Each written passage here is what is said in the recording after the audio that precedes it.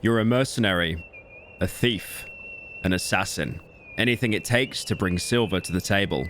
You yearn for freedom, for you and your lover, but tied down by having to chase any money you can, just to survive the cruel streets you grew up in. As you struggle, being shafted by shady employers and playing lockpick simulator to find easy coin,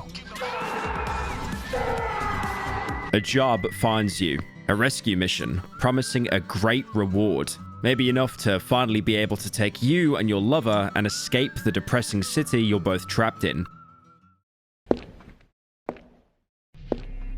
As you descend into the dungeons, you feel an unnaturally dark presence.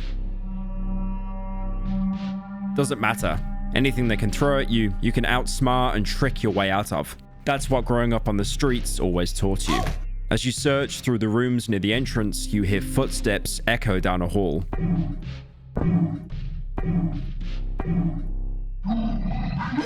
An enormous silhouette appears in the doorway, and you prepare to run, only to realize the room only has one exit. You resort to fighting the monstrosity. It's a mutated mass of flesh holding a crude meat cleaver, and it has... I can't show that in the intro, I'll get demonetized. Anyway, it still looks humanoid enough though. Its head an obvious weak spot. You charge, aiming for a quick kill, and you miss, idiot. The Fear and Hunger Discord server laughs at you for not making 29 specific moves beforehand, and the monster retaliates immediately, cleanly cutting off your sword hand with its cleaver. You now have no way to defend yourself, and no way to run, and are about to bleed out. As a last resort, you try to beg for mercy. You were cut down by the abomination, now with a smile on its face. Alright, that wasn't so good. Let's try that again. Now you're a knight, a holy warrior trained since childhood to be a master of close combat, sporting the same haircut my mom gave to me when I was 9, and unsurprisingly gets the most amount of fan art of all the characters. You are on a rescue mission, not for money. Someone special to you is lost in these dungeons, and you might be their only chance. Entering the cursed place, you too feel the darkness. But again, you press on. As your mind and hunger slowly drain, you believe that nothing in these dungeons can match your ability. You're not some mercenary for hire. I'm like, what do you say fuck me for? The abomination falls before you, dismembered. One after another, you clear away the halls, somehow having more stamina than the lowest possible endurance build in Dark Souls 3. Oh shit, that's me? That is, until you come upon a ghoul, a product of the dark arts. This is no challenge for you, as you easily hack away its torso, but in return, it manages to nick your hand with its mouth. Surely it's nothing to worry about, right? But soon after, you start coughing, your heart stops, and you collapse. The infection which began in your arm has spread through your entire body, a progressive but slow death. Alright, this really isn't working. Third try. You're a dark priest, uncaring for holiness or fair combat, unlike the knight. You might realize it's better to avoid fighting altogether. It's not like your frail body could wield powerful weapons anyway. You instead rely on magic, using the arts from various gods, like devastating black orbs that can one-tap even the most powerful enemies of the dungeon. And not to mention the most powerful spell of all, talking to bugs. I'm over here stroking my dick. I got lotion on my dick, bro. You're not drawn to the dungeons to help anyone or for coin, but to pursue knowledge and secrets hidden away inside. Learning from your past mistakes, you don't rush inside. Instead, searching through the courtyard for supplies, hopefully for something that would cure an accidental infection. While searching a crate, you hear barking getting closer and closer to you. Before you can run into the dungeons, you're ambushed. You try to evade as a hound lunges at you, but suddenly, you feel like somewhere your luck just flipped on you. That was such a good joke. I'm so hilarious. You now start to realize that achieving anything in the dungeons is practically impossible. Surviving 5 minutes more than your last playthrough is a total victory. So now you become the Outlander, a man hardened by the tundras of the north. The game won't explicitly tell you this, but he is from Sweden. That's also the same country where the sad wheelchair man's from. You're here to reclaim a sacred object that could avenge your fallen comrades. and you won't give in until you get it back. This attempt seems the most promising. It's your 4th playthrough now. You evade, scavenge, anything to stay alive. Dodging enemies is easy now. You've learned their behaviors and can rely solely on outsmarting them rather than brute forcing them, treating them more like a puzzle that needs to be solved. As you focus on what paths the guards are taking, you don't look where you walk and step on a rusty nail. All right, can't be that bad. It was literally a pixel on a screen.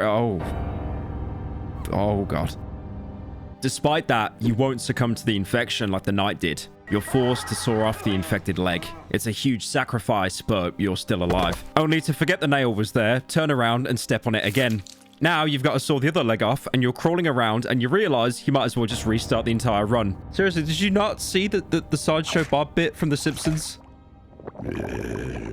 Also, if you don't want to wait 9 years for another video, I have a second channel where I upload much more frequently and I stream hilarious content like this. Just imagine FNAF crew as your commissions. Well, they wouldn't fit through the door if that was the case, I think. Funnily enough, you say that. Funnily enough, I would be very safe if that was the case.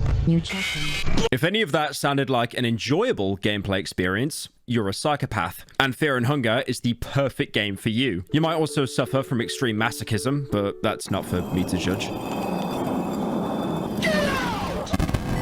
This game is genuinely one of the most brutal and unforgiving experiences I've ever played through. Headless, by the way! But the real reason why Fear and Hunger is so talked about is because your character never actually improves at the start of each run. You do, by repeat playthroughs and learning more about the game each time you die. Your first and 50th playthrough, you'll start off the exact same. The only difference being the knowledge that you have starting the run. Look at this comparison to a first run compared to an expert with over 9,000 hours. Look how differently the two play out. The first run, the player takes too much time investigating things that aren't important. And then because of that, their hunger and mind slowly drain. Meanwhile, the 9,000 hours player knows only to interact with enemies that will actually have a benefit in doing so. The pro player also knows strategically which limbs of what enemies to remove to make the fight even easier, and also which specific dialogue options to pick to get the best rewards. Now let's look at a side-by-side comparison. Here's the new player and the pro player up against the Crow Mauler, a terrifying enemy. Both players do a coin toss in the same place. The new player picks heads. Unfortunately, it's tails, and he loses his head. Heck. Now, the pro player knows exactly what to do. He has studied thousands of hours on this game, and he knows that if he fails this coin toss, he's going to die. So he picks tails while using a lucky coin to double his odds. The lucky coin is put into play. It's 2 heads. Unlucky. He loses his head as well. The game will regularly give you a coin toss at certain points, heads or tails. Failing these can be devastating. The best of times, you'll fail to find a completely game-breaking item in a bookshelf, and at worst, an enemy will commence an attack that will either one-tap you or take at least 90% of your health. And then you'll die in the next turn anyway because you forgot to treat the doornail that you stepped on. Fear and Hunger is a game made by one guy, which is immensely impressive when you consider the game's different layers and endings. It was made almost exclusively in RPG Maker, which is pretty common for solo devs, especially the creation of horror games like that Aoni game that PewDiePie played 12 years ago, where he does that bit that if I repeat it, the video will get taken down. It's right. Miro Havarinen, the developer, who is Finnish. You know what? I'm actually really noticing a trend here with Finnish people making unhinged games. Anyway, he made Fear and Hunger in 2018 and is the first game he sold. Other than that, he hasn't really done much other work outside this series. Bruh. So for a first game, why is something so grotesque as Fear and Hunger? Well, apart from being Finnish, it's evident that there are inspirations drawn from horror game classics such as Silent Hill, Amnesia, and Soul-likes. Hearing him name those key points makes sense in the tone he set. He wanted to create this atmosphere of emptiness, hopelessness, and despair, and he has definitely achieved that. Not that, again, you need to try very hard when you live in Finland. His idea for Fear and Hunger was born during school. It came from him and his classmates asking each other questions about moral standings in a morbid setting, like a gross, grungy, probably horribly smelling dungeon. Fucking animal. Being in school led him to be able to work on the game while also furthering his thesis paper. Even though he was busy, he worked hard to make sure this game came to light. You might procrastinate your papers by scrolling TikTok, but Miro procrastinated by making the hardest, most rewarding game imaginable. Like, if you think about it, he really made a dark, morbid game about losing your limbs just so he didn't have to do his papers. That is god tier level of procrastination. As you may have already noticed, the game is a top-down survival horror, just like that game I talked about the other month. The big difference being that Fear and Hunger is made in RPG Maker, and because of that, it's very mechanically similar to JRPGs like Amori, the PewDiePie game, and early Corpse Party. Combat being the big difference between this and Darkwood, as instead of having to fight and dodge enemies in real time, all enemy interactions throw you into a turn-based combat arena. Because of this, combat doesn't require reaction times, so you don't have to time dodging enemy attacks or weave in shovel hits. But just because you don't have to have reaction times to win fights doesn't mean they're easy. If anything, this game is much harder, because in Darkwood, once you learnt an enemy's pattern, they were fairly easy. You could even take some damage in the process learning how they worked. But in Fear and Hunger, one wrong mistake will usually result in you having a life-threatening injury that you'll have to carry with you for most of your playthrough. And that's the good outcome. The other outcome is you die straight away. Darkwood gave you multiple ways to deal with enemies by subverting them, and Fear and Hunger still has that. But Fear and Hunger's corridors are much more claustrophobic than the great outdoors of Poland's Darkwood. So combat is much more inevitable, and there's only so little you can do to an enemy in the overworld. Late game Darkwood, you could rely on gunning down enemies from afar with hunting rifles and AKs. But now, more than likely, you're going to be forced into turn-based combat. And if you don't know exactly how an enemy works through trial and error, you're going to be making a huge sacrifice in some way. That is, unless you brought the child with you, who's so useless, she's basically just a meat shield, hoping that she takes the hit so you don't lose a limb. You always have to spend your turn as effectively as possible, because every enemy knows the best way to kill you, and they're very good at it. Every decision, and especially every mistake you make in a turn, can have horrible lasting effects, which you won't even know about until you feel them. Even if you played the game multiple times, know the exact pattern an enemy works to beat them while taking 0 losses, there is always a chance that you can still miss, whether that's with swinging your weapon or watching as your 9th coin toss in a row goes tails, once again not letting you save when you're standing there with 10 health left. They say that Australia has the worst rate of gambling losses in the world. Well, clearly they didn't include Fear and Hunger in that graph. Even simply attacking is complex. In most games, you'd have a single health bar for any given enemy. But here, each individual limb is a separate target with its own HP pool. Enemies' limbs are what actually attack you. So by destroying a limb, you can remove specific attacks from the fight altogether, even reducing enemies to the point they can't even fight back, which you can then fully exploit. Like, for example, let's say you're wearing a ring that heals you once per turn. You can now just get infinite heals because the enemy can't fight back. Or you could even try to communicate with your opponent with no risk of them attacking for some juicy lore. For example, the enemy I mentioned in the intro, the guard, usually he'll attack you with his cleaver-wielding hand first for insane damage, which always results in the loss of a limb. But if you've already fought him before and know what he's going to do, you can instead prioritize destroying his cleaver arm before he can even take a swing. That is, if you don't completely miss on accident. Very embarrassing. Oh, dang it. Oh, dang it. Oh, dang it. This obviously doesn't kill him, as he still has his right arm, torso, head, both his legs, and, stinger. But at least you've got some breathing room. So let's try the other arm, which uses a special attack that you have to either guard against to avoid or flip a coin. And as you've probably seen, coin flips are something you don't want to do.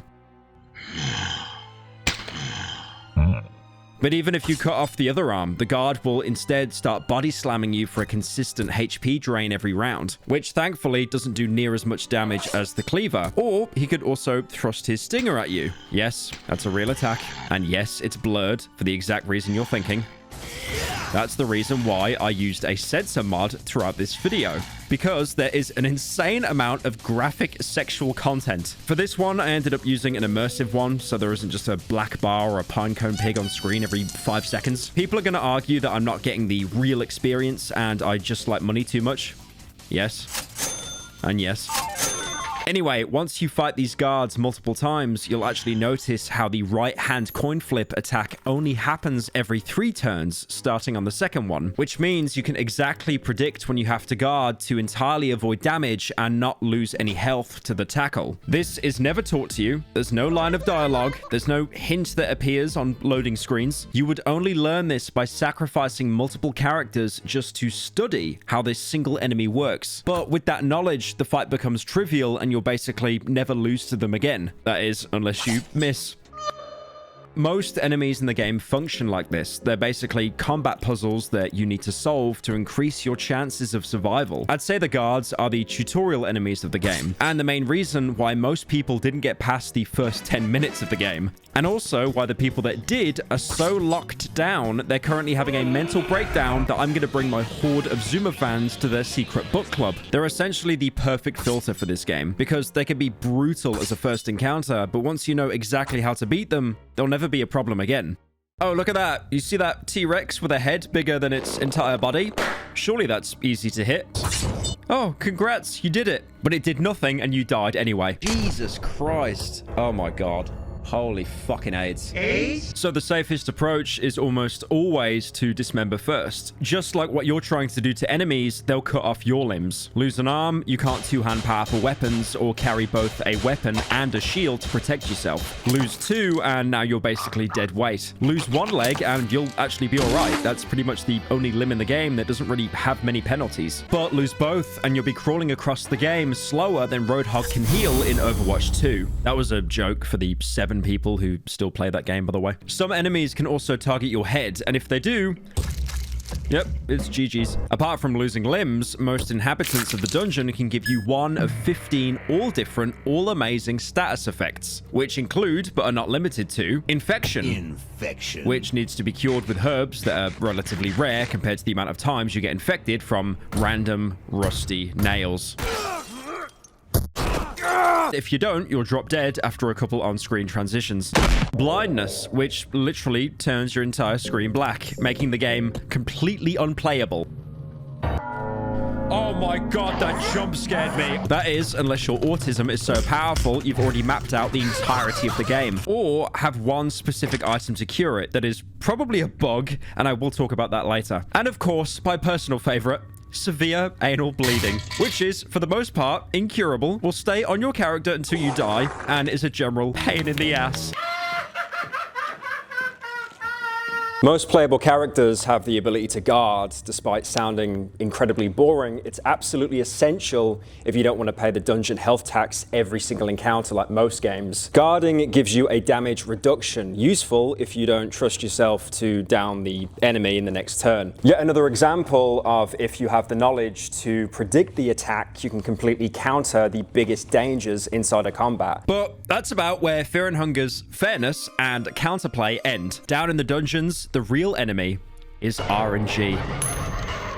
And you can't guard yourself against RNG. Coin flips to save the game, coin flips to avoid falling through the floor, coin flips to be able to get more valuable items, which range from absolutely unusable dog shit to instantly winning the game, which are, of course, all randomly placed. Even the layout of some of the dungeon changes with each new playthrough. The general structure of the rooms and where they connect stay the same, but the actual pathways and the entire room's alignment can be different. So the game relies heavily on randomness, which you can reduce with knowledge and metagaming. But when you think about it, isn't life also random? Unboxing your favorite food, crafted by your favorite influencer, only to flip a coin and there's going to be mold on the inside. Maybe if I buy 1,000 of them, finally I can get one without any mold. I mean, that joke definitely won't be dead by the time this video comes out. To me, Fear and Hunger is a true simulation of life. Imagine going to sleep on a bench in London, and given the current housing market, that's not really out of the question. Now, there's a chance that you'll be allowed to sleep peacefully until morning, letting you recover your strength and create a divergent point in time that you can go back to later. But there's also an equal chance that a malignant presence with a strong killing intent appears before you, disturbing your sleep. In that situation, you could do nothing but sacrifice your rest and exercise your God-given right to carry an unlicensed butter knife. However, there are still options.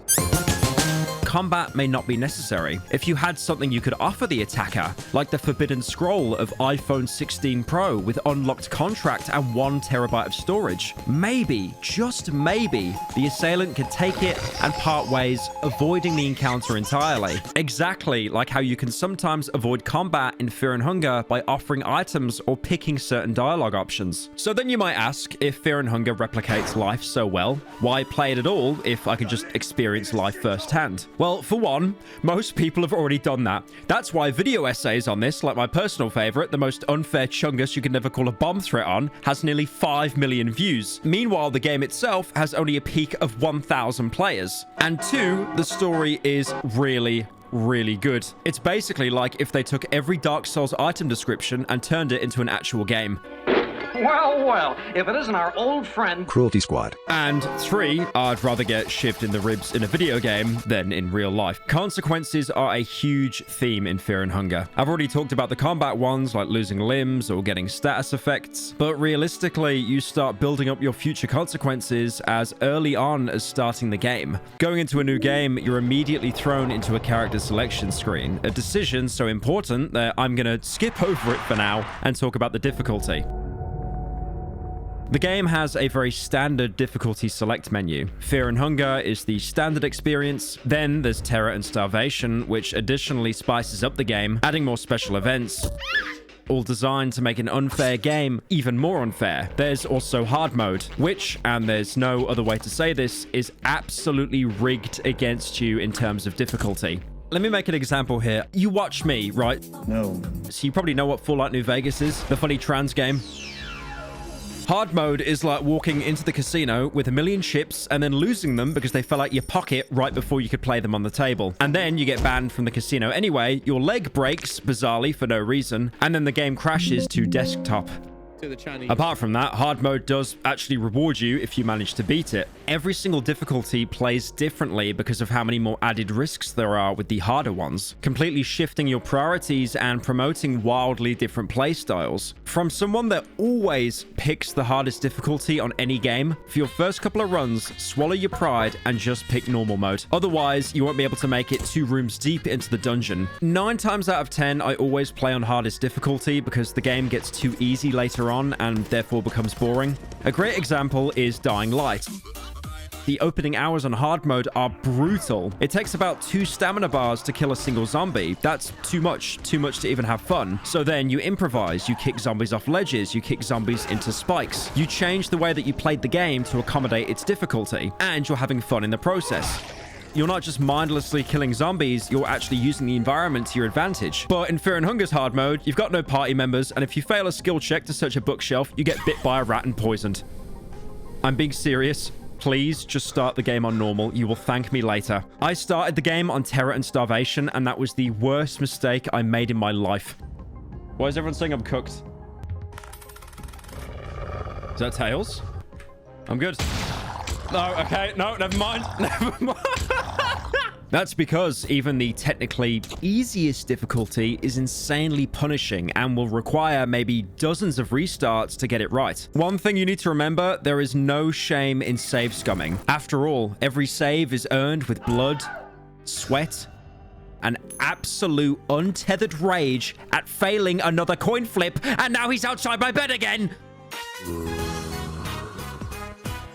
You might also notice there's a secret 4th difficulty, something so unnerving and punishing, no one could have predicted it. But more on that later. Oh, and if you already know what it is, don't ruin the fun for everyone else, all right? You're probably watching this while scrolling on TikTok anyway. Coming back to the character select screen, you're offered 4 different protagonists to choose from, all from distinct backgrounds, playstyles, and reasons for entering the dungeon. Out of all these characters, there are no bad choices, except for the Outlander. Never pick the Outlander. There are some people out there who will meticulously meta-analyze the game to create a tier list of just how good the characters really are. This might influence your opinion, as you see a character is put in S tier, surely that means they're absolutely broken and a great meta pick. And while that might be true, remember, there is no single overpowered character in the game. Well, they all are, compared to the Outlander. What makes your character overpowered is the knowledge you bring into each run, and also if you find an empty scroll, but again, more on that later.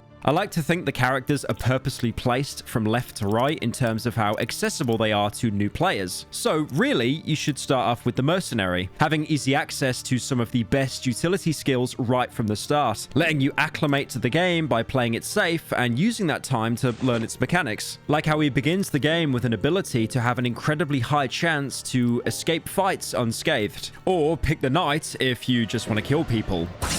And doors. Because for some reason, there's no siege technique in existence greater than the leg sweep for a slab of metal. The Dark Priest, meanwhile, many people will gravitate to. He's literally me, as he fails over and over to show his feelings to a single female. He's also the closest thing you'll ever see to a pyro viewer in real life. And the Outlander is a Swedish man, with his brain rotted from inhaling the fumes of only the finest of Sustroming. You might be baited into picking the Outlander because he starts with a bow, and that is one of the few weapons that can actually kill in the overworld, and you can avoid combat entirely. But trust me, don't do it. Memes aside, there aren't really any bad choices out of the 4. Even the Outlander can be made to work if you know what you're doing. That being key though, since like I mentioned before, knowledge and experience are the biggest difference makers in the game. So again, for the first couple of runs, it's probably best to stick with the Mercenary.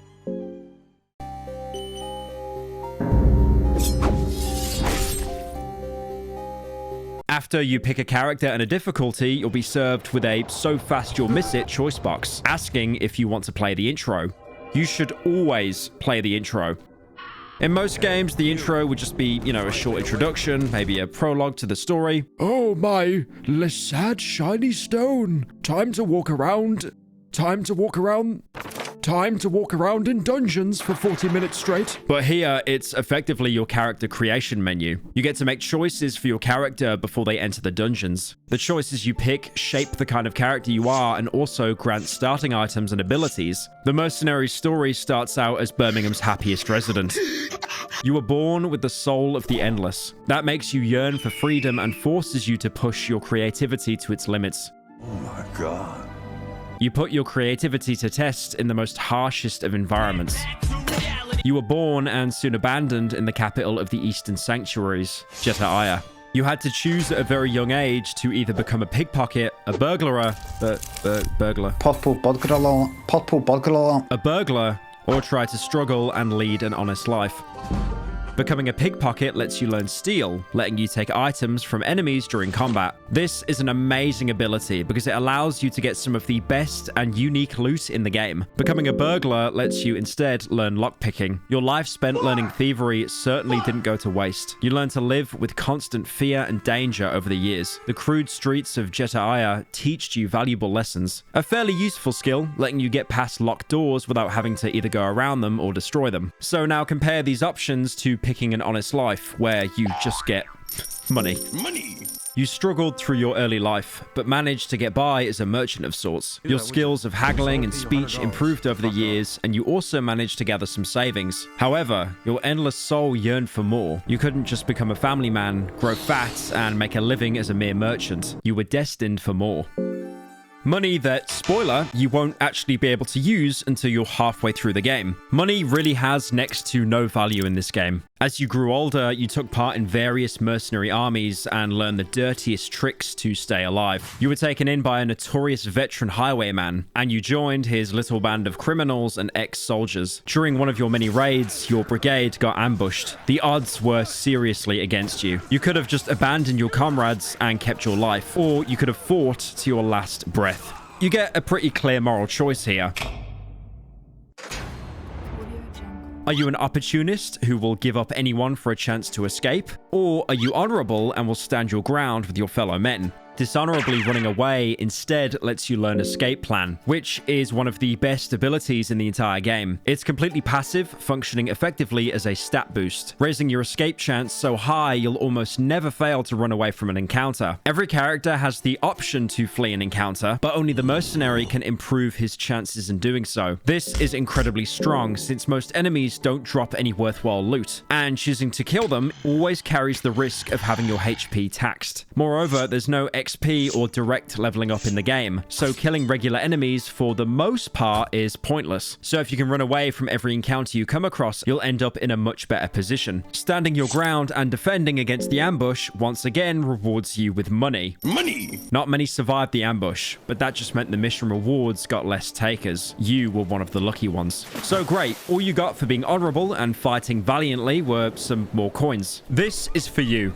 The Good Boy Award. You might also notice that picking the more morally dubious option here rewarded you with something much greater than, just more coins. And this works really well to incentivize players to actually pick the bad choices instead of ending up, like Mass Effect, where 92% of players ended up picking the good Paragon option, because as we know, everyone would rather just be nice as there weren't really any consequences to doing so. And this in turn led to the Renegade options being seen by almost nobody. That's why on YouTube, most videos where you pick the bad option in the game always has infinitely more views than the good option. Everyone wants to be good because being bad is apparently messing up your playthrough. Fear and Hunger, meanwhile, handles this much better, as trying to go for moral superiority will usually carry some sort of price with it. Not really a punishment, but you are missing out on much greater rewards. Characters you meet don't treat you differently over the opening choices you picked either. The only person who judges these choices is you, the player. But in reality, no one is going to survive the dungeons of Fear and Hunger by being a good, honest person. You traveled across the land in your raids and eventually settled down in the kingdom of Rondon, where silver was loose as long as you were up for getting your knife dirty. One day, you got an ominous task from the officials of the kingdom. You were to be paid well in silver if you get a captain of a fabled mercenary army out of the dungeons of Rondon itself,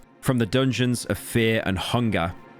The morbid place has been used as a wartime prison by the kingdom, and for some reason, they need an outside sword like yourself to infiltrate their very own stronghold. Something is clearly not right about this mission, and you have felt nausea since the moment you agreed on the job. But you are short on silver, and the reward is all that matters in the end. You spent your last night in the kingdom. You now get a choice between going to a brothel, stocking up on food or healing items, or running straight to your mission. Going to the brothel gives you some alcohol, mostly useful for regaining your mind, as of course it's common knowledge to treat depression and insanity with just 3 sips of beer. This also gives you chlamydia, because of course, why wouldn't it? Fortunately, it's merciful enough to not affect gameplay. Stocking up on food and healing items is exactly what it sounds like, just getting some more items to start with. But rushing straight to your mission, when it does sound like a bad idea to go unprepared, is the single best thing you can do, as it teaches you dash. Dash, similarly to escape plan, is a passive skill.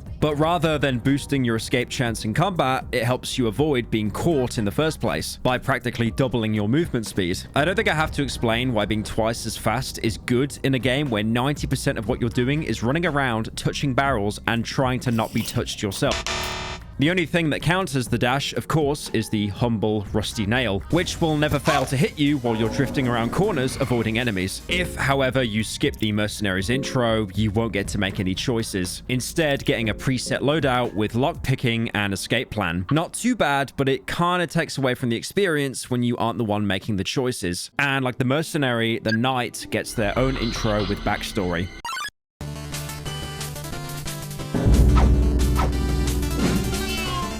You were born with the soul of domination that makes people around you bend to your will. You are a natural leader, but you might often end up blind to self-criticism. If your birth sign wasn't enough to warrant a future of greatness, you were also born into a wealthy, noble family. At an early age, you were sent into training to become a holy knight of the Kingdom of Rondon.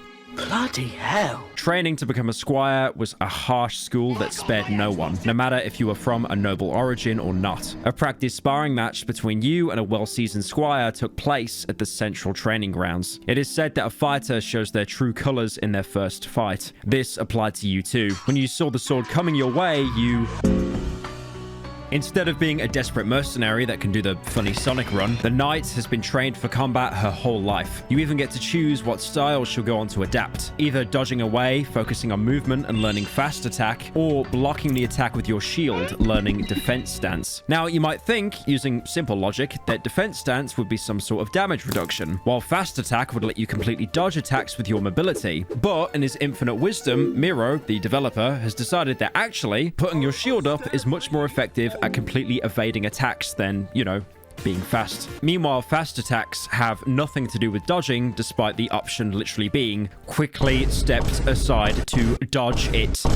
Instead, buffing your agility and giving you an extra turn for the rest of combat. That motherfucker's cheating! Don't get me wrong, this is still very, very useful, but the choice of words doesn't really make a lot of sense. But then again, not much in this game does. As time went on, you proved out to be a gifted fighter and a valuable asset to the kingdom. However, the Kingdom of Rondon claimed to follow the will of the gods in its pursuits for more power, but all the rewards seemed to fall into the laps of the elite and the noble, sitting comfortably behind the castle walls. Ruthlessly, the kingdom would expand its reign, reducing the feeble citadels to ashes and bloodstains, enslaving the poor women folk whilst every man is slain. I hate them! Only to spare a child or two, that its legend may grow. Your devotion was shaken. You were all but ready to retire from the army, but your family insisted, no, they demanded that you stay as a holy knight, or else you'd bring great shame to their noble family.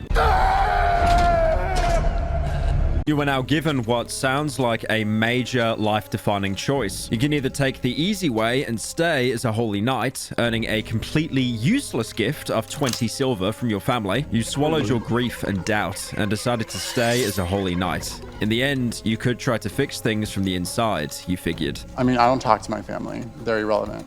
Your family gave you the gift of 20 silver coins. Just as things seemed too dark, you saw a light in the darkness. Or you can rebel and break ties with your family completely. At this point, family ties weighed no more than strangers you met at the dirty streets of Rondon. You completely cut ties with your family without hesitation. Just as you're about to flee from the army, things took an unexpected turn for you, for which it seems that you gain literally nothing. Like I said before, morality doesn't pay in the world of fear and hunger. You met a captain of a small mercenary army who seemed to share the same ill will towards the Kingdom of Rondon as you did. The common folk were starting to gather around the charismatic leader, Lagard, who shared humble origins similar to farmers and villagers alike. There was definitely something otherworldly in his stature. Lagard saw potential in you, and with warm words, he almost seduced you to join his band of mercenaries. Thanks to your rigorous discipline, you took a high position in his army, in the Knights of the Midnight Sun. I'm sure they have no association with the good boy Reddit players in Dark Souls 3. Your army was growing fast in both size and influence in the western regions. The Kingdom of Rondon would first use your services to their own benefit. Look like a Puerto Rican whore. But soon saw you as a possible threat to their modern reigns. Something changed with Lagard as well. He kept more to himself and studied ancient texts and occult. He became obsessed with some relics and artifacts that gave you ominous feelings and terrible nightmares. Things would only spiral towards madness even more when Lagard decided to raid the northern capital, Uldergard. Without a warning or negotiations, Lagard killed everyone who stood in the way between him and this mysterious ancient relic. It was this small overblow that was enough of an excuse for the Kingdom of Rondon to turn common folk against Lagard and justify his imprisonment. As the troops of the Rondon army marched towards your clearly smaller army, you had to choose which position to take in the coming encounter. Here, you can choose between protecting the rear or spearheading the assault. Whatever you choose will determine your starting equipment, letting you start with either a longsword, an eagle crest shield, a plate mail, and leg guards. or an iron spear, an iron cuirass, and arm guards. You'll probably want the latter set though because of the arm guards. These are very valuable since they prevent arm loss, and a lot of enemies have attacks that specifically target them. Leg guards do the same for legs, but they'll usually be pointless since there's almost no attacks in the game that specifically target your legs. No matter what you choose though, the outcome of the battle stays the same. I lost my left arm. You cannot hold the Eagle Crest Shield with one arm. The Black Knight always triumphs! The Knights of the Midnight Sun lost the fight. Many of your comrades were slain, but you managed to escape the battlefield. Lagard was taken as a captive and to be used most likely as propaganda. You knew you didn't have much time before he would be sentenced to death, so you had to act fast. Even if it seemed like a suicide mission, you decided to save Lagard from the prisons he was held in. Before leaving for your desperate journey, you decided to stock up on equipment and items. Now, this brings you to a similar choice that the mercenary had. You can either stock up on equipment or food, or if you chose to cut ties with your family earlier, a seemingly pointless choice, you can also rush after Lagard into the dungeons, learning Dash, just like the mercenary. Even though for this, you technically have to waste 2 choices for it. But despite that, it's still absolutely broken and definitely worth losing out on some worthless money and a few common items. What the fuck was that? This also completely undermines my point about moral choices being worse, since here, rejecting the corrupt Order of Rondon actually does reward you. But this is a video essay, and I needed to make everything sound super dramatic. If you don't want to play as a holy knight, or a woman, you might have chosen the Dark Priest instead.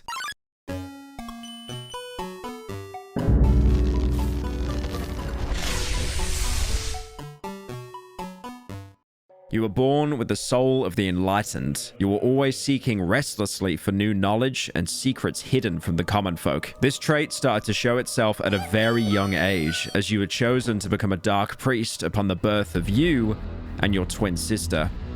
There's 2 of them! Typical to such occult rites, you were pitted against your sibling with ritual daggers and challenged to fight each other to the very last breath.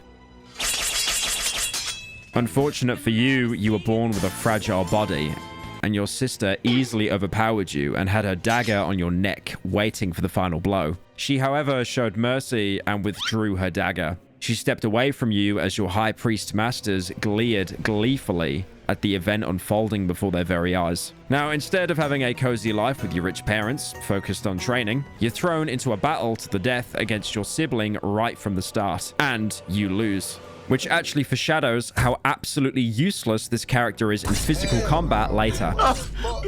Your sister spares you, and you're given a choice. You can either be an absolute dick and backstab your sister in the spine like a spy from TF2 the second she turns around. You stroke your dagger to the spine of your sister, and she collapsed to the ground. The High Priest seemed especially pleased with this and prepared you for your Ascension ceremony. In the Ascension ceremony, you were to resurrect your deceased sister with necromancy and use her as a ghoul. You did this, and the cold corpse of your sister brought a smile to your otherwise emotionless face. After your ascension to Dark Priesthood, you were to leave the temple grounds and learn occult on your own in the Dark Pilgrimage. Now, however fucked you think it is to stab your own sister and raise her corpse to serve you, this probably isn't even in the Watch Mojo top 10 of bad things in this game. You're also given the option to accept defeat instead, admitting to yourself just how useless you are. The Dark Priests got no place for the weak, so you were thrown down to an underground well. There, you were meant to quietly wither away. Instead, you fed on insects and other small critters that shared your fate down in the darkness. With time, you learned to understand the language they spoke. The Industrial Revolution and its consequences have been a disaster for the human race. With the aid of your new slaves, you eventually grew strong enough to climb up the well. You creeped upstairs to the temple and noticed it was the nighttime. At least now you have the chance to get your revenge. I will have my revenge! By locking the exits and burning the entire place to the ground. Burn it to the ground! Vengeful in how you'd been treated, you set the temple on fire, jammed the exit door so no one could escape, and then ran away. Only muffled screams could be heard coming from the temple. This will teach you the pyromancy trick, or alternatively, you can run away like a little bitch and get an alchemy book.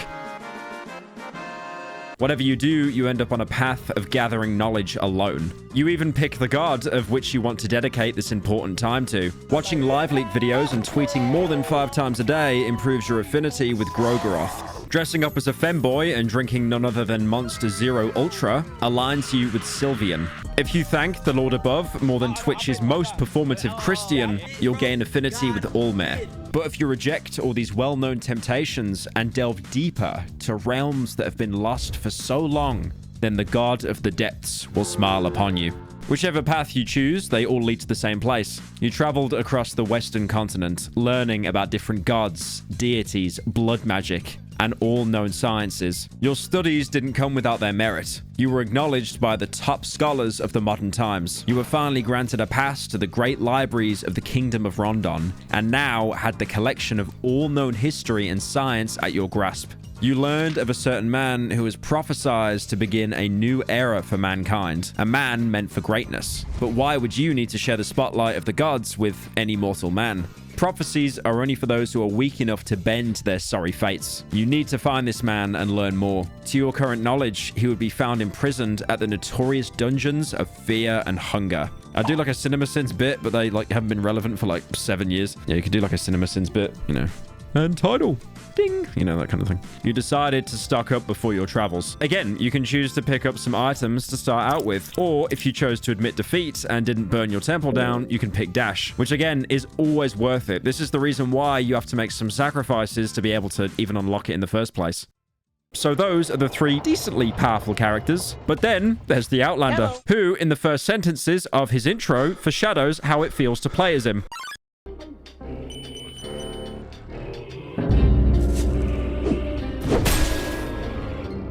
You were born with the soul of the tormented. You are destined to struggle in every step you take in life.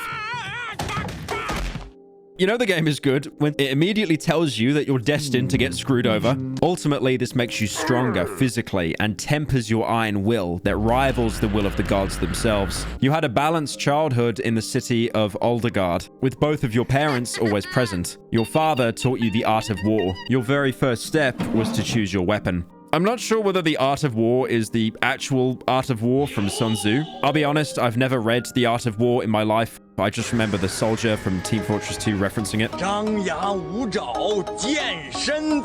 You can either pick a bow and some arrows or an axe and shield. It honestly doesn't matter too much. But at least with the bow and arrow, you can later learn a skill that lets you one-shot enemies in the overworld instead of being forced into regular combat, so it's probably the better pick. Winters grew colder and summers shorter, which resulted a great hunger in the north. The fine men of Uldergard set sails to the unknown west in a desperate attempt to find food and riches to feed the people. You had grown into your manhood and boarded the ship. After months of sailing, the sea saw no end, and the crew was struggling. Some laid weak under the deck, while some embraced the cold, dark sea.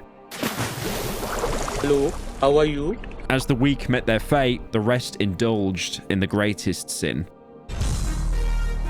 You can either cannibalize your comrades, learning Devour, or try to not give in to their hunger and learn Bloodlust. Both of these are, to say the least, completely worthless. Devour is less useless as it lets you eat corpses of enemies, and that restores some hunger. Although make sure to search the corpse before eating it, since apparently the Outlander is just so hungry, he will eat any loot there might be to take.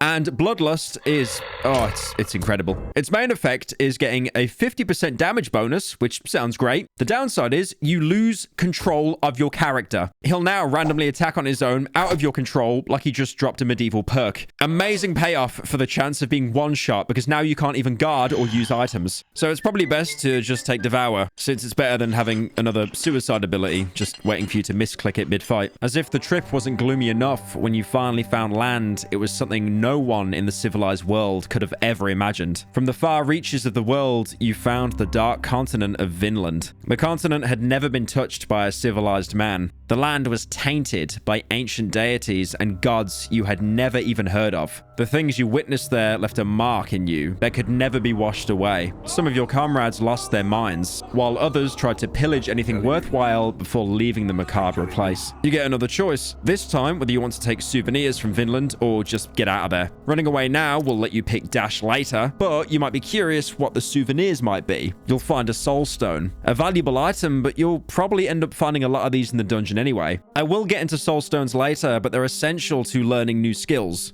But on top of that as well, this is the only intro choice that has a coin flip. If you want the Soul Stone and fail the coin flip, your character gains a huge permanent debuff to evasion and damage taken, meaning you're suddenly in one-shot range of most common enemies. This is, of course, very fair and definitely worth risking for what is effectively picking the binoculars in Dark Souls 1 as a starting gift, despite the fact that you could find them 5 minutes after starting the game.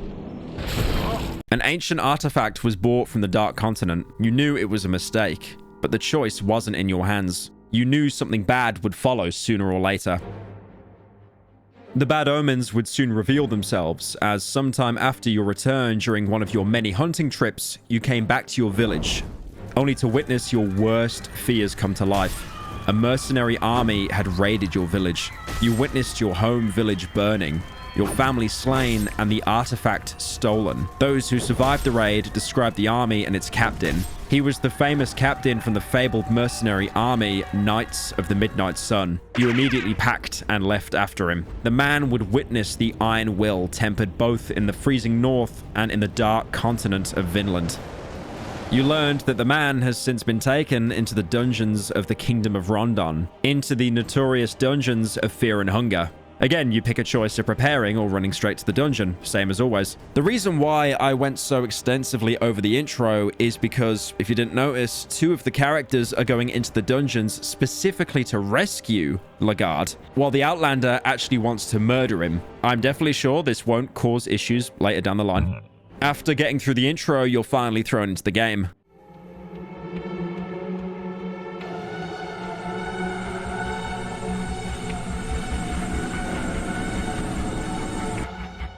There's no more introductions. Right as the game begins, you're stood outside the dungeon entrance. I've already talked way too much about how brutal this game can be, so you might rightfully be tempted to want to prepare before heading down. There's some crates and whatnot around the entrance. I mean, it can't hurt to loot a little, even though you're probably definitely going to die. But as you keep searching barrels, you might see this small little text at the bottom of your screen. This is your first gentle nudge that maybe it's not best to overstay your welcome outside. Your next clue being the XL bullies that were recently banned in the UK, named Sunshine and Sweetness, instantly jumping on you and throwing you into the first combat encounter. My dog is the softest, most, I cannot tell you. If this happens, you might as well restart your run. Since while you technically can escape from their combat, especially if you pick the mercenary with this flee ability, they're much faster than you in the overworld, even with dash. That's a new world record. Meaning you'll be stuck in an endless loop of escaping and entering combat and escaping and entering combat. That is until you finally fail the skill check to run away and you get kissed to death. And if you thought running into the dungeon was going to save you, well, once they've spawned in, they can actually follow you inside, which is again a magnificent design choice from Miro, as this works wonders as a casual filter. What do you want with the player? I want him dead. Making sure the only people that don't refund the game after this point are only the most special of players. Or an even worse breed of people. People that never play video games and instead watch streamers do it for them because they're poor. I love playing games. Anyway, this fight is obviously skewed against you, and you should never try to fight here, which actually ends up as a theme across pretty much all of the game. Killing enemies rarely gives you any good loot, and most of the time it just takes away precious resources and screws you over in the future. If you somehow manage to actually take the fight and win, how the hell did you do that? Which is especially hard considering there's actually 2 hounds in combat instead of just 1, like the sprite would suggest. Even after all that, randomly getting 0.0001% hits, you will be rewarded with absolutely nothing. But what kind of loot would you expect from a dog? There's no experience in the game either, so this fight will literally never give you anything of value. And if you think you have to take it to clear the outside as not to be attacked again, fuck you. They just spawn after you sit in the dungeon for a while. This is entirely designed as bait for the kinds of people who would go through the game trying to clear every enemy. They're not a danger in these dungeons. Unfortunately, in the dungeons of Fear and Hunger, you are not the danger. You're the one entering hostile territory, and you really can't afford yourself the luxury of trying to truly cleanse the dungeons of everything. The game works hard to create a feeling of powerlessness in the player as a way to really hammer in the difficulty, and this fight portrays this beautifully. You know it achieved it if my best advice for you is to run. Well, technically, the plan here is spawn in, ignore the dead horse, which you can beat for some reason. Run around spamming space on as many barrels as you can until you see the barking is getting closer, then run into the building. You'll probably manage to search everything if you do this, but even if you don't, you can always come back later when the dogs are gone. And there's plenty of barrels anyway. Something PewDiePie reference. You little fuckers, I hate barrels! This is why I hate you! Speaking about the inside, you can head into the dungeons immediately if you don't want to bother with looting. Either through the main entrance, which will take you right into the inner halls, or through the basement back door. Even though you might think the basement would be safer since you're not, you know, walking straight in through the very obviously guarded front, it's just about as deadly, and it really doesn't matter. You might as well flip a coin for it. Get it? Get it? The whole game's about flipping a coin.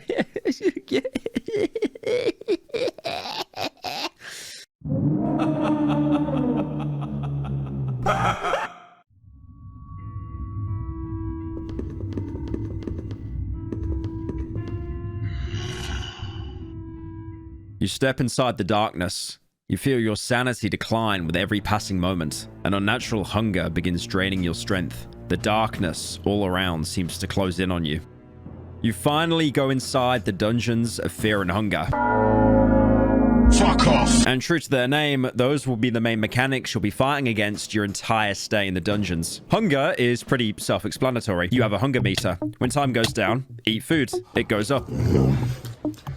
Like, you are telling me right now you have never played an early access build survival game in your life. As the bar gets lower, it'll actually shave off your max health. And if you don't eat by then, you can straight up die. It's a pretty standard resource drain mechanic designed to push you further into the game and seek out more food, since, you know, barrels eventually run out of moldy bread. And at some point, they start stacking lunchly instead, and no one's eating that. You can make safe areas in Fear and Hunger by killing all the enemies, but Fear goes a little bit deeper. Alongside the Hunger bar, you have a Mind bar, a resource described as the character's ability to cope. I do like how that word has absolutely no meaning anymore. Thank you, Internet. This is the game's second most important resource after health, influencing both combat and the overworld. Most importantly, this is what you use to cast spells. Blows up pancakes with mine.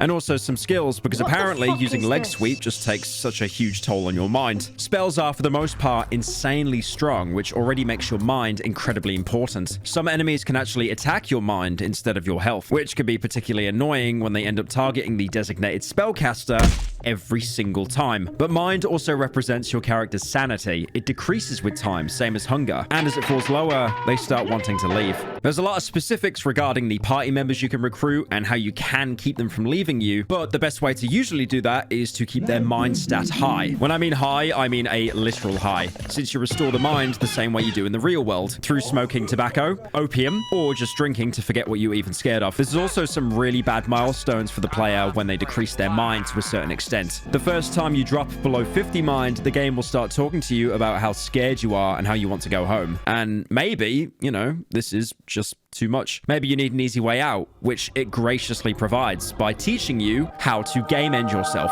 Can I say the word? I don't know. Am I going to get yellow dollar signed? I hate this website. Which is, of course, the most powerful skill, as it effectively one-shots the target and costs no mind to use. The next milestone happens if your mind falls to 0. The game then spits in your face for not being able to hold a stat above the number 0 and permanently gives your character panophobia. To explain exactly how screwed you are when this happens, you can find a book right next to the entrance called the Book of Fears. When you first pick it up, your character first finds a guest book and reads off some passages.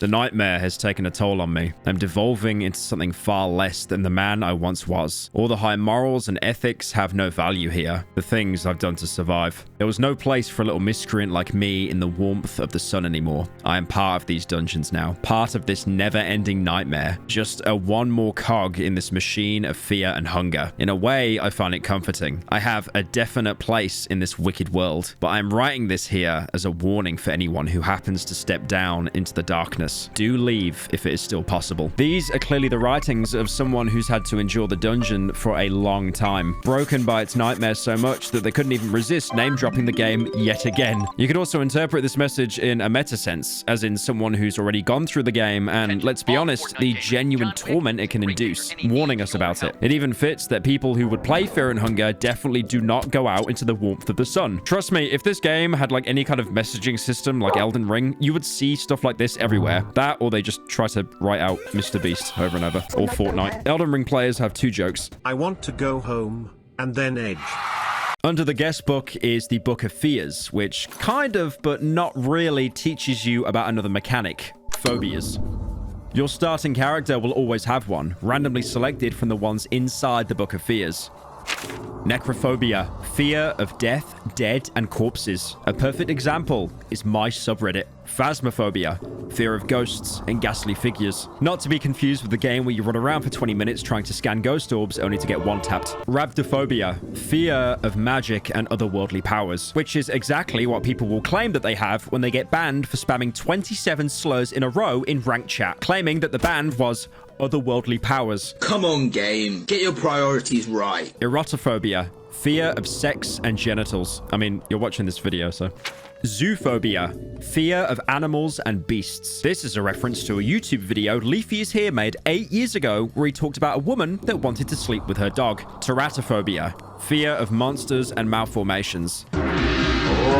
Cry of Fear had a game before it called Afraid of Monsters. And in a secret ending in Cry of Fear, the protagonist of Afraid of Monsters can be seen running over the protagonist from Cry of Fear. The conclusion? Fear and Hunger and Cry of Fear are in the same universe. Now, sometimes in combat, you might see that someone in your party has a little yellow exclamation mark next to their name. This means the enemy you're fighting is triggering their phobia. So, for example, fighting the jagged jaws from the start of the game would trigger zoophobia. This applies a negative 50% evasion buff, as well as increasing the damage taken from physical attacks by 50%. Obviously, this can be crippling, especially with enemies you're forced to fight like bosses. So you end up having to play around your party's phobias and making sure the characters that have their phobias triggered are on full health so they don't just get randomly one-tapped by a regular attack. Phobias are one of the few elements in the game with each character that is random. The beginning choices you make determine your character's belongings, and also what abilities they start off with.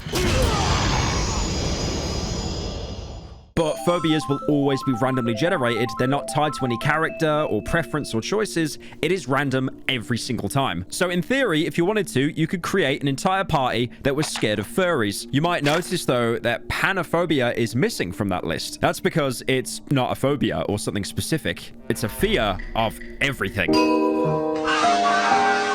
So once your mind goes to zero, you better get used to that yellow exclamation mark because you'll be seeing it every single fight. Yep, have fun never dodging an attack again and getting one-tapped by every single rusty knife in the building. And before you ask, no, there is no way to cure it, even if you raise your mind afterwards.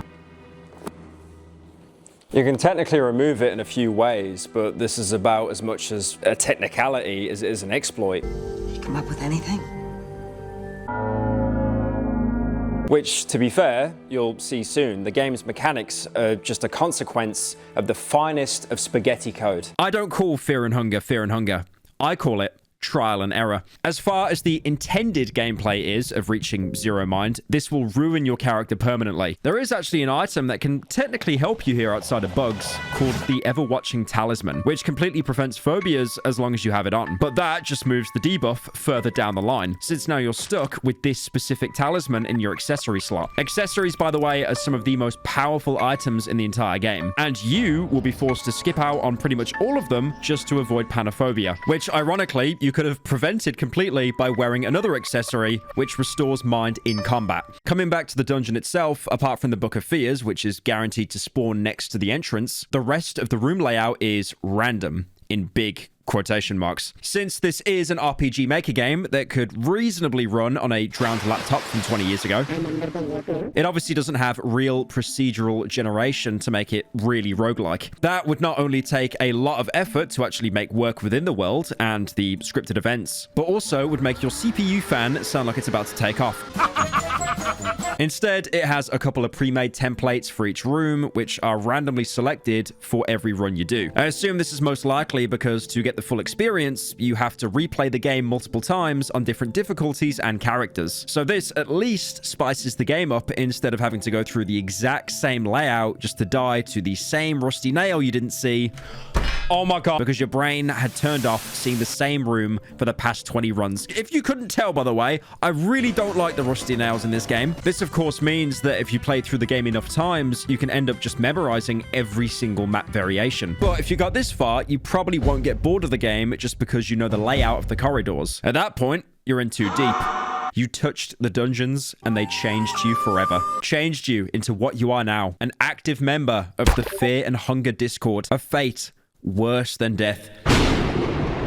I got in the script here to show a mentally diseased message. That will not be hard to find in that Discord server, believe me. The only thing the game really randomly generates for the map is the loot, which, if you think I'm going to break down every single one right now, no. There are 299 unique items in the game, and I'm not doing another Cruelty Squad tier list. Wait, but the Cruelty Squad video's on 10 million views. All right, fine. I'll talk about some of it. So barrels, boxes, any containers you can find will usually have some random common loot, like food, crafting items for torches, herbs, or even sometimes weapons and armor. For the most part, all the consumables have a place in the game. Some are definitely better than others, with the others being absolutely useless. Dirt. I love dirt. Dirt. Oh, I love dirt. Dirt! I love dirt. But there's no inventory capacity or, regrettably, any weight system. Mark off fat jerk on the clipboard. Okay, that's a good one.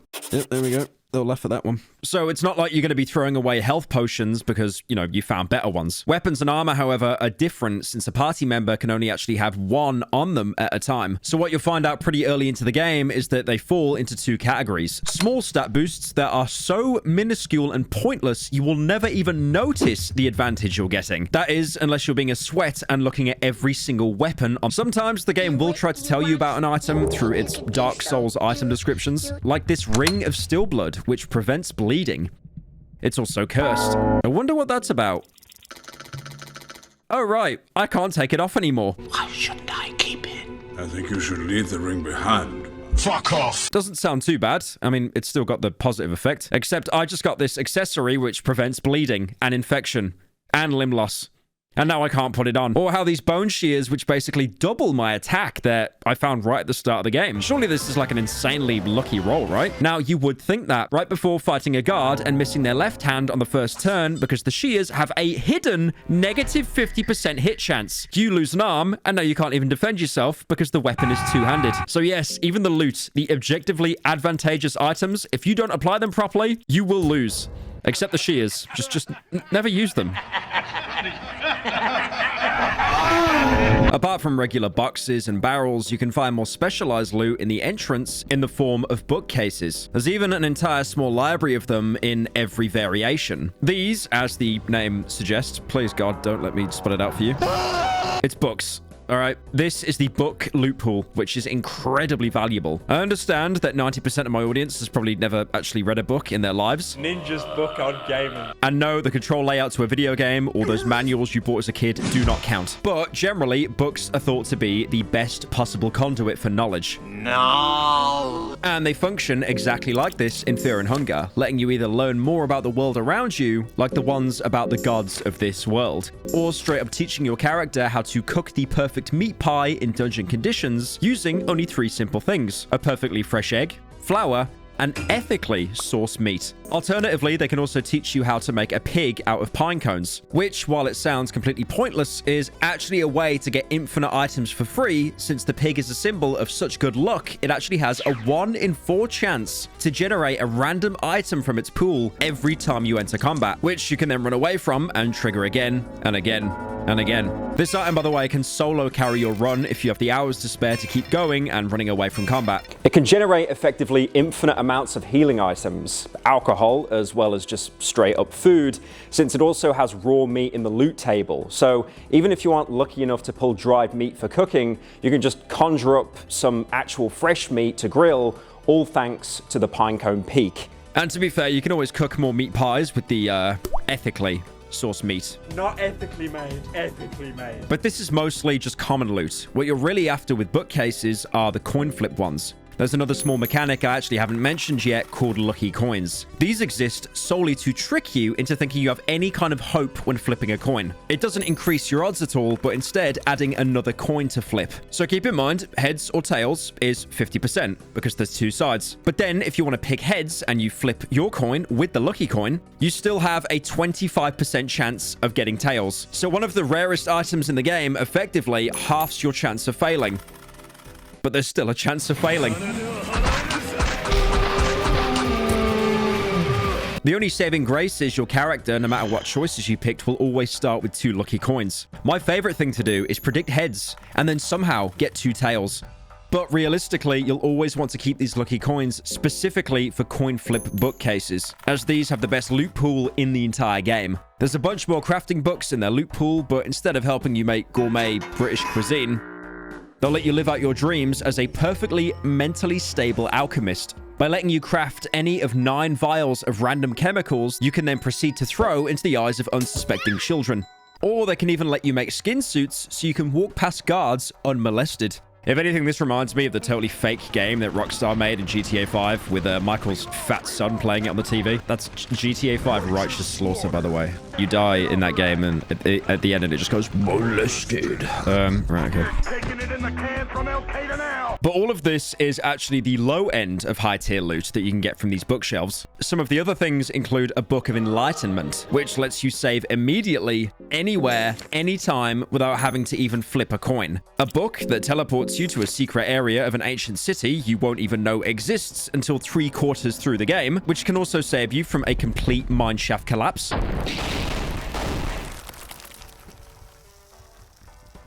The literal Necronomicon, which also has a coin flip in itself once you read it to straight up kill you.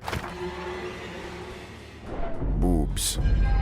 Or gives you a random magical ability from one of the gods, Gro'goroth. And on top of that as well, don't like the ability you got? Just save scum to completely mitigate the issue. Use a coin flip on a bed to then do a coin flip in a book.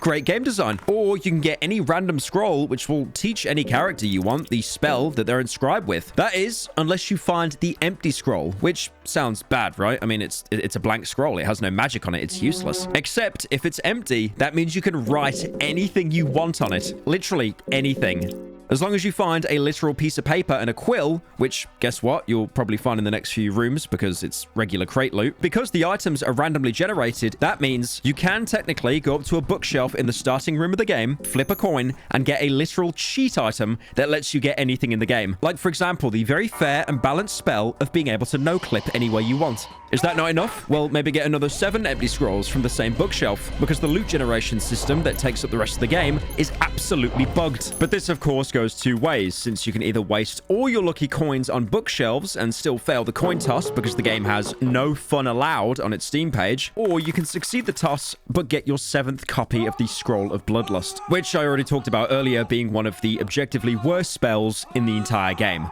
This is also where Fear and Hunger differs from other games like it, as there's no actual item progression. I mean, there can't be, considering it's all randomly generated. Other RPGs, you'll often have planned roadblocks that require you to get some sort of item to progress, or even have loot containers with exactly what you need for the next fight. I'm told that this is called game design, but here it just doesn't matter. A run can be doomed from the start simply because you rolled wrong. This also extends to pretty much the entire game. I mean, I've talked a lot about how difficult the game is. What? But it really does all come down to a coin flip. Randomness decides half the game, and the other half is just a knowledge check you probably won't be able to pass unless you've already played through the game before. This, I completely admit, is unfair. You're never really going to get better at this game unless you put a huge time commitment into it. But this is exactly what makes the game special. I mean, there's also the comprehensive story you discover after you read every single book in the game. But most people know about that, not from the game itself, but by watching video essays, kind of like what you're doing now.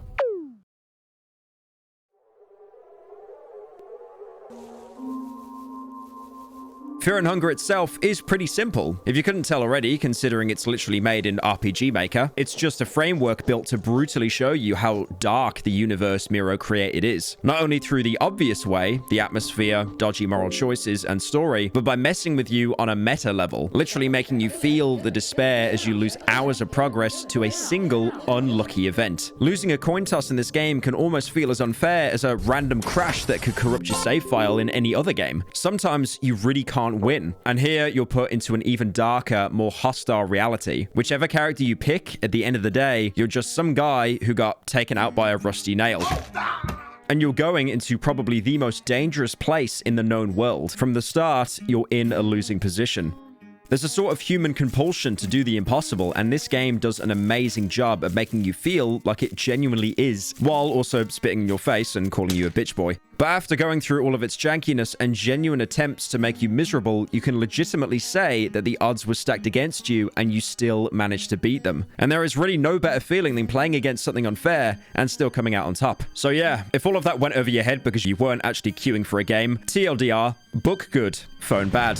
RNG makes game hard. Thank you, Fear and Hunger, for sharing this profound philosophical statement with the rest of the world. No need to thank me. Mechanics aside, the entrance does actually have a lot of points of interest, despite it being literally the first room you'll probably enter. There's that library I mentioned, but also what looks like a small office with a cage in the middle of the room. There's a girl inside, which sounds really weird, because why would a child go into the dungeons, and how did she end up in a cage? You can ask her if she's actually a monster, but she won't respond as she can't stop crying. I'm sure in a couple centuries, when they invent an iPad, she'll be fine. The first time you find this, it looks to be insanely obvious bait.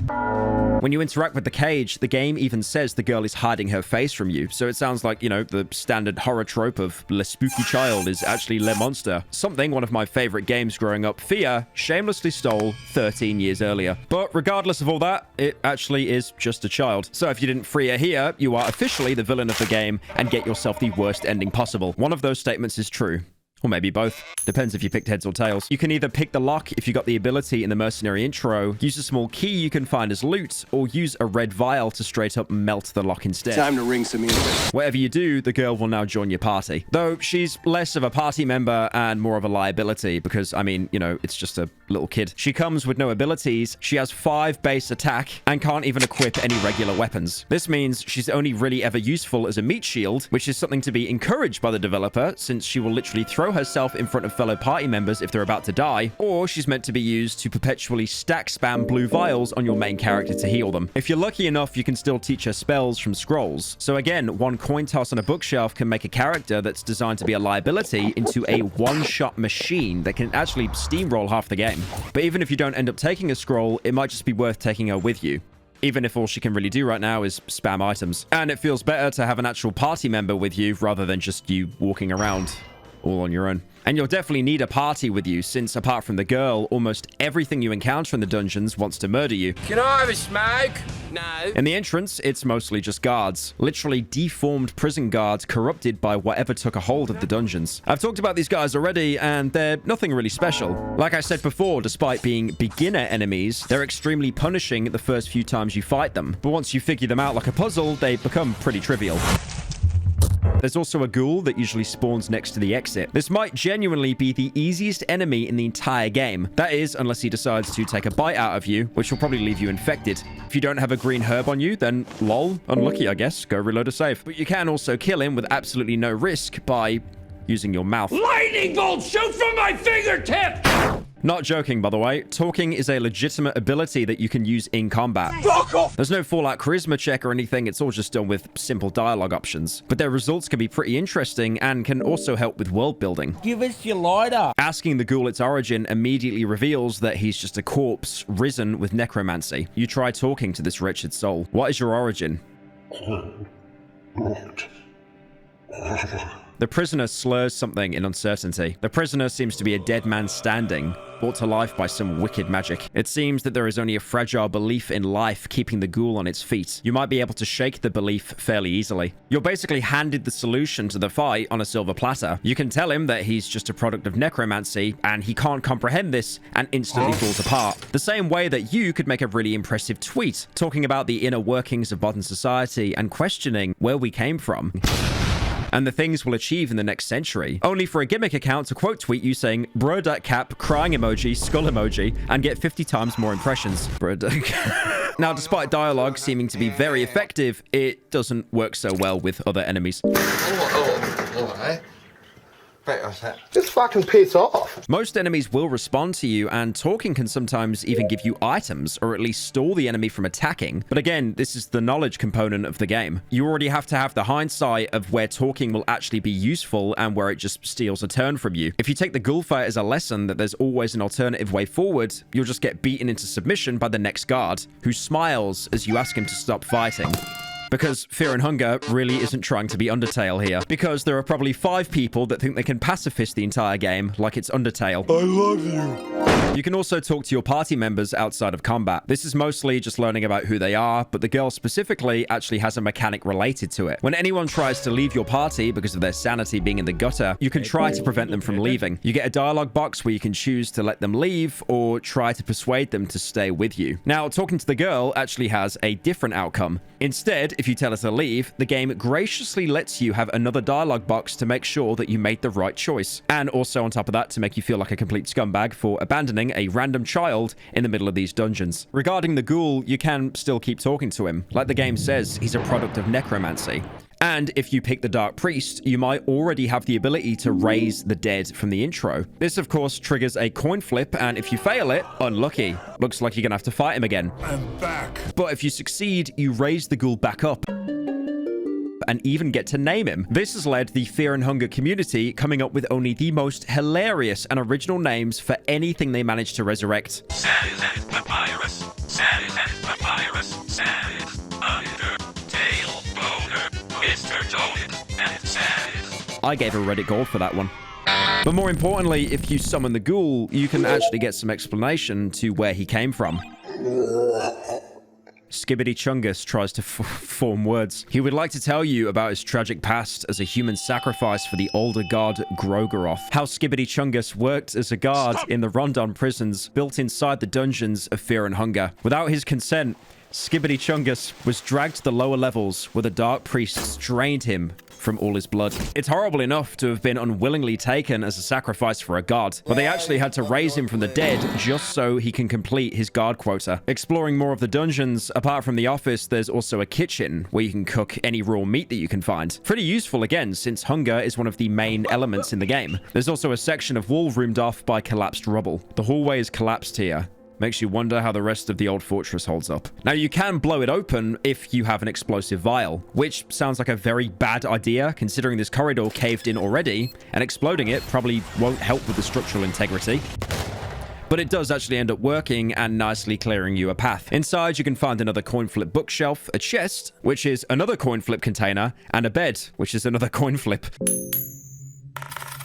You can either save the game if you succeed, or get attacked by one of the enemies in the room with you, which makes sense since it's not like there's a safe zone around the bed. But what happens if there are no enemies left? Not in the entire dungeon, but just in this room. Well, technically, the game isn't supposed to ask for a coin flip at all. I don't really want this. If you clear the room that you're in, you actually get an area of respite where you aren't constantly in danger and can get a good night's sleep.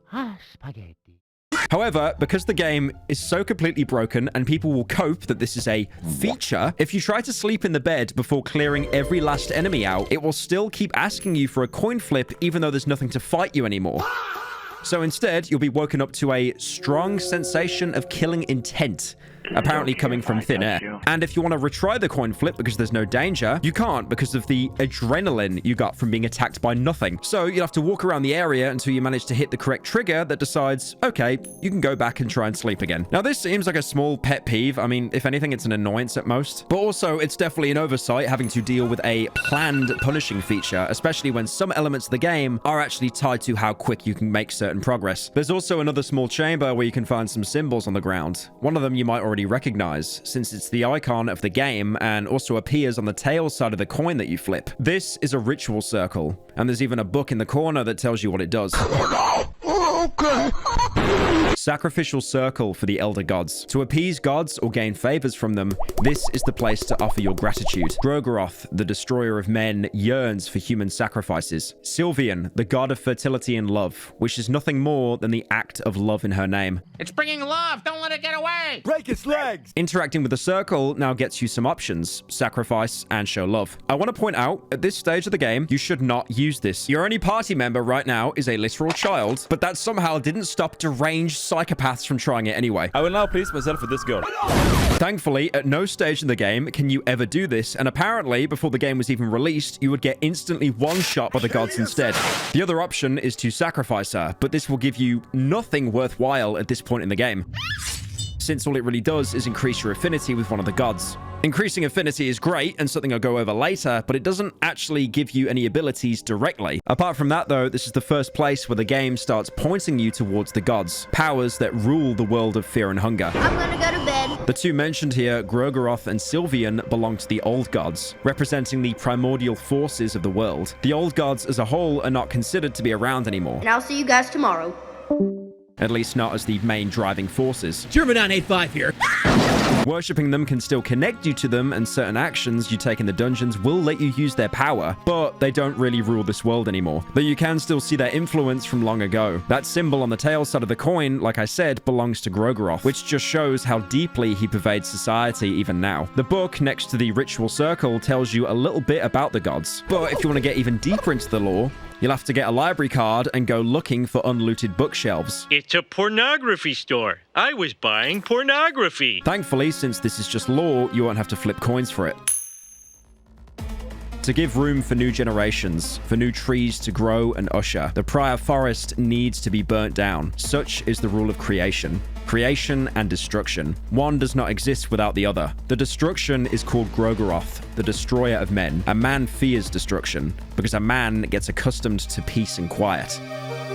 The man grows fat and afraid of change. But change is inevitable, just as is Gro'goroth. But there is no need for fear, as the destruction is of pure kind. This is pure. It does not target one man specifically, it just exists. Interesting note on Gro'goroth, he is a curious kind, more so than many of the other older gods. To relive the feeling of fear, Gro'goroth wears bodies and skin of men and women alike. $45 Seymor from Zara. Micro penis, 35 euros. He might still be walking among us, for God's sake. Masked under the skin of people and hanging bodies, blessing us with his blood magic. Gro'goroth embodies destruction. That's basically all the info that matters from this book. Because fortunately, you don't actually end up finding out later down the line that someone in your party was just a skin suit for a god. Because he is destruction. Causing destruction appeases him, which explains why he wants human sacrifices in his name. One thing that's interesting though, even though he sounds like an outwardly evil god, he's talked about more like an event, a natural disaster, as opposed to something outwardly malicious. Sylvian is the goddess of love, lust, and creation. She created men and women at the dawn of time. From the very first moments, she loved her children greatly. Over time, her love blossomed into a more obsessive form, and she would try to guide her children more and more. Once she realized her children would never be able to return the same amount of affection back to her, Why you gotta be such a bitch? her love took a more twisted form. Sad news. What the fuck? Sylvian would shape mankind more to her liking and more into her own image with her gift to people, the love magic, otherwise known as the flower magic. For a brief moment in ancient history, mankind fell into a craze of fleshy delights. As a synchronized mass, a sea of naked people in the middle of coitus would pulsate and waste away their days. There are still cults dedicated to Sylvian to this day, but many believe she left mankind behind a long time ago. Sylvian is, to an extent, Gro'goroth's counterpart, creation.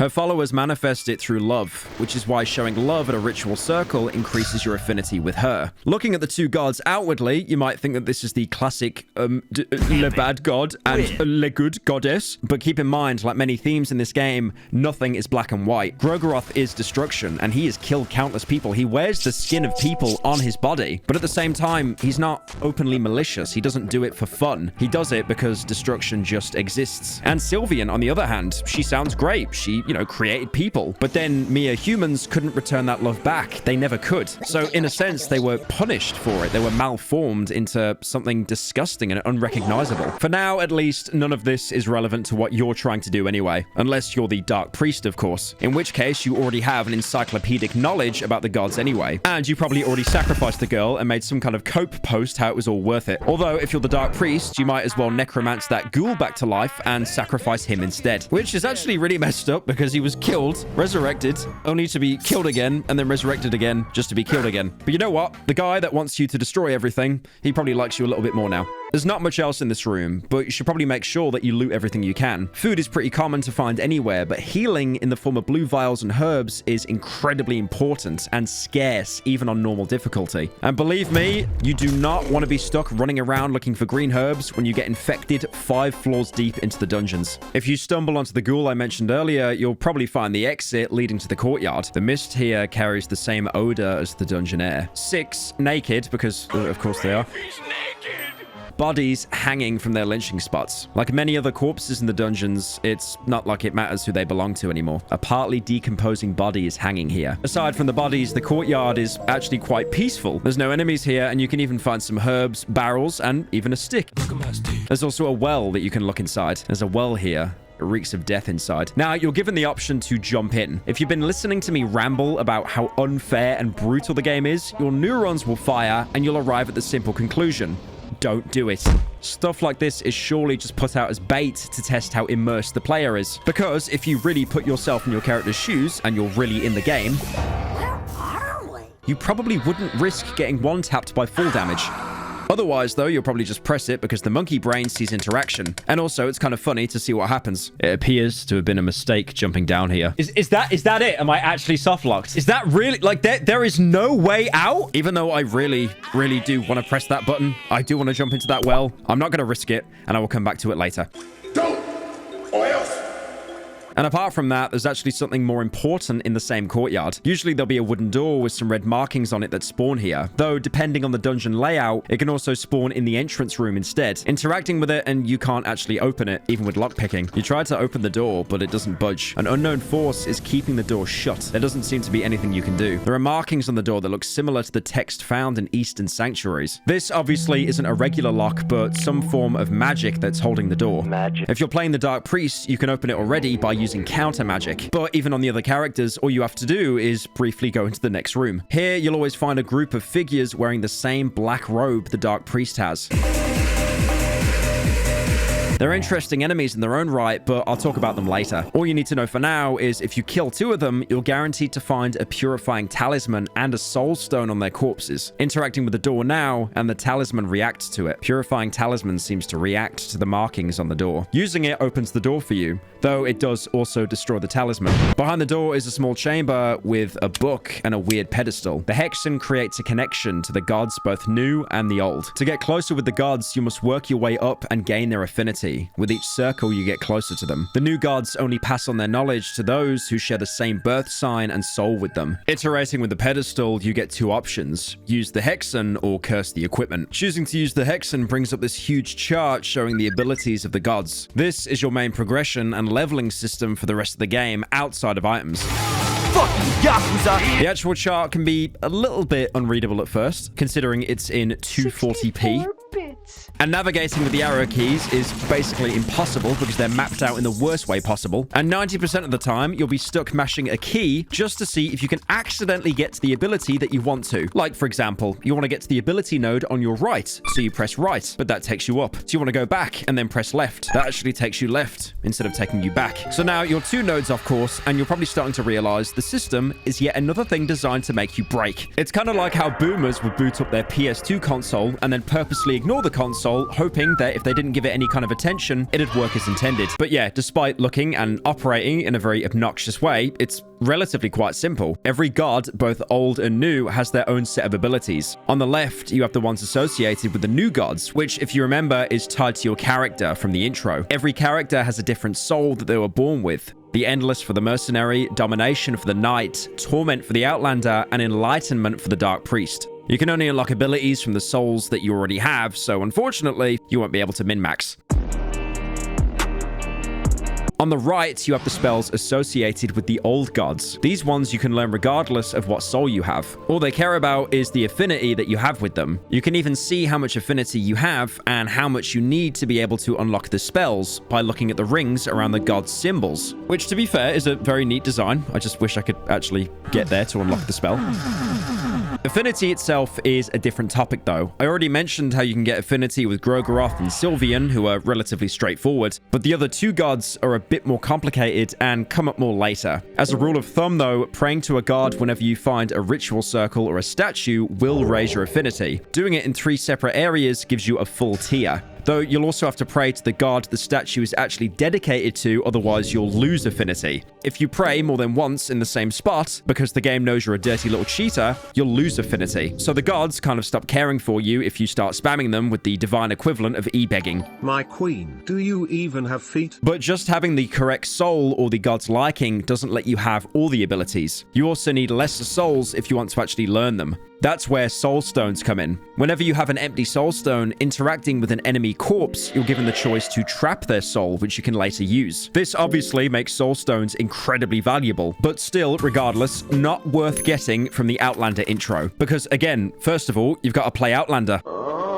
And then secondly, you're probably just going to want to use dash anyway. You can find these in a multitude of places, usually chests, and this actually lets you progress your character in a more permanent way than just finding consumables. The skills you can learn from the Hexen I've already mostly mentioned, since all the intro abilities are actually those trees in case you didn't pick them but still want to learn them. The Endless Tree for the Mercenary also has another completely broken skill, following dash, steal, and lockpicking on guard, which lets you hold shift in the overworld to get a short speed buff, which lets you pull your weapon out. If your drawn weapon connects with an enemy in the overworld, you'll actually be given a bonus turn at the start of combat. So that's 2 free turns before the enemy is even allowed to hit you back. You can also just abuse it to get around faster, since there's no penalty to holding shift. Aside from that sheathing and unsheathing noise that starts to get really grating after 20 minutes of constantly listening to it. On top of that as well, it can just completely break after some events in the game and stop working for a while. Again, working as intended. Domination has 2 additional skills, Counter and Leg Sweep.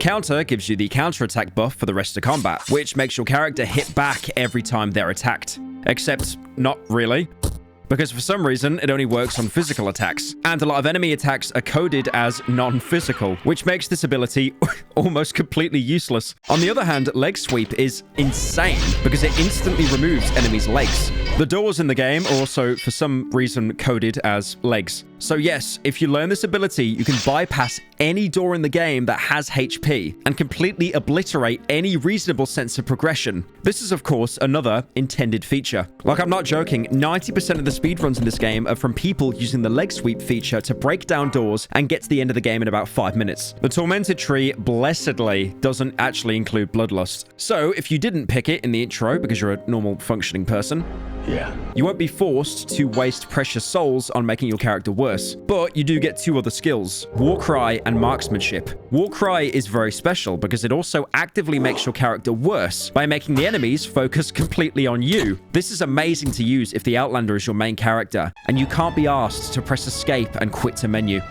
Somehow, this still isn't as bad as Bloodlust, mostly because we've already established the Outlander sucks anyway. So if you have him in your party, rather than playing him, he can at least serve as a meat shield. You can even give him actual armor, so maybe he won't die in 2 turns. Marksmanship, on the other hand, is actually alright. Wait, what's that? There's an Outlander ability that isn't complete trash?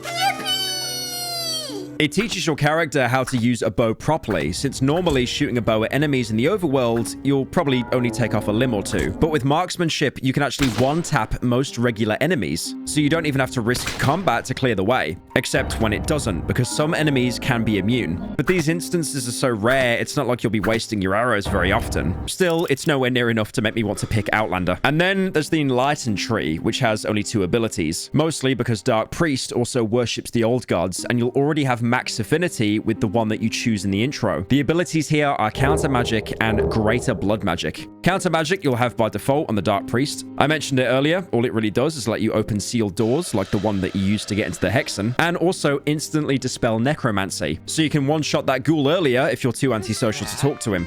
Greater blood magic is more interesting as it doesn't actually do anything by itself, rather improving other abilities. It only affects Gro'goroth spells and not even all of them, so unless you have affinity with him, it is completely useless. And even then, all it does is lower the spell cost and remove the coin flip from necromancy. It's alright for consistency's sake, or if you don't have a reliable way to restore mind, but otherwise it just wastes your soul stones. But that doesn't really matter, since, like I said, if you have the Enlightened Soul, you want to be using Old God spells instead. I won't talk about them yet, since you'll probably only start unlocking them much later, but generally each set of a god's spells is connected to what they represent. Gro'goroth mostly has spells that cause destruction, or use that destruction in the name of creation with something like necromancy. Sylvian's magic mostly keeps you and your party alive, healing them or even forcing enemies to attack a specific target. Allmare has exactly one spell, and it won't come up until later in the game, so I'll leave that for now. And the God of the Depths only cares about the ultimate supreme life form,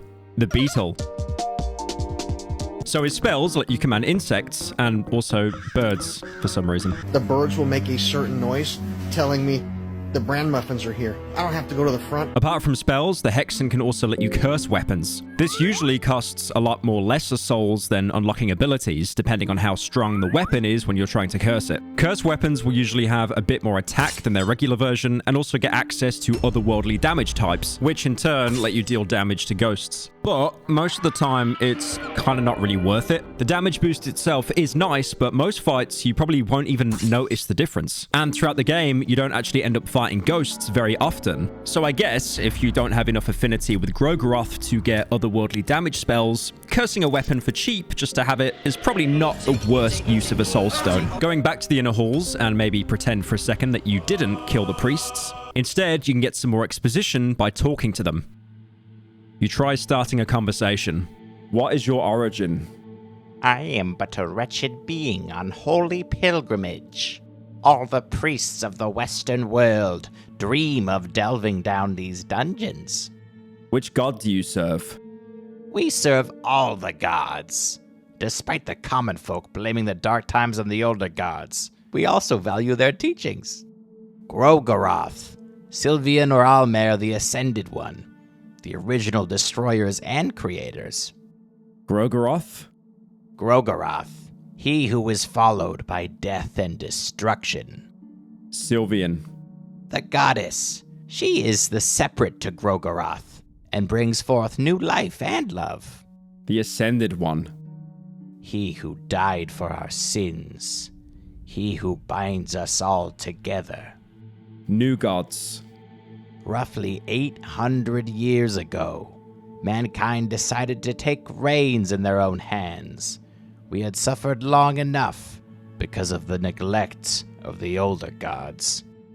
New gods will bring us closer to the paradise. What are these dungeons? The dungeons of fear and hunger, a nexus for different planes of existence. These dungeons are one of the last places where a man can still meet his creators. So these priests are here because the dungeons seem to be somehow connected to the world's gods and its magic system. They also explain more about the divide between the new gods and old gods. While the old gods were the original divine entities, they seem to have been neglecting humanity. The new gods instead are human-made, either completely created by humans or just humans who ascended to divinity. Fighting the priests, by the way, is really easy. They have two attacks, throwing their lantern at you or chanting to the gods to smite you down back to your last save. The chanting will only start on turn 4 and results in a coin flip attack. Funnily enough, you can completely stop it by either using counter magic, which makes them remark on how you're one of them. You are another priest of destruction, it seems. But alternatively, you can literally just talk to them, which completely breaks their focus and causes them to scream at you. Do not disturb my chanting. You are ruining the summoning. How rude of you to interrupt them killing you like that.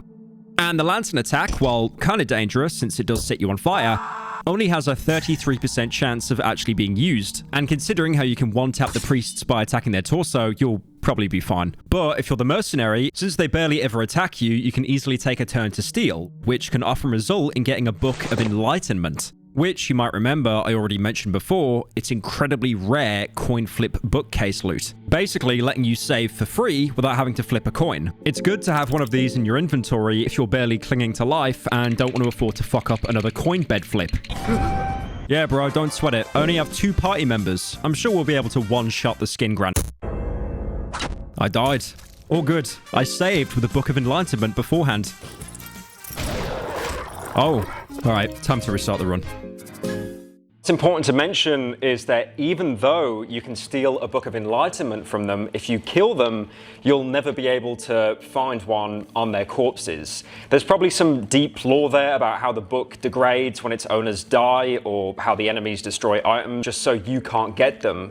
But really, this is just an excuse to make stealing viable and not just a way to loot enemies without having to actually kill them. I mean, when you use the book to save, it literally crumbles in your hands.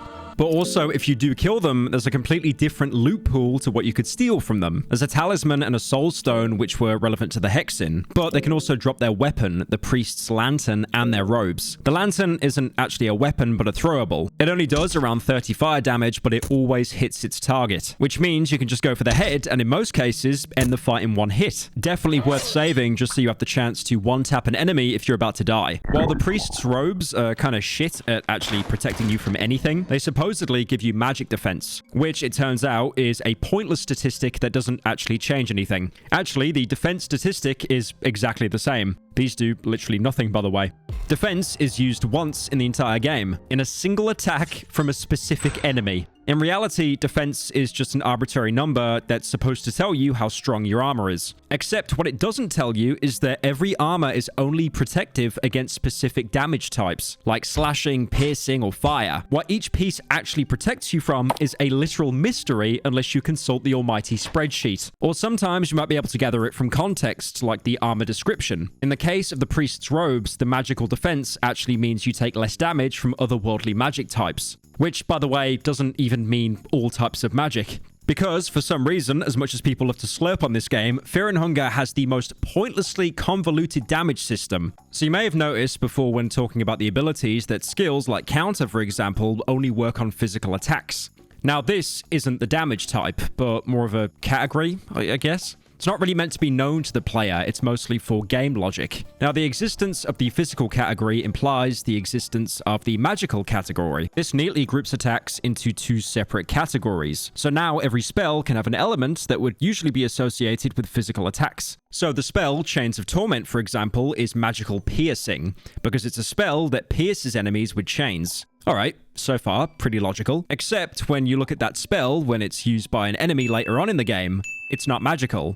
It uses a secret 3rd category, Certain Hit. And this is where most of the bugs with combat abilities come from. They were designed to deal with specific categories of attacks. I mean, it makes sense that a counter stance won't do shit to a guy throwing magic at you, but then you have an attack like Tackle, which is what most enemies will use on you when they run out of arms. Obviously, this is physical blunt, right? Well, no, fuck you.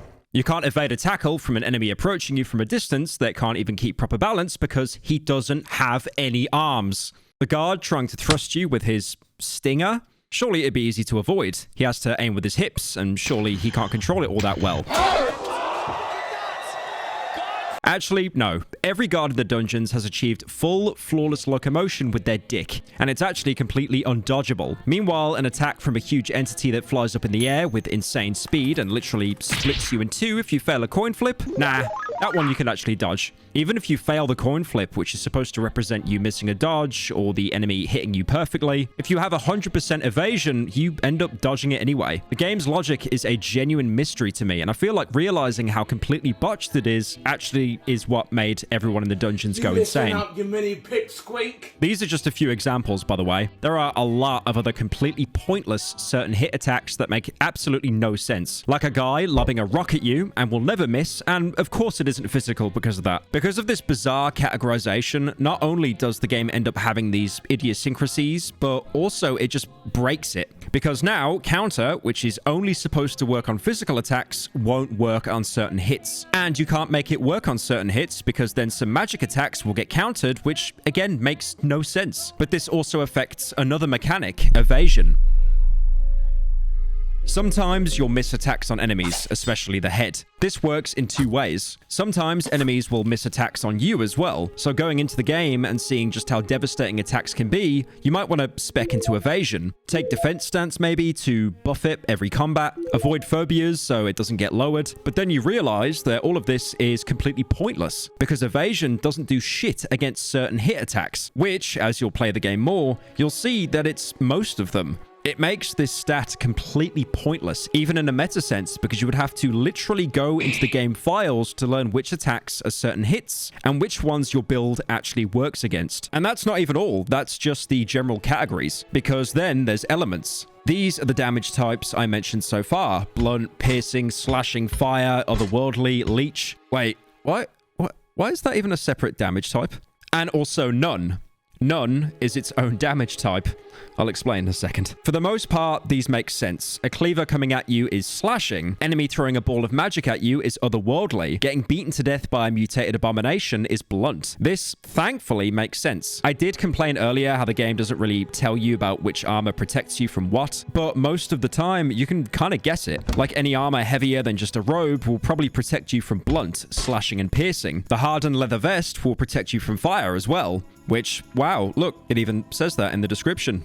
How generous. You'll never know the exact values, so you can't really min-max. And you'll have to rely on the completely arbitrary defense value to tell you which one has the biggest stat. But as long as you can understand that trying to use a chainmail hood to prevent being hit from blunt force trauma from a rock is probably not a good idea, you should probably be fine. Although I will say that most armor doesn't really have much of an effect, even if you match the pieces to the correct attacks. Like that priest's robe, which supposedly helps with magic. Yeah, it reduces otherworldly damage by a whopping 5%. Lamau. This is also the case for most armor pieces. The biggest universal reduction you'll probably see will be around 10%, with some having bigger reductions for specific types, like the chainmail hood having 20% reduction for piercing attacks. So you don't just go relying on armor to set up fights for you. Even if you look out and get a set of plate mail from your first barrel, it doesn't mean you still can't get one-tapped just because you're too confident. So the entire system is actually kind of reasonable once you learn about it. But what if an attack type doesn't have an element? Or more accurately,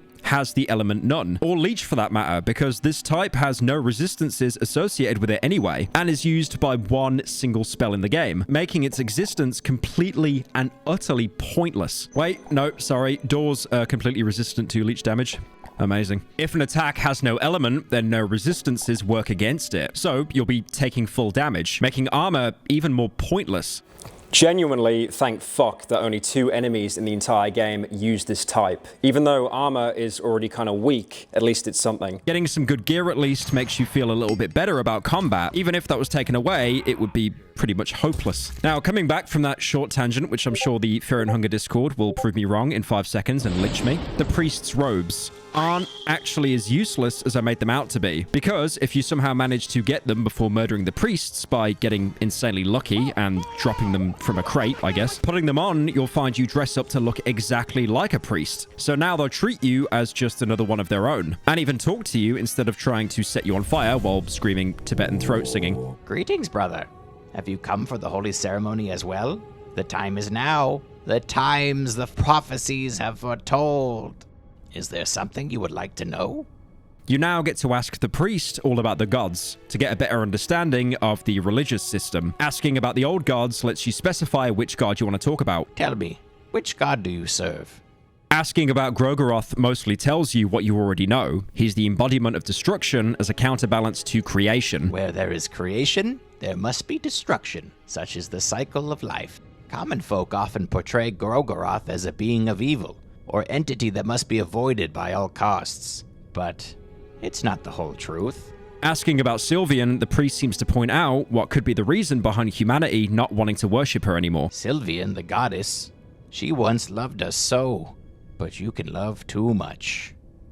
That is when lust, sex, and addiction take a form of disfiguration. This is an obvious reference to the goon baiting TikTok streams you'll see recommended every 2 seconds, where lonely randoms donate thousands of dollars just to have a woman say their name. Oi, oi, oi, oi. The idea about a goddess of love being depraved and disfiguring her followers is not actually unique to Fear and Hunger. The most popular example actually being Slaanesh from Warhammer 40k. Technically, they aren't specifically the goddess of love, rather being the embodiment of excess in the name of pleasure. But also, they were literally created because an entire spacefaring race started holding continuous ketamine-fueled orgies. So, you know, in a sense, there's probably a parallel to Sylvian to be drawn here. And most of Slaanesh's followers actually end up growing crab claws for whatever reason. So there's also the aspect of disfiguration there. You can also ask about Ulmir, also referred to as the Ascended One earlier in the priest's combat dialogue. Ulmir is the most recent of the older gods, but that's only because he made himself apparent at such a late age. He has existed for eons, as a seed of his father. You can also ask about the other old gods, long forgotten so that you don't even know their name. Yes, there are countless older gods, less known in these parts of the world. God of the Depths has an especially strong influence in these dungeons. Everything here said about the old gods is not really new information, but asking about the new gods gives you a literal info dump about exactly where they are. The older gods have left this earth for us to suffer. There are but traces of them left anymore. We don't know if it's a trial for the mankind, but they left us in ruin, in what feels almost as out of spite. The new gods are for common men and women. They ascended to power to bring an end to the era of darkness. The new gods offer values of greed, lust for power, inhibition of sex, and desperate seek for new sciences to replace the old. They are the saviors of our time. So the new gods really are just people ascended to godhood to replace the old gods who abandoned humanity. The priest hails them as saviors of humanity, but then again, even from the characters' intros, you can tell the world is still corrupt and doesn't seem to be getting any better. It might be connected to the values the new gods bring, being greed and lust for power, which are usually considered bad in most media. But, you know, I'm not really a philosopher. Talking to the other priest gives you less of a lore dump, fortunately. He actually explains some more mechanics to you. I am a wretched worshipper of Ulmir, the Ascended One, the Christ, the one who died for our sins. On the empty scrolls I write the name of our Savior. Oh, Lord, as the next verse I would plead him, give, as the final third verse, I would ask for cheese, lantern, short sword, or even a book about our Christ. I could ask for anything, and that is exactly what I would get. This is how empty scrolls work, the same empty scrolls I mentioned earlier as being literal cheat codes for the game. If you got one early into the run and used it before talking to this guy, you probably ended up losing it, since if you make any mistake writing it out, they immediately get consumed and you get nothing. How do you spell moldy? Does it have a U in it? I'm not spelling it wrong, man. This is as easy as putting in a space in the wrong area by accident, and the scroll will just not work. Even better, you have to know exactly the name of the item that you want. So for now, it's probably best to just leave the scrolls be, since what item are you even going to want at this point in the game? I mean, yeah, they are literal cheat codes, but without knowing what can actually help you, there's no point in wasting them. I mean, you could get an endgame accessory right now, but it most likely won't actually carry you through the game on its own. And you don't even know any actual strong items yet anyway, so it's best to save it for when you learn more about the game. Talking to the priest also makes one very obvious reference clear. Ulmir is basically Jesus. I mean, he literally just called him the Christ, saying how he died for our sins. The ritual these priests are conducting literally involves someone being crucified onto the statue, and if you interact with it, you actually get the choice to sacrifice the guy for yourself. Doing so gives you one prayer's worth of affinity for Ulmir, which is pretty worth it since there's not many places you can actually pray to him aside from ritual circles. There's one more tidbit about the two priests as well. When you go into their inner halls, you'll be able to hear their chanting straight off the bat. Again, like I said earlier, I called it Tibetan throat singing.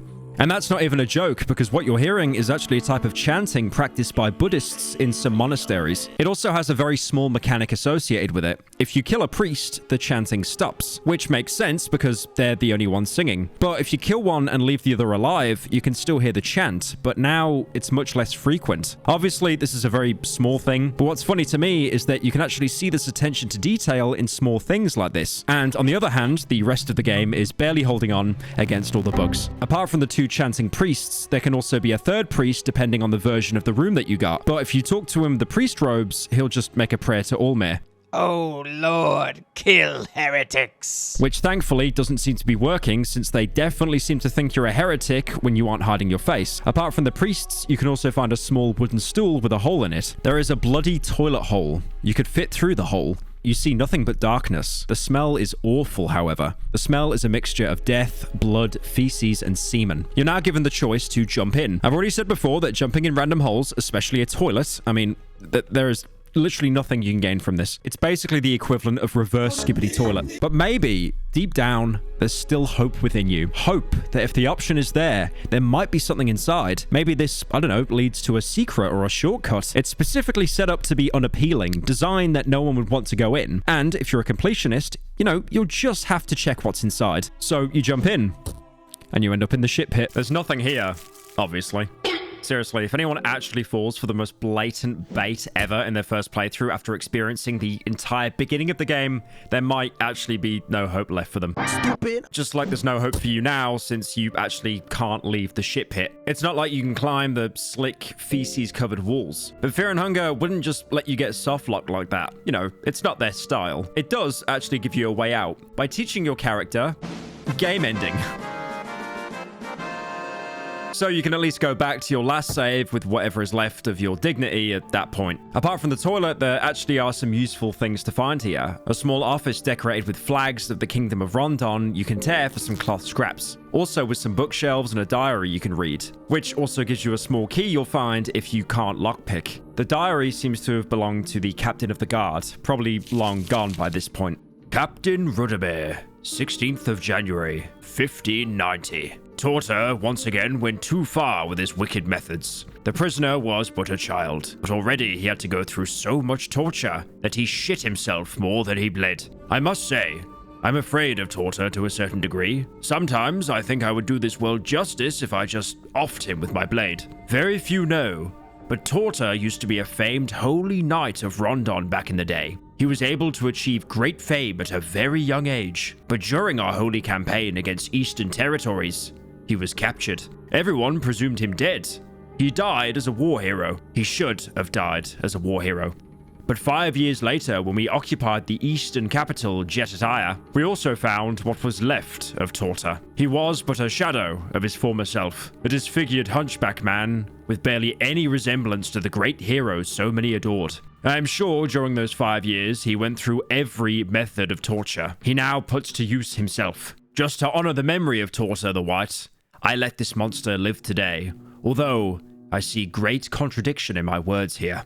I mean, seriously, it's so bad the Captain of the Guard is scared of him. Whoever Trotur is, it seems he's a rare instance of a monster created outside the dungeons who was drawn here for whatever reason. Maybe he was just hired to torture the prisoners by the kingdom, seeing as he'd be adept at working with the tools after having used them himself for years. And his methods are in line with the rest of the game, brutal and cruel, taken to the edgiest possible degree. Apart from the office, there's also what looks like another ritual room, except instead of a circle, there's a huge amalgamation of people in the middle. Bring us more food, human.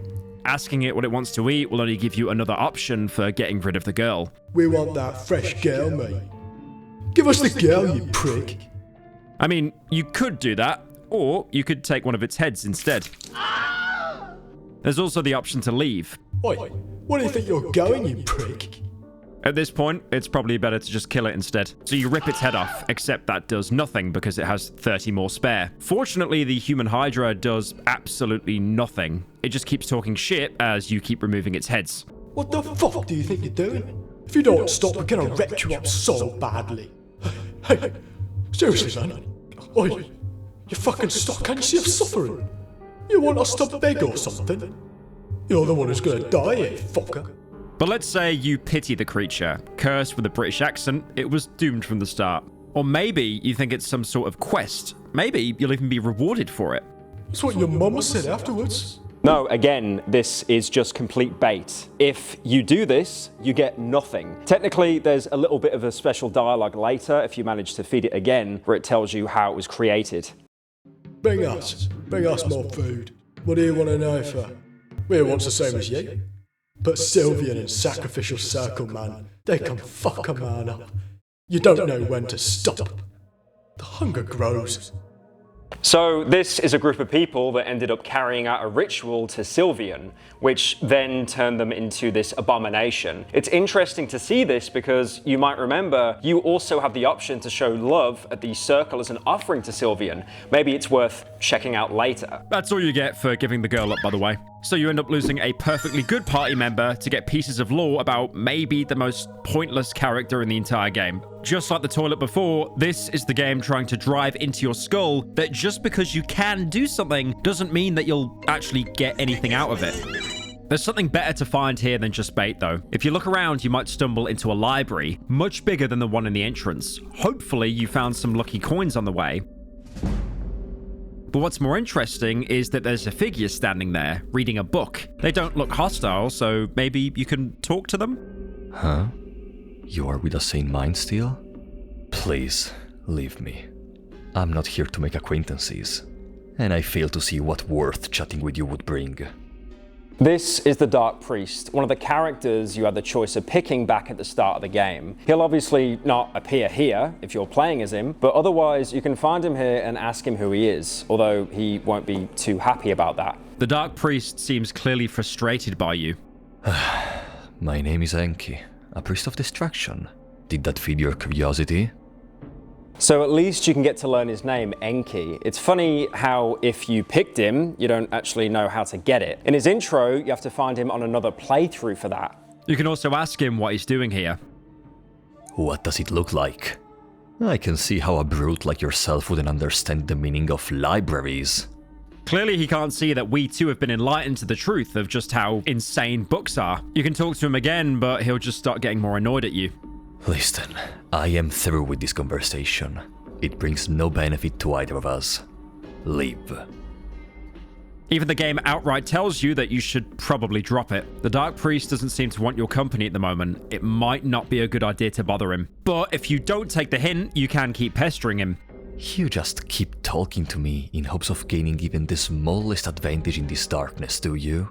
Dark Priests are generally frowned upon in the suppressed modern societies. But then we suddenly become a valuable asset when you're facing eternal darkness. Well, your survival is none of my concern. In fact, you would most likely be more valuable to me after the horrors of these dungeons have had their way with you. I'm through with you. You seem to have angered the Dark Priest. At this point, he stops responding. You can still attack him, but there's not really any point to it. He doesn't drop anything interesting, and you'll just end up losing health for nothing. Yeah, nice one. Although if you fight him, you might notice he'll be using the spell Hurting on you. Funnily enough, you can actually find an empty scroll right next to him with the words, "Oh Lord, teach Hurting." It's small, but kind of funny how he's using an attack he only just learned himself. You can also interact with another similar lectern nearby, but this one wasn't used by Enki, rather having some weird book pages you can take with you. Apart from the books and the priest, the library is also special in another way. This is one of the rooms where the game decides to remind you about managing your resources, as walking in will trigger a mind check for your entire party. In this case, the girl. If she has less than 50 mind, she'll break away and not want to continue. The girl is holding her head and shaking visibly. She seems hesitant in continuing at all. Asking her what's wrong will show you how bringing a child deeper into the dungeons maybe wasn't a good idea. The girl is looking at you with teary eyes. She looks to be in complete shock.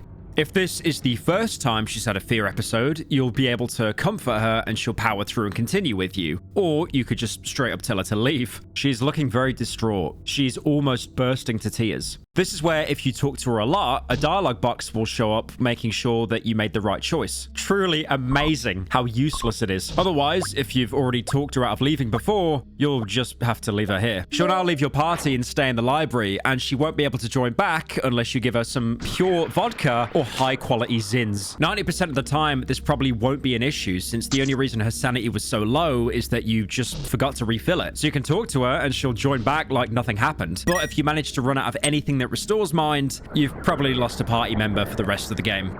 You'll have to leave her and look for something that restores sanity, like alcohol. But once you leave the room, there's actually a 25% chance that she'll die every time you transition to a new room, presumably of a, I don't know, fear-induced heart attack, which, as you know, isn't optimal since, unless you know necromancy, there's a limited number of party members you can have. But this actually ties into a sort of exploit you can do with the entire party leaving mechanic. There's a limited number of party members you can recruit, but also your party size is limited to 4, including your main character. So if you go through the game and recruit the girl, who can't really fight, and have 2 other decent party members, you won't be able to recruit anyone else that might be more useful than just, you know, spamming vials or guarding every turn. What you can do, however, is get her mind low. Bring her to a place like the library and make her leave the party. If you aren't a monster and don't want her to die, you can just give her something to restore her mind, but not talk to her again so she doesn't join back, thus opening up a spot and keeping her safe from dying of fear and hunger, since she won't even have to eat while she's waiting on you, which means you can beat the game's title if you do this, securing another complete mental victory. Just please make sure to actually restore her mind before leaving so you don't accidentally come back to a corpse. There is actually one more thing to find in the library. If you search all the bookshelves, you'll find one of the books is actually fake. This is a mock-up bookshelf. None of the books are real. If you look through all the bookcases back in the entrance, you might have found the one specifically rigged to contain a mock-up book. If you bring it here, you can put it into an empty slot inside the bookshelf. Mock-up book fits perfectly to an empty space between books. Holy mother of English. I have learned how to spoken today. This causes the bookshelf to move, revealing a secret path leading outside into the backyard.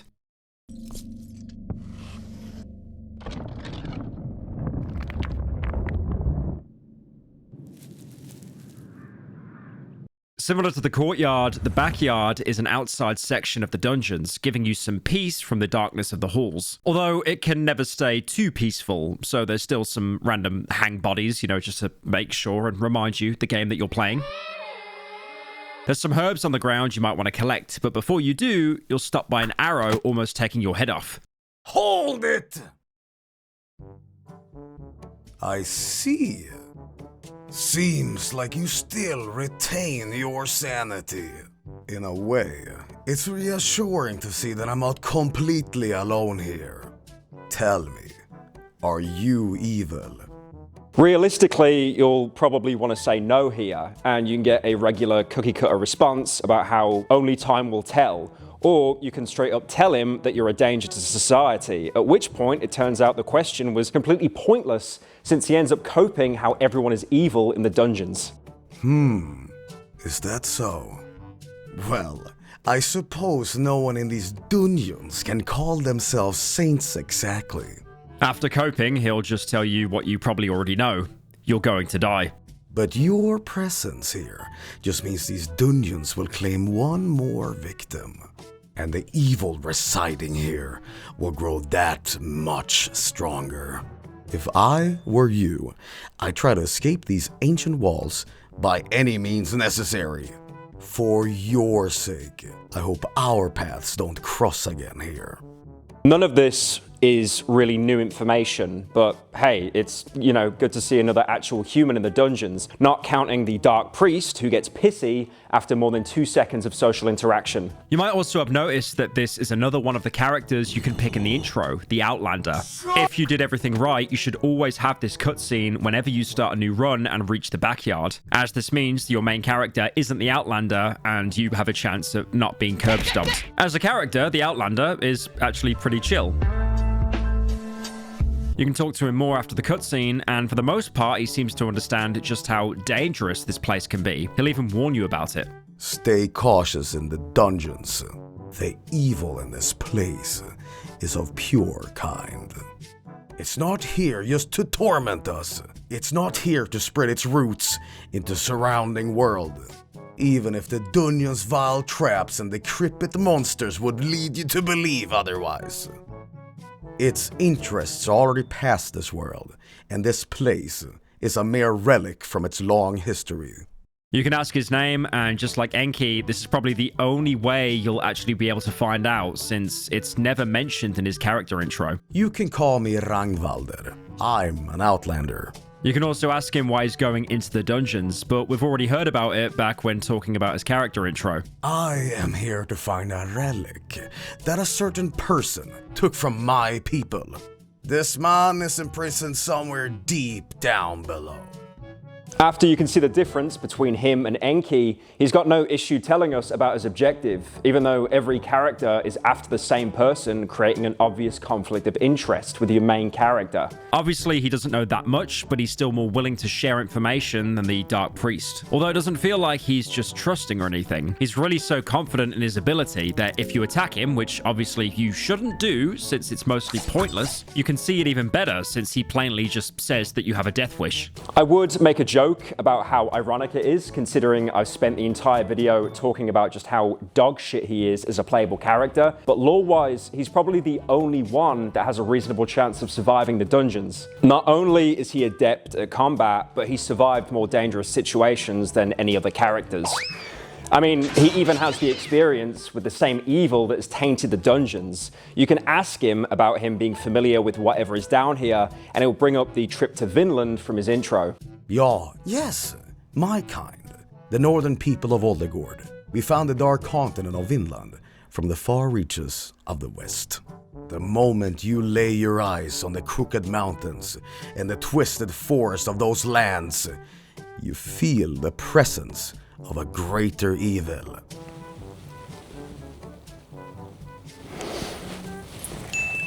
Whatever happened in Vinland has shaped him into who he is now.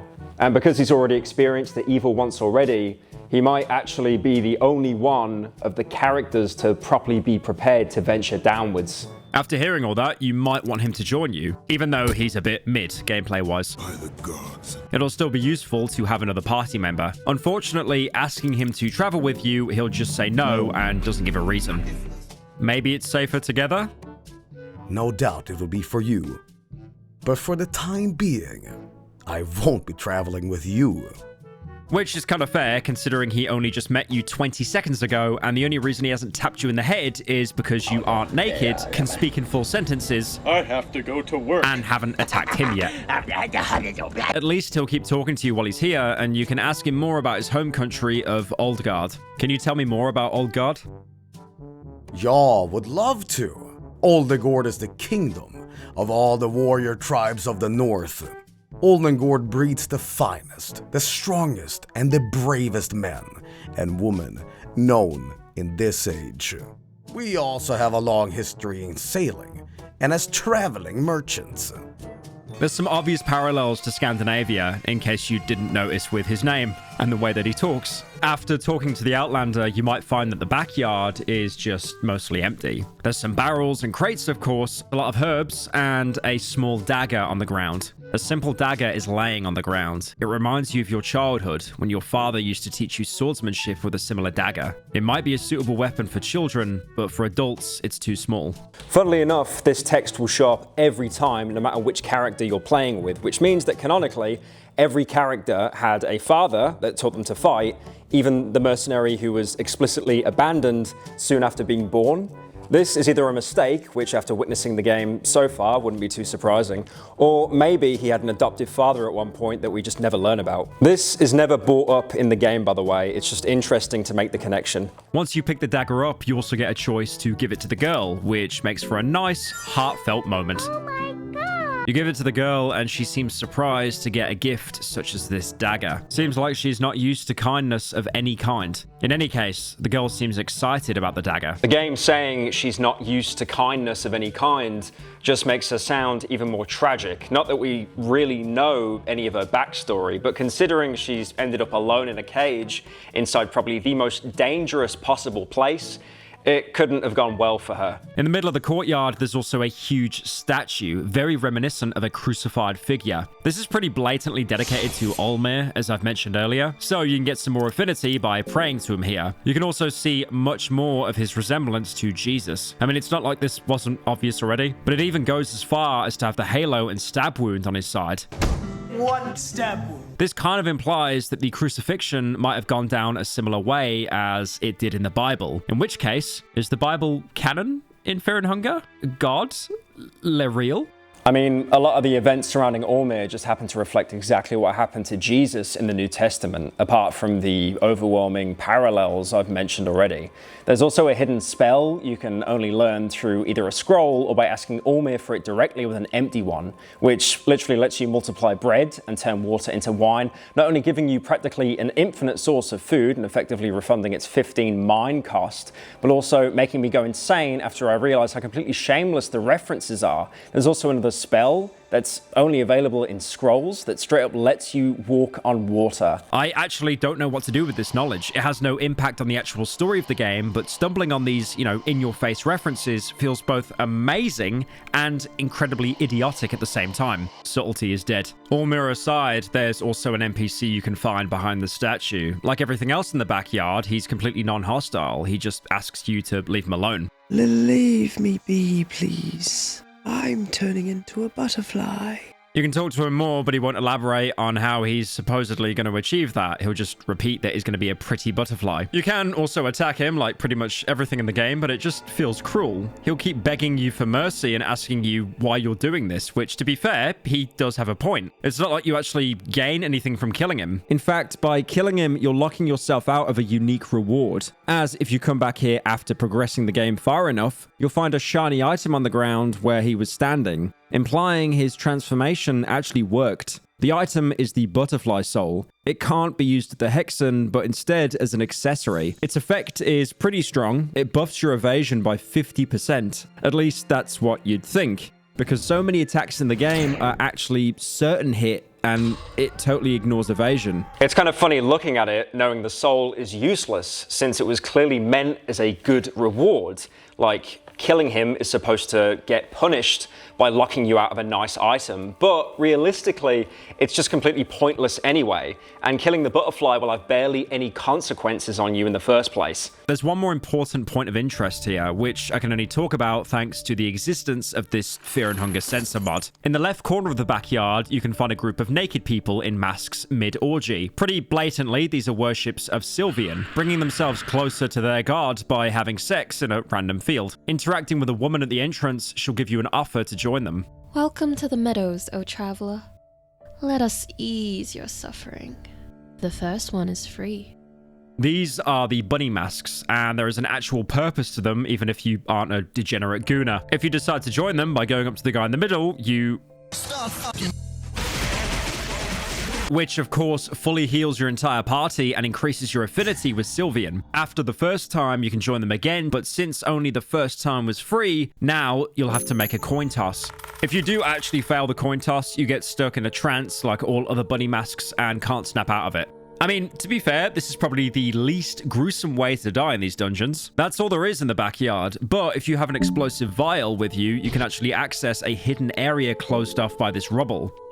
This leads into another hidden backyard area where, oh my god, not again, man! You immediately get thrown into combat because somehow there's dogs sitting and waiting in this random area with no food, no water, and the only way out was caved off decades ago. Heroic Fear and Hunger Dog doesn't eat or drink for 7 years to sit and wait to bite the player character. If you want to search the hidden backyard, you'll have to deal with them. And now you've been in the dungeons a while, you might have got the hang of things and be a little bit more prepared. Mechanically, the Jagged Jaws are relatively simple enemies. Just like the guard, they have a coin flip attack you have to guard against on your second turn and every third turn afterwards. The dogs only have one other attack, which is a pain to deal with because it can cause both bleeding and infection. Both the coin flip and bite are used by the head, so you can't even counter them by attacking their legs. You might as well try to go for the torso kill immediately, but it's also important to mention that you'll always be fighting 2 Jagged Jaws at any time. The dogs will always attack every turn. There's no mechanic to use here, you're just put in a damage race, and your only hope is that you have enough blue vials and girls that you can throw at them to sustain yourself. But if I have to give Fear and Hunger one thing, it would be that it is really creative with its combat, because there's one more thing you can try here.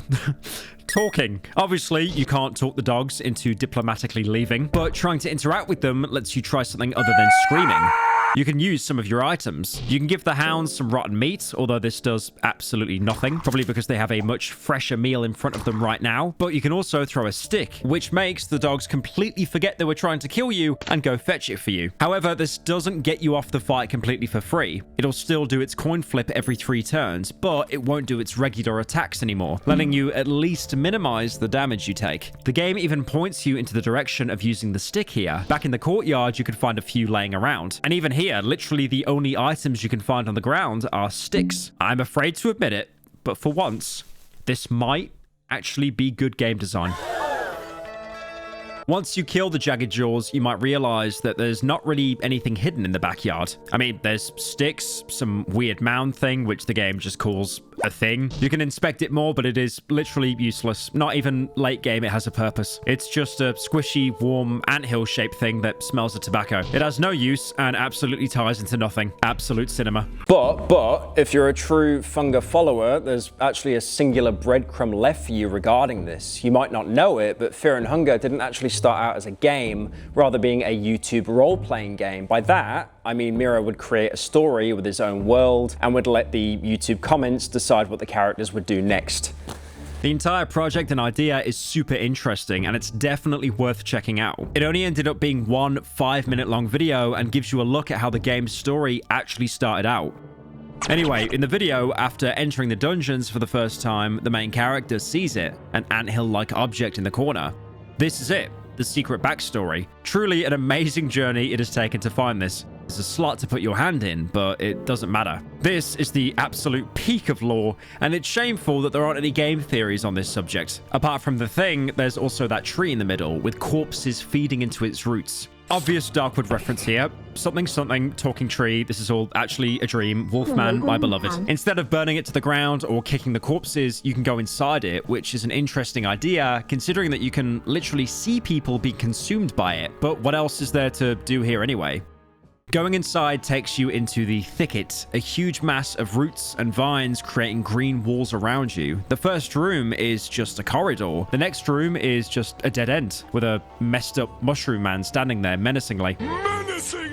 Again, another Darkwood reference down for the count. It doesn't seem like you can really go any deeper through here, or maybe you just don't know how to yet. At this point, it's probably best to leave it for now and go back to the inner halls, since there's actually an entire section still left to explore out there. Walking around the halls, you'll eventually stumble into a room full of torture devices. This is where you're actually supposed to go, since the backyard is technically a secret area. Going up to the torture tools lets you take a skinning knife with you, which now unlocks the ability to skin enemy corpses. This is completely useless, by the way, as many things are in the game, unless you have the Assassin's Handbook, one of the books from the rare loot pool. Reading it lets you craft skin suits out of guard skins and pale skins. Equipping them makes you hidden from guards and ghouls respectively, which means they'll never even aggro onto you. You'll still go into combat if you touch them, but this does open up a possible stealth mechanic within the game. Very worth making use of it if you manage to get the book, even if it's just to save yourself the time of going into an encounter you've beaten so many times before, just to get stinged for 20 HP anyways. There's also another kind of guard you can find in the inner halls that the skin suit really helps with, the elite guard. He's not exclusive to this part of the inner halls, although I didn't mention him before since he's got a pretty low chance of actually spawning. The main thing about him is you shouldn't fight him. Just don't. In general, fighting enemies in this game is pointless since they don't have any good loot and you could just end up losing health even if you play it perfectly. But in his case, it's not even about losing some health. He's basically a raid boss that will really mess you up most of the time. Unlike the regular guard, there's no easy cheese strat here. You can't remove his attacks since he has 2 weapons instead of just a cleaver, and his arms have just enough HP that at this point, you probably don't have a chance to one-shot them. In general, these guys have way more health than the regular guard, do much more damage, and are basically impossible to completely shut down unless you have a strong party or spells that do enough damage to kill him instantly. If you get unlucky enough to have him spawn here, honestly, just run. The skin suit comes in clutch, of course, but if you don't have it, don't even bother trying to get close to him. Also, an interesting interaction with this guy is that if you use steel on him, you can take his Morningstar, except he doesn't give a shit and just keeps hitting you with a weapon that you've just stolen from him. This is also the case with the regular guards, but at least with them, it's plausible that they have another meat cleaver attached to the, their loincloth or something. But this guy apparently just has another Morningstar hidden under his armor, which is, again, genius game design. As long as you outrun the elite, or maybe even bait him to a different part of the room, you should be free to explore the rest of the torture chambers. As you walk through the corridor, a man will come running at you. Ah! No, wait. You're the sane one, right? Right? Yeah, of course. I'd be dead otherwise now. I don't have time for this. Listen, I've been lost in these dungeons for what feels like a lifetime. My sense of time has become blurry. It might be years, months, or I fear even just weeks. I just cannot handle it any longer. I feel my mind giving up already. I just can't. I don't know what business you got here, but if I were you, I'd run out as fast as possible. If escaping the place is even possible anymore, that is. What was that? He'll run away to a side room, leaving you in the hallway. There's nothing actually coming for you, by the way. Though, if you go back to check what he was running from, you'll step on a button that triggers an arrow trap, which I want to point out, the man didn't actually trigger, despite running at you in a straight line through it. On one of the layouts, there's no arrow trap. Instead, the back wall is replaced by iron bars. You can make out a figure standing behind them, but nothing else. Wait a minute. Is that a Silent Hill 2 reference? Did they reference my Pillow Man game? There's something waiting for you on the other side of the bars. It's probably for the best it's stuck on the other side for now. You can go back and talk to the guy from before more, since he just sits in the cell. Apparently running away 5 meters was enough to escape whatever was chasing him. His name is Buckman. No relation to the Australian sex tourist in Far Cry 3. We're not all savages here. We're just businessmen, responsible capitalists. Why? This is relentless. Behind every corner, something new awaits to harm me. You can ask him about his genius plan of hiding in a cell until a guard inevitably comes by. In case you haven't noticed already, these dungeons are filled with unimaginable horrors from the depths of the darkness. One more terrifying than the last. But the most sadistic one would have to be the torturer of these dungeons. You can tell at this point the well of creative names has ran dry, as the torturer's name is literally just torture spelt slightly wrong. And also, you might remember, this is the same man that the captain of the guard was talking about earlier. If his methods are as he described, then Buckman has good reason to be hiding as far away from him as possible. You can also try telling Buckman to get his shit together, but he's coped out of his mind. It is not that simple. Honest to God, he just needs to lock in. Going past the arrow trap, you'll find some more torture devices and tools, and also the door leading deeper down, which is locked so hard you actually can't even lockpick it. Going back before you hit the corridor, your character gets the RPG Maker equivalent of a QuickTime event. Someone or something is walking towards this room. You have the choice to hide, to see what it is, or try to ambush it. If you hide, you'll see a figure go into the room muttering to himself. I could have sworn. Stupid mind. After which he'll walk away. You could also just stand there and wait, in which case he'll approach and talk to you. A wretched-looking person walks out of the shadows. Oh, you're not the one I expected. Who might you be? I have something to show in case you'd be interested. Would you like to see it? You can see from the text bubble he's Trotur, the man Buckman warned you about. Knowing this, you'll probably be smart enough to not go with him.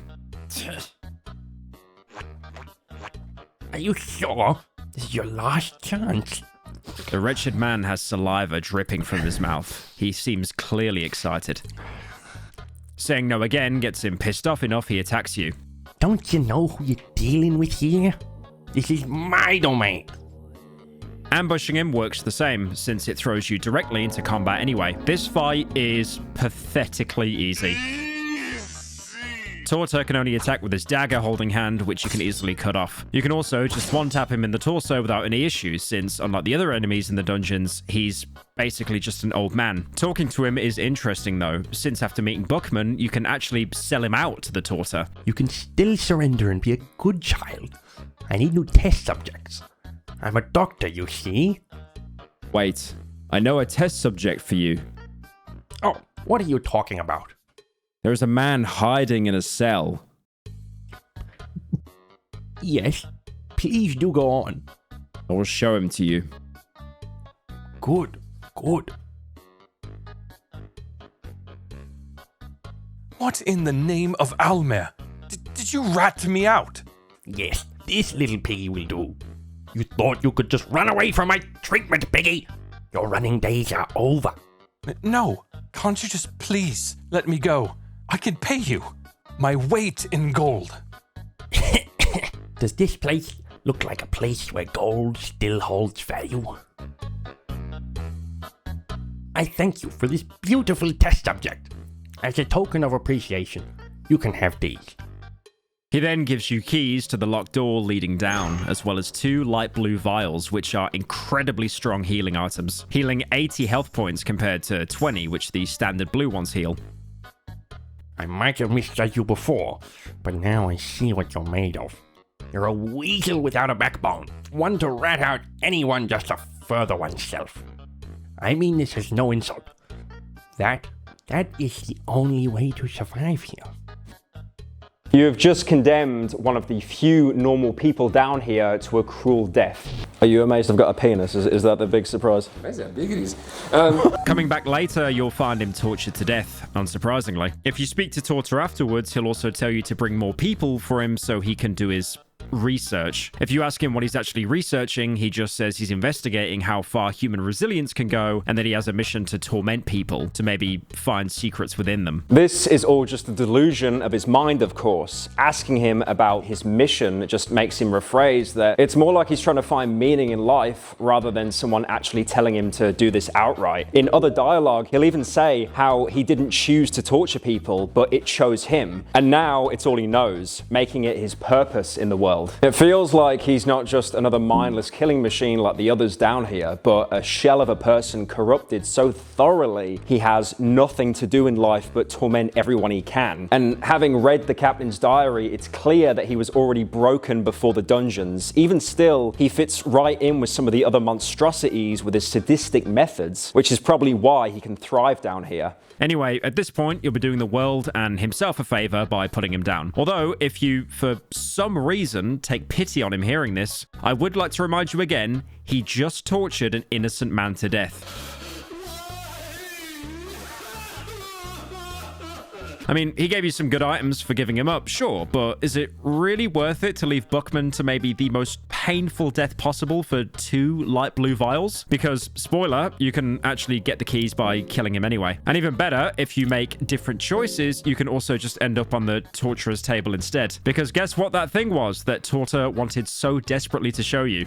Another thing you could have done as well before even walking out of the cell Buckman's hiding in is to save by sleeping in the bed. Failing the coin flip here, you'll see Trotur visiting you while you sleep, and you won't even get the chance to fight back before he throws you onto his torture table. Like, again, seriously, just kill him. It's healthier for everyone. It's like the only choice in the game that has no downsides. You can just take the keys off him and go your way, although you can also speak to Buckman first to tell him you got rid of the torturer. You managed to get rid of that wretched torturer. Absolutely magnificent. But the dangers of this dungeon don't end here. He'll have regained his composure, but he still won't want to talk too much, even if you ask him exactly what he's even doing down here. Well, it's complicated. Let us trade words later in a more secure environment. You can also ask him to join you, but he's not ready to go deeper down yet. Ah, you're heading towards the darkness. I apologize, but not this time. I will catch my breath here for a while. Once you leave the room, he'll disappear to wherever the dungeons can be considered secure. After getting Trotur's keys, you can get to go deeper down into maybe the most blatant shock value location in the entire game. Level 2, the Blood Pit.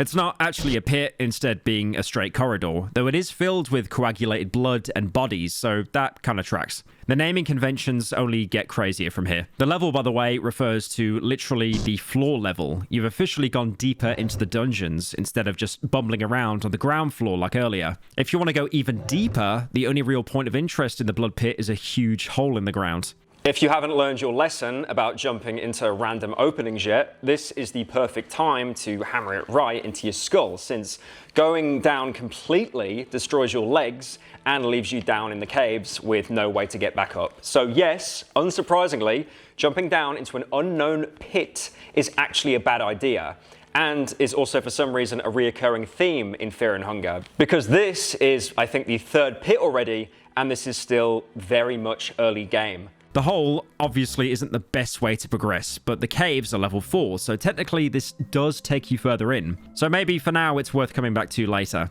You might instead be tempted to search parts of the blood pit. You know, maybe there's some items still left on the bodies. Doing so, you immediately get told that your character has a bad feeling about this. Again, the game is outright breaking the fourth wall to tell you, do not do this. Just because you have the option to do something in game doesn't mean you should do it. If you go against your character's better instincts, you'll meet a fun new character called Nas'hrah, a talking head belonging to a supposedly incredibly powerful wizard. Shut up, you dickhead, now fuck off! Who disturbs my sleep?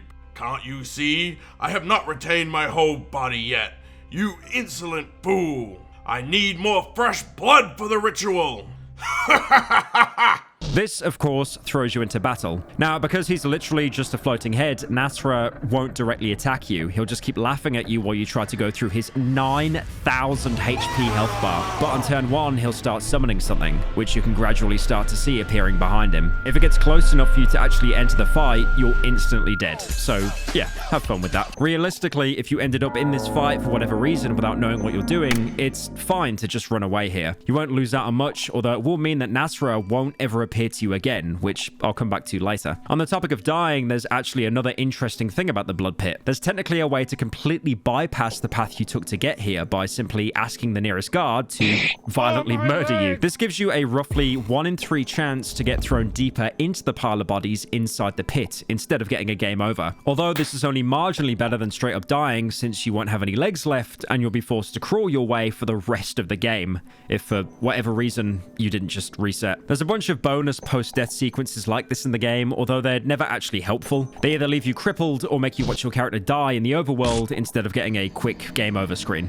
They make for good bait, since if you're on your first playthrough, they don't give that glimmer of hope that maybe dying just puts you back somewhere instead of wiping you out, only to be forced to watch an even more brutal murder of your character. Oh, by the way, there's also a randomly spawning enemy here, the Lizard Man, who will of course kick your shit in at this point in the game. He's got some standard dismembering attacks. His head applies poisoned, nothing you haven't really seen before, but which will still completely kill your run. But he also has a fun little mechanic with his shield, which applies counter-attack. This ability is special since it's the only thing in the game that actually uses your defense stat. Yeah, remember that stat that I said that was absolutely useless? Well, here it basically determines whether you take literally no damage or get immediately killed the second you attack the Lizard Man, since his shield applies counterattack to himself, just like the Knight ability. So technically, alright, I take it back, defense isn't fully useless. That is, if you're planning on fighting the Lizard Men, and I think there's like 2 or 3 in the entire game, aside from some out-of-bounds areas you aren't even supposed to know exist. The design of the blood pit is wide enough to let you avoid him completely, and it's just pointless fighting him. His loot isn't too bad. He drops a pretty decent two-handed sword, and maybe sometimes you'll pull a Ring of Wraiths, which lets you restore health in combat, which, don't get me wrong, is insanely good, considering doors also count as combat encounters, so you can just keep trying to force one down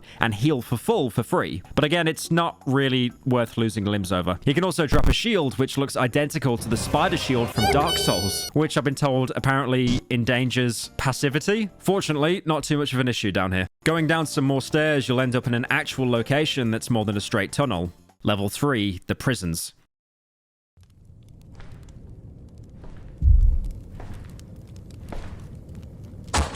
Wow, it's the prisons. And weren't you looking for a guy imprisoned here? Well, you know, fuck you, he's actually in a different prison entirely. This one just has 4 trillion guards and these little flying pieces of shit. This might actually be the single worst enemy in the game. Not because the cave gnomes are strong, I mean, they die in one hit, and they basically have one attack that does a maximum of like 12 damage. But because every attack has a 1 in 3 chance to cause infection and a 25% chance to cause bleeding. And what's even better, every time you fight them, there's actually 2 of them, just like with the dogs. And on 1 turn and every 2 turns, another one spawns in just to make sure you have enough resource drain in the game. You know, in case the first 2 weren't bad enough on their own. If you fight them normally, you'll usually kill them all by the 3rd turn, which also means you'll have to tank at least 5 hits in the best case scenario. After doing some very advanced calculations, I can confirm that there is exactly a 13% chance you walk out without a new strain of rabies. If you like these odds, I'll also remind you that there are multiple spawns of them in this room. So then you'll basically go down to 0% chance of not getting your own infection meds taxed. All of these calculations assume it's just you and the girl in the party, since, let's be honest, the girl won't be killing anything with that 20 damage dagger of hers. Best she can do is tank an infection, since unlike us, her missing legs don't slow the party down. There is technically something you can do in this fight because cave gnomes are illiterate freaks of nature. They won't understand a thing you say if you try and talk to them, unless you make a non-discernible sound with a funky little character at the end. This will put the gnome in a confused state, which forces it to skip 2 turns. This seems great until you think about what you're actually doing, which is wasting an action to make one gnome skip 2 turns instead of killing him and making him skip every turn. And then you're leaving yourself a target which will keep summoning more gnomes later on, even if the first one's dead. And by the way, if you choose the wrong talk option here, you'll instead summon another cave gnome. So yeah, have fun misclicking by accident. But thankfully, there is one single technique that helps you here. This is how you counter the gnomes. Since apparently their vision is entirely based on movement, I've mentioned before how usually it's worth it to just not fight enemies most of the time. And yeah, this just blatantly reinforces it. I actually don't know if this is a bug or not, but honestly, it does feel intentional, since what else are you going to do with these guys? If you keep running away, you'll hit the your party couldn't run jackpot eventually, and then you'll have to tank the attacks anyway. Just absolutely no counterplay to this enemy except to dodge and weave around them and never actually get into combat. Cave gnomes aside, the prisons themselves are pretty interesting. Most of the time you're walking on metal walkways over some gigantic chasm, probably connected to the caves, hence the cave gnomes appearing here. All the cells are built into solid rock though, which raises the question, why did they build the prisons here? What's the benefit of sticking each prison cell in the wall of a chasm when it just forces them to build these huge catwalks? Which, considering this is Middle Ages technology we're talking about. And also there's like these random lizard statues everywhere as well, which if anything would just obstruct construction. Unless they built those as a bonus afterwards for whatever reason. You could say that maybe that a floor collapsed and they had to rebuild the connections later, but then are you seriously telling me that it collapsed just perfectly to leave all these cells intact and just take everything else with it? It's just really bizarre from an in-universe perspective, but looking at it from a game perspective, it's actually really clever. The game's atmosphere was already blatantly hostile towards the player, but now you are literally suspended above a huge void in a dungeon known for having pieces of it collapse. Having these walkways also means that not only do you have little room to maneuver between enemies because they're so tight and you end up, getting stuck in cells trying to outrun guards, but also there's no walls between any of them, so enemies can aggro from basically any direction. About those enemies, cave gnomes are not actually the only thing you'll have to worry about, as there's actually a new fun variant of guard for you to get killed by, this time holding an entire ballista. He'll fire at you when he spots you in the overworld, so you'll have to decide quickly if you want to close the gap or run away. He's a bit more special compared to normal guards, as that he won't chase you, instead only being locked in place. The trade-off is that he's usually placed in the middle of the room, guarding the only walkway you can actually make progress, so you'll probably have to fight him either way. In combat, honestly, he's probably the most simple guard variant to kill. Just destroy the arms and the torso, and it's just free. Unless, that is, you happen to miss. Since not destroying the ballista on turn 2, at the very least, is crippling, and at the worst, well, you know the drill. Apart from the ballista, he also behaves like a normal guard, so expect to tank some tackles and maybe a stinger thrust, but at least he doesn't have the coin flip attack. If you don't want to take the pretty small chance of missing a hit on the ballista, there is actually something else you can do to boost your odds a little. In fact, this may be the only instance of the player benefiting from not playing mercenary, since if you're not playing him, guess who's right there, sitting behind those bars? You can free him with a key or a red vial, which he'll be very thankful for. Oh, hey. You got me out of here. I'm Cahara of the South, a mercenary at your service. Well... You can ask him what he's doing down here, but he doesn't want to give anything up to you. Maybe scared that you'll take the reward for his mission away from him. I do have a mission here, but let's save that story for another day, yeah? Alternatively, you can ask him how he ended up in this cell, but he doesn't seem to want to talk about what happened. I was caught by one of those malformed prison guards. Ugh. Your conversation took an awkward turn for some reason. Whatever you ask him, he'll ask to join your party straight after. Would you mind if we traveled together for a while? It's a bit suspicious considering how he was dodging every question just before, but you might as well get another party member that can actually fight for you, right? He's at least better than Enki in that he'll join you instantly rather than getting pissed that you even dared to talk to him. He's kind of dog shit as well as a party member since he doesn't have a single ability and you can only really use him to attack, but I guess it's better than the girl since, you know, he can at least do some kind of damage. After getting Cahara, you can guarantee an easy kill on the ballista guard, which frees up the entire area to explore. He'll also usually be right next to this huge office area, which has a couple of crates and what looks like a lever. Although, unfortunately, it does have an elite guard standing right in the middle. And if he sees you, he'll set course immediately to chase you. So you might think to try baiting him, you know, maybe put down a bear trap, since for some reason those are in the game. Normally, they'll take out an enemy's legs, so you think you'd be able to bait him and then just walk in and one-shot him in the head, because if the legs are taken out, the head is much more easier to hit. But this guard, for whatever reason, he does not care. He will simply levitate over the bear trap and completely ignore it, not even setting it off. So for now, it's probably best to leave him for the time being. Although you can at least easily grab that book from the table without attracting his aggro, which gets you another part of the captain's diary. Captain Rudimir, 30th of April, 1590. It was a mistake to take this position in these dungeons. It's next to impossible to keep any kind of order among troops here. There are powers at play here that we as mere mortals cannot fight against. I've come to accept this madness. A naked prisoner crucified on a sacrificial statue with his guts hanging out? Just another day in the dungeons. More and more troops are committing suicide every day. More food for those left. Orders to let some cultists do their wicked rituals here? Anything goes. All the gore and macabre scenery has become trivial to me. The High Priest demanded that we give them our prized prisoner, Lagarde of the Midnight Sun. I hesitated at first. After all, his worth in propaganda alone cannot be underestimated. But those priests somehow convinced higher-ups of their ways. Lagarde was transferred to the lower levels, below the mines.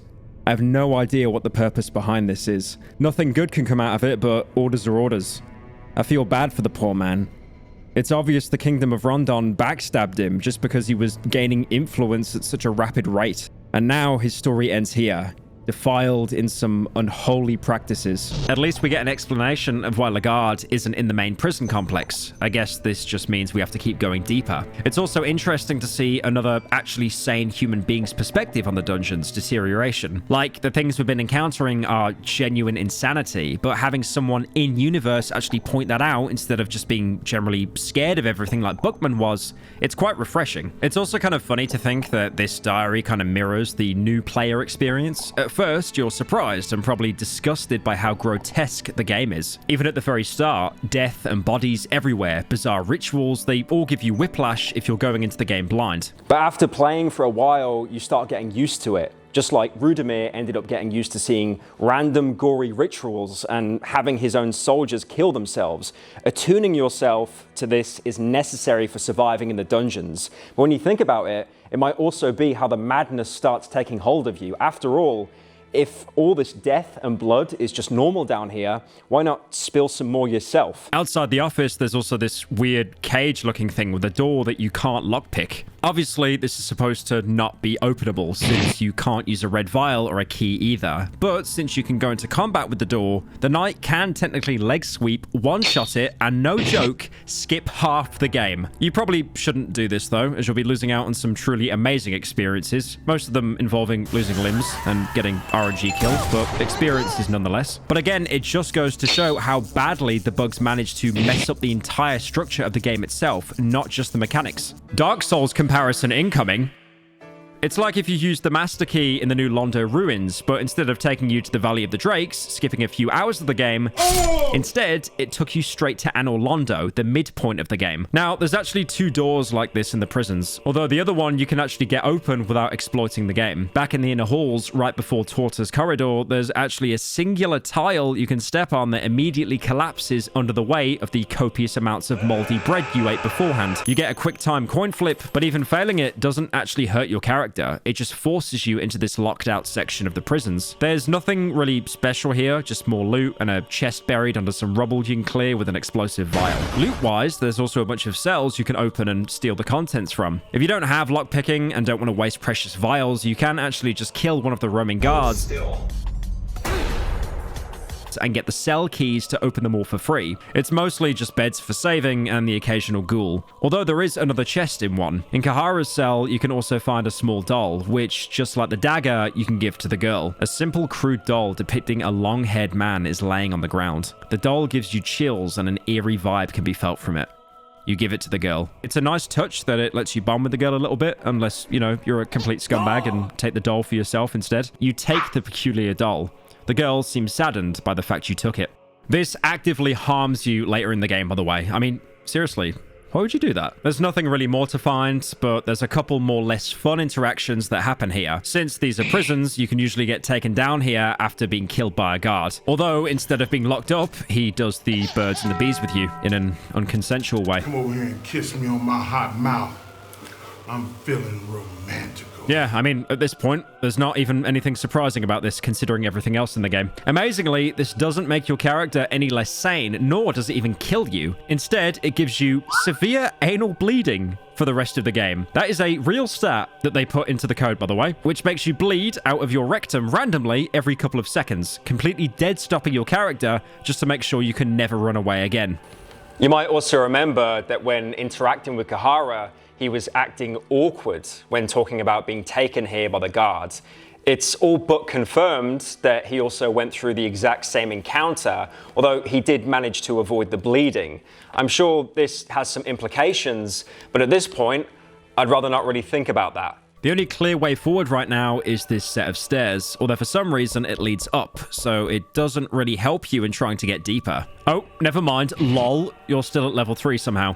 This is the basement, being mostly used as storage space for the dungeons. That is what you would be focusing on if you didn't just realize that Cahara was a complete scumbag and ran away from your party after robbing some of your items. This was, of course, completely unpredictable since, you know, it's not like he's the only character you play as that can learn steal from his intro and even abandon his comrades for a great benefit before the game's events play out. I mean, yeah, he's a dick, but you learned that from the character intro. Anyway, the basement.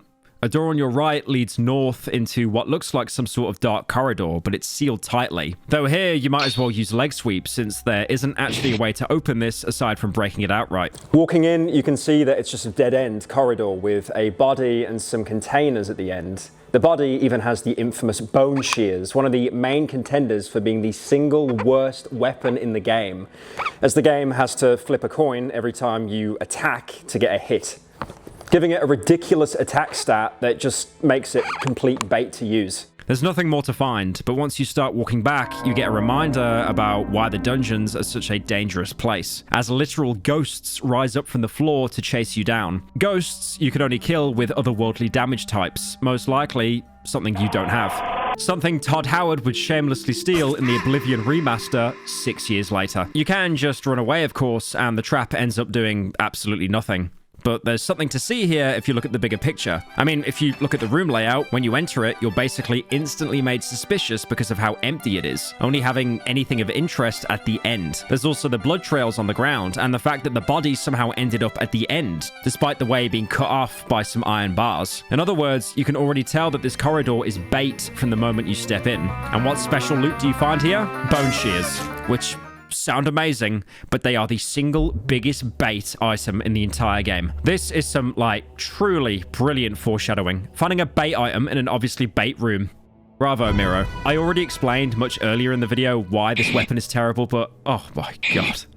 It's just It's just awful. Anyway, going back to the actual basement, there's actually a ton of cool loot containers here. I mean, seriously, it's basically impossible to not walk out of here absolutely stacked out of your mind. And it even looks like there's no enemies around. A giant armor marches from the shadows. Great.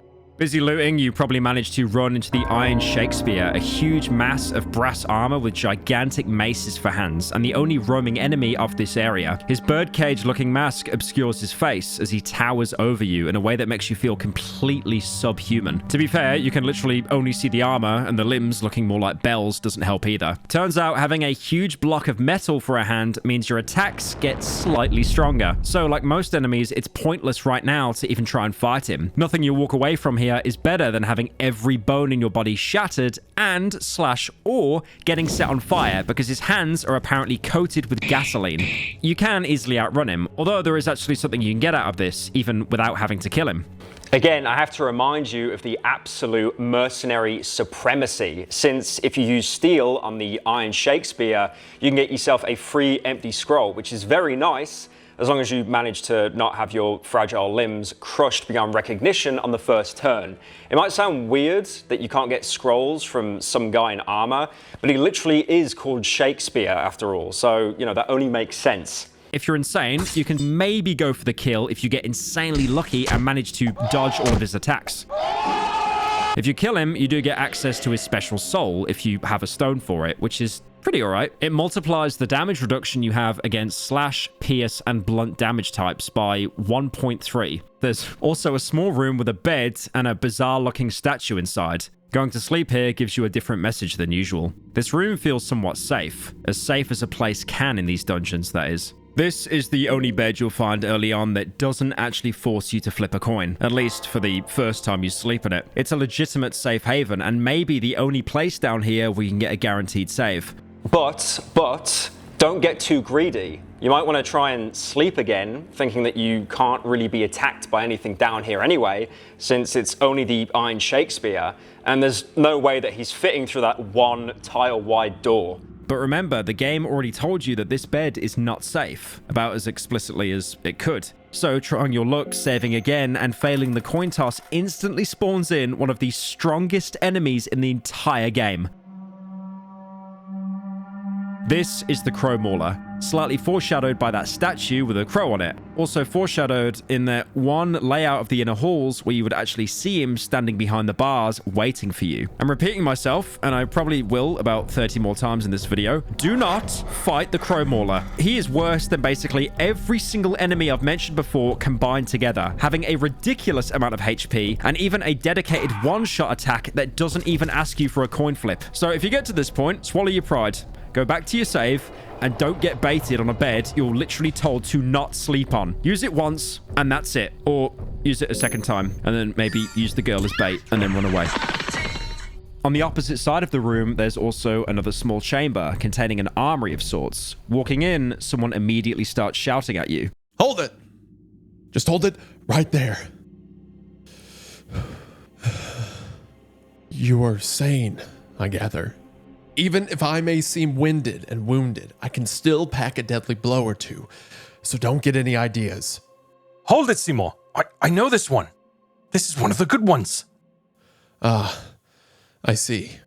It looks like that this is the safe place Buckman decided to run away to. I mean, marginally safer than the inner halls, considering the gigantic suit of armor walking around outside, and another smaller dead enemy literally in the entrance to this room. Again, still better than being with Trotur. Now, before you talk to him and his friend, I'm gonna have to tell you to not actually do this. Again, like many things in this game, you have literally no way of knowing this, but talking to them here will actually end up killing them later down the line and lock you out of one of the more interesting quests in the game. The only hint at this comes from what Seymor tells you when you speak to him here, but at this point, it's too late anyway. To be fair, the quest isn't insanely impactful or anything, but it still is very interesting. If you get here before rescuing Buckman, you can just talk to Seymor without any issues. It only causes them to die if you talk to them when they're both here. You seem to retain your sanity still. Hold on to it. It's a rare gift in the darkness. Anyway, despite the disclaimer, at least when you talk to them, you get some explanations for why they're even here. I delved down here together with my comrades. We have a mission to fulfill. The fate would, however, have it so that each of us got lost. I fear for the worst. We still haven't heard about the others. This is too late. Yes, perhaps. Should we prioritize our survival then? I do not really know. It's not like this wicked place would let us have our escape either. If we cannot head outside because of the unnaturally thick mist, we only have one direction to go. Down. This is the hint I mentioned. I guess if you don't talk to them, they just never get the revelation that the rest of their party is most likely dead. If you didn't help Buckman, or even better, if you intentionally sold him out, he'll instead talk about having to find him.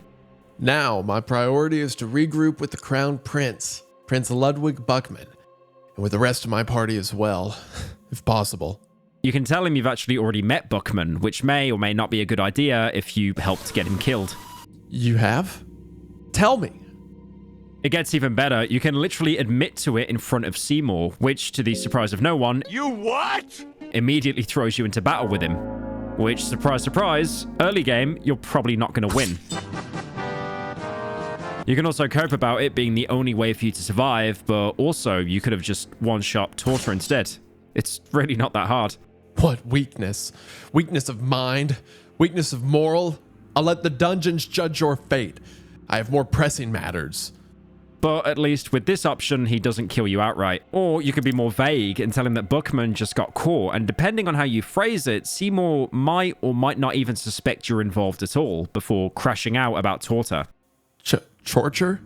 That rat of a man, that piece of shit of a man. What does he plan on doing with the prince? Has he lost his mind completely? So Seymor limped out as fast as he could. He had a burning hatred in his eyes, with his teeth grinding on each other. He left without saying a word.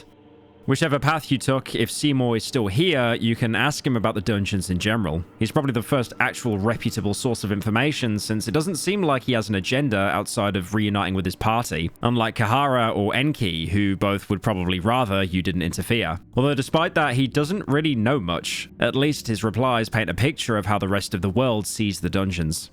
This place is used as prisons by the Kingdom of Rondon. Everyone knows these dungeons around these parts. They're pretty notorious, in fact. All kinds of rumors are exchanged in the darkness of the night. The rumors speak of unimaginable horrors. Who knew they were not just pesky rumors?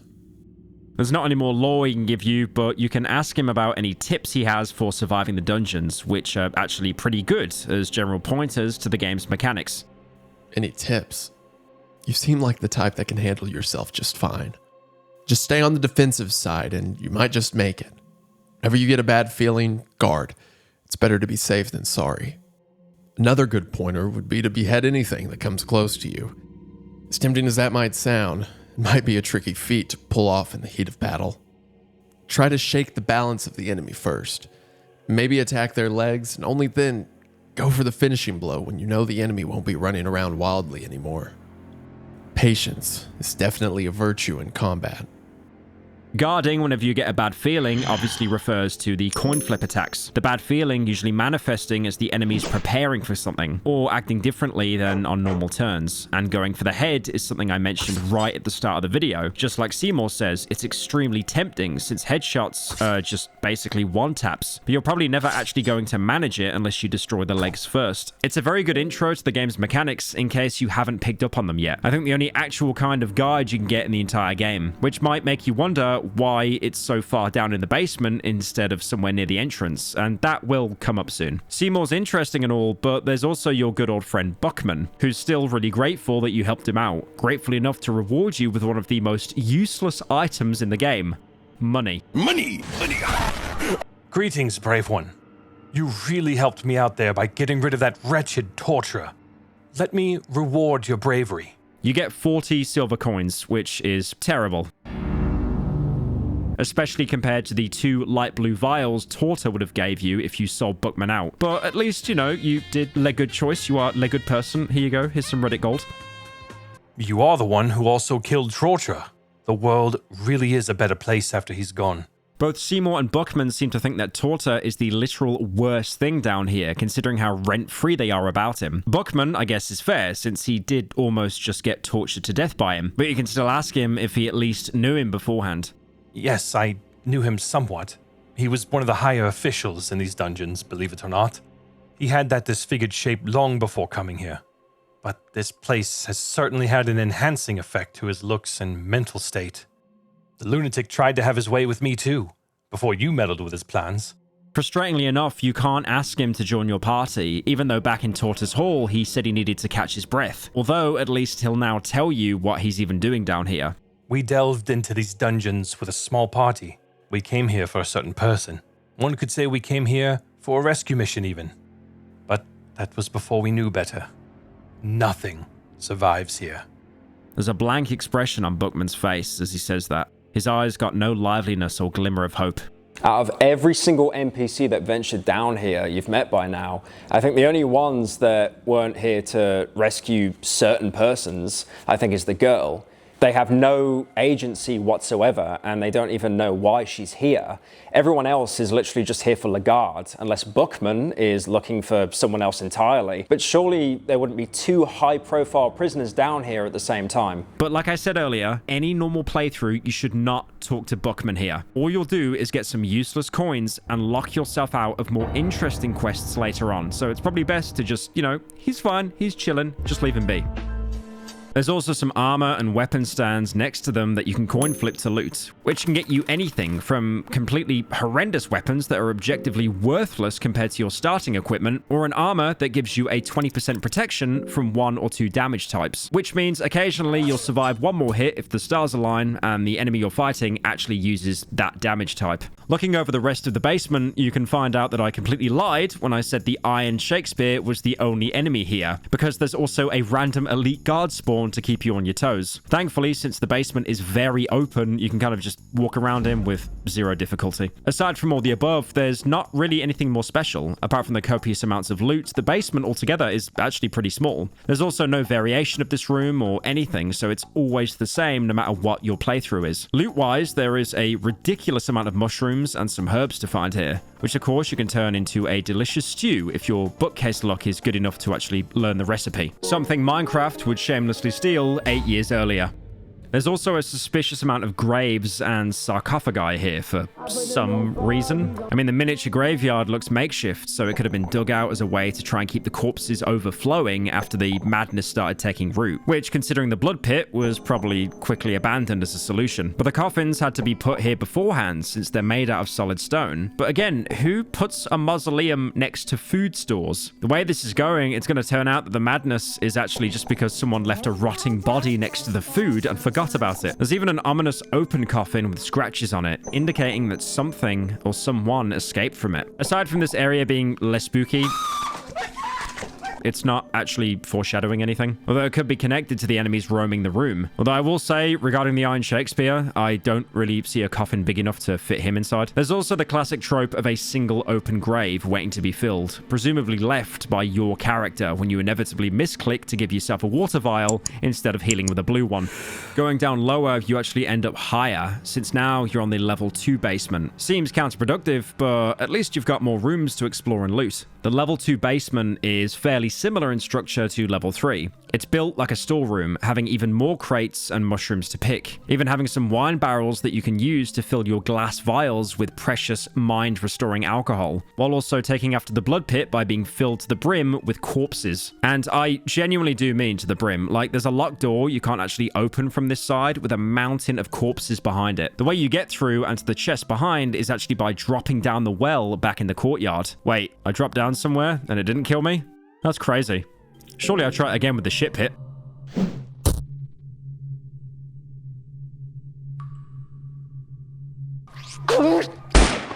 There's so many corpses stacked on top of each other that not only do they completely break your fall, you can climb on top of them to get back to the surface. It's one thing that it's all obviously macabre and shocking how there's corpses everywhere, but if you think about it, logistically, where did they even get this many corpses? The same issue with the blood pit. The dungeons couldn't have been insane for long, considering Lagarde was taken here recently, and presumably they weren't this far gone yet, since they did manage to take him down deeper, which was somewhere none of the rescue teams even managed to get to, and the dungeons simply aren't big enough to be holding enough prisoners to be stacked full of piles of bodies everywhere. Especially on top of that as well, in the upper layers, the Hydra made out of possibly dozens of people. Now, the reason why I'm talking about the bodies so much is there's actually a small Easter egg regarding them. You can see flies around some of them, and if you're playing as the Dark Priest, you might actually have mastery over insects, which lets you understand what they're saying. He carved an idol of his fear. One's the captain of humans. This seemingly references the crow mauler, who seems to have some connection to the basement. There's actually a locked door with an emblem of a crow on it that also connects to the mauler, but it's too sturdy to force your way through. Although it's almost like you can hear something through it. Come and find me. Let the blood flow. The whispers of the flies also mention a captain, which could be referencing the captain of the guard, Rudimir, whose diary you found earlier, but so far there's not really anything even connecting him to the basements. Also, an interesting thing about the whispers is the line about carving an idol of his fear. This is also the line the priests repeat whenever you go into combat with them, which makes me think that it's not really metaphorical or symbolic, but rather an actual thing, or more likely a ritual that they carry out to purge themselves of fear. Apart from the flies, there's actually also another new enemy you can fight here, the Maneba. It's basically a jellyfish if it took as much Trenbolone acetate as the average fitness TikToker. And even then, it's really not that threatening. They're not even really aggressive towards you. Mostly they just float around the room and they're pretty easy to avoid. There's also absolutely no point in fighting them since they never drop anything as well. If you do get into combat with them for whatever reason, just aim for the head. Despite what Seymor told you earlier and what I've been telling you a lot through this game, in this case, the head is the only viable target since it's one of the few enemies in the game that doesn't have high evasion. But if for whatever reason you miss, you'll find that even though these guys are easy, they can still punish you for the rest of the game. Getting attacked by the tentacles only does damage, which, you know, I mean, it's not even that much. Look at it. But if you get injected by the head, you will immediately get infected with parasites that double your hunger rate until you cure them. How do you cure them, you might ask? You have to first find this semi-rare item called worm juice. Good luck pulling that out of the huge item pool, however. All right, sure, you got the worm juice and you've took it. That's great. But if you read the item description, you'll find it is literally a vial of poison, which means, yeah, if you drink it, sure, you'll cure the parasites. Now, you'll just be poisoned instead, taking 10% HP damage every single turn. So, how do you cure being poisoned? Guess what? You have to get lucky again. Either pull a white vial or an alchemy book and mix yourself some nice herbs. Just make sure to mix the right ones. If you mix the wrong ones, you'll end up wasting precious healing materials. So yeah, just don't fight them. They give you a debuff, and you use an item to get rid of the debuff. That gives you another debuff, and you need another item to get rid of that debuff. Like, you just don't do it. Just avoid them. Although I will say that there is actually an interesting interaction with them if you try and talk to them. They obviously can't talk, but instead of making weird grunts or growls, they'll actually telepathically transmit information straight to your brain. As the Manaba floats around mysteriously, you feel as your question is being answered inside your head. The Manaba seems to suggest that it needs to absorb your life force. It's nothing personal. Out of all the enemies you've met so far, this is the first one that isn't inherently cruel. I mean, honestly, at this point, I'd even chalk up the dogs wanting to murder you just for the fun of it. Again, waiting 7 years behind a stone wall, by the way. Because in reality, the Manaba just needs you for sustenance. It doesn't really change much since the end result is still the same. It's just another creature that wants to kill you, but at least it points to them having more of an intelligence instead of just mindlessly attacking everything they see. Like it said, it's nothing personal. As you move through the room, you'll also find a weird symbol drawn in blood on the floor. It looks like a reversed capital R inside a circle, but your character doesn't recognize it, only identifying it as an older, more obscure god. Though you might not even be able to examine it, since trying to approach it, you'll literally fall through the floor. You'll wake up inside the flip side, a collection of small rooms separated with a huge dark plane. It feels more like a different dimension than an actual room, although it still has the characteristics of the basement with the same kind of flooring and even a wine barrel. I may be in the abyss, but at least there's free alcohol. As you move through the room looking for an exit, you'll realize you aren't alone here. You'll get jump scared by a dark figure flying around and laughing before it disappears. Whatever it is, it's probably responsible for dragging you down here, which means it's strong enough to be able to create an entire pocket dimension and trap people inside. So, yeah, like a lot of things, might be best to avoid fighting it. If you speed through the rooms, you can actually escape quite easily, but there's also a small Easter egg you can find if you explore a bit more. All of these rooms have very clearly pronounced exits to help you navigate, but the room with the sarcophagus actually has another way if you go down first. You walk into another corpse storage room, but beyond it, you'll find a single grave, which of course tells you that this grave belongs to whichever character you picked. Funnily enough, this does actually provide some useful information, like all the characters' birth years and the current year, which you might have already found out from the dated notes. But it's nice to have some solid confirmation that the year is 1590. You also have the option to dig up the grave, which of course just exposes your character's dead body. It's all really interesting, but if you spend too much time looking around, you'll end up getting attacked by the thing chasing you, the Black Witch. Surprisingly, for what should be a terrifying boss, she isn't that unmanageable. She only attacks with her arms, and while her attacks are devastating, her left arm casting Black Orb, which can literally one-shot you if you're unlucky enough, and her right side stabbing you with a poison knife, both only actually have 20 health points, which means the girl might actually be able to take one out for you. Or if you're playing the knight, you can also leg sweep, since in this case, it instantly destroys both arms for whatever reason. As with the other enemies, you can talk to her, and she'll...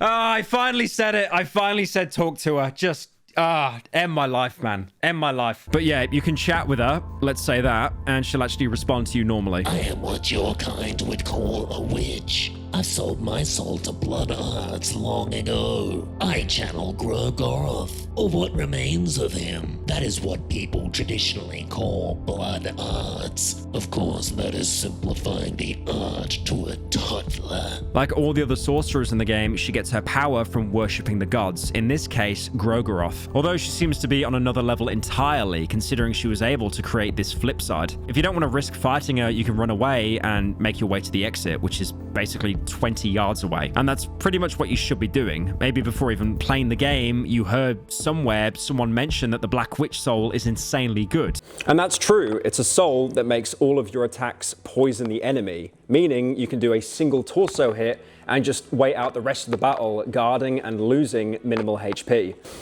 The only issue is that you can't actually get the soul if you kill her here. And it's not even on purpose to stop players from getting broken items too early. There's an event scripted to which you get the Black Witch soul if you kill him without having to use the soul stone. Except, of course, like everything in this game, it's bugged. So killing her in the flip side gives you absolutely nothing and only risks you taking 90 damage or getting poisoned. Although you can, of course, ask for it through an empty scroll, since it can generate almost all items in the game by just typing, "Oh Lord, give me Black Witch," which gives you it for free and solves almost every single combat for the rest of the game. Incredibly balanced. However way you get out the flip side, the only way to go now is through that doorway there, which leads to what is basically a larger staircase leading up. Going up the stairs, you can find out that this actually wasn't a way to progress at all. All it did was take you back to the start of the game.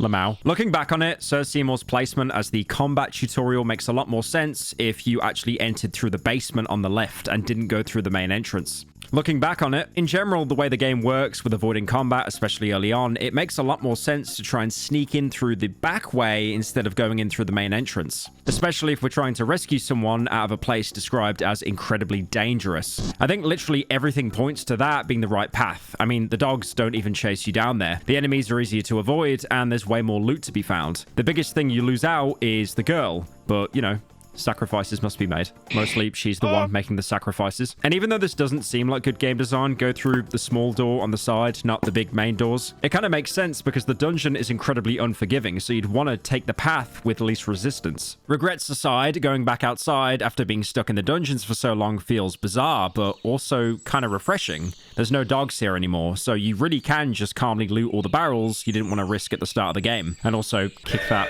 dead horse for some reason. What's even better is there's actually a merchant here that you can trade with. What are you buying? Hello there, dweller. Your eyes, they are starting to have that absent gaze in them already. A little bird told me that these dungeons just swallowed a new set of poor bastards. I just saw a business opportunity, that's all. So, what shall it be?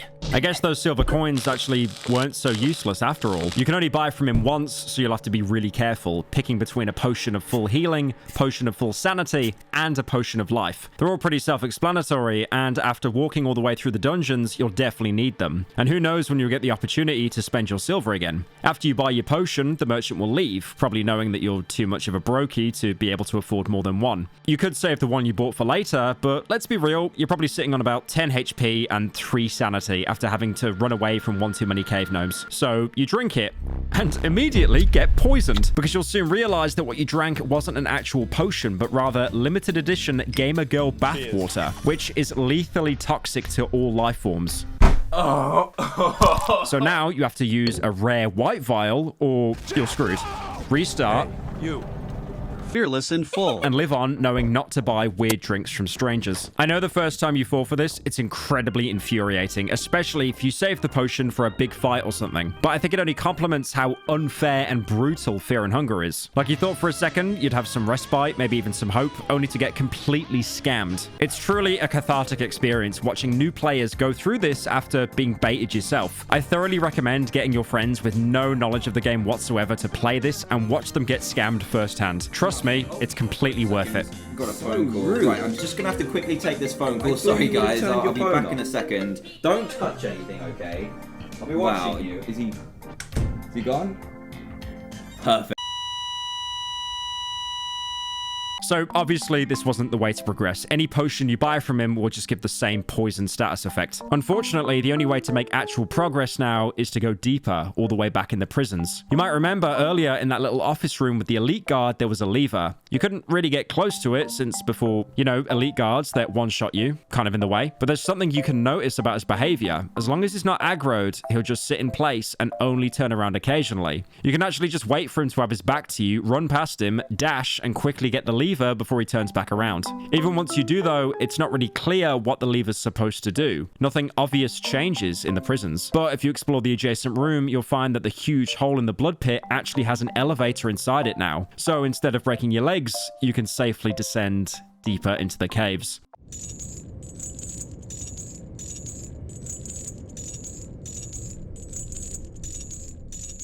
The caves are maybe the most open area in the entire game, being basically one big field with only a few smaller pathways splitting off around the huge chasm leading deeper down. The whole area is reasonably safe. Fear and Hunger, reasonably safe.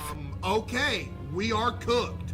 Aside, of course, from more cave gnomes, who have about 3,000 different spawns, which, to be fair, why are you surprised? They have the word cave in their name. The moment you land, you can immediately see some sort of shrine sticking out of the ground. Normally, you'd have to guess who it's dedicated to. I mean, it's pretty hard to figure out. It's not like it literally looks like a giant penis. Anyway, after praying to Sylvian and dodging past more cave gnomes, you'll find a small bridge to the other side of the cave. But the second you walk off it, you'll be attacked. This is Moonless, a cave wolf. Unlike the other dogs you were attacked by earlier, she's attacking you alone and is nowhere near as dangerous as them. Although realistically, you shouldn't really be trying to fight her at all. Instead, if you talk to her, yes, talk to a dog, and then offer her rotten meat, do this one more time, and congratulations! You now have another party member. You're welcome, by the way. I hope you didn't accidentally one-shot her before doing this. Moonless is one of the best companions in the game. Not because she's the strongest. She actually does horrendous damage, usually less than you at the beginning of the game. But her main ability is urinating on every single pillar and fence post the dev decided to put into the game. Real talk though, Moonless is a pretty decent party member, especially considering how early you can get her. You can't control her actions whatsoever. She'll take every turn by herself, every time. But she doesn't just take actions randomly. In fact, she'll always target your enemy's weakest limb. To compensate for the lack of control though, she does have one big advantage. She gets 2 actions a turn instead of 1. Notice how I said actions, not actually attacks? Because while Moonless doesn't have any abilities of her own, she can apparently read books perfectly, which means you can teach her spells using scrolls. What's even better about this is while she will lose mind to cast, there's no mechanic at all related to her actually going below the mind threshold. She really just does not care. She's also completely immune to poison and parasites, meaning you can feed her endless supplies of worm juice and moldy bread. If you wanted to, you can cut off her paws with a bone saw, and this will end up giving you a cave wolf paw, an accessory which gives you luck, which, by the way, like most open stats in the game, doesn't really do anything. So this is all fun and great, but not everyone is lucky enough to pull a scroll of the dark arts from their first bookshelf. If you can't teach Moonless a good spell, then surely she kind of sucks compared to a regular party member. Technically, yeah. At the start of the game, when her attack is only around 80 damage, on average, she'll be underperforming. Her attacks do have a 60% chance to also cause bleeding, which is nice, but she'll still probably have less DPS than your main character. But if you walk around with her and let her urinate as many times as possible, eventually she'll level up. Now she'll do almost double the damage that she did before. And if you stick with her for longer, she'll level up again. She'll get a decent damage boost, around 150% of what she was doing before. Moonless aside, this little rock-shaped island has one small thing to offer. There's something chained up to the rock wall that you can interact with. There is a huge creature chained up on the wall. It's not dried up, but it's uncertain whether it's alive or not. If you have a glass vial, your character will also notice this. Its breasts are oozing yellow mucus, which lets you milk it, giving you a yellow vial. You could argue about the safety of using liquid harvested from random things chained to the wall, but I think the game has normalized enough so far anyway. The yellow vial, by the way, is just food, which is only slightly helpful since at this point, you probably have looted enough moldy bread. Oh, and for some reason, you can only use them in combat. I'm guessing that in anything less than a life or death situation, starvation is preferable to eating whatever delicious gruel slop is in these. And if you thought you could have an infinite food glitch going on with just farming these yellow vials, you can only fill up 2 before the creature is emptied completely. But aside from eating them, the vials do actually have other uses. You can use them in crafting to make some combat-stimulating vials, if you also manage to find Alchemelia Volume 2, a rare book in the bookshelf. Or why would you want to buff your attack when the dog is spamming black magic at the enemy's cranium twice a turn? These are the main questions you'll have to ask yourself as you understand that this game's in-depth crafting system with tens of recipes and multitudes of items don't actually even come into play most of the time, because why would you bother making potions just to waste a turn using them and then to get immediately dismembered anyway? And let's be real, if you couldn't win without that potion, it probably wasn't even enough to help you anyway. That's all for this area, but you might have seen there was actually another small corridor leading right, just like the bridge. Walking through, you'll hear something from the darkness, but nothing actually attacks you, so you just keep moving. You continue into what looks like a nest with a bunch of eggs, which you can interact with to break. There's no real incentive to do so, and you don't get any items from it. Deeper into the nest, you can find something shining on the ground. It's a soul stone, completely free to take with 0 strings attached. You know, just ignore the weird sounds you heard when you were walking up to take it.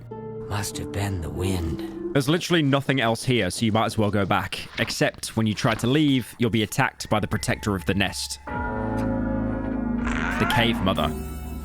This is the first proper boss of the game that you actually have a decent chance against. She only has one main attack, the Tooth Bite, which doesn't do much damage, but it can take off your limbs, which means you'll want to kill her as quickly as possible. Unfortunately, she also has one more ability. As long as she has her breasts, that is not a joke, she'll keep summoning cave gnomes, making sure you don't only lose your arms and your legs, but you also get infected and bleed out. There's 2 ways you can win this fight. One is the usual, target the torso, run out the health bar. Pretty simple, and she doesn't actually have that much torso HP, so you'll probably take her down in around 2 turns. Especially if you're lucky and Moonless actually targets the limb that you want for once. Or you can target the wings, since taking both of them out will actually also end the fight, since the Cave Mother won't be able to keep herself in the air. Although they do have much more HP combined than the torso. Other than that, you can also completely mitigate her damage if you really don't want to risk anything. You might remember using the red vial to melt locks. So imagine what it would do if you poured it on someone's eyes, or in this case, a limb's eye. Anyway, if you throw it at the torso, the Cave Mother won't ever be able to hit you, and you can just close out the fight without any risk. Except winning here isn't enough. She still manages to run off. If you try to walk back out the main cave, she'll rush and attack you again, this time charging at you with her wings gone, even if you didn't take them out. And if you didn't take out her breasts in the first phase, I hope you like fighting some more cave gnomes, because oh my god, they spawn every single turn. Now she actually has her head as a separate body part. I guess she couldn't have it separate before, since it would be a bit hard to justify her coming back to the fight, you know, if she got decapitated. So no head? Her attacks don't change. It's still the same tooth bite, but now it's the head using it. So you can still just use a red vial and be fine. You may also notice something weird. If you use the red vial in combat earlier, you'll actually still have it in your inventory. I mean, yeah, the game's bugged. Nothing new. Apparently, using red vials in combat doesn't consume them. How nice. I mean, eventually you'll do it. You'll kill the cave mother. And this time, she'll actually stay dead instead of running away. Searching her body, you'll find some gnome eggs, which confirms what was already highly suspected. This is the source of the cave gnomes. Killing her might be the single most morally positive thing you've done in the entire game. You can actually loot multiple eggs from her, although they don't actually seem to be used for anything. Aside from that, you can also use that soul stone you got earlier to get the cave mother soul from her body. I mean, it's alright. It multiplies your attack by 1.1 times, which sometimes might give you just enough damage to one-shot a limb, but most of the time you probably won't even notice it. Unfortunately, there's probably some more cave mothers out there, so at this point, it's probably better to cut our losses and move on. And if you thought the cave mother was bad, up ahead is one of the most despicable, degenerate characters in the entire game. Well, hello, stranger. How are you doing on this wonderful day? This is Pocketcat, possibly the first person you've met down here that actually asked about your feelings. How nice of him. And you even get 3 amazingly expressive responses to pick from. What is so wonderful about it? Depressed as always, and my personal favorite, I want to die. I want to die. The more accurate response after having played this game is, of course, the third one, to which Pocketcat has a truly perfect reply to. Don't we all? Don't we all? Life sure is peculiar like that, huh? You can break the flow of the conversation to try and get to the point, but if you've been spam leveling your charisma on the side, you'll know to play along with him. Who knows when you're, gonna get to talk to another sentient being that doesn't instantly want to kill you, and also has probably some of the most quirky dialogue in the entire game. Life is peculiar when you're peculiar. Life is peculiar when you're peculiar. Got that right. I'm liking you already. I know we just met, but I feel the connection forming here already. I hope you don't mind if I ask this straight. Living humans are divided into 2 groups, yes? There are children of light, those destined to walk under the bright sun. Those people do well in all hardships of life. They have dear humans who they want to return to. Even in the darkest hour, they can feel warmth of their loved ones in their heart and gain extra courage from that. Then, in the opposite end of the spectrum, there are people of darkness. Those people are often driven to depression and sorrow because of life's peculiar ways. But they have learned to live with those feelings, in fact. They have grown to love the ever-pressing darkness within. Those humans are able to draw energy from darkness. They are not dependent on other people. They only need darkness. Their old friend. Darkness, their old friend. Holy Reddit line. So, humans of light and darkness. Which one are you? Considering the character you're playing, I don't think any of them can really be classed as humans of light. They all ended up down here after all, either from desperation, pursuit of the dark arts, or seeking revenge. None of those really apply to humans of light. Darkness. Yes, they all are. I suspected as much. I'm glad you were able to be so honest with me. Tell me, do you love me by chance? You might be tempted to answer yes. I mean, you should be. What's not to love about Pocketcat? But if you do, he'll immediately call you out. Right. So you really aren't a human of darkness. You just said so, because you thought that's what I wanted to hear. But that's all right, really. However, you must always remember to be yourself in every situation. Even if you love someone, because if you base your love on a lie like that, it won't end well for you. Well, it probably won't end well anyways, but that's life. Peculiar as always. Surprisingly sound advice from a random guy sitting in a cave. Telling him no instead has him praise you. Ooh, very good, very good. I love honest words, even when they hurt me. I say that now, but I'm probably gonna feel really awful later on. But don't you worry about that. Really. I have grown to love this feeling of being rejected. It's a bit sad to have to hurt him like this, but, you know, at least you were honest. Well, anyways, I'm a merchant of sorts. I sell precious items and weapons for those in need. Okay, I know what you're thinking. I lied. There's actually an easily accessible merchant just sitting in a cave. Silver is now really important. You're going to go back to Buckman right now to get that silver and buy Pocketcat out completely. Except there's one small issue. The funny thing is, though, I don't want your gold or silver. I will trade items for human children. Bring them to me, and I'll make it worth your while. My pockets are very deep, you see. Yeah, never mind. This guy's mentally ill. You might be tempted to give him the girl, maybe thinking that she's only a drain on your resources, which is mostly true, actually. It's not like she actually does anything, even in combat. And Pocketcat wasn't lying about having deep pockets. He sells some genuinely amazing gear, like a claymore which has 80 attack, being one of the best weapons in the game, especially this early on. Or the Ancient Book, which is actually the literal Necronomicon I mentioned earlier, which lets you coin flip between getting a random overpowered Gro'goroth spell or straight up dying. You can also go simple and get the Book of Enlightenment. Having a free save is always great. Good.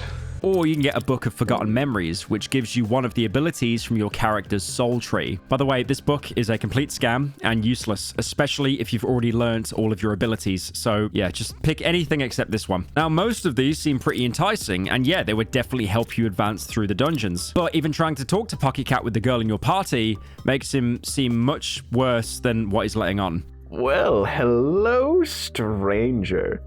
And hello, little one. What a pretty little face you are. I like your hips and ankles especially. The girl seems to be scared of Pocketcat. How about I make you an offer you cannot refuse? Just for you, my special customer. You've come so far with the girl, and considering how Pocketcat acts the same way as a... Can I even say that? Fucking hell. It's probably better to not give her up. Even if it sets you back, you might still have some semblance of morality left worth keeping. Leaving Pocketcat behind, there's nothing more for you in the caves. The only option is to go deeper. As you walk past the wooden beams holding up the rock ceiling above you, you get a horrible feeling inside you, worse than the ever-present ominousness you've been stuck with ever since you entered the dungeons. You feel a terrible presence entering these dungeons. Right, so you remember the Crow Mauler? You remember how I talked about him being one of the strongest enemies in the entire game and how it's basically pointless to fight him? Well, now he chases you everywhere you go. You can be anywhere in the dungeons, even somewhere high up, like the inner halls, and he can still somehow find you. The only warning you'll get again is that creeping feeling on your back, like something terrible has just entered the room. But you won't even know where he's coming from, since he can spawn at any of the room's entrances or exits, making for a very fun experience where he spawns right in front of you as you're about to go into another room. Although I have to say, despite making the dungeons even more dangerous, he's actually pretty simple to just sidestep. That, or run away from if you walk into him by accident. The only real issue happens when he backs you into a corner, making it so you physically can't run away, even with the beloved escape plan. At that point, there's not really anything you can do. So either watch where you're going and plan around being stuck on one tile-wide corridors, or make sure to save the game as often as you can. At least he's not actually guaranteed to spawn in every room that you enter, and you'll often get a good minute of leeway before he starts giving you chase again. So for the most part, he just becomes a nuisance you'll sometimes have to care for. Anyway, having crossed the threshold, you now enter level 5, the mines. Despite the caverns looking pretty bare and untamed, being literally just rock except for one statue and a single bridge, it seems like the mines were actually pretty developed and largely in use, considering all the leftover rail and minecarts, as well as the wooden shoring, making sure the tunnels didn't actually collapse on anyone's head, which mysteriously still holds up, even after half the dungeon's upper floors managed to collapse in on themselves. Also, that terrible feeling you got isn't exclusive to you. as this is yet another place where your party members can schizo out and attempt to leave if their mind stat is low enough. That is, except Moonless, of course. She doesn't care.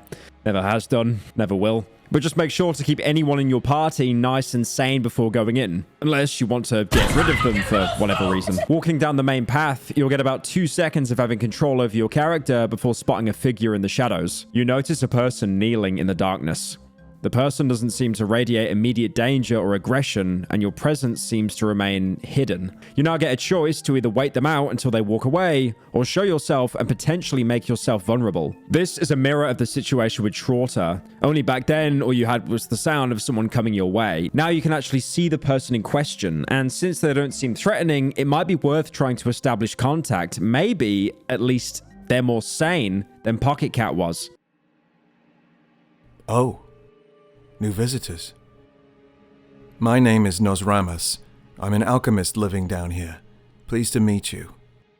You cannot quite tell if the alchemist is a woman or a man. Something about his stature seems almost otherworldly or ancient. You get to choose to be courteous and reply to him with a greeting, or still not be immediately trusting and say nothing. Whatever you choose, Nosramus will quickly take his leave, using the most cliche excuse possible. My apologies. I left a kettle on and I'm in a bit of a hurry. Let's meet again. Just like that, he's gone. And by the way, I know the game describes Nosramus as androgynous, just like that one level in Cruelty Squad. Wow, great reference there. But most of the dialogue relating to him ends up using male pronouns anyway. Like this little bit appears if you let him walk off. The person disappeared into the darkness. The echoes of his footsteps sound distant before vanishing into the moist air. His gender aside, it's weird to hear that not only he's a sane human, being that he's survived coming down here, but that he actually lives here. Earlier, the only human being that actually lived in the dungeons was Trotur, and with him, it's a struggle to even call him human still. Whoever Nosramus is, there's definitely much more to him than he lets on. Now that you actually have control of your character, you can freely explore the mines. With its claustrophobic mine shafts that are about 2 tiles wide, as well as randomly placed dead ends. It's ridiculously easy to get stuck between a wall and one of the enemies. The first of which you'll probably encounter being the Night Lurch. It's a variant of the Ghoul, meaning if you made a skin suit out of pale skin, you'll be able to not draw aggro from him. Otherwise, you'll really want to be the one to initiate combat, since if you let him attack you, he'll jump on you and... I can't say it because I don't want YouTube to take down the video. Oh my god. Should look great. Now, apart from that being a complete fear and hunger moment, you now have the unique stat of severe anal bleeding, and it lasts the rest of the game. In combat, he's also a pain in the ass to deal with. You guys get it, right? You get it. Because he connection. He'll try to bite you with his head, which of course causes infection, and he'll slash you with his arms, which not only does up to 40 damage, but also always causes bleeding, can give you an infection same as the head, but also has another unique debuff associated with it, critical state. Getting hit while in critical state will instantly take your health down to 1. Technically, this means you can't get one-tapped while in critical state, which is a bonus, but most of the time, this just means that you're losing 60 valuable HP because unlucky, I guess. Thankfully, after combat, the debuff disappears. The anal bleeding will never disappear. One interesting thing about the Night Lurch is that they are completely blind. Something you can kind of exploit in the overworld to avoid them, although that doesn't stop them from sensing you sometimes and instantly lunging at you. This only really ends up mattering if you were going to try and cheese him with a red vial, maybe to try to at least stop his head from giving you 40 different strains of syphilis. But again, like, he's already blind. Making him more blind probably won't do anything. As for the actual strat for this fight, you have a couple of options. Just going for the torso will probably kill him in 2 turns, which will unfortunately guarantee you take a lot of damage as well as getting infected. You'll maybe even get severe anal bleeding because... have a guess what attack he does on a coin flip turn. I was by a bug. Instead, you can try a more strategic approach. You can try and talk to him, but anything you say will be met with Night Lurch's crotch horn hardens. But just like the cave gnomes, actions speak louder than words. So if you have some rotten meat on you, you can throw it in his general direction and completely distract him for a turn. Which means now anyone in your party get a free turn of killing limbs, since they only have 20 HP. All you have to do now is get the head vulnerable and one-tap it, which, surprise, surprise, you don't even have to destroy the legs to do like most enemies. You just have to get the horn, which I assume is what he uses as replacement for his eyes. So now, either spamming the meat for a few turns while another party member takes out the horn and head, or just getting lucky with Moonless. You can easily kill him with pretty much no damage taken. Alternatively, if you still have the Priest's Lantern left over from the inner halls, you can just throw it at the head in one turn and kill it. Since the Priest's Lanterns, for some reason, are very well known for being innately pulled to any kind of craniums they encounter. But killing him doesn't actually give you anything interesting, just a few silver coins. But at least it clears out a hallway so you don't have to worry about getting randomly jumped and forced to, let's just say, reset the run.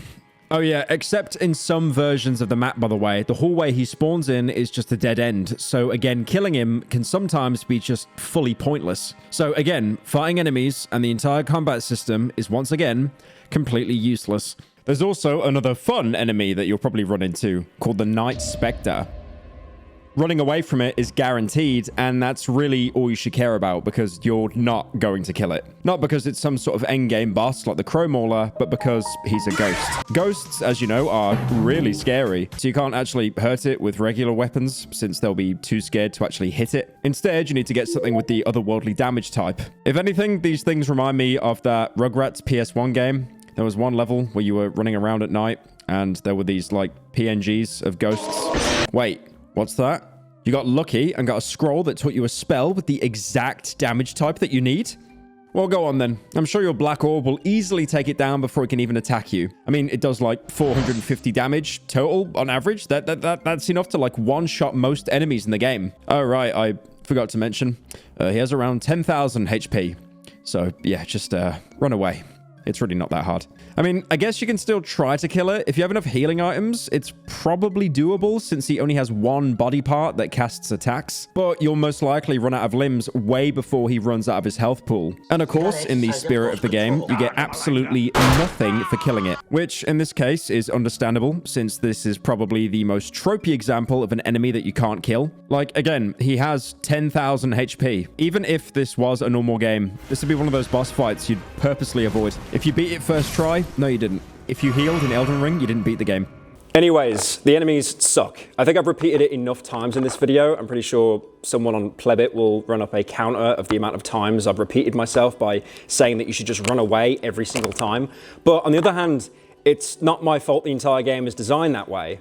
You know, you can take that up with Finland. Fortunately, there is more than just enemies down here. In the side of one of the corridors, you can find a small passageway with a lock-pickable door, leading into what looks like an underground lake.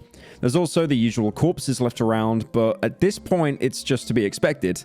Just barely off the shore, there's something shimmering in the water. Maybe we got lucky, and there's some good items to find here. Unfortunately for you, this is Fear and Hunger. The second you reach for it, a gigantic axolotl comes out the lake and immediately attacks you. This is called the salmon snake, which is an interesting choice considering it has exactly zero resemblance to a salmon, a snake, or any mixture of the two. I mean, a lot of enemies in the game are named after things that they resemble, I guess. Like, for example, Trotur, because he tortures people. Get it? Now, for this fight, I would say run away, lol. But you actually can't run away this fight. I guess the door behind you just mysteriously locks itself since there's no way the salmon snake could stop you from just walking away. It doesn't even go on land, it just sits in the water. Surely you could just back up 5 meters and be completely safe. Unfortunately, reason and logic do not work in the dungeons, so you kind of got to make do with what you're given. And what you're given is a torso with 1,250 HP. Again, okay, it's not as bad as the 10,000 HP pool the Night Spectre had, but this is still a pretty healthy boss. Now, you'd think it's got a big head. I could probably hit it. And you probably can, to be fair, but the head alone has 1,200 HP. To compensate, the salmon snake doesn't really do much in the way of damage. Its arms, both of which have 800 HP, will constantly try to smash you into the ground, dealing around 30 damage a turn, which isn't too bad. But there's also a 60% chance they stun whoever they hit for 2 entire turns, which in effect means you'll have your main character stunned turn 1, wait 2 turns for it to wear off, just to get hit again, and then get stunned 2 more turns. And then you realize you're playing a game surgically designed to engineer an aneurysm inside your brain. Uninstall the game and delete your Steam account in an attempt to bring yourself back to the light and become a functional member of human society. Oh wait, no, you can't do that because you just got stunned again, and now you've got to wait 4 turns to try and make a single attack. Fun and interactive gameplay aside, the arms only have a 50% chance of attacking you, which you can actually lower to 25% if you target the eyes. The only body part with a reasonable HP pool of 150, probably enough to one-tap with most weapons. After the eyes, you can try to take one of the arms out, but like I said, it's kind of pointless considering they have 800 health each. And even if you somehow manage to take out the arms, he'll just start headbutting you instead. But if you really, really don't want to risk taking damage or even being stun locked, you can try talking to it and find out that the cave mother wasn't actually completely useless, since you can use those gnome eggs you got from her and feed them to the salmon snake, stunning it for 2 turns every time you give it one. This, from what I found, is pretty much the only use of the eggs.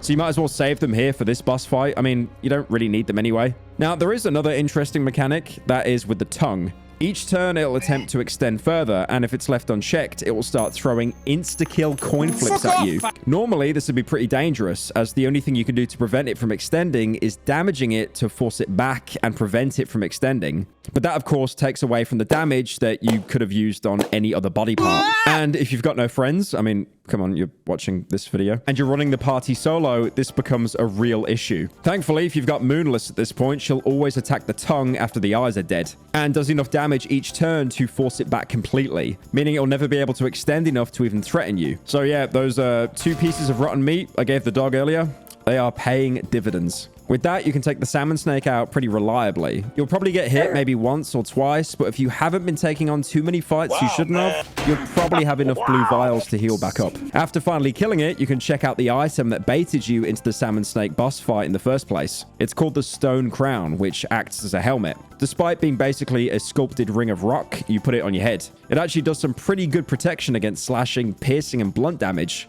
Not sure if it was worth the boss fight, but I guess it's better than another coin flip or something. And more importantly, there's the salmon snake corpse, which, surprise, surprise, actually has worthwhile loot for once. First of all, the soul you can get from it if you have a stone is one of the most versatile ones in the game, preventing bleeding, infection, burning, and critical state, while also making you unable to lose limbs, which is really, really useful. But prevention isn't the only thing it does. If you equip the soul on someone who's already infected or bleeding, they'll get cured instantly. So it's not only a good defense item, it's an infinite use cure for some of the most frustrating status effects in the game.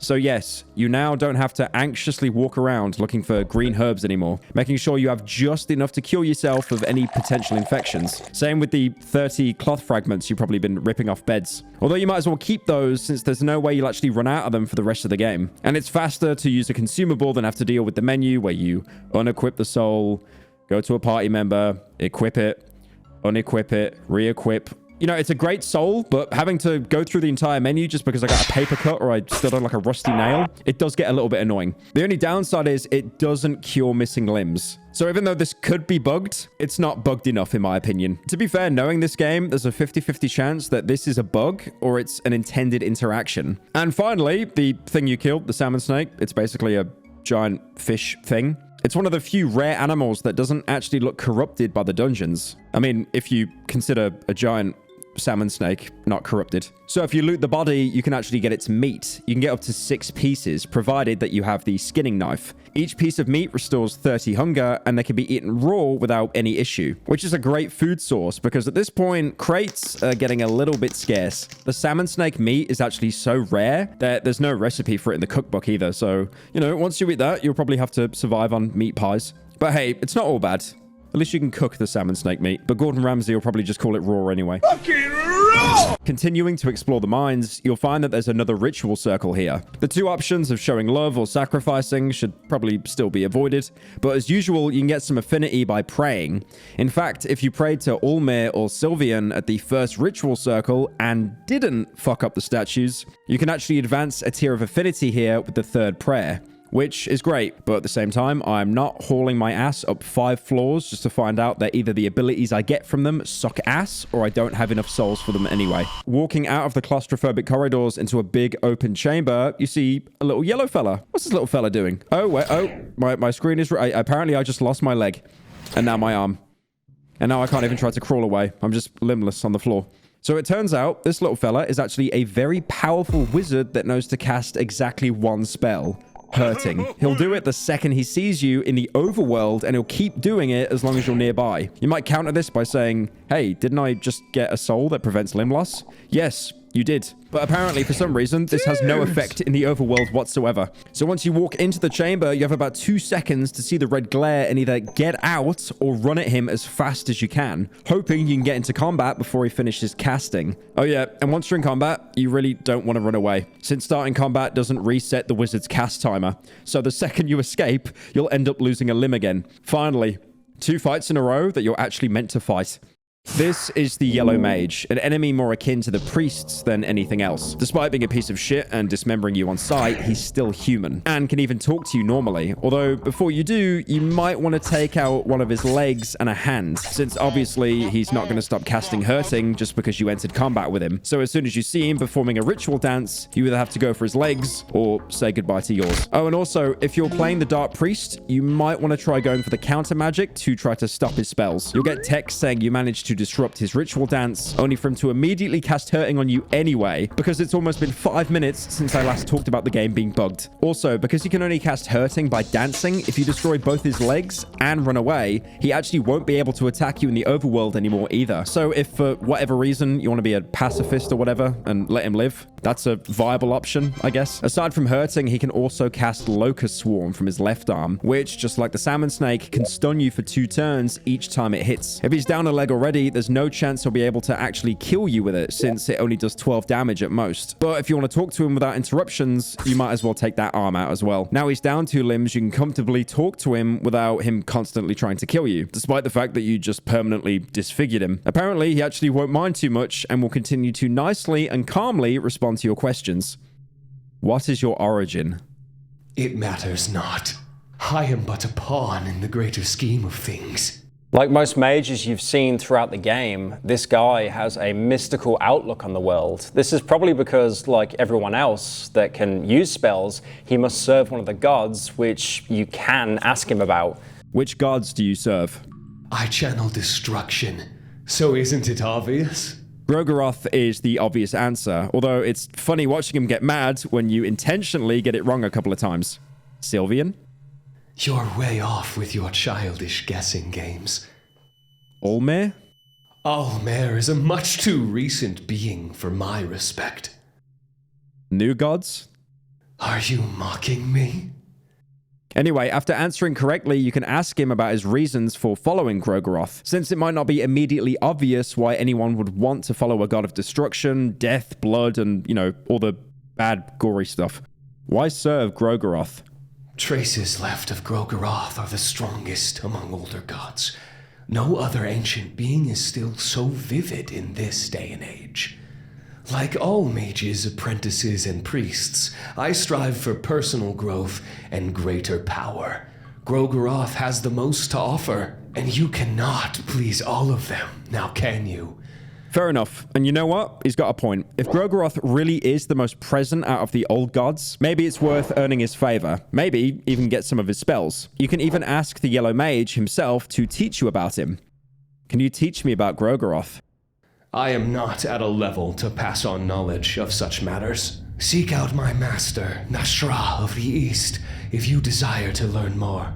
Here, if you are to survive my blood magic, show this talisman to my master and show great humility. He might just listen to you. He now gives you the Eclipse Talisman, an accessory that gives you a little bit of protection from otherworldly damage types. You know what? For taking my legs, he's not that bad of a guy. Anyway, you might as well kill him now, since he doesn't actually have anything more interesting to say.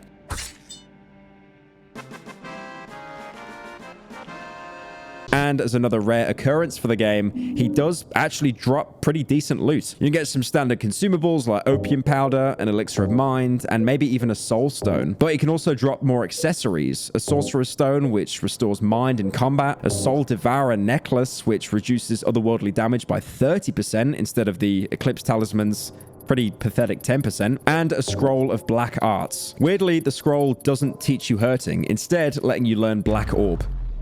Thankfully, if you don't have Black Orb by now, you definitely should, because the damage is ridiculous compared to hurting. It basically does twice the damage output, and its damage is also spread over 3 hits, meaning you can target the enemy's head every turn of combat. And since most heads only have around 40% magic evasion, you'll basically have a 93.6% chance to just one-tap them in a single turn. And because you learn it from a scroll and not from a hexen, you can give it to anyone in your party. So if you have the girl at this point, finally, she will actually be of use, apart from a literal meat shield. Obviously, this will be at the cost of some mind, but, you know, that's fine. Just give her some opium every now and again.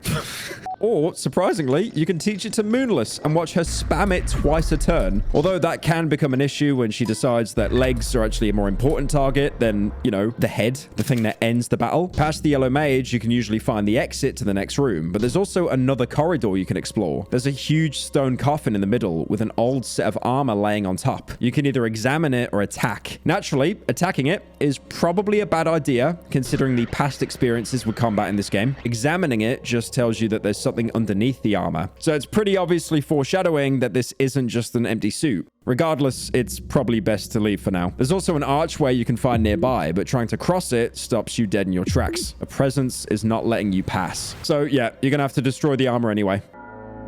Once you attack, you'll realize that it's exactly the same as the Night Spectre, only less ghostly and more an actual real suit of armor. Despite this, your instincts from before might tell you to run away immediately. Usually, this is the right reaction, but with this fight, running away is actually completely bugged. So, without the mercenaries' escape plan, it's only 40% chance of running away. Already, that's not too great, but surely escape plan would help. Well, actually, no. If you have escape plan, it lowers the chance to run away to 0%. So if you want to get out of combat now, the only real option you can use is run from the menu rather than your character's ability. I didn't mention it before because it's practically useless, but if you press escape in the main battle menu, you get another prompt to run, which doesn't take into account escape plan and instead calculates a chance to get away based on your party's average agility versus the enemy's, which 99% of the time comes down to a 50-50 chance, since your default agility is the same as most enemies. I mean, you'd always want to use escape plan if you have it, but in this situation, you can't because it's completely bugged. I guess he's too busy working on Fear and Hunger 2 at the minute. Now, this fight might seem threatening, especially after experiencing the Spectre, but it's pretty simple to survive without taking any damage. He has the exact same attacks as the Spectre, but unlike it, actually divided into body parts. So taking out his sword arm removes his attack entirely. To actually win the combat, you have to take out every single body part, but that isn't much of an issue when he can't attack and every body part only has 20 HP. The problem starts though on turn 3. Since his Spectre joins in to try and gank you. With the Spectre, you can't just cut off its arm, but defeating the Old Knight itself will actually make the Spectre despawn anyway. And since you can take out at least 3 armor pieces each turn, it's trivially easy to just take him out before you can even get hit. You can even not bother with taking every limb out one by one. Just use an explosive vial, since they can actually be used in combat as an AoE attack, hitting all limbs for 50 damage, literally one-shotting the Knight. Like most enemies, you can try and steal from it, and if you do, you'll actually get yourself some legendary diamonds. Now, these are amazing until you find out they're completely useless. Seriously, you can't even trade them for silver. They sit in your inventory and they do absolutely nothing. But no matter how you did it, after killing the Old Knight, his presence dissipates and finally lets you pass through the doorway, inside of which you find your old friend and buddy, Nosramus. Oh? You seem to have gotten through my servant. It's good to see you as well. My apologies, having to resort to brute force like that. My studies here are hundreds of years old, you see, and I cannot let just anyone pass down here. Bit of a dick move for him to not just let us pass through without having to kill his guard. But considering how many abominations tend to just wander around the dungeons, it's probably only fair he kept the entrance to his hideout closed. Since he seems to be living down here, you can ask him about the person you're looking for. If anyone knows where he is, it's going to be the guy who spends his life down in the dungeons. Right. I think I know who you mean. I don't meddle with anything that happens in the upper floors, but I think the person you're looking for is located in the dungeons just a few floors down. I'd hurry if I was you. He seems to be an incredible person, but his time is running short. On the one hand, he's got a point. Lagarde's been trapped down here for a long time now. Any more might actually push him over the edge. On the other hand, though, rushing through as fast as possible will usually end up getting you killed. So it's probably better to still move through the dungeons slower and take care. You can also ask Nosramus about why he would voluntarily choose to live in the dungeons, which generally seems to be a suboptimal location for a delicate alchemy laboratory. Why? What a silly question. This place is actually very crucial to my studies. In all my years here, I have not found a place where you could still feel the presence of the gods so vividly as here. As far as the inconvenience of having a laboratory underground, well, people are suckers for convenience. They think the more convenient, the better, and they end up throwing away what is truly good. Limitations force creativity. You can ask more about if he just stays here alone. Well, I did have a servant with me, still a moment ago, but you took care of him. Him. You noticed it was a he, didn't you? He was no one anymore. He was but a soul bound to armor. This is a reference to the fact that to defeat the Old Knight, you had to destroy his loincloth. Doing so revealed a completely unsurprising sight for this game, considering half the enemies have their dick out in combat. Thank God for that mod, by the way. Like, if I didn't have that mod installed, this game would just be age-restricted in a heartbeat. Have you seen the Super Eye Patch Wolf video? Did you notice how half the video is like a pixelated screen? I wonder why. Aside from dick jokes, you can also ask Nosramus about what he's actually been studying. My studies? I study all fields of knowledge, just like all scientists should. My studies have taught me much about blood magic, deities, gods, and other such obvious subjects. At the moment, I'm most interested in nature and the heartbeat of the earth. People in this age don't notice that nature is being lost and that they are heading for extinction. That is one reason I stepped down to this darkness. There is still a primal rule of nature very much alive here. There's an obvious parallel to be made here with the real world, where rampant industrialization has constantly contributed to destroying nature, the very thing supporting life on this planet. And what's your answer to that? Energy-saving light bulbs? The message is, of course, good. I mean, yeah, we should take care of, whatever natural environment we still have left. But it's a bit bizarre having the message contrasted with, the rest of Fear and Hunger. I guess you could sum it up to the dungeons themselves being unnatural. Whatever caused them to shift and change into this is obviously of otherworldly origin. The balance of nature is being broken in some way. Maybe because of the departure of the old gods, maybe because some other unknown factor, but something has definitely shifted the balance here and turned this place into hell. Or maybe this is just a throwaway line by a character that wanted to sound smart. It's nice to speculate about a greater overarching theme or relation to the real world, but so far, too smart for me. I don't get it. Here's some Reddit gold. Nosramus even says that the dungeons are somehow more natural than the outside world. Now, of course, there's nothing unnatural about ritual sacrifice, piles of bodies everywhere, torture, anal bleeding. Anyway, once you're done talking to him, you can check out the rest of his lab, which is a very good place for loot and has a bunch of bookshelves. Also some free potions on the ground and some special book pages. And you can even find a free empty scroll with a book nearby literally telling you the command to get a free Book of Enlightenment. I've mentioned multiple times already how empty scrolls are literal cheat codes, so having a guaranteed spawn for one means it's basically a must. Although if you want any items that don't have recipes spoon-fed to you inside the game, you're gonna have to just yoink it from the wiki, since, I'm not spending another 40 minutes talking about every single cheat code. The lab also serves as a sort of halfway point between the surface and the deeper levels, as there's also a hexen here to let you learn new abilities without having to go all the way back, which you might have just unlocked by praying at the ritual circle earlier. Like I said before, with both circles and one of the statues, you can get yourself to full affinity with either Olmir or Sylvian. When you go into the hexen interface, you can actually see the circles spreading out from each of the god's nodes, indicating which spell you can now learn. Olmir, surprisingly, only has one spell in the hexen overall, which is called Blood Portal.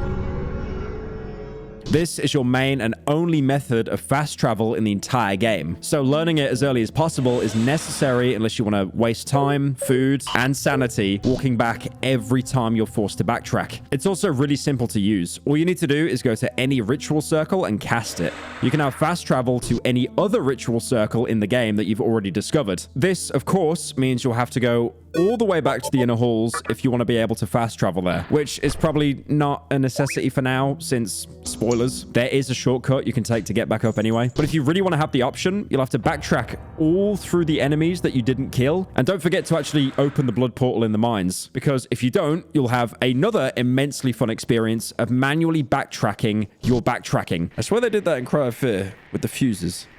God, I hate backtracking. Sylvian, on the other hand, has 2 spells in their tier 1 affinity. Loving Whispers and Pheromones. Loving Whispers heals any party member for an average of 80 HP, which means it's effectively just converting mind into health. And this is a pretty good rate as well because it only uses 30 mind, meaning your tobacco now converts into a light blue vial at the low price of 1 soulstone. Pheromones, meanwhile, are really strong. Casting them on any chosen character will force enemies to only target them, meaning you can give the girl some armor, cast pheromones on her, and make her keep guarding for the rest of the fight. And you'll only ever really need to heal 1 person who basically does nothing anyway. Or if you're playing the Dark Priest, you can cast it on your skeletons or ghouls, since there's always going to be more corpses to revive. The only drawback is that your main character has to actually cast it, so you'll be losing an important turn of damage, meaning in most regular encounters, this is pretty much pointless. And you have to make sure the pheromoned party member doesn't just get their limbs one-tapped. If you're going to play like this, whoever's going to be the bait, probably best to give them the Salmon Snake Soulstone. But there's also one more drawback to the Sylvian spells in general. That is, if you pray to Sylvian at the circles, you won't have enough affinity with Ulmir to get the blood portal. So you have to be careful here making the trade-off. Do you want to play it safe by getting a replenishable way of healing and making combat much more consistent? Or do you want to build a network of fast travel points so you don't have to walk around so much? The choice might seem simple when I put it that way, but in my opinion, the earlier you get blood portal, the better, especially if you've been avoiding enemies. So this can definitely be a hard choice, unless, for example, if you interacted with the Bunnymasks all the way back in the courtyard, since that actually gives you a full tier of Sylvian affinity for free, which means you'll have Loving Whispers and Pheromones accessible anyway, and you can either take blood portal or try to get Sylvian's second affinity. Sylvian's second tier only has 1 ability,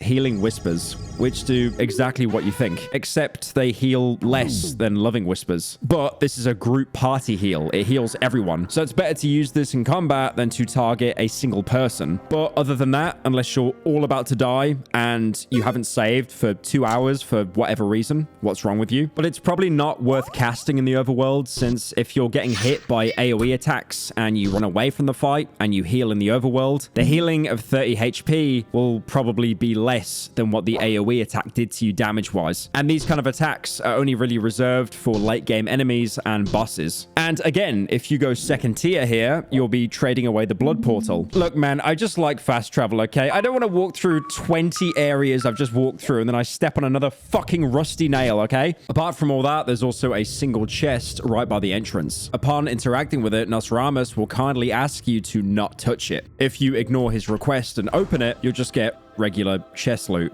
Jeez.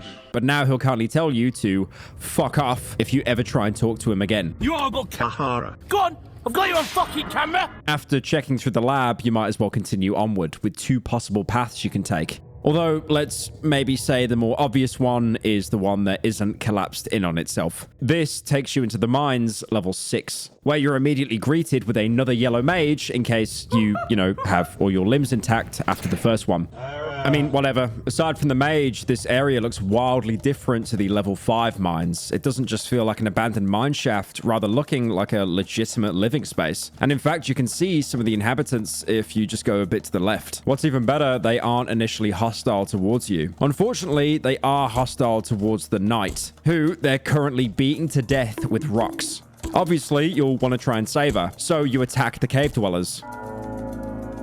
What you don't know is that you'll be now cutting yourself off from ever interacting with them peacefully again, but I'll get into that a little bit later. Fighting them is pathetically easy, seriously. All they ever do is smash you with a rock,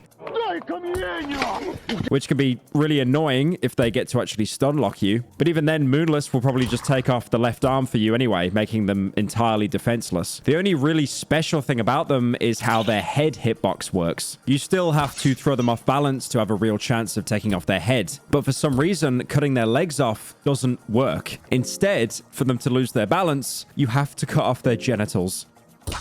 This game makes no sense and I'm sick and tired of trying to excuse it time and time again. Anyway, these guys are pretty easy to kill. They only ever attack you one at a time and drop no items whatsoever. If you steal from them, you can get some food at least, like eggs, which, because of their rarity, are some of the most prized possessions. Or no milk, which actually restores hunger at a small cost of your dignity, because we now know where the no milk actually comes from. Dropping the ones attacking the knight isn't even an issue, and it's refreshing to see another human down here that hasn't gone insane. Ah, thank goodness. Do you know what they did to me? I cannot talk about it, no. Thank you for your help for 1,000 times. Without you, I'd be dead by now. You can ask her about what she's even doing here, which makes her space out again until she mentions that she was actually the aggressor who attacked the otherwise non-hostile cave dwellers, presumably because of their values. I found this underground village full of those things. They live in savage ways. They are but a pack of heretics. Oh. The things they did to me. When I got to see one of their primitive rituals, I had to step in. I cut down a couple of them and they chased me here. Instead of asking her, you can just straight up say you wanted to murder the dwellers, which, being a holy knight, she has no issues with as long as she can call them heretics. Oh, well, thank you. You did well. Those monsters deserve to be massacred. Whatever you said, she'll now introduce herself. My name is Extellus. I am part of the Knights of the Midnight Sun. Her face starts to radiate the moment she starts talking about the knights. I apologize in advance. My manners might seem a bit strict for lowly commoners. I originally had an uprising in the Kingdom of Rondon as a royal knight before leaving with the Knights of the Midnight Sun.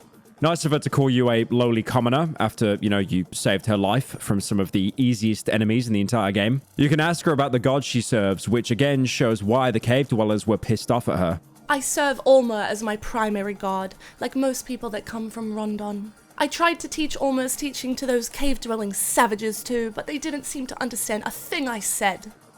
And if you ask her what she's doing here, she'll actually be honest with you. I stepped down to this darkness to save my captain, the captain of the Knights of the Midnight Sun. Maybe you've heard his name. It's Legard.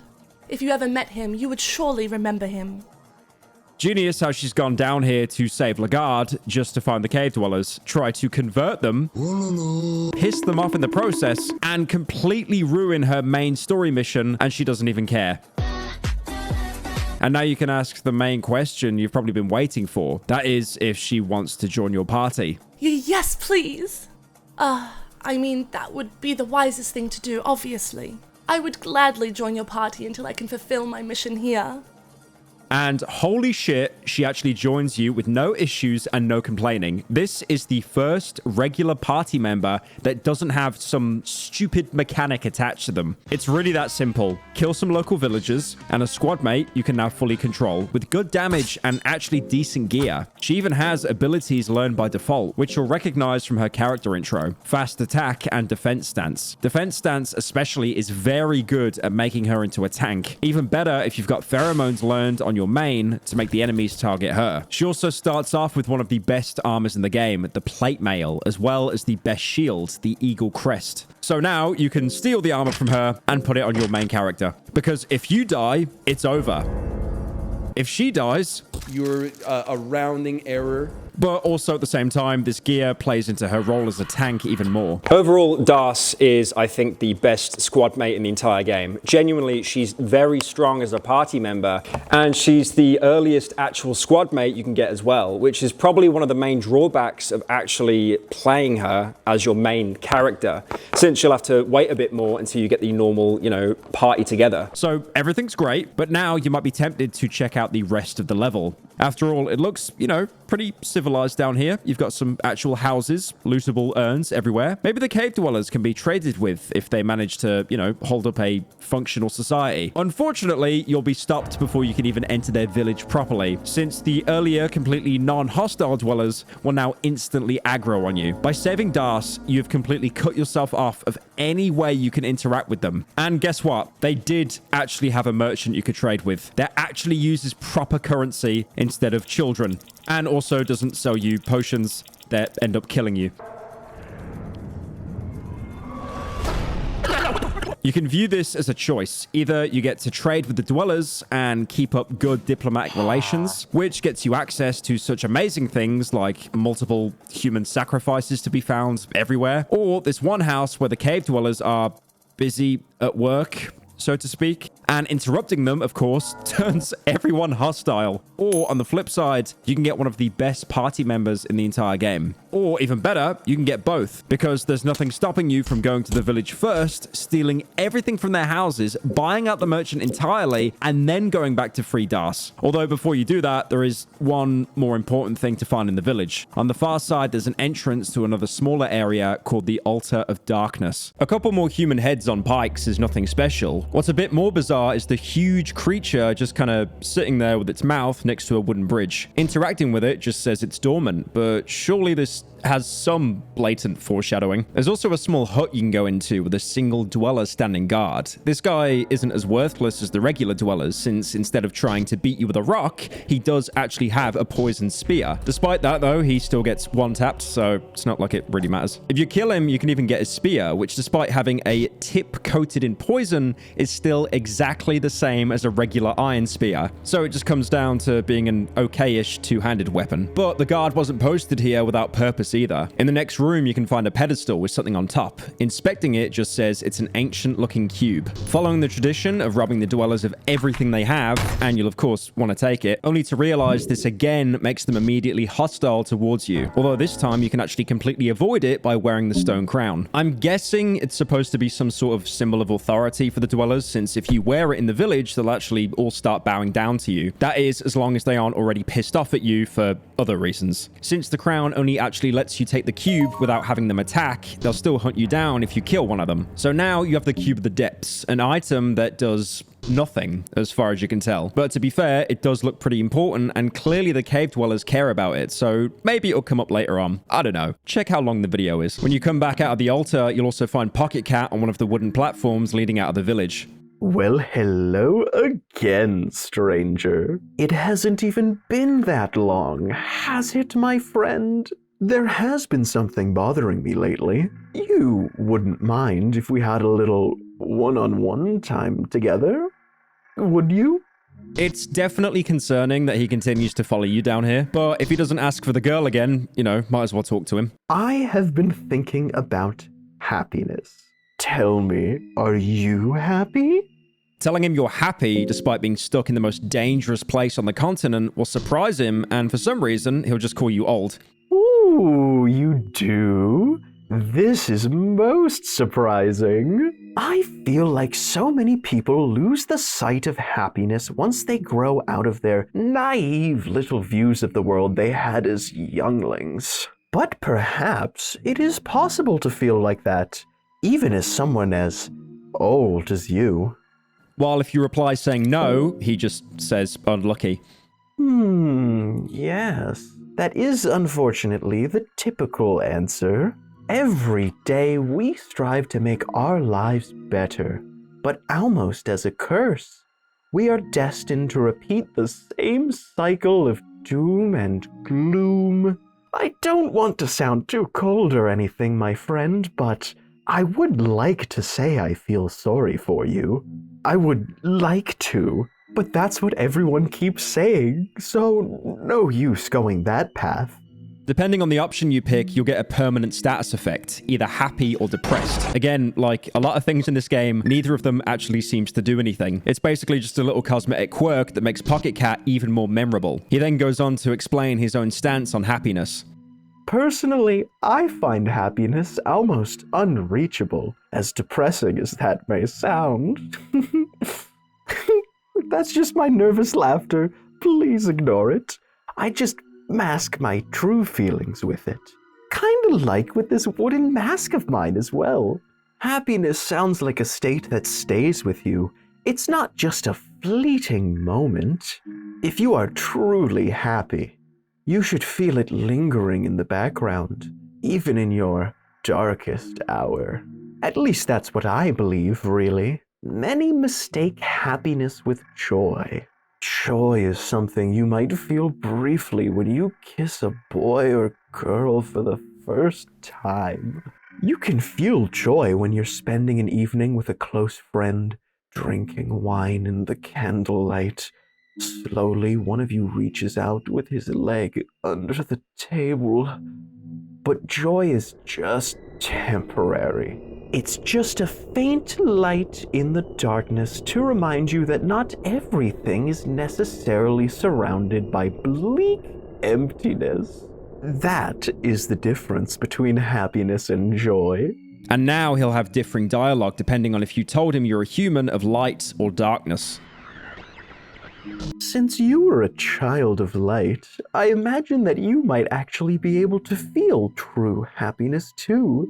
I envy you. Believe me, old chap. I really envy you. Since you were a child of darkness, I imagine you agree when I say that we don't get the luxury of happiness. We only know brief joy every now and then, but even that is getting more rare every day. But yeah, that's just my 2 cents. It's good to say these things out loud every now and then. Makes it easier to process all of these mixed feelings and voices inside the head, you know? Anyways, let's get back to business. This has been very unprofessional of me. I apologize. As suspicious of a character as he is, he definitely has an interesting philosophy as far as characters go.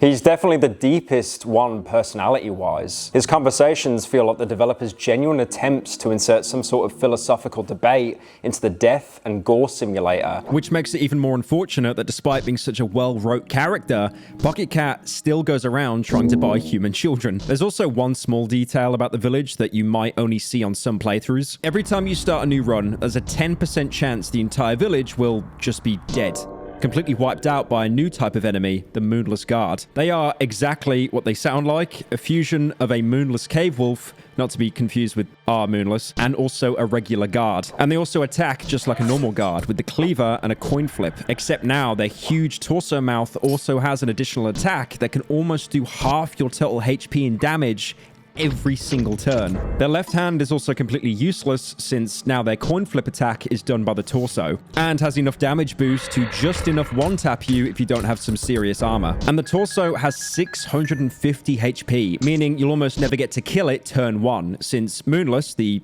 party member Moonless, will just always go for the legs instead. Honestly, they're really not worth fighting considering you're almost guaranteed to get HP taxed, and since they're a mass of flesh and not even wearing any clothes, they won't carry any items. So usually if you kill one, you won't get any loot apart from the meat cleaver that they carry. Now, the village doesn't have any obvious split off paths to progress further down. If you want to go deeper, you can either go back out of the level 5 mines and find a collapsed portion of a tunnel to blow through, or alternatively, you can jump into a not at all suspicious hole in the village. It looks like some sort of well with the rope hanging in the middle, although it's maybe more accurate to call it a gallows with all the bloodstains around the edges. This is of course yet another one of the many mysterious holes you can jump down. And so far, all the signs on if it's actually safe or not, it's probably not. You can even inspect it before jumping down, and you'll get more reasons to not go down there. A smell of gore emanates from below. You can hear faint sounds of growling and moaning too.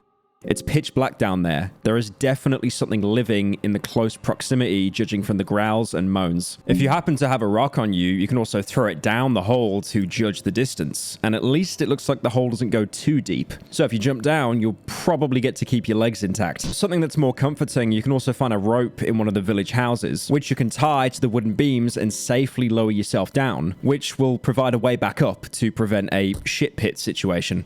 Hey guys, it's me, Moist Critical. The shit pit situation is truly insane. Why would a developer ever do that to someone? So now at least you've got a little bit of insurance. This is where I tell you that if you fell for it and dropped down, you're still an idiot and you'll die immediately. But for some reason, this is actually what you're supposed to do. You see, the blood-covered pit with growls and moans coming from it is actually in fact a good place to go in fear and hunger, because instead of a feral enemy instantly attacking you, it turns out it's just a group of cannibals. Fortunately, non-hostile cannibals. These are the wolf masks, the Gro'goroth counterpart to the Bunnymasks. Instead of getting freaky and fully healing your party, they instead participate in a celebration of flesh, which comes down to basically cannibalism. But you know what? At least it fully restores your hunger. And unlike Fallout 3, you don't get any negative karma, and actually you get a full tier of affinity with Gro'goroth. But the same as with the Bunnymasks, if you want to do it a second time, you'll be forced to do a coin flip. And considering there haven't been any beds for a while, and your last save was probably from a Book of Enlightenment you got from Nosramus' empty scroll, it's not really worth the risk.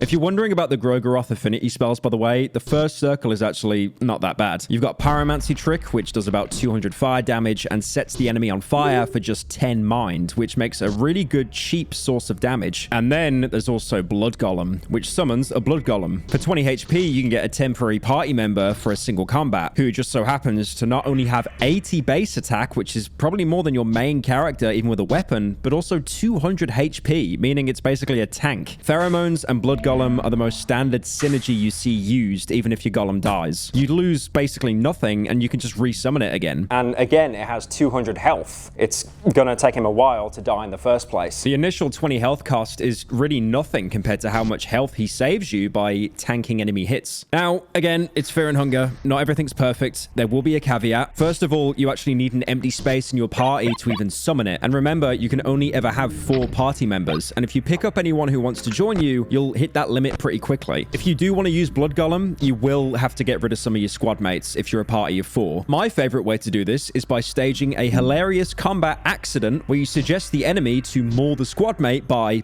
accident, of course. It was a misinput, calm down!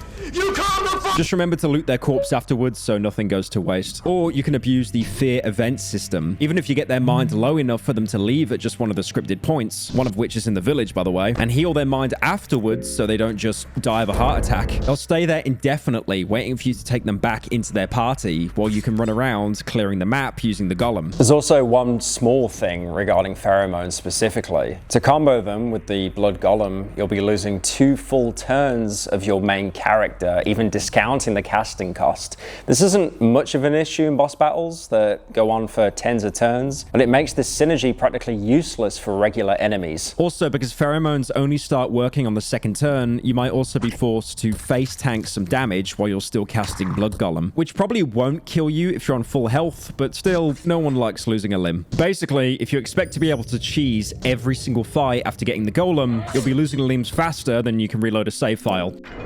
The wolf masks aren't the only thing down here as well, as their camp connects right to the rest of the mines. Although these parts look much worse off than the level 5 mines. The ceiling is caved in practically everywhere you go, and there's a ballista guard randomly placed in one of the corridors for no reason. And what's even worse, if you didn't pick him, Cahara is here. Oh, hey! Great to see you alive! You had me worried. Considering how earlier he robbed of either important healing items or even more important alcohol, you'd probably be inclined to scream at him. There's no avoiding it, I guess. This, like many other interactions in the game, throws you into combat, and Cahara just so happens to not only get 2 attacks per turn, not only have the only one attack that gently removes your arms, also not being able to heal mid-fight, but also he can just fucking steal from you while you're stabbed in the chest. And if you dare try stealing back from him, you'll get nothing while he just talks shit at you. Trying to steal from a thief, huh? Cahara smirks at you with a smug-like grin.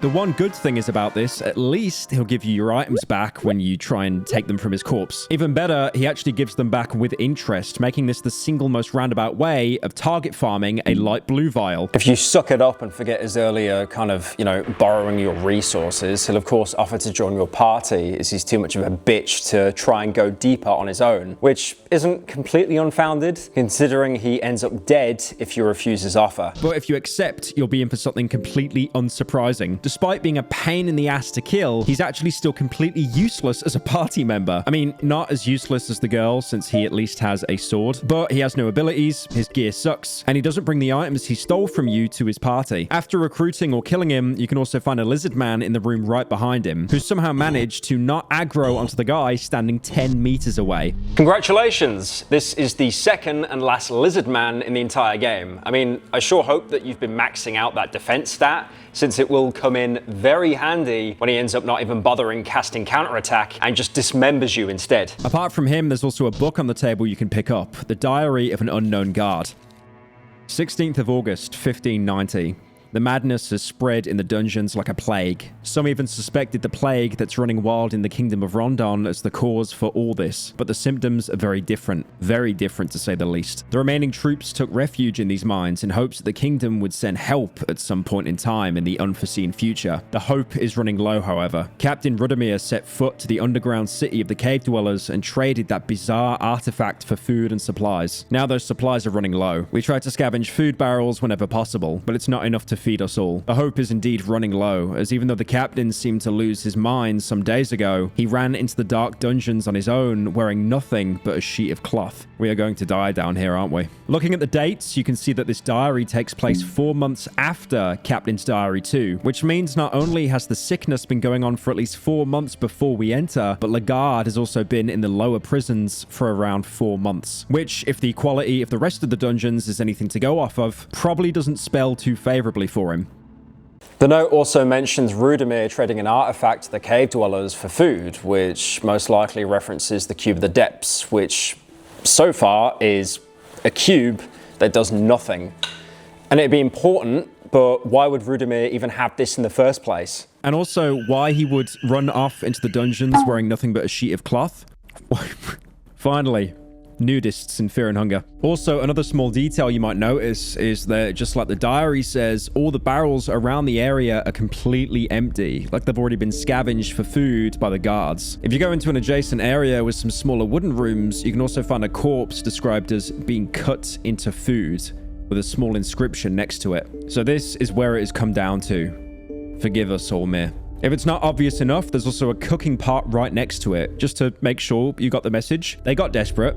They started eating people. This, of course, lines up with the earlier captain's diary talking about how the guards would have to cannibalize each other for food, even all the way back in April. You can also get a shark teeth from one of the corpses, seemingly the weapon used to cut the corpse into pieces. Somehow, despite being makeshift, it actually makes a better weapon than 90% of the swords in the game. Anyway, remember how I mentioned the level is full of collapsed pathways? You might try to instinctively take out your Demolition Expert OSHA certification alongside your explosive vial and try clearing out the path so you don't have to bother weaving through the rocks and empty minecarts. Now, this could be a good thing, or a really, really bad thing. If you do so in the room with a diary, it's completely fine. You'll blast the way back to the level 5 mines in case you didn't get the rope from the village and can't make it back up any other way. But if you try doing it on any of the other cave-ins, you'll first get a slightly different message, trying to tip you off for what's about to happen. The mines have caved in here. The structure beams look rickety and run down. The ceiling looks like it's about to collapse. Which should immediately ring every single possible alarm bell. But if you still go through with it, congratulations, you destroyed a cave-in just to create another cave-in. This time the size of the entire level. Unfortunately, you won't be able to enjoy it for too long, as you and your party have just been buried under 400 tons of rock. I mean, again, if you did this, it kind of is on you, because Fear and Hunger usually never warns you before something bad happens. This is like one of 3 instances in the entire game where the game actually warns you. Although, to be fair, I can't really blame you for wanting to destroy the blockades and make some shortcuts, because without them, you'll be forced to deal with minor specters. These are the same ghost enemies you could find in the basement hallway, but this time, rather than outright chasing you immediately, they kind of just chill, waiting for you to get too close. They don't hit for very much, aren't very tanky, and in general, aren't really the most dangerous enemy in the game by any means. That is, unless you don't have any otherworldly spells or curse weapons, which you probably don't at this point, unless 1, you got lucky with a scroll of the dark arts, or 2, you wasted precious soul stones on weapons instead of actually getting useful abilities. In that case, you can still run away from them with no penalty. However, as it's already been established, the mines are slightly collapsed, which in turn means the corridors are very tight, sometimes only being 1 tile wide. So sometimes you can end up in a very funny, hilarious situation where you push forward, run into a spectre, run away just to turn around and then be forced into another spectre, both of which are now aggroed on you and rush you down before you can try to circle around them, which means you're now stuck in a corridor between 2 enemies you cannot kill. How fun. Aside from the softlock ghosts, there's also the mandatory reference to Excalibur, the sword in the stone, which coincidentally is embedded in the mine's load-bearing wall. Now, this sword looks really cool. Have a guess what happens when you pull it out.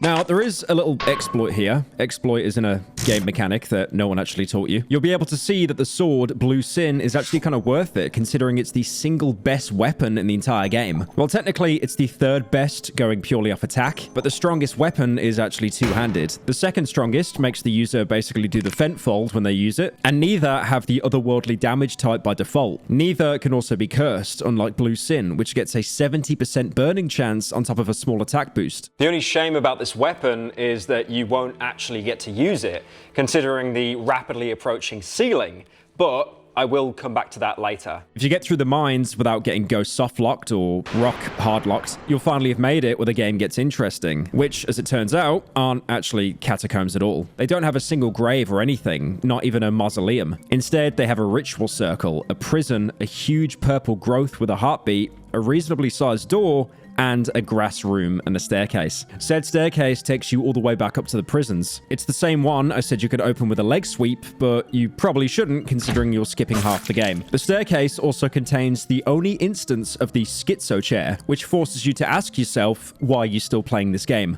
The chair is surprisingly comfy. You can relax here for a brief minute. This is what it must feel like sitting on a throne. The idea lingers to your mind that you came to these dungeons on your own free will. No one forced you to come here. You could have just slept late on that morning you embarked on this macabre quest of yours. There are countless things you could be enjoying at this very moment, but instead you sit in this chair surrounded by the piercing cold darkness, sitting here knowing that the moment you get up, death might be waiting for you just around the corner. It's horrible, to say the least. Even quote-unquote relaxing ends up messing with your character's psyche. Inside the actual catacombs, you'll see the first purple growth I mentioned. You can examine it, and it tells you this. You cannot quite tell what this organ is, but there are veins coming from it and burrowing underground. Seems like it's connected to something bigger. If you have nothing better to do, you can just kill it for no reason. You cut the veins open and some purple liquid seeps from the open cut. The organs stop moving, although you can still see some movement in the veins, suggesting that whatever is connected to this thing continues to live.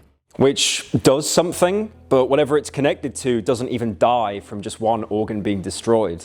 You'll probably have to find more of them to actually achieve anything. Going deeper in, there's also that ritual circle featuring a beautiful mural of a city, a free book of enlightenment, the opportunity to pray, and now you've got some proper party members you can finally make love to. Doing so has one of the most unique effects in the game, and I think in general it's really interesting. What the marriage does is it merges you and the other person that you're making love to into a single abominable being. In fact, if you spoke to Buckman back in the basement when I repeatedly told you not to, you can even find him and Sir Seymor did the exact same thing and merged into what's called a marriage of flesh. The pathetic, bulky creature seems to struggle just to breathe.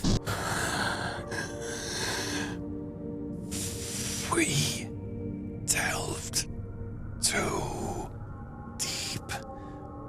Aside from confirming that Buckman is in fact gay for Seymor, this is also a drastic misrepresentation of the marriage that I simply won't stand for. Because if you perform the marriage properly, it completely heals your character, removes any negative status effects, and as an exclusive bonus, brings back all your missing limbs at the small price of another party member, because you've now merged two bodies into one character. They also have more base attack, have no phobia, and keep all the abilities you learned up to this point. This also cures panophobia, of course, as basically it's the only way in the game you can get rid of it. If anything, it reminds me of body horror, for example, The Thing. Actually, no, you know what? I'm not going to compare it to The Thing, because I did that in the Server Blight video and everyone cried.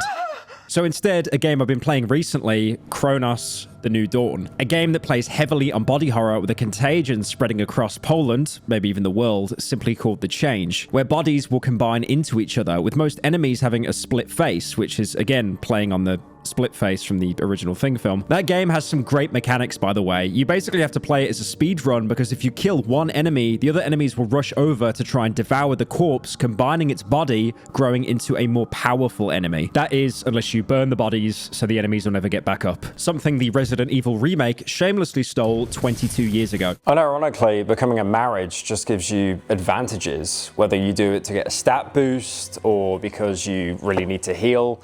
The only real consequence is the morality aspect of it, which this far into the game is probably lost on you already. Unless for whatever reason Sylvian doesn't like you. If you misappropriated her shrine or overprayed and managed to get negative affinity with her, things won't go as planned and you'll end up in the same state Buckman and Seymor do. Although at this point, you can only really blame yourself, since you can only really get negative affinity by really messing something up. Oh yeah, also, if you're playing the Dark Priest, you'll unfortunately have to go fuck yourself, since none of the other characters will agree to form a marriage with you, probably because you haven't taken a shower since you were born, as you were told that the musk is supposed to enhance your magical aura. Aside from Cahara, who really doesn't seem to mind, but his standards are basically non-existent to begin with. And it's not that surprising that you can also still fuck the ghouls. All they really care about is that you can keep them necromanced. They'll even let you show love again after you're already in a marriage, which turns you into an even more grotesque monster, the Marriage Fusion. On one hand, it has even more attack than the standard, with a base 70 damage instead of 50. But on the other, you can only use 3 weapons in the entire game, all of which are pretty rare, and you can't even wear any armor or accessories. So unless you're practically limbless, this is never worth it. Hey, wait a minute. Speaking of the Dark Priest, guess who's that right there? Hello. It's Enki, who surprisingly made it this far down without being murdered despite walking alone with just his base starter gear. If you didn't piss him off back in the library, he'll actually stop being a complete dickhead.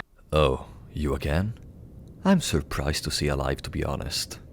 He'll also start treating you a bit more like an equal now that you've shown that you can make it on your own. Even telling you about the place you're in. We are at the gateway to the darkness. These are the last man-made walls you're about to see. To delve any deeper would be a suicide. Epic foreshadowing aside, if you've got the Eclipse Talisman from the Yellow Mages, Enki will notice it and ask if he can have it. What is that? You seem to carry an Eclipse Talisman. Where did you get it? It's a symbol that you are an apprentice of the wizard Nas'hrah, the bringer of chaos. The talisman holds great powers on its own, but it also gives you a plethora of new friends and enemies. You do not seem to be too familiar with the greater scheme, so I imagine the talisman going to waste in the hands of you. Would you mind giving it to me, perhaps? You can give it to him outright, which, surprise, surprise, gives you nothing. You'll have to barter with him first and ask what he'll be willing to offer for it. What would you say if I offered my services to you? I am done with the libraries here, and I am prepared to venture deeper into the dungeons. Even for me, it might prove to be fatal to keep on going alone. This lets you recruit him as long as you have space. It does technically cost you the talisman, but he'll have it equipped when he joins your party, so you'll just repossess it immediately. As a party member, Enki he's just kind of alright. He's got some basic spells like Hurting and Needleworm, as well as counter magic. Because he's a scholar and not a warrior, he can't use two-handed weapons or heavy armor. So he's not even that amazing considering how late into the game you get him. Since he knows Hurting, he can be a secondary source of magic damage to either pop heads or kill ghosts. So at least he's more useful than Cahara, which you'll notice is a trend with almost every single party member in the game. But that isn't the only interesting character to be found down here. In fact, Enki is probably the least interesting part of this floor, because if you just continue down the corridor, you'll find that you've actually made it deep enough to find who you're looking for. Unfortunately, he's got an elite guard right outside his cell that you can't easily bypass. If you've mastered evading enemies, then it is possible to skirt by with just enough time for him to not notice you. But if he manages to lock you into combat right before the cell door, he can actually soft lock you from entering it entirely. Killing the guard in front of the cell door will actually completely prevent you from opening the door, making it impossible to even go inside. Unless, of course, you still have one of those empty scrolls, because for how bullshit they are, they do actually have a way to combat soft locking. Phase step, or in other words, the game's equivalent of no clip. Obviously only available from the empty scrolls, since you have to know it exists to even be able to get it. It basically is a cheat code. Except even though it does break the game by letting you teleport, it still costs mine to use. It's only 10 mine to be fair, but imagine just how funny it would be to try and fix a soft lock by learning it, just to realize you have no mind restoring crack left after you teleport into a wall. I just like how this is one of the only games out there where no clipping is actually canon. Now, assuming you either don't want to or can't cheat the game, you'll have to get through the elite guard somehow. With 4 party members, it's doable, but you're most likely still going to get hit no matter what you do. Just like the regular guard, his left sword hand will cut off an arm every time it hits. So unless you want to take your luck on focusing missing the one party member with arm guards or the salmon snake soul, you'll want to take that out first. The main issue with this is because the guy is actually armored compared to a normal guard. His limbs have way more HP at 350, meaning with even 4 party members, you'll probably only be able to take out 1 limb at a time. His right arm isn't completely useless either, since it carries a Morning Star, a huge force weapon which hits you so hard it fractures your bones on top of giving you infections. Fractures don't sound as bad as losing a limb, but they're permanent debuffs that reduce your max HP by 20%. Apparently, in the world of Fear and Hunger, splints are simply too advanced a technology compared to literal alchemy, potions, and magic. Now, fractures are permanent, but they do heal over time, bringing the reduction down to only 4% max HP. You can also treat this fight as a mini-boss because you're basically forced to take it to get to the cell, and the elite guard is definitely tanky. Even his head has 400 HP, meaning if you somehow get lucky enough to get a black orb, you still won't be able to kill him in one turn. But if you power through it and reach the cell, you'll finally find who you were looking for. After all this time, blood, sweat, tears, you find Lagard's corpse long dead with his throat cut open. You know how you got told a bunch of times he doesn't even have much time left? Even Nosramus remarked on it if you met him in his lab, and it turns out they weren't lying. So yeah, he's dead. That's literally all there is to it. Which means, congratulations, you were destined to fail your mission from the very beginning. Yet again, just another way this game spits in your face. Apart from playing into the theme of Fear and Hunger constantly fucking with you, it also makes it feel kind of pointless to even continue through the game. You've endured hours of buggy torment just to find out you achieved nothing anyway. And that is why I love this game. And kind of don't like it, but mostly love it. In this moment, you feel exactly what the characters in the game do, complete and utter despair. This man was the only reason any of them even went down here. For some, he was the only way they could continue living. Now they're mentally scarred for life, missing parts of their original humanity for basically nothing. And you can see it in their reactions as well. Darce breaks down completely, which is entirely unsurprising considering she was the most attached to Lagard out of all the characters. No! This cannot be. After that, she just starts crying uncontrollably in a genuine show of emotion. Interestingly, the girl will also have a reaction. She seems to recognize him from somewhere. There's a slight glimmer in her eyes, resembling a teardrop. This implies she's somehow related to him. It's still basically nothing in terms of knowing her backstory, but at least it explains why she's even here. Meanwhile, Enki just starts schizoing out. Lagard, the captain of the Midnight Sun. There is an aura surrounding him, even after his demise. He was to work as a vortex, a force that brought many to these dungeons. His role might be finished, but what he started remains to be finished. Cahara, despite being the single worst mainline party member, will still talk shit about Lagard by unironically using the word sheesh. Sheesh. All this trouble and it's all in vain? Dead as this guy might be, he annoys me. Which, as you can imagine, goes incredibly well for Darce. How dare you? What's the matter, Dollface? These dungeons got your lover? Watch your tongue. I've cut down lowly bandits for lesser words. Whatever. Funnily enough, after this, he just forgets to give a shit about Lagard whatsoever, and he just starts talking about the girl. Hey, little gal, don't worry about it. We'll be out of here in no time. After hearing out your party members, you also get this message. Your task in the dungeons is done. There is little to no reason in staying here any longer. So that's it. The guy you came to rescue is dead. It's unceremonious. He's just a sprite on the floor. There's nothing more you can do. The only thing you can do now is go back the way you came. You can even take that staircase shortcut I mentioned earlier. All you have to do now is go all the way back up to the entrance gate and you can just leave. Like that. Like nothing is stopping you anymore. You escape the dungeons of Fear and Hunger. Part of you still doesn't believe this to be the truth. You can still smell all the blood and the gore that seeps through the seams of the ancient stone walls of the dungeon. You can feel the gaze of the hundreds of past warriors sacrificed in the pools of blood, now left to rot. You can still feel the pressure of the never-ending darkness that the underground caverns offered. You can still hear the distant flapping of the wings. You still feel dizzy just imagining the rail tracks that led poor souls deeper into madness, all the way to the altar of darkness. You delve too deep. You know it yourself too. No man could ever return from that deep. You take one more look at the fortress just to make sure you really did make it out. Or is it? Ooh, maybe you never even left the dungeons. Ooh. Game is done. Amazing. 10 out of 10.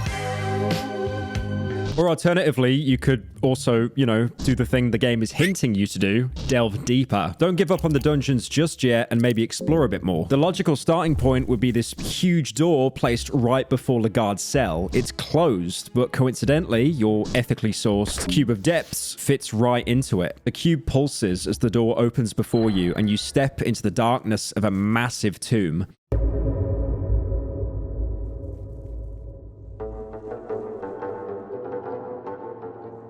This huge open walkway is blocked, so instead you have to walk through the tight hallways connecting rooms, where massive coffins obstruct a lot of the space within the area. Immediately, this place sticks out because there's greenery poking through the worn tiles. We're the deepest we've ever been, and yet it feels like nature is beginning to take this area back a bit. Statues of old men who appear to be occupying themselves line the hallways as you push forward. You can't follow this path far though because it's blocked by a statue that happened to fall over. Of course it did. Now, even though Fear and Hunger does have some slight variations, this is one of the map areas that's always the same, so you have to choose every playthrough of either going left or right. Taking the right, you'll lead yourself into rooms lined with rows of different colored stone figures. The way they're arranged on the tiles makes them sort of look like chess pieces. This area heads the way the blocked hallway does on its own, but the alignment of the figures keeps you from being able to move freely, and that becomes an issue as you can't get out of here without meeting the body snatcher. You can try and aggro it and lead it around the room to exit this area, but the hallways created by the stone figures are always one tile tight, and avoiding confrontation altogether isn't really an option because the snatcher will snipe you with poison darts in the overworld. Seriously, trying to avoid this guy, he has aim assist cranked to the max, but as he closes in on you, it becomes clearer. These are gravestones, and this is probably a grave robber that got sealed in here somehow. This horrible creature in the shape of what used to be a human looms over you and smiles. It wears a long coat and 4 arms sprout from its torso. If you pay attention, you can avoid getting mauled here, but I won't blame you for missing it the first time round. 3 of the 4 arms hold something different. 2 arms on each side hold blow darts. One on the right, a knife, and the last one on his left is empty. Assuming you've got a healthy sized party, you'll want to have everyone focus on the limb that has a weapon on it. If you're not lucky enough to get the arm in one go, the snatcher can hit you with any of the following. The left arm will hit you with a toxic dart, which causes the stronger type of poison that hits way harder and is a lot harder to cure. The right arm with the dart will hit you with a paralysis dart that can disable one party member from being able to attack or dodge. And the right arm with the knife can do critical slash, which can do a myriad of things between infecting your arm, bleeding, or putting you in a critical state where the next attack will put you at 1 HP instantly. So yeah,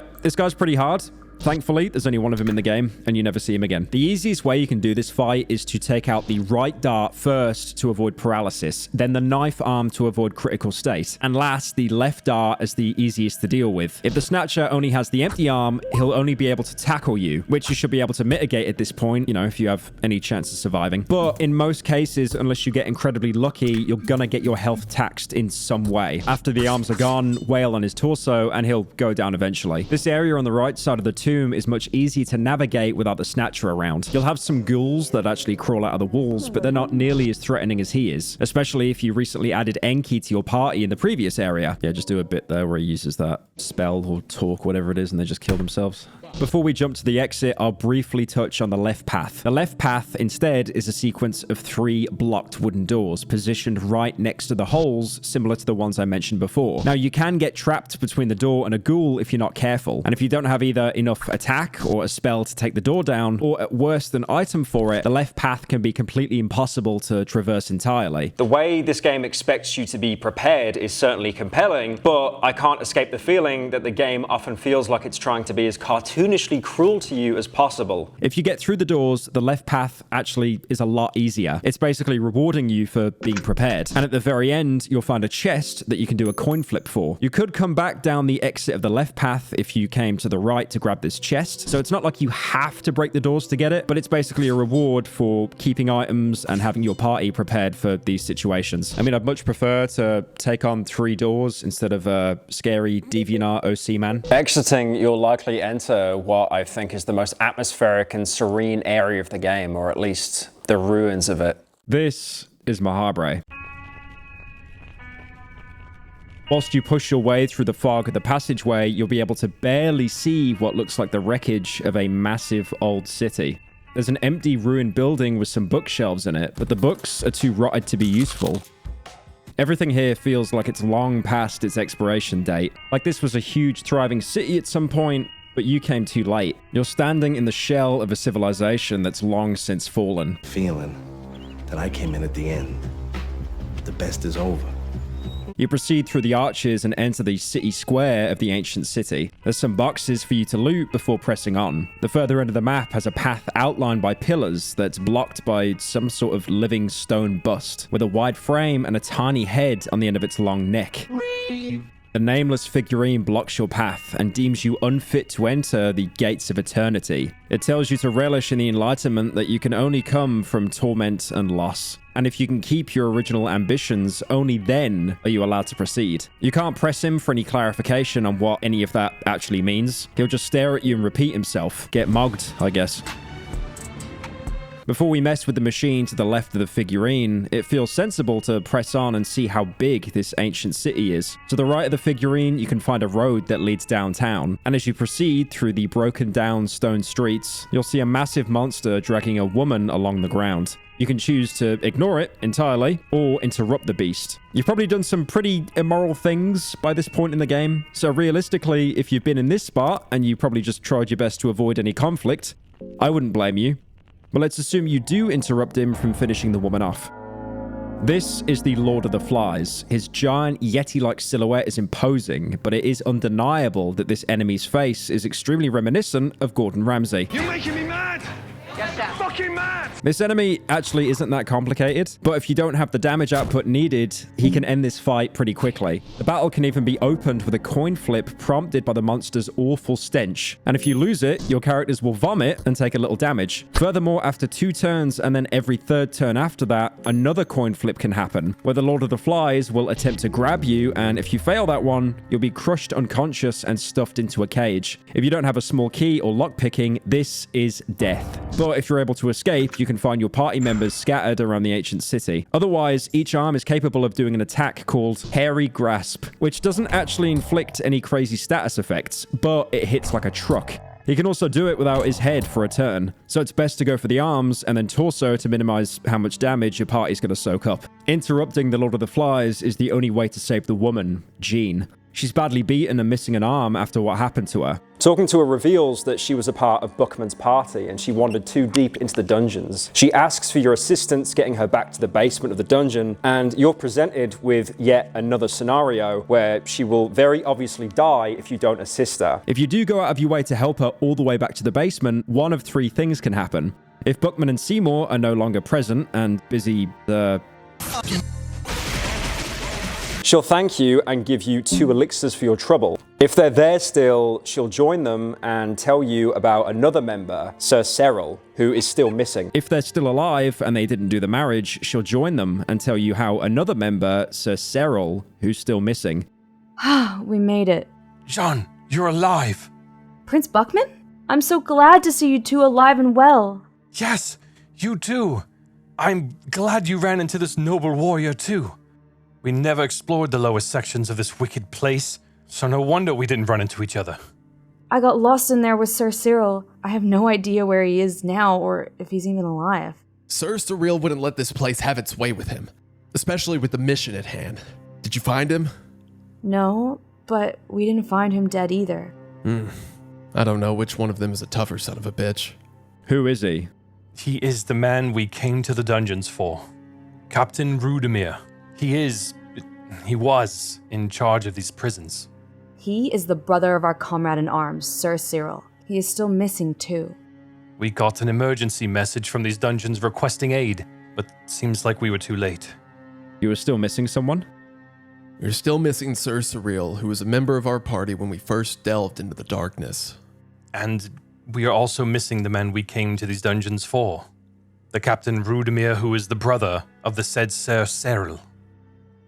You can talk to Jean and she'll let you know to go back to the ancient city to find him. She says he's a big, dark, glooming knight. and that he can't be missed. I mean, she's not entirely wrong. They didn't have the Cube of the Depths, so it's not too hard to get hold of him if you just comb over the inside areas of the present version of Mahab. He's in one of the inside areas of the ancient city, and you can inspect him before he's aggroed onto you. The eyes of the gaunt knight follow you intensively, and he doesn't seem to react to you otherwise. You're left with another choice that ends this side quest in one of two ways. You can either give Cyril an elixir of mind to stun him and then persuade him out of his aggression.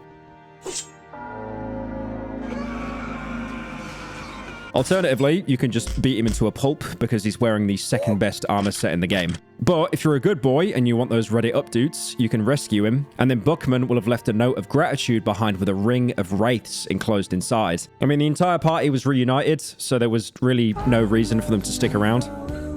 The Ring of Wraiths is actually pretty solid. It restores 8% of your body every turn, but it's also in the treasure chest loot pool. So if you happen to get one prior, there's not really any reason to finish this quest line. But if you do have the ring, any encounter where you aren't getting attacked is actually a free opportunity to farm health. Like, for example, if you sit in front of a door, you can just regen HP for free. At most, Cyril's armor is really good, but without blood portals, this quest line requires so much traversal that you're bound to lose a decent bit of mind and hunger just walking around. Or if you're really unconcerned with being constrained to morals, and you already turned the Buckman into Trotur earlier, you can start a fight and talk to him again to turn Jean in, and he'll reward you with a vault key. There's really no need to do this if you're able to steal it off Trotur instead, but if you're just really committed to being an absolute asshole, it's not that hard to do. If you find yourself wondering what vault are you even talking about, then before heading back to Mahabre, make your way to the inner hall and use as many tinderboxes as you can to light torches in the area. You can actually get a hint from Trotur if you turn enough people into him. This key gets you my prized possession. It is what all this blood has been spilled for. Light all the candles on this floor. This will open the door to my secret chamber. You don't need the hint for it to work though. As long as you have enough tinderboxes to light them all, an entrance will open in the spot of the map where you get the Trotur fight. The vault door is just on the other side, and in it you can find one of the most powerful pieces of equipment in the entire game, but it comes at a pretty heavy cost. You step inside the Iron Maiden-like device and you'll be permanently equipped with the Penance armor. The Penance armor will greatly reduce all incoming damage and also reduce your chances to lose any limbs. It effectively makes your player character a tank, but they're also now going to constantly be bleeding because the Penance armor's spikes are impaled all over their body. You can't really manage this by using cloth fragments over and over, as the bleed ticks pretty much immediately as soon as you start walking. Instead, if you have that beautiful little thing I mentioned earlier, the Salmon Snake Soul, if you keep it equipped on the Penance armor's wearer, then bleed won't be an issue anymore. And you can also swap the soul outside of battles for other members when they start bleeding or get infected. If you didn't steal the key off Trotur earlier, turning Jean in here is kind of worth it, but you'll have yet another spot where her questline will just end if you make the wrong decision. Chances are you'll probably miss all of that entirely, because if you choose to abandon Jean, you'll miss this questline altogether and she'll be dead the moment you enter a different screen. Continuing east through the downtown area will bring you to the Tower of the Endless, but this map is also a massive relative to the areas prior in the catacombs. You'll have to wander through more streets to find a crack in the wall that you can pass through, but before you reach through, you'll likely run into the Scarab. We actually saw a Scarab earlier in the game where Sir Seymor killed one in the basement, but the people from his party being down there always kind of confused me a bit. How did they open the door without the Cube of the Depths? I mean, you could say a Scarab maybe sneaked through a crack in the door, you know, the door that was never meant to be opened without a MacGuffin. I don't know. I won't dwell on the Scarabs for too long, as it doesn't really have limbs to attack, despite its sprite having limbs. So you're kind of just left with an enemy that works a lot closer to a traditional RPG monster. The Scarab will poke you for pretty much insignificant damage, but if you don't kill it in 2 turns, its face will open and spit acid on a random party member, which can hurt pretty bad. The worst thing about this acid, though, is that it will melt a weapon and render it useless, which can be an absolute run ender this deep. The Scarab is functionally a damage check. and they move way too fast to consistently avoid. That acid attack, by the way, is coded very interestingly when you look at it from the developer's side, because for some reason, this is what the weapon melting event looks like. And that's not all. If you sort through the event's files in RPG Maker, there are 3 pages worth of if statements just for this one interaction. That's a line of code for every weapon in this game, rather than just one conditional that's applied to them all. Now again, I'm not a game developer. I love this game, but surely there would be another way that's better than filling up 3,000 lines of code for each weapon for each character. But you know what? I don't really care. It gets the job done, and it's a reminder that you don't really need to be a fantastic god-tier programmer to make a game that people enjoy. As long as you don't have that much of an ego, your game will stand on its own merits. Coming back to that crack I mentioned before, you'll be able to shuffle through it and find a room leading to another massive set of stone doors, like the one you used to enter the ancient city. And just like those doors, they're not budging without some sort of key item. The Cube of the Depths isn't going to work on this one. So now you're only really left with ascending the massive tower. This will reveal the spiral stairways that runs up the tower to have an incredibly janky layout. A functioning spiral staircase in an RPG Maker game is a pretty cool idea on paper, but the bits of these stairs hidden in the background layer, it's awful to navigate. At the top of this stairway, you'll find a likely much needed bed entirely free of a coin flip, which is really surprising and a welcome respite for how brutal the stretch of no beds has been. And you might not have actually seen one, since well before the catacombs, if you didn't have a Book of Enlightenment, this is basically the only free bed in the entire game. That is, apart from that first one in the basement where you could sleep in it once, and then after that, you had to keep using a coin flip. I guess it's a reward for navigating RPG Maker stairs. Seriously, going up these things, I felt like that guy in the fucking wheelchair in Hitman Blood Money. What? You can navigate back down the tower to backtrack into the city. Before you head there, it's probably best to look at the machine at the bottom a bit closer. The beacon's mechanisms are ancient. The light it radiates is supposed to guide souls to the next world. There appears to be a place for a cube-shaped object on the front. Slotting in the cube will cause the beacon to reactivate and sweep the area with a laser.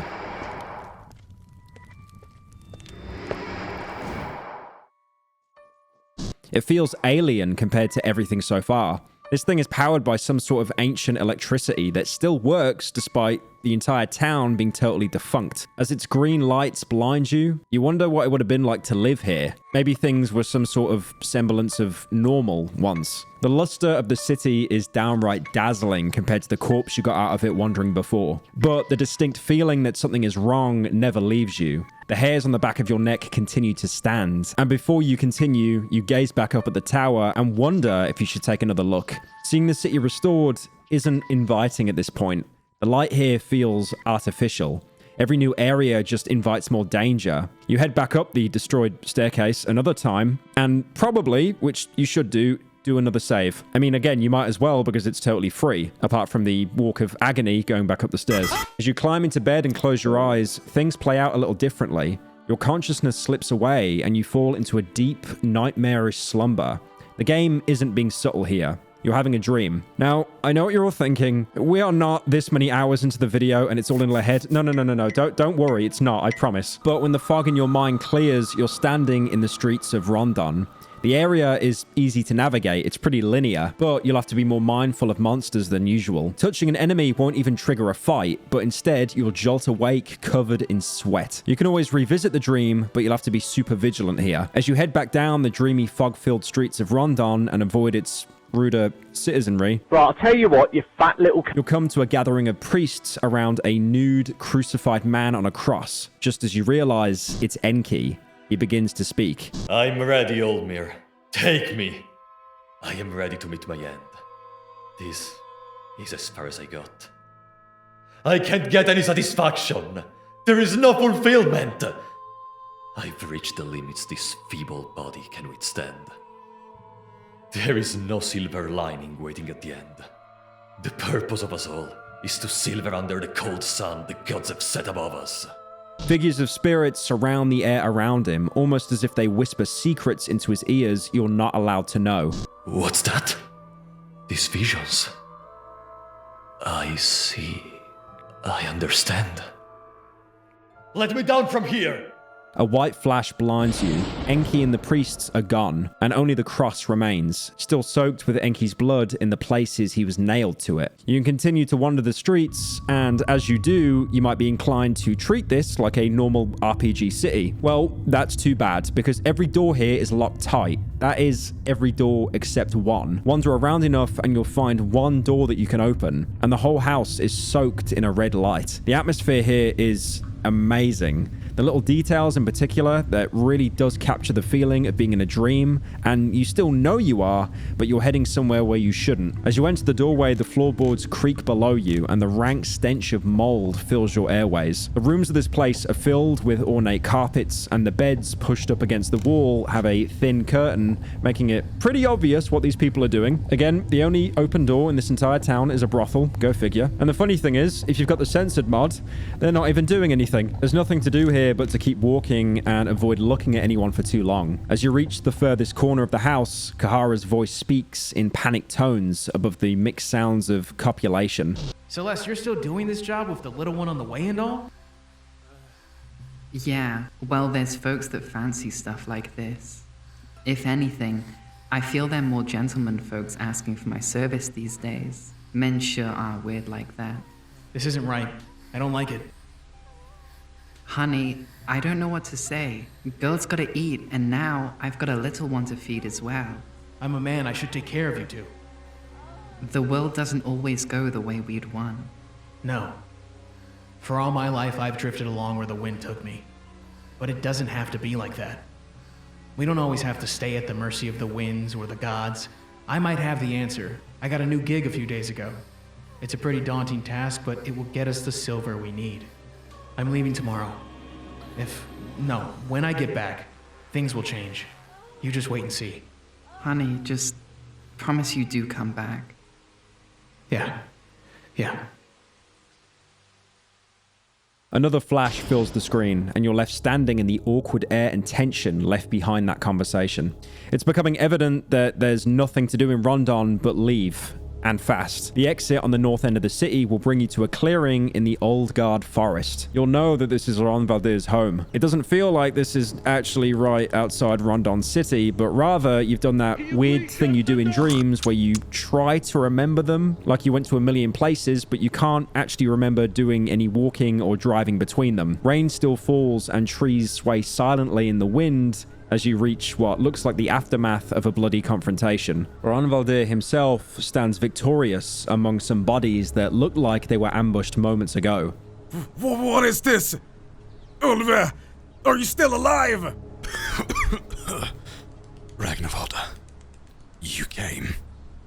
They came while you were gone. Those knights. Who were they? The Knights of the Midnight Sun. Knights of the Midnight Sun? The pretty man. With the locks of a fair maiden. The captain. He wanted the... what we brought from the Vinland. I think I'm going to sleep now. Ulver, rest in peace. Hilde and Bjorn! He dashes into the foggy distance looking for Lagarde. Take care to follow him quickly or you'll be chased by dogs, just like you were at the start of the game. And this time, you won't even be able to get a chance to fight back. Again, the dream will just end and you'll have to do this all over again. The trail of blood will lead you to a lone house. Before you can reach the doorstep, Ragnvaldr steps out. This can't be unforgivable. The house doesn't give us many clearer answers as to what he saw, but I assume Hild and Bjorn are not doing well. In the house, you'll only find an old woman working in the darkness, and meeting her will start a real fight, not the type that ends the dream. Yep, it's Matrix rules now, boys. You die in the dream, you die in real life. The first turn, this old lady, dubbed the Skin Granny, won't do anything, so you just have to prepare. The second turn, she'll transform into a horrible mesh of a chair and various limbs. 3 arms, 2 legs. Per usual, this fight isn't too hard if you know what limbs are basically going to destroy you in a single turn and which are just a health tax. Focus on the arms as quickly as possible or you'll be subject to a coin flip which will most likely spell the end if you lose it, causing you to redo the entire dream sequence. Just leaving any arm at all can get you treated with a critical slash that again drops your health to 1 in a single turn. Winning the Skin Granny fight will instantly trigger one last dreamy flashback, this time in the Highlands. Das and Lagarde are speaking privately. They believe you're the one from the prophecies. Those ancient texts are but child's wordplay. Of course, that doesn't mean that I shouldn't use them to my advantage. But really, many things are scarily accurate in the prophecy. It talks about the fair-haired man and the one who rivals gods in both power and beauty. I thought all the older gods were ugly as hell. Don't tell me you buy that stuff too. Nilvan of the new gods is supposedly beautiful, just as the tormented one used to be. The texts also speak, he who unites the warring states, not by the power of the golden staff, but the power of dozen pitchforks. Well, all the kings hate me at this point, so that one line I can agree with. I will strive to unify these, be it in the prophecies or not, no matter the cost. But I feel like I'm really close to achieving my goals, but the last step is not clear. It's still shrouded in the mist. I'm not certain if this is the path to achieve all this. What do you mean? You are just a step away from founding your own kingdom and becoming one of the most fabled rulers of our time. You'd make a great ruler, I'm sure of it. Common people love you already. A flash fills the screen and Lagarde is standing on the cliff alone now. I'm sure of it, she says. What difference would it make anyway? History has proven time and time again that order, virtue, and tranquility don't last. I need something definite, something pure. I need to ascend above the kings and queens of our time. The last step isn't shrouded in the mist. It's waiting in the depths of the darkness. Das returns for another scene. This feels like some of the most direct exposition in the game so far. Lagarde, I need to ask what this campaign in the north is all about. I don't quite understand the importance expanding our reign all the way over there. Frankly, I'm afraid such a campaign could have negative impact on your reputation. Thanks for your honest words, Das. However, my mind is set. The campaign in the north is vital to my plans. They have something that belongs to me. Something that belongs to you? What are you talking about? The fever dream shifts again, and you're standing in a bright void with a divine feminine figure. Oh, new one. The girl seems nervous around the new god. I must ask you a favor. Our time has come. This form of existence isn't the answer we were looking for. For mankind to break free, we need more. We need someone equal in size and stature to them. Nilvan rubs her slightly swollen belly. Please, I ask of you, just get my child out of here. Take her to the heart of the darkness. I would gladly give my soul to you, if you were to agree on these terms. This is sort of your reward for beating the Skin Granny. You don't actually have to do it if you don't want to. It's entirely optional. There's no consequences. But it's very useful to unlock Nilvan's skill tree to get her endless soul. The only other way to do this is to kill Cahara if he's not in your party. And that's not exactly workable if you choose him as your protagonist anyways, which is what most people do on their first playthrough of the game. Thank you. Nilvan gives the girl one last gaze. The girl backs away behind you. The dream finally ends, and you can take a look around the past version of the city. The flashback sequence is a lot to take in. You basically get backstory for every playable character in the game 3/4 of the way through it. You get a lot of context for the conflict between everyone, and it becomes clear that the girl is a demigod of some sort. Everyone's motivations come a bit more into focus after this flashback. Cahara is here in the hopes that he can save his lover with the money from completing his job. Enki is following some sort of spiritual premonition. Ragnvaldr is here to avenge his village, the perpetrators of the siege on Oldgard, the Knights of the Midnight Sun. The Knights of the Midnight Sun are here in the hopes that they can free Lagarde, the only playable members of this group being Das and Lagarde himself, should you be able to get to him fast enough if he's still alive. Wait, you didn't know you could save Lagarde?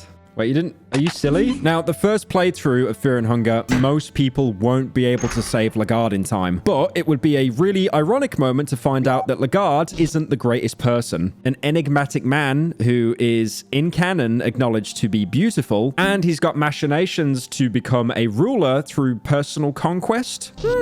This sounds oddly familiar. As you backtrack to the city square, the game notes that as bright as the past is, the sunlight here is cold. You'll begin to feel as though despite how much brighter this area is, you can still feel the cold, musty stench of the present lingering.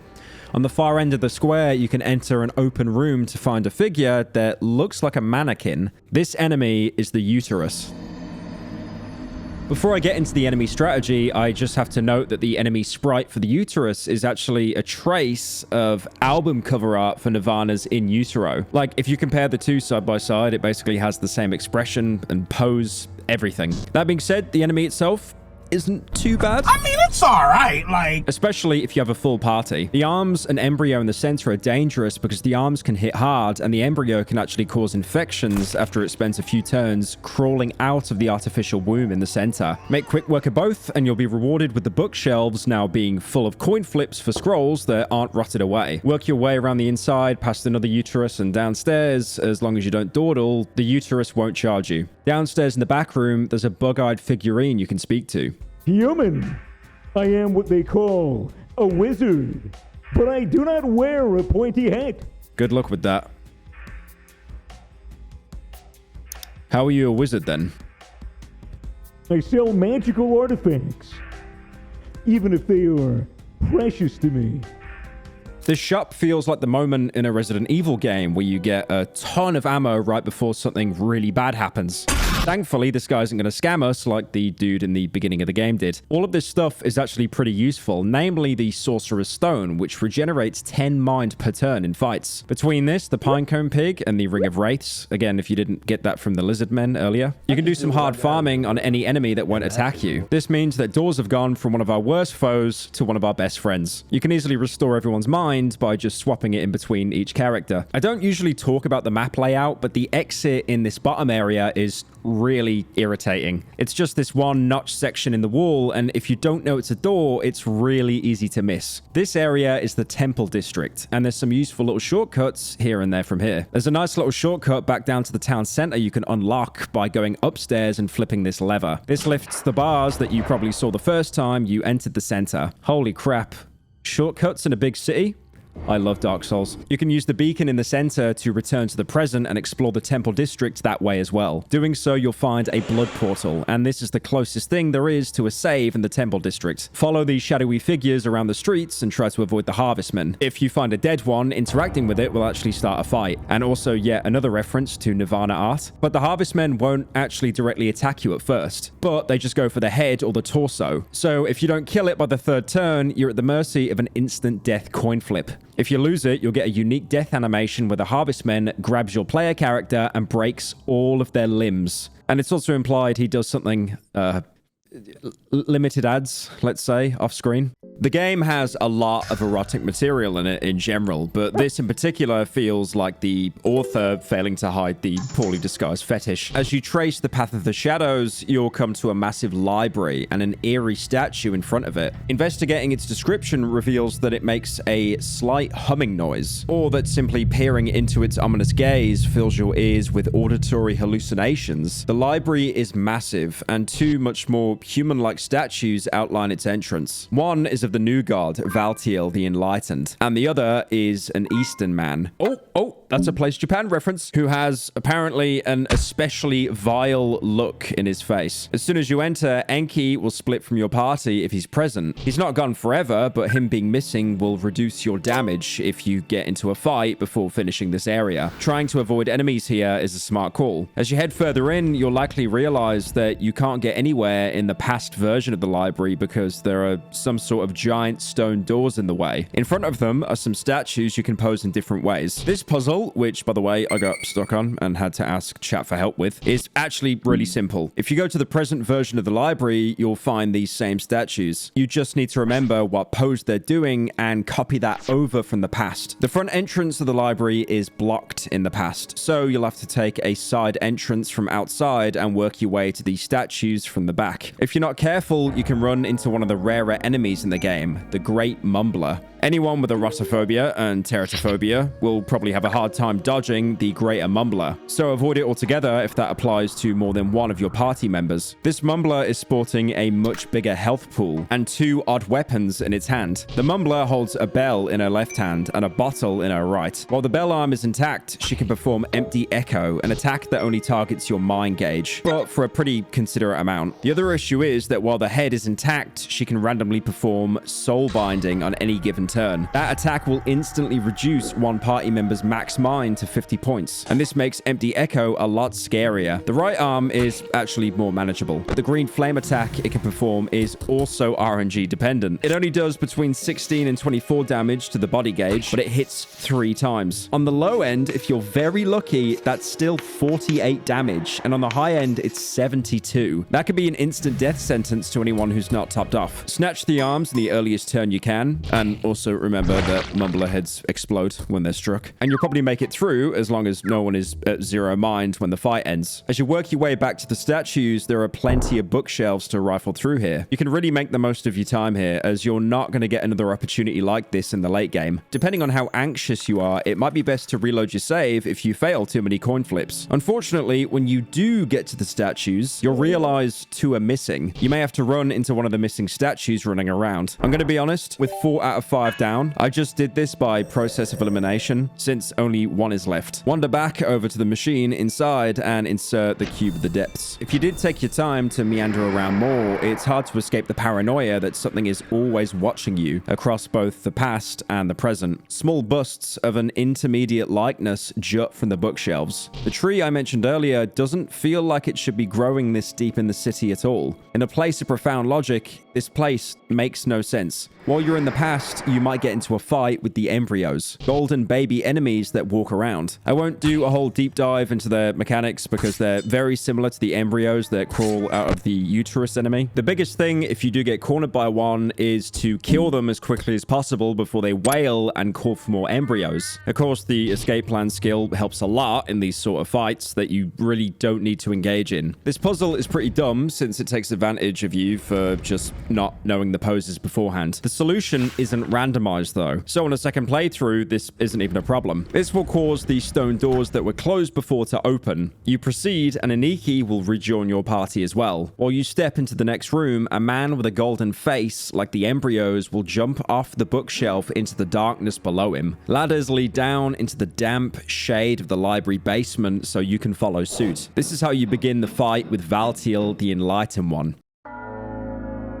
Now, Valtiel, unlike most bosses, is very random, so a save that's not too far from him is something I strongly advise before you work your way down the ladders. Valtiel is a floating head, so his body parts are a little bit different. You've got the right and the left sides of his brain, the head itself, and his third eye that opens after 4 turns. While the right brain is intact, it can randomly cast Hurting, which causes bleeding and often removes an arm. It will also randomly cast a black orb for huge damage. The left brain will sometimes headbutt, which is light damage to the whole party. The main issue is while the right brain is up, anyone who gets hit by the black orb will usually not be able to survive a headbutt as well. If you're unlucky enough to get consecutive casts of Hurting or black orb, you don't really have many options to mitigate the damage, so it's best to target the right brain first and then hope for the best. The problem is you're probably not going to be able to kill the right brain and the head before the third eye opens on the 4th turn, so you do run the risk of getting hit by the third eye's Whispers of Gro'goroth. This skill makes your party more susceptible to spells, and it also curses you with a status effect very similar to Doom from the Final Fantasy series. This will make the afflicted character instantly die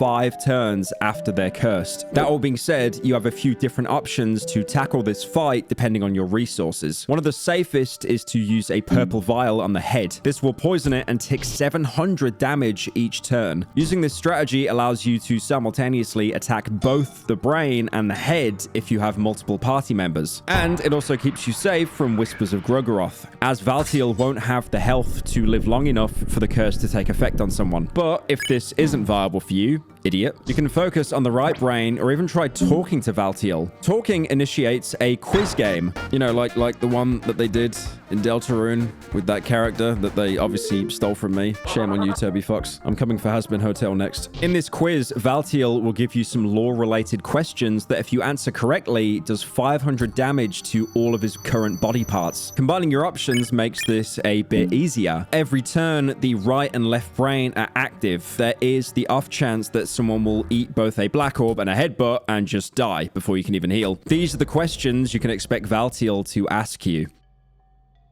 The original god of destruction, one of whom is the very prime ingredient for existence, like shadow to light.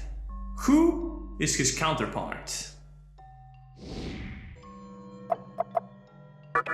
Sylvian is the proper response here, given her imagery with fertility and by extension creation.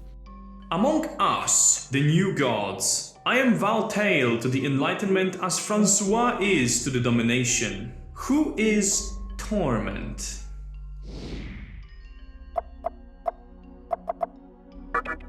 Chambra, who believed that torment was necessary to create, is the answer. We, the new gods, while still walking among men, our fellowship, when did we embark on our journey to ascension?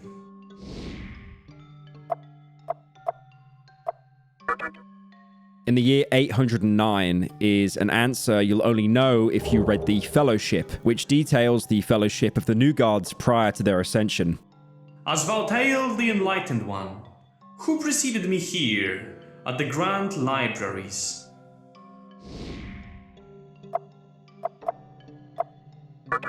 Nas'hrah is the obvious answer if you've talked to him, but without that, this question is very hard to answer. If you're really on the ball, Nas'hrah has a statue outside in his image. Almir, the Ascended One, the last of the older gods. What year marks the birth of his new self?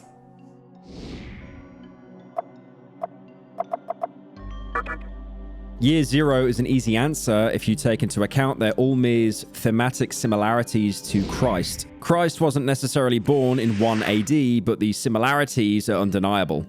The Dark Continent, whence the darkness slowly leaks to the Western world, where the day only shines eternal darkness and grey gloom. What is it called among the people of Europa?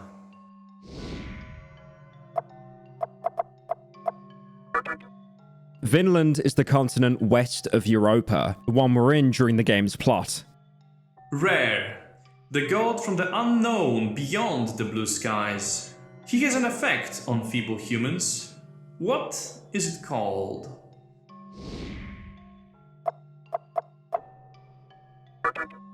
It's called the Moonlight Cancer.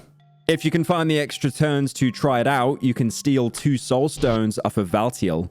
Overcome him and he'll reward you with the Enlightened Soul. This is a key item we'll need to get the ending we're going for in the Golden Temple. We have 2 out of the 3 of these souls, only leaving 1 left before we can finish this run. The head of the Valtiel, the Enlightened One, falls down to the darkness where it once rose. The millennia of wisdom and knowledge that is too much for a normal person to bear passes through your head. You only get a glimpse of what is waiting for you on the other side, but this information stream is too much for your mind to handle. Your head hurts a little. Exit the library, maybe backtrack to the Tower of the Endless and save. And be sure to check that you've already looked at all the bookshelves in the library one last time before you move on entirely. If you're especially lucky, you can find Valtiel's Natural Doctrine and Natural Doctrine 2. These make his work in the Grand Library crystal clear.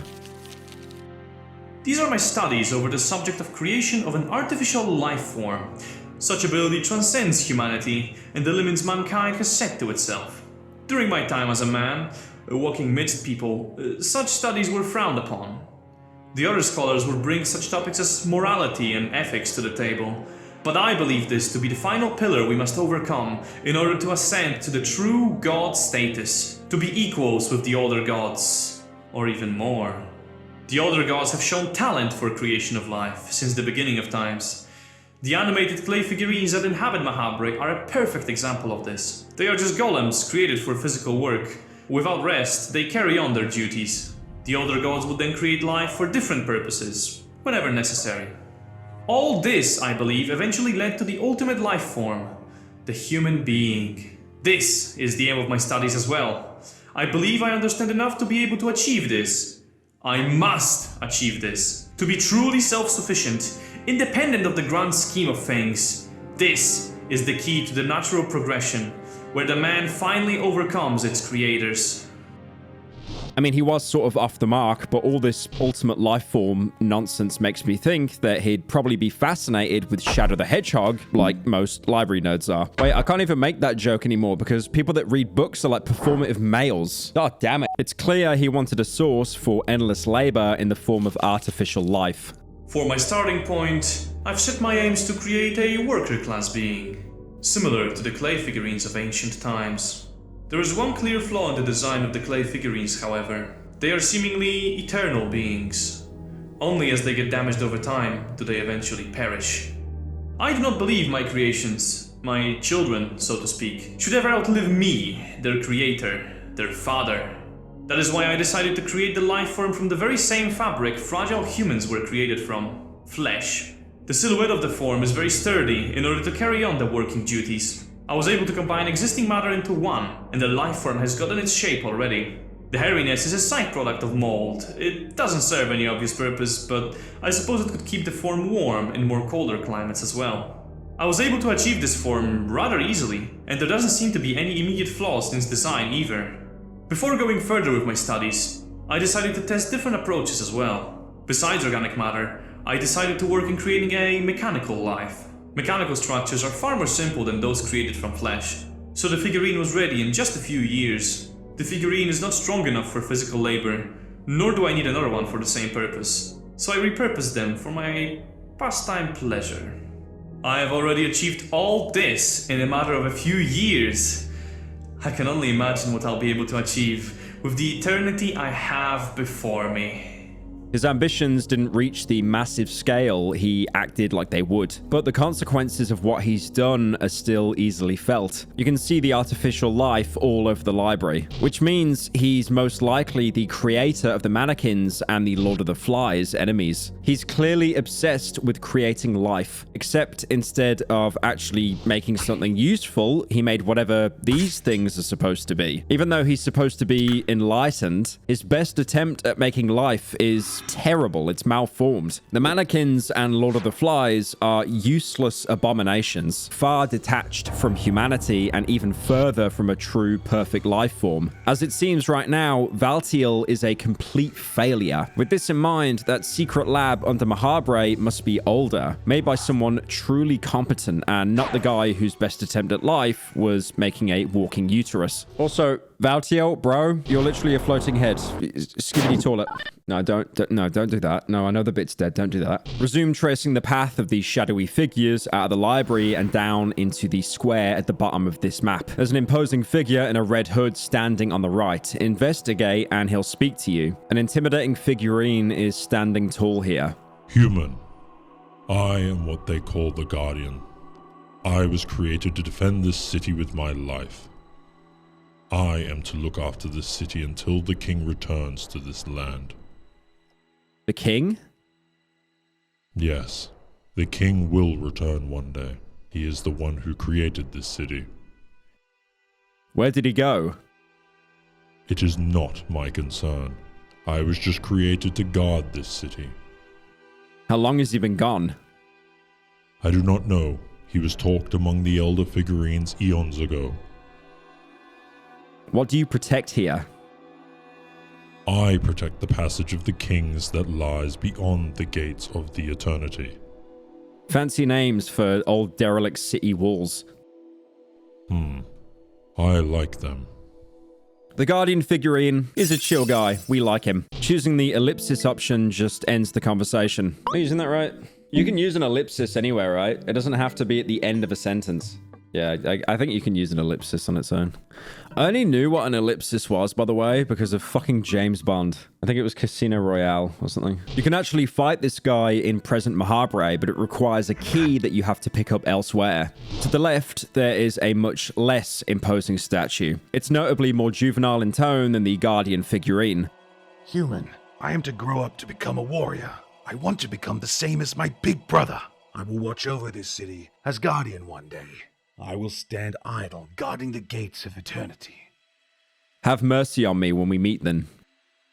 I will show no mercy, as neither does my big brother. Huh.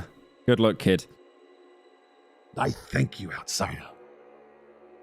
Don't get your hopes up. Just wait and see. The last NPC doesn't have as much to tell us. If you didn't get them in the library, you can trade coins with him to get either recipes of the 15th century, Alchemelia or Alchemelia 2. You can get these at any point in the game depending on your luck with coin flips on bookshelves. So it's worth making sure you're not doubling up on something that you only need one of. Before moving on, I have to mention it, or I know there'll be a lot of people complaining in the comments, but you can enter a room from here called the Pit of Enlightenment. I will get into this as we dig into the lore more, but this is such an expositional nuke that if we go into it now, it would really waste time. Like this video hasn't wasted your time enough. If you really want to know what's going on, bear with me. We will get there. I know I've said that a lot. Now, we're really close to being able to enter the Golden Temple. We just need that last soul I mentioned a minute ago. To get that, you have to go down into the back alley area. The pathing here feels really esoteric in a way that's almost retro. That probably sounds stupid, but it's really hard to tell where you're supposed to walk on this map without just following a path and hoping for the best. And it reminds me of how older games, RPGs like this especially, had issues with just feeling aimless all the time. It's interesting the way these sorts of quirks repeat themselves in indie games, even if this section is ultimately pretty linear once you figure it out. While wandering aimlessly, you'll probably come to a corner of the map where a creature has been suspended on a wall with chains. It's not too weird to see things being tortured down in the dungeons, but this one looks like nothing you've ever seen before. You just better hope that those chains hold. Once you navigate the twisty ancient roads, you'll be able to enter the Temple of Torment. You'll need to work your way into the back of the temple. You might run into one of the red men enemies. While doing so, depending on which path of the back you chose. These guys can only do the attacks Red Grasp and Scream at you. The first does very small health damage and has a chance to stun, and the second does some mind damage. The real issue here is their one-shot kill coin flip attack. Guess wrong, and like a lot of enemies with a coin flip attack, you're dead.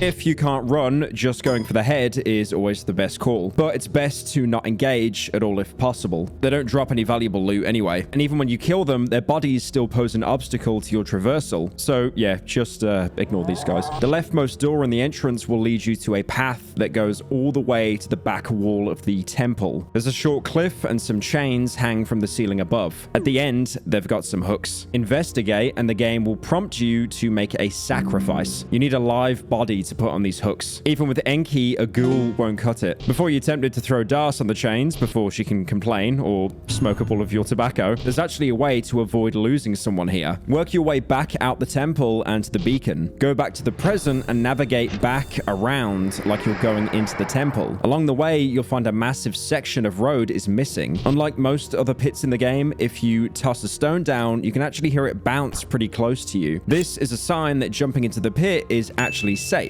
One of the few safe pits in the entire game. Shoutouts to the shit pit from earlier. This area doesn't exist in the past version of Mahabre. I think the idea is that you'd walk into the temple in the past, realize you'd need a sacrifice, and come back to the allies to explore the present. But finding this place is by no means intuitive. These caves are artificial, and golden mannequins stand in the way of the path all over the place. They're eerily similar to the embryo enemies, but actually your size. What's going on here feels like it's starting to become a bit clearer. Someone was trying to create artificial life here. There's tanks full of water in one of the rooms, and if you offer the one in best condition your blood, you can create a husk of yourself. The perfect guilt-free human sacrifice. A nearby ladder leads back into the Temple of Torment, but this isn't as massive of a shortcut as it may seem. You'll need to return to the beacon and then go back into the past to access the chains. Touching again briefly on the pit you can jump down, there's an altar inside that you can offer limbs. These limbs are permanently gone, so using the limbs of a ghoul or something similar is the most rational save for a couple other exploits you could take advantage of. Fill all 4 slots with limbs and you'll be rewarded with the Sergal Spear. This spear apparently references the YouTuber Nico the Sergal, who the developer attributes his motivation to finishing the game for, as he was one of the first to record a playthrough of the Fear and Hunger demo that brought the game out of obscurity. The Sergal Spear is really good, having the highest attack stat in the game. However, it does have the drawback of being a two-handed weapon, which is really ironic when you may have just lopped off your arm to pick up this thing with someone who can now not actually use it. Otherwise, though, it's literally got the highest damage stat, so probably worth picking up if you can yoink some free arms from ghouls or something. The Husk, though not an actual party member on account of its inability to say or do anything but walk around, will follow you into the Temple of Torment. The Husk will helplessly trail into the room behind you. The game prompts you to make your sacrifice. Obviously, you ignore sacrificing the Husk and just sacrifice Das again. But anyways, regardless of what you do, you make a sacrifice and a terrifying red figure will begin to pursue you. This is avoidable if you run around the room, but starting the sacrifice sets you up for this boss fight as you have to simultaneously juggle running away with tightening the chains on your sacrifice. And this is the final gate before we get to that last third soul we came for. The Tormented One is broken up into 3 phases. The first phase is very simple. Every turn, the right arm is going to use Pummel, and the left arm has a chance to do it a second time. This doesn't hit super hard, but someone's always got to take the health tax. What you do have to worry about is Chains of Torment, which he'll start using on turn 2, and then every third turn that follows. Chains of Torment can do half your health depending on your armor and soul setup. And once you take both of his arms, the Tormented One will start using it on every turn. But taking both arms does make his head vulnerable. The safest strategy by far is to take out the right arm, focus on the torso, and try to minimize how often you have to mitigate Chains of Torment's damage. The best way to lower the damage entirely, though, is not to get caught in the first place, as this phase doesn't happen if you can run away long enough to kite him to another room and come back. It's not unwinnable without doing so, but it makes it significantly easier on resources. Completing the Torment of your Husk will rip its skin from its body and cause blood to flow into the channels that run all through the temple. Work your way back to the exit and you'll be stopped just before you get out when you reach the now full Pit of Torment. The Tormented One will rise from the blood once again whole, no matter how good you hacked him up prior. This fight isn't very different. He won't do Chains of Torment until you cut off both his arms, and going for headshots isn't really worth it, so just focus on the torso and mitigate the pummel damage. But once you take the torso down, you finally go into the third and final phase. The Tormented One stops his attacks and retreats closer to the center of the pool. A terrible sensation fills you, as if something is about to happen that should remain unknown to human eyes. The Tormented One emerges from the pool of blood once more, revealing 3 metal wheels rotating around him. These rings are the main mechanic to master for this boss fight, as they're both his means of offense and defense. While they do count as body parts, you can't kill the outer wheels, at least not permanently. Depleting their temporary health pool of 100 will result in them jamming, which will give you an opportunity to attack the Tormented One directly, who is still fixed to the innermost wheel. Otherwise, the first circle has a physical evasion rate of 85%. Meaning focusing it directly before taking care of the other ones is a pretty bad gamble. When they aren't jammed, the revolutions of the wheels can hit you, causing both fractures and infections, in addition to the Chains of Torment that are still being cast by the Tormented One. While the Murky and Explosive Vials sound good in theory because of their AoE damage, both aren't guaranteed to deal above 100 points. The vial that does carry in this fight, however, is the Purple Vial. A very helpful detail to know that if you apply DOT effects to the outer wheels, the damage calculation isn't actually applied to the aforementioned 100, but instead 10,000, which results in every tick of the DOT doing enough damage to jam the wheels again and again every single turn. This also immediately gives you the perfect conditions to strike, as jamming both outer wheels at once results in the first one jamming as well, applying the weakness status to the Tormented One himself.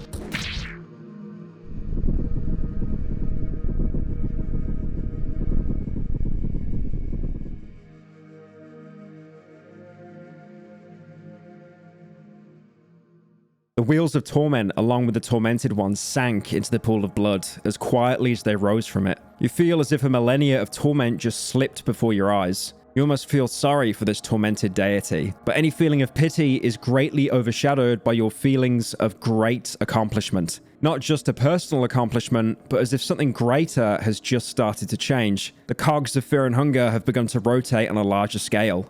You get the tormented soul with you. Now that we have the final soul, we can make our way back to the Golden Temple. Leaving the Temple of Torment, we're greeted with silence. The music cuts out. The alleyways are getting suspiciously quiet. Making your way back, you're ambushed by a familiar face. This is the creature we passed earlier when it was still chained to the wall, the White Angel. His arms have extremely high odds to cut yours off and cause bleeding, and his coin flip attack, Helmbreaker, is a one-shot if it hits. Though notably, you can actually fail the coin flip and still be lucky enough to dodge it, as it doesn't ignore evasion like a lot of coin flip attacks. I do want to get into how I think this is a lot better, because it's much closer to how RPGs usually tend to handle these sort of big one-hit attacks. But I'm not doing that, the video's long enough. If both arms are intact, he can also use Blade Dance, which carries a high chance to take an arm off and cause bleeding as well. Notably, you can mitigate these odds with any of the endgame armors that reduce limb loss, and also the beloved Salmon Snake Soul. You can kill him by the torso, head, or heart, but anything other than the torso is pretty hard to hit with physical attacks. Splitting focus between an arm and either the torso or the heart is a pretty solid strat, with you being able to tip the odds a little more in your favor if you cast a spell on the heart, but even then, nothing is guaranteed.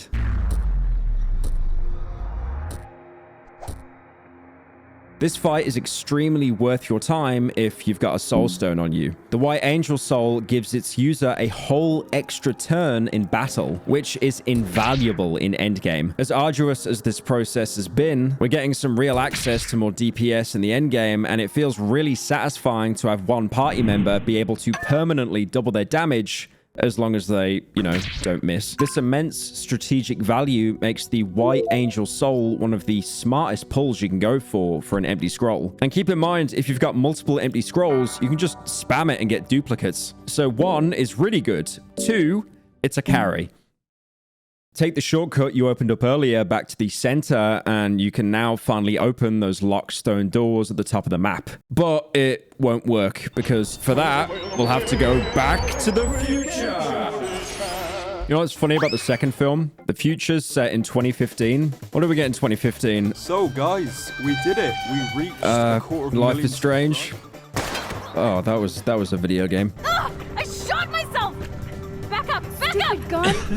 Hold on, Chloe. Anyway, in the present, you can now show the statue blocking the path with the souls you've gathered from all the bosses in Mahabre. Human, I see you got the Endless Soul, the Tormented Soul, and the Enlightened Soul.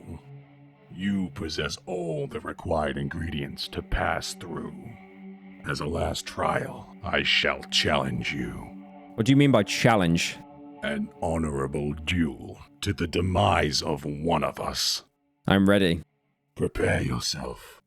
Hundreds of years without anyone passing by. My mind was already lost.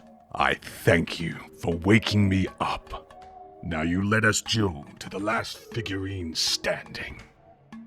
I breezed over this, but it's worth mentioning that if you want to get the Enlightened Soul, Tortured Soul, and Endless Soul without fighting bosses, you can kill Enki, Ragnvaldr, and Cahara, respectively, to get it. This means that you can only really do all three this way by playing Das, but you don't really have a need to do that. Despite the nameless figurine gatekeeping you from the final part of the game, he's actually really simple compared to those three bosses we just finished off. His arms have a massive health pool, and the attacks he does can't be evaded. He doesn't have a coin flip attack to worry about, so it's super effective to just focus on the head unless someone's close to death. Taking out the arms is a good idea, depending on what you want to do, but if you don't plan to do any optional fights, just punch his head right off his body and move on to the Golden Temple. Now, this next part is really easy to miss. If you hold off on charging into the Golden Temple after beating the nameless figurine, Pocketcat will be present in the area only if you have the girl in your party. This only happens after Nameless is defeated, and it's easy to not even notice until you exit the Golden Temple. This is another section where Pocketcat is going to be very pushy and demands you relinquish permanent custody of the child as he suspiciously fiddles with something in his pants. That's probably not a fidget toy. The more you refuse him, the more he'll begin to crash out.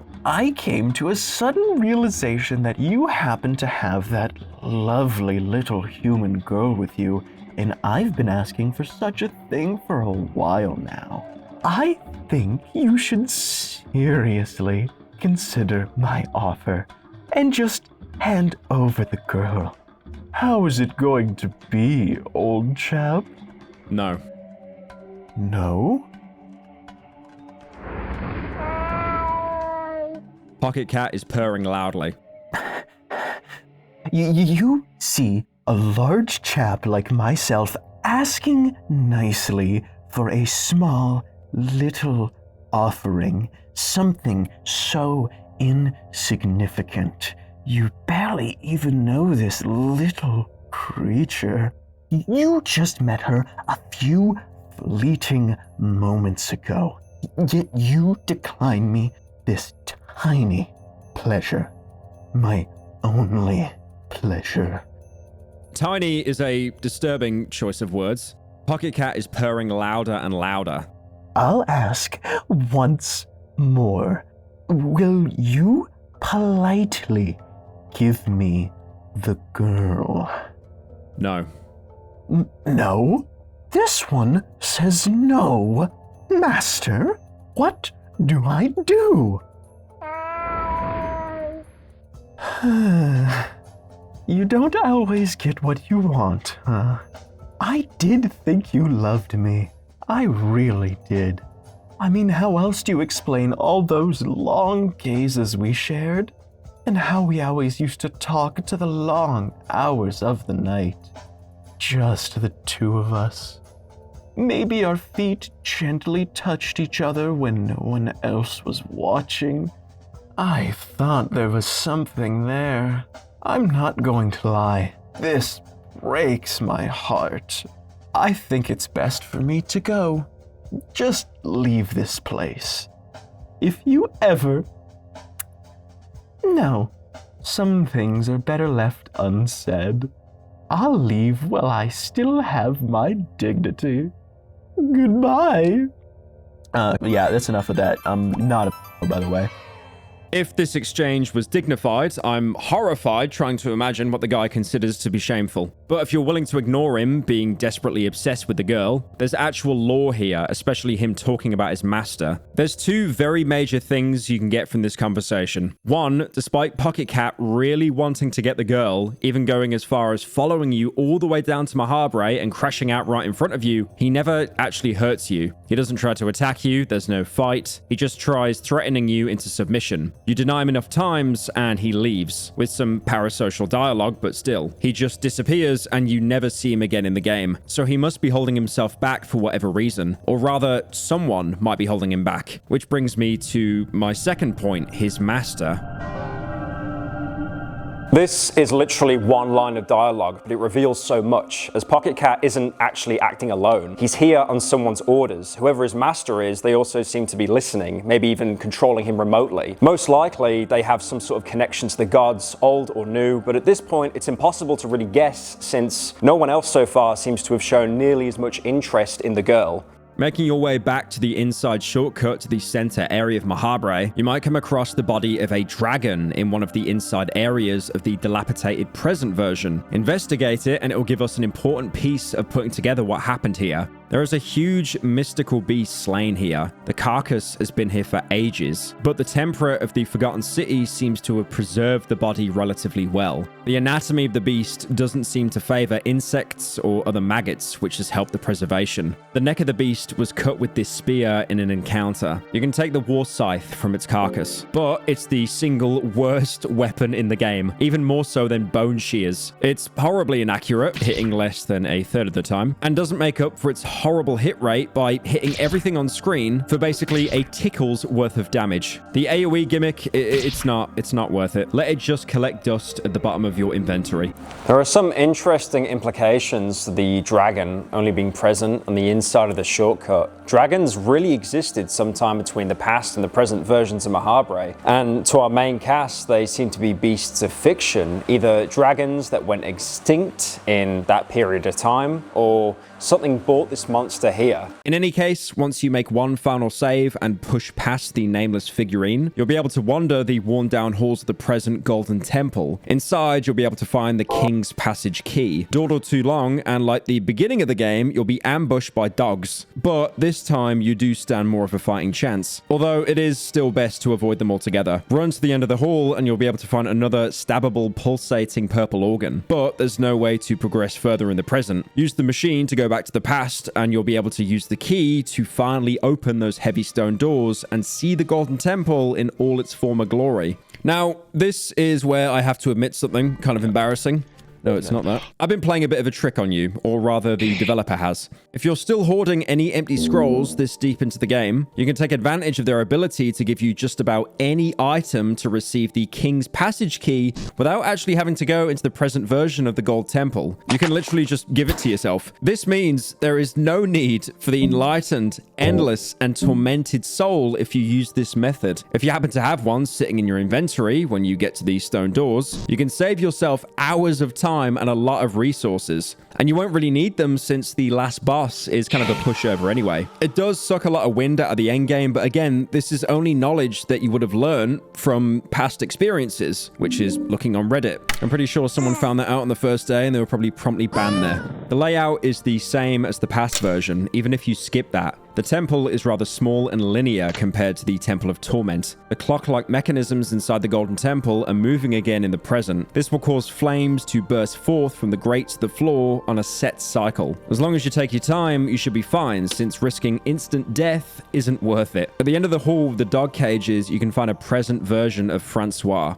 who will have hints for his own boss fight as well as some important lore on the new gods. Using Francois' arrogance to your advantage is very easy to do, given that we can talk to every enemy in the game. We just need the right words to permatilt him, like Coach was in the Left 4 Dead 2 intro. 30 flights of goddamn stairs. Come on, Coach. Maybe the helicopter. Maybe it's made of chocolate. If you were this far, it must mean that another cycle is to begin, huh? It's all pointless, you know. We're nothing but puppets. There is no real domination. So yes, I am ready. Take this key. You will need it. Proceed back in time, and you will find my younger self.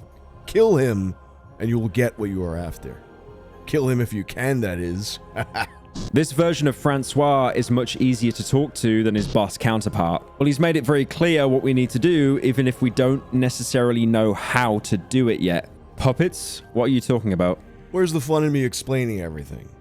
It took me numerous life cycles to understand the greater scheme of things. Let me at least enjoy your ignorance.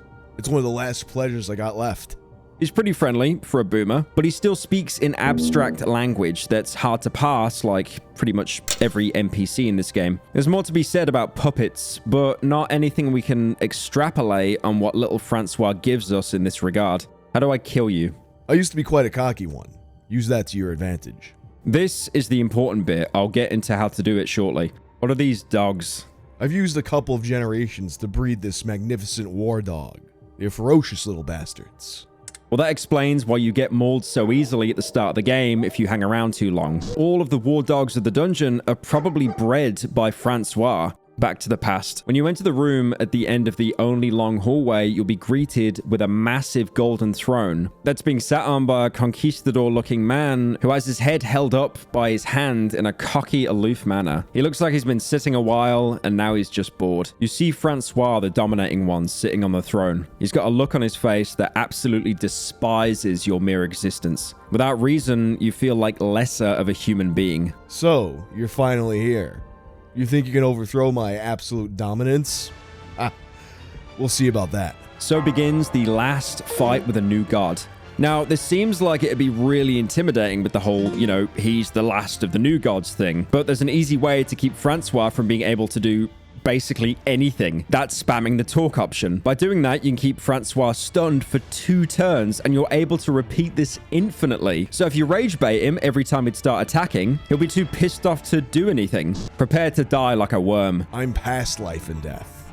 I'm closer to the gods than no one has ever been. Of course you are close to gods. You're standing next to one. Not in a million years. I recognize a weasel when I see one. You got no spine. You got no balls. You're nothing to me. You'll just be an extension of my domination once I bend over your dead torso. You're nothing but a puppet in the greater scheme of things. A puppet? A puppet of whom? Do you see strings attached to my arms? Do you see a puppeteer somewhere? There's no one but me left. Well, who is it that puppeteers me? Why don't you reveal this secret knowledge of yours? How little you really know. You know nothing. You think I'd fall for your pesky dictum? Francois seems to be in an agitated state of mind. Francois, again, like I said, will remain frustrated for 2 turns, so you can take off his arms and then work on his torso until he's dead, stopping only to distract him again when he says, "Why won't you answer me?" He's susceptible to burn and poison, so you can use them to melt him even faster. He will enter a second phase where he introduces a coin flip attack that I really don't want to talk about, but as long as you take his arms off before the second phase starts, he can't do the attack at all. This is super valuable since it's the only move he can do while stunned. Just keep him too tilted to actually swing on you, and you're basically doing his coin flip attack on him. Francois, the dominating one, dies. You have proven your dominance over this old man who desperately tried to keep up with the times. With Francois the dominating falling, the order the new gods kept also crumbles down. The remnants of their reign are quickly forgotten. There's only one thing left to do now that you've dismantled the order of the new gods with your own mortal hands. You have to become a god yourself and claim your own position on the throne. As you close the throne, you feel air standing still. You feel electricity and excitement radiating from the chair. Your heart is beating fast. It feels like the throne holds great significance to the greater scheme of things. The throne of the new gods is sitting here empty, waiting for the successor to the past gods.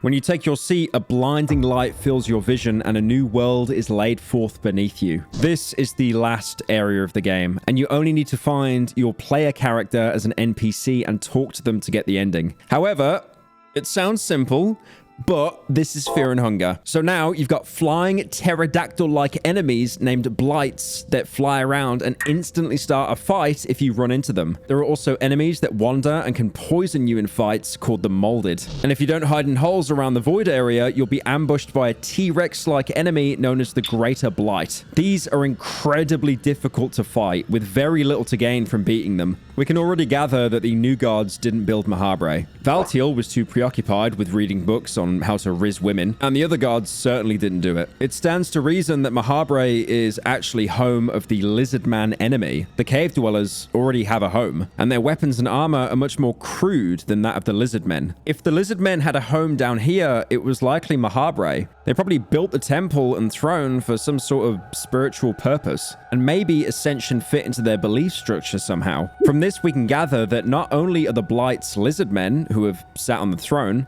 but it's possible the dragon corpse we found was also the remains of some sort of ascended lizard. It already seemed like Ascension was a fallacy, but the power of the Greater Blights really hits home how insignificant we still are. Fear and Hunger's maps can sometimes be confusing. This one is the worst by far, not because everything's too tight, because everything is too open. This is the equivalent of a battlefield map. You probably won't know where to go, get stuck, lost, scared, confused. You won't find a hole in time, and again, get mauled by a T-Rex. Now, if you can, try to keep calm, make sure you can always find a hole to hide in, and then you can finally find your player character and initiate Ending D.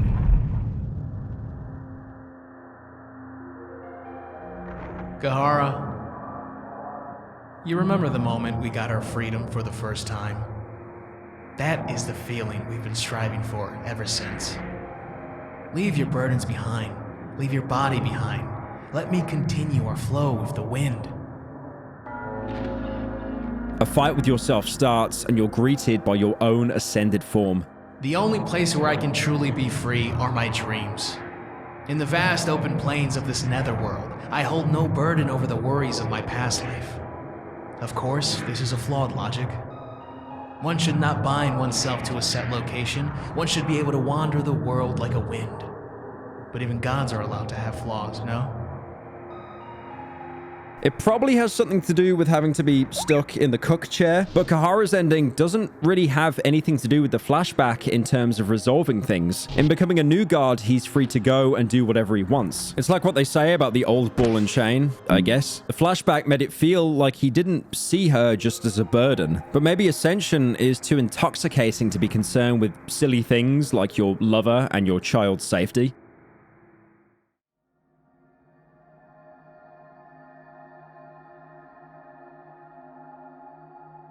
Dars, we've been submissive long enough. Can't you hear our soul yearn for more? We can dominate, you can dominate. Just leave your earthly body behind and let us ascend. Let me dominate those that need hurting. What is true domination? There is no domination if there are no weak. That is the law of the nature. There is no shame in admitting that you want power over the poor and the weak. You yourself have sought domination by getting this far. You wanted to prove to others that you've got what it takes. You wanted to dominate the oppressive and hopeless darkness. Dars's ending feels comparatively a lot more rational than Cahara's. She's always been playing second fiddle to someone when she's not the protagonist, and always starts with wanting to honor loyalty to Lagard. The narrative certainly isn't kind to her just because she's a woman either. Less so, if anything. Ascension for her is about surpassing this narrative position she's always in, where she's treated like a subordinate. Now, she doesn't have to answer to anybody.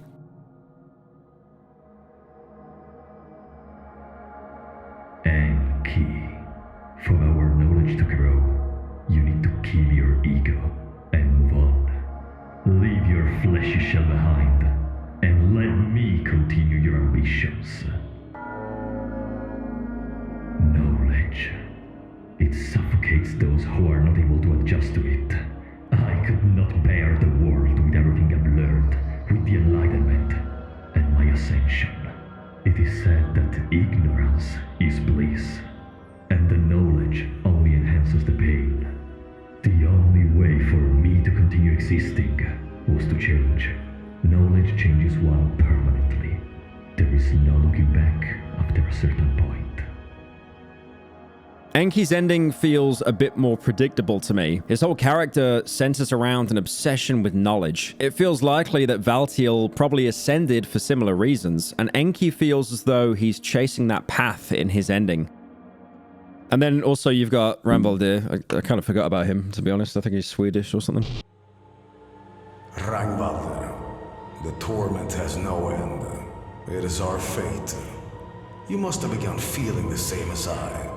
So don't try to abstain from the inevitable. Embrace the torment. Let me make sure your torment doesn't go to waste. I've grown to love my torment and suffering. I curse my place in this universe. I curse the fate that has been laid in front of me. But I've grown to love it as well. Suffering alters my sight. I can use the energy to my advantage. It is like an ancient secret that was revealed to me in my darkest hour. A secret only I am aware of. Now, if you're smarter than me, and you probably are, then you've realized that these endings all relate back to the path of one of the new gods. Ragnvaldr's is the most obvious, echoing the Tormented One. No matter who you choose to be your protagonist, though, you'll have to decide how to handle your newfound ascension. You'll have to decide whether to share the news of your ascension with others, and between spreading your influence through either conquest or converting people to your new religion.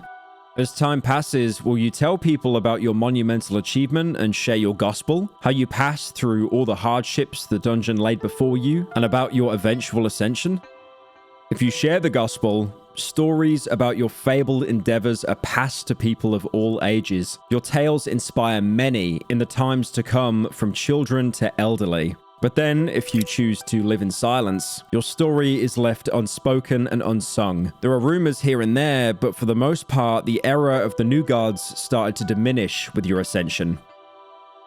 In the coming era, mankind is at the brink of chaos. Diseases run wild and kingdoms wage war with hundreds of thousands of casualties on all fronts, both women and children included. You would have the power to interrupt and potentially stop this. You have the strength to stop the mindless killing, but that would require you to step out of the plane of this void. Instead, you could try to affect mankind through religion and beliefs. Affecting the whole culture means slow change, and its effects don't save those in immediate peril, but religion might have more long-lasting effects. Though living in silence is supported much more by narrative flavor text, either of these choices are viable to get a unique ending. One thing that immediately sticks out to me is how adamant every ending is that there is nothing you can do to ascend past the old gods in terms of power. Depending on your choice, you can make grand changes in history based on your authority, but the nigh infinite and terrifying strength of the old gods always remains beyond your reach here. If you combine sharing the gospel and then saving mankind with your strength, you get this. You leave your golden throne to disrupt the ongoing wars. With overwhelming strength, you crush entire armies that stand in your way. Kings and sultans of the time are left in terror before your power. Once you are done with your rage, mankind is left in a state of chaos. Common people have no one to turn onto, and thus they seek safety from smaller tribes and communes. By meddling with mankind, you ended up halting the technological and cultural progress. People are also less self-imposed because of relying on old gods in the past. The civilizations are back to an Iron Age-like structure where physical strength is the only thing that matters. You watch other deities and gods fall around you one by one as men revolt against old world order. However, your gospel back in the day was so strong that people remember it loud and clear. Your legacy had only grown stronger with you crushing the warring kingdoms before chaos began. Men fear you. You are known as the fierce god, and because there are no other gods left to rival your power, you become the one and only god, despite your strength being limited to that of a new god. So this ending has a pretty big God of War flavor to it, I think. You're not unkillable, but your might and ambition is so undeniable that your legacy precedes you in a way that is much larger than your actual abilities. People remember you for a longer time than other gods, just because they saw your display of strength at first hand. But again, it does give that feeling the only reason you have so much power is because at this point in time, no one is actually stronger than you. And in the future, that could definitely change. Much like how you started off as a normal human, you ascended the throne. Maybe someone else does that in the future and usurps you. If you combine sharing the gospel and influence through religion, you get this. Slowly, in times of despair, people start to turn to your religion in hopes for salvation. Many were killed, and every new victim feeds the ongoing plague and destruction. This age would be known as the Dark Age in the history books, but your light would become an important factor in the survival of civilizations. You are known to men as the merciful god. New deities and false apostles rise as decades go by. But the foundation you laid during the Dark Age made you a pillar of morals for centuries to come. Even if your power is limited to that of a new god, your legacy would eventually rival that of the older gods. So this is basically a nerdy opposite of the previous ending. Though people lived in times of ruin, your influence is used to sedate the masses, despite the fact things are mostly your fault. But at least you'll have a legacy of people respecting you, similar to Ulmir, if anything. If you pick Live in Silence and save mankind with your strength, you'll get a similar ending to Share the Gospel and save mankind with your strength, but there will also be an extension where it doesn't turn out too well for you. The harsh times breed harsh men. Mankind is physically in its peak condition because of the warring tribes. Because there is no centralized civilization, creating a strong, uniform religion proves to be difficult. With all new understanding of morals and customs, people riot against the gods of older times. You manage to withstand against the oncoming forces for some time, but eventually among mankind, there appears to be a successor to your reign. You are beheaded, and your mutilated torso is put on display. You become a symbol of old. And in this way, you're remembered even in coming centuries.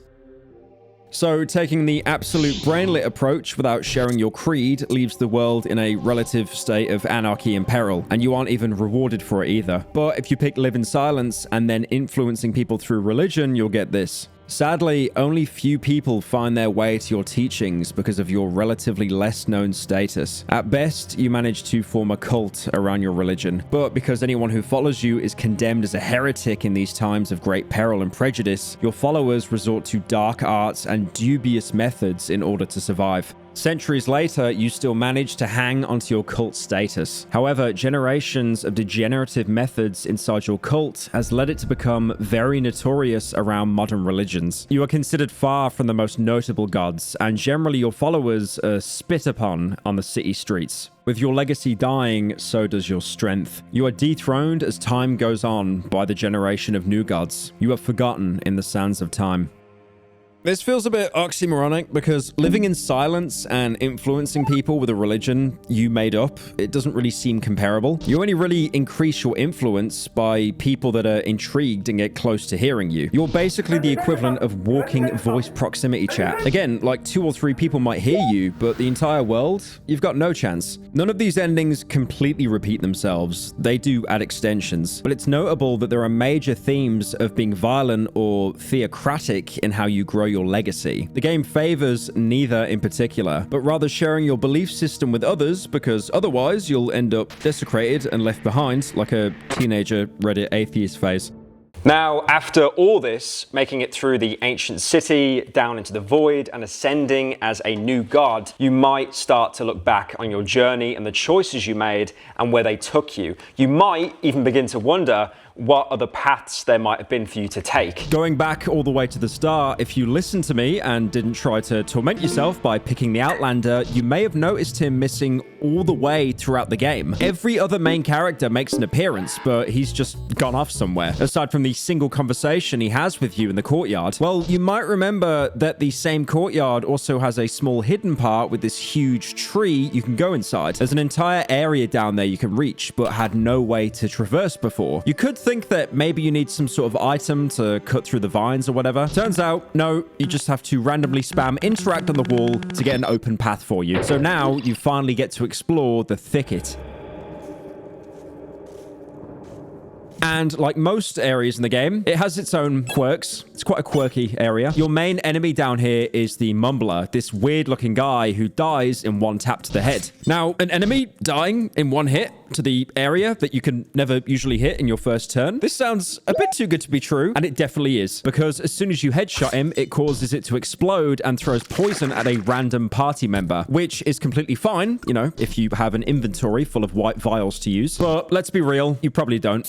That being said, you can kill the torso and you won't get poisoned. Its other attacks can't even outright kill you. Instead, they attack your mind, either just dealing a little bit of flat damage to it or even outright setting it down to 50, which, let's say, for example, you're sitting on 51 mind. It does absolutely nothing. But then, if you've recently restored all of your mind, absolutely debilitating, GG, you just wasted an item. But even then, mind restoring items are much more common than health restoring ones. So, you know, smoke that opium, drink that alcohol, you'll be all right. That is, unless you're playing the marriage, because for some reason, it'll get its mind completely reduced permanently instead. I have no idea why. Law scholars, I'm pretty sure you'll leave a 12-page thesis in the comments section explaining how it's part of the intrinsic lore or something. It's probably just a bug. I mean, maybe in the old code, that's actually how it was supposed to work for every party member. It kind of would fit the, you know, punish the player as much as possible design.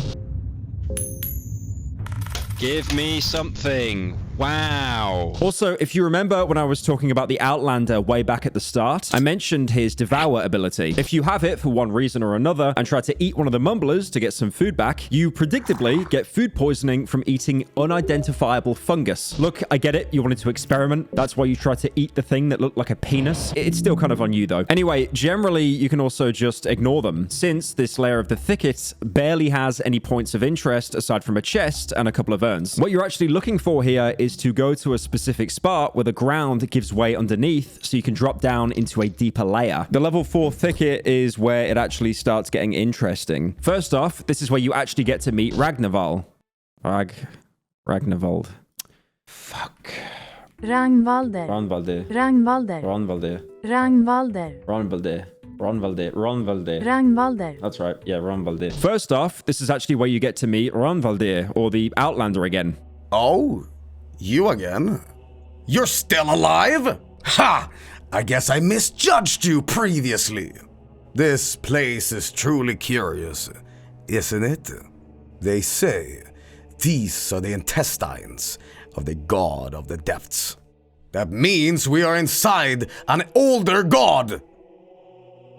You can ask him more about the god of the depths, who seems to be a part of the old gods, although he's not really mentioned as much as the others are. Yes. He is not that well-known god, as he is mostly worshipped by those who are forsaken and forgotten. His people often shy away from light and prefer dark corners of the earth. You've seen the cave dwellers yet? They prove my point quite well. The god of the depths is responsible for the layout of these dungeons. He is ever changing his shape to challenge the visitors. I'd try to please him if I were to delve deeper. How you'd be able to do that is not really clear, considering you can't even pray to him at any of the circles, which makes his circle of spells completely inaccessible, unless you choose to study him as the Dark Priest. This dialogue also gives you a legitimate in-universe reason for why the rooms have different variations. The God of the Depths is basically just messing with you. You can also ask him how his search is going, although you probably already know the answer. Nay, not yet. There's some man imprisoned somewhere in these dungeons. The man has something that shouldn't belong to any human. I'm here to retrieve it, and perhaps get rid of the man while at it. He carries an ominous energy with him. I'm not sure what to think of him. That thing being the Cube of the Depths, the artifact he bought from Vinland, which makes this conversation kind of funny if you've already picked the cube up before talking to him. You can now ask him to join your party, and after seeing you made it this far, he'll finally agree to travel with you. Right, so you know how I said Ragnvaldr is a complete shit as a starting character? That still stands, but as a party member, he's actually pretty good. He starts with Warcry, which taunts enemies to target him. I mentioned how awful that was when you were playing as him, since, you know, losing health on your main character kind of just ends the game. Not only that, but having to lose a turn on your main because you have to cast the Warcry in the first place. So on your own, it's a useless ability. But having Ragnvaldr as a party member, it doesn't really make any difference whether he lives or dies. And losing a turn isn't nearly as bad. You can basically beef him up with a defensive accessory and make sure he guards every single turn while the rest of the party fights. On the other hand, he's also a really good damage dealer as he starts out with 40 attack, that being instead of the regular 30, which again makes him an ideal party member for DPS as well. So depending the party composition, when you find him and recruit him, he can basically fill whatever role that you're lacking. I still find it insane how much of a swing it is to be the single worst main character and then in turn being possibly one of the best party members. It's also funny how exactly the opposite happens with Cahara, where he's easily the most versatile main, but has nothing to offer as a squad mate. When you think about it as well, it kind of plays into their personalities. Ragnvaldr is a pretty nice guy when you talk to him and volunteers information. That's once he realizes that you're still sane, even though you can just attack and kill him right then and there. You can even draw a parallel that he's tormented, where the only solace he can find is to help others. Meanwhile, Cahara is an egocentric dick who's only in your party because he's too much of a bitch to walk alone and will basically stab you in the back the second it becomes profitable for him. And to be fair, he is literally just a thief and a mercenary after all. You can't really expect him to do much for you. Aside from a new party member, this part of the thicket is mostly empty, aside from an ominous sword sticking out of the floor. You can definitely tell it's special in some way because the area around it is clear of vines, like the sword's aura is keeping them from growing. When you go to pick it up, you get a warning about it having negative aura. In the theme of obvious foreshadowing, yes, this sword is cursed, and the second you take it, you start getting followed by a ghost of its previous wielder. You pull out the Eastern sword from the ground. Immediately, you feel a presence following you. It attacks you on sight. Ghosts have this one neat trick of being immune to 90% of damage in the game. Fortunately, this time, the problem actually solves itself, as the sword does otherworldly type damage, giving you a simple solution to the fight. As long as you can run away and equip it, and then do the fight again, and also have enough damage to kill it in one turn. Since starting on turn 2, it starts coming out with the Fear and Hunger standard issue, permanent limb loss attack. Once you kill it, if you can you kill a ghost? I don't know. Once you despawn the ghost, you get this Dark Souls side character type exposition. What kind of voice should I do here? Finish my task, oh worthy. He would not sound like that, by the way. I mean, look at that character. Finish Finish my... I'm turning into a smiling Friends character. Oh, finish my task! Oh, worthy!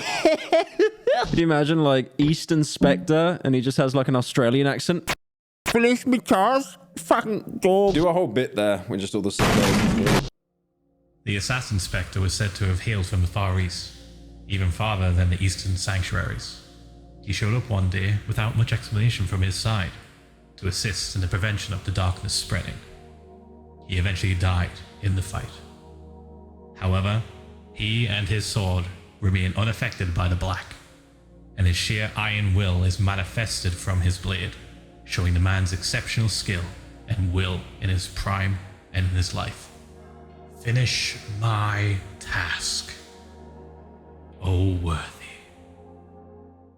This task being fucknose, because this guy never comes up again. He shows up for his sword, cuts off your hands, asks you to finish his undefined job for him and leaves. And despite what you might expect, his sword's item description also doesn't have like a 20-page lore explanation of what he was actually doing here. At least the sword is actually pretty good. The base version has 60 attack, a really good base value for a one-handed weapon, as well as a bonus 40% crit chance. Like I mentioned earlier, it also has the otherworldly damage type, so you can use it to clear out ghosts in case you didn't randomly roll Black Orb from scrolls. The only downside to the base version is that the Spectre will keep chasing you, and not just in the thicket. Literally anywhere you go, he'll follow you. All you have to do to stop him is, of course, kill him, which on top of the vague dialogue will also purify the sword, also letting you know its name. The Eastern Sword was purified. The engraving on the hilt becomes clear to you now. Eastern Sword was purified, and it revealed its true name to you. The Black Steel of the East. Purifying it almost doubles its crit chance from 40 to 70%, but it does remove its otherworldly damage. So really, it's situational whether it's even worth purifying or not. Although crits in this game do triple the damage you do, so getting the chance as high up as possible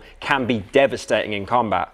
After the sword, there's not really much else to do on this floor. So you'll have to go back to blindly looking for holes in the floor until you fall through one, getting yourself, again, deeper into the thicket. As soon as you land, you can tell this part of the thicket is much more alive than the upper levels. The air is very damp here, and it's not easy to breathe. As you walk through the corridor, you can even see a mumbler-like enemy with a lantern crossing on the other side. There's also these red flowers everywhere, described as absorbing life from somewhere. If, like Ragnvaldr said, this thicket is inside the God of the Depths. That could mean the flowers are feeding off its energy. You can also see them feeding off other creatures, like the mumblers. An infection by one of those brain flowers causes the enemies to become more aggressive and makes their combat an even bigger pain, since the flower is now yet another limb that you have to worry about. It only has one attack on its own, pollen, which causes your own party members to start growing these flowers out of their heads, which lowers their hit rate by 50%. This might sound pretty awful. You can maybe compare it to the bone shears with how bad it is. But you'll realize this is actually a blessing in comparison to the secondary thing it does. You don't control your party members anymore. The brain flower does. And of course, the only thing it makes them do is attack the non-infected party members. Like any status effect in the game, it's min-maxed to cause the most amount of frustration, because while you can cure it, you have to use worm juice, which, as you know, is famous for trading away one status effect to give you another one. So honestly, spare yourself the pain. Always target the flower first. You should have gone for that flower. There's also the Greater Mumbler, fortunately without the brain flower. You could find one of these guys in the Grand Library in Mahabre as well, but I imagine that one also wandered out of the thicket considering how dense it is with mumblers. The fight works exactly the same as in Mahabre. Either cut off its arms or just go for the body to one-shot it if you have the damage. But honestly, you don't even need to fight it anyway, since all it really does is patrol one specific area. So as long as you don't stand there and watch it as it gets closer and closer, you'll probably be alright. Just don't go AFK. But why are you going AFK in Fear and Hunger?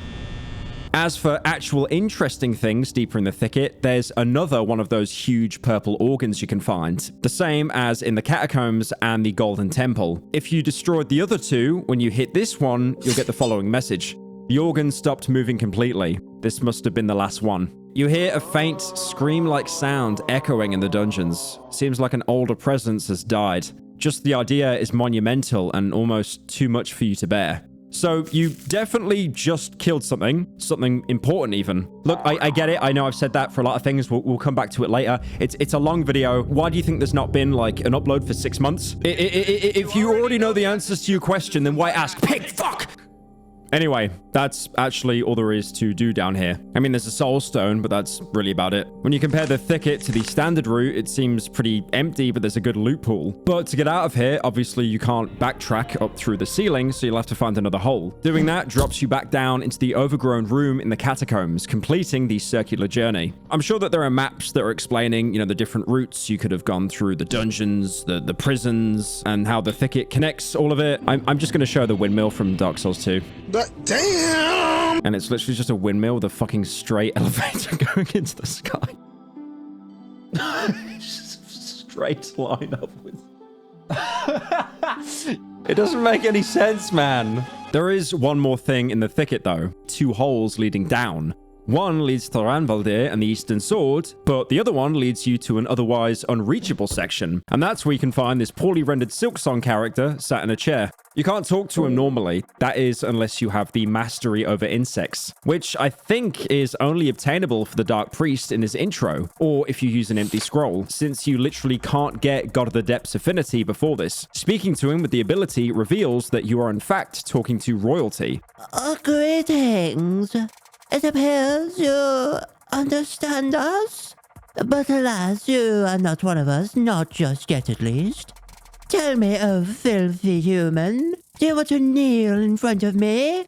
If you don't kneel, he just tells you to fuck off, so for curiosity's sake, you might as well do what he wants. Your humility pleases me, oh yes. I might just make you one with our kind one day, yes. But for now, you are a peasant.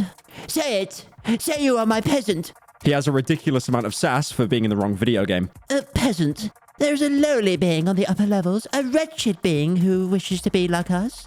The being wants to soar the skies, but we cannot allow that. Not from someone as miserable as him. Murder that being. I want to see its blood flow, and I shall reward you.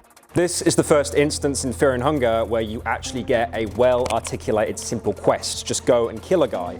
Of course, because it's Fear and Hunger, your quest is to kill a practically defenseless creature for no other reason than a cockroach being jealous of its transformation into a butterfly. If you go out and kill him, he'll welcome you back and thank you. Oh shit, I got more of the Cockroach King. I forgot his fucking voice. Daddy changed the world. Yeah, okay, got it. A peasant, your task is done, I hear. I am very pleased with your efforts. Butterfly? No, not in a billion years. Peasant, you shall rise in rank. You are from this day onwards a noble. With this, you can rank up from a level 0, absolutely worthless peasant level to level 20, righteous, virtuous, noble, but also your affinity with the God of the Depths increases.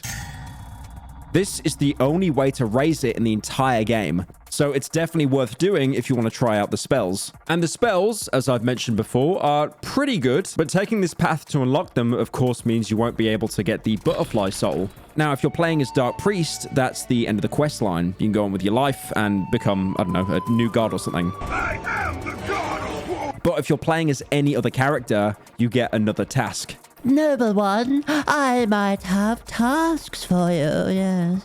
There is an outsider in these dungeons, one with magical properties, yes. My people have always wanted a new flesh of a home that has magical properties. Murder this long-haired priest of destruction, and I shall reward you. Especially awkward to get this with Enki in your party, listening to the cockroach talking about you killing him. After completing your task by killing Enki down in the catacombs, where you usually recruit him, you get more praise and another rank up.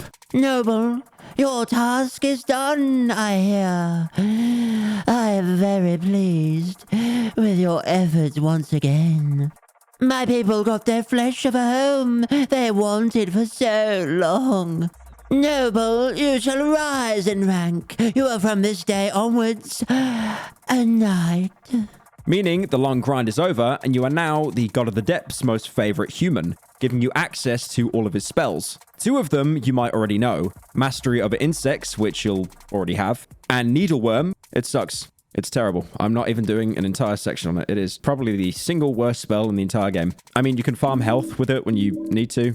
Great. But then there's the Circle 2 spells, one of them being a Flock of Crows, which does really good damage, only actually a bit less than the Black Orb. It also hits 3 times and inflicts blindness, which gives the body part negative 75% hit rate, which is incredible in fights where, for example, the head has the strongest attack. You know, for example, the hint, Crow Mauler. Also incredibly useless anywhere else, because instead of applying blindness to something, you probably could have killed already instead. It gets even better since blindness only works on limbs on the turn after you apply, unlike just killing the limb, so you're literally wasting time doing it. And also you can apply it with a red vial, which is bugged to be infinite anyway. But you know what? The damage, it's alright. It's basically a discount version of the Black Orb. And then there's also Locust Swarm, which does absolutely pitiful damage, but applies confusion to everything. Skip 2 turns. By the way, this entire quest, which was really convoluted and hard to find and very specific, you could have got all of this if you picked the Dark Priest in the intro and then chose to study the God of the Depths. By the way, I mentioned the Crow Mauler earlier. This entire time I've been telling you to just avoid him, but you've already finished the game once. I mean, surely at this point you can get a save and then try to fight him.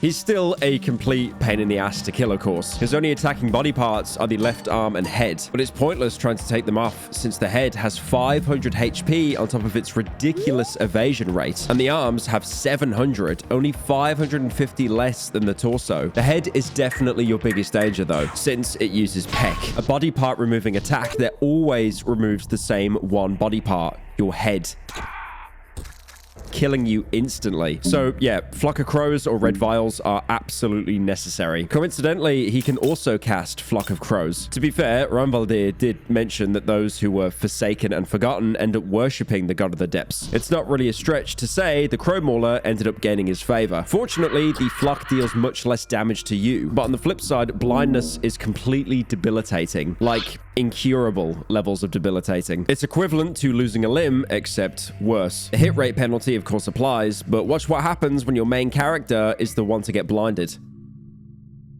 No, we didn't forget to edit this in. You are now completely blind. Your main character can't see anything, so neither can you. Your party members have no issue walking around blind since they can just conga line behind you. But once the leader is blind, everyone else is. Obviously, this results in a completely dead run. That is, unless you somehow blind walk to a ritual circle and create a marriage, but I wouldn't even bother trying. Now, there is one singular item in the game that will actually cure you, called the Iron Mask. It's technically only supposed to prevent it, but it just works like the rest of the game. But the mask isn't part of any loot pool. To get it, you'll have to backtrack a lot of ground. And first, you might as well try and finish off the Crow Mauler. Once you blind his head, all that's left is the arm, which will spam fractures and infections at you, along with halving your party members' HP bars. But if you keep spam healing, you'll probably take the torso down in 3 to 4 turns. You can start the fight using On Guard, as well as he's just a regular overworld enemy, cutting down the risk of losing party members out to basically nothing. This gets you the Crow Emblem Key, but before you look for the lock, you can also take his soul, which appropriately to how much of a bitch he is really good, multiplying your attack by 1.3. Definitely up there with the Black Witch and White Angel Soul. That key is used all the way back in the level 2 basement. You might remember this schizophrenic door that talked to you about letting the blood flow. Once you open it with the Crow Emblem Key, the first thing you see are a bunch of corpses, but apart from those, a lone sword sticking out, as if it alone killed everyone in the pile.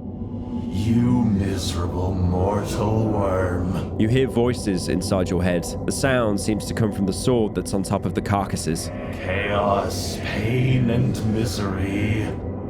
Those are the reasons I was created. Do you want me?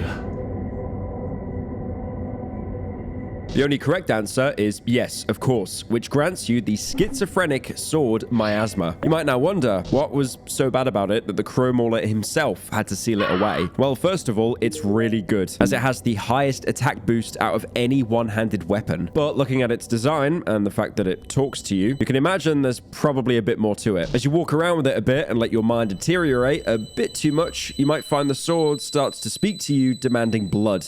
Once you hear it, the screen starts to go black and your character passes out. When you wake up, the bodies of your party members lie all around you. The sword possessed you and forced you to kill everyone in your party, giving you yet another reason to never forget the wine cope while down in the dungeons. If a party member had it equipped and had their mind go too low, they'll instead trigger an event where the sword starts speaking to them, just like before, asking for blood and sacrifices to be made of the rest of your party. Depending on the dialogue options you choose, you'll either have to fight them or they'll drop dead if you don't interrupt their talking to the sword. Except you can't actually fight them because the battles are bugged. Well, not bugged, they're just not in the game at all. Apart from Miasma, there's actually a lot of content still if you end up backtracking to the early rooms of the game. First of all, the blood pit. You might remember the pile of corpses, which you're told is a bad idea to interact with, since it brings out the floating head of a beheaded wizard, which happens to be unkillable and guarantees to kill you in 5 turns. If you talk to the yellow mages down in the mines and you got the Eclipse Talisman, you'll actually be able to talk to him. If you also have the Cube of the Depths, he'll notice it and give you the honor of kneeling before him. If you do it, he'll actually join your party, but not before calling you a maggot and then making sure you know who's really in charge.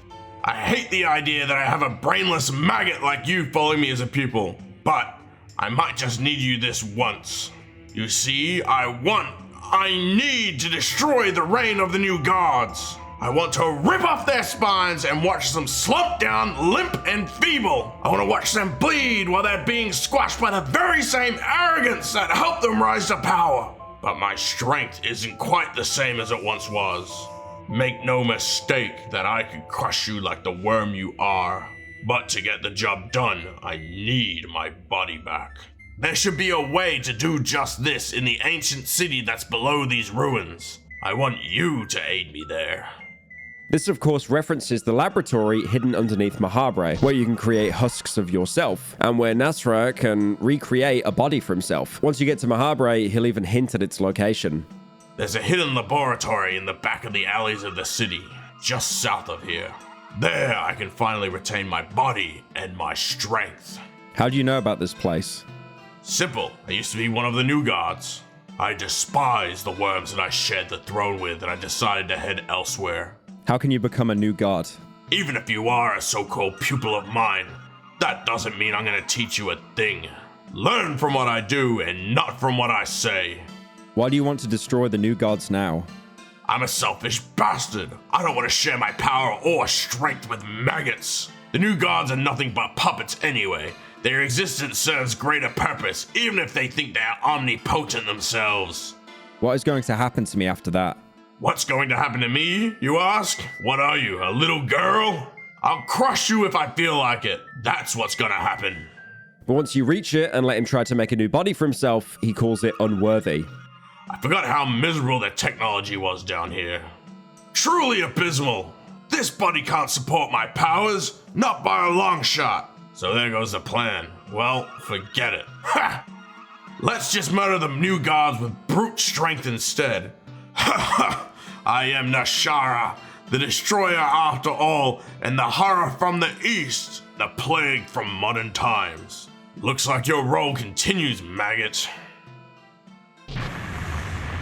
So now you just need to dispatch the new gods, which Nas'hrah actually turns out to be very useful for as a party member. For a start, he is completely immortal, which is good because since he's a floating head, he can't equip any armor or weapons. To compensate though, he does start with the Black Orb, which I don't think we need to talk about again. It's very overpowered. He's basically a very strong damage dealer who you'll never actually have to worry about being low on HP or mind aside from having enough to cast. You might see this and think he's a perfect target for pheromones since he can't die. Unfortunately, trying to do this pisses him off and just wastes your turn. What is this bullshit you're spewing at me? Trying to make me a punching bag, you miserable worm? I've made people charred kebabs for lesser reasons. In fact, you'll find that his main function in the game is talking shit at literally everything and everyone. He'll have something to say whenever you kill one of the new gods. After killing Valtiel and coming back to find him in the present, he calls him a pedophile. You pedophile!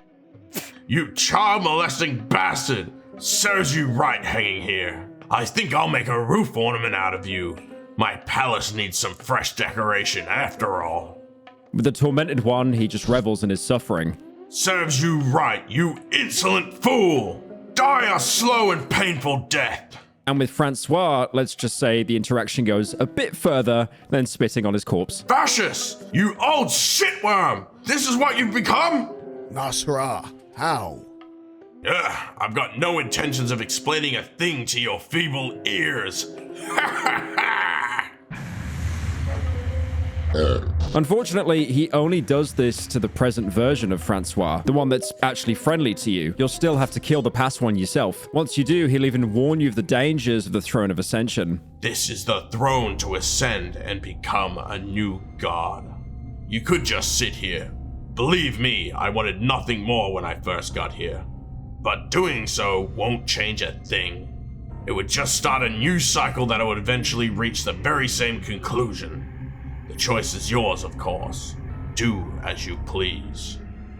This is his only real human moment out of everything in the game. Everywhere else, he'd just be telling you what to do. It might be because he's sat on the throne before and considers it a mistake. And knowing this, he lets you make your own choice, since back when he made the choice in his time, he made the wrong one. He has the enlightened soul, as you can gather from him being a master of magic and part of true enlightenment, is also reflecting on your own mistakes. So it's in his nature to look back and be reminded of it once he sees you in that exact same situation.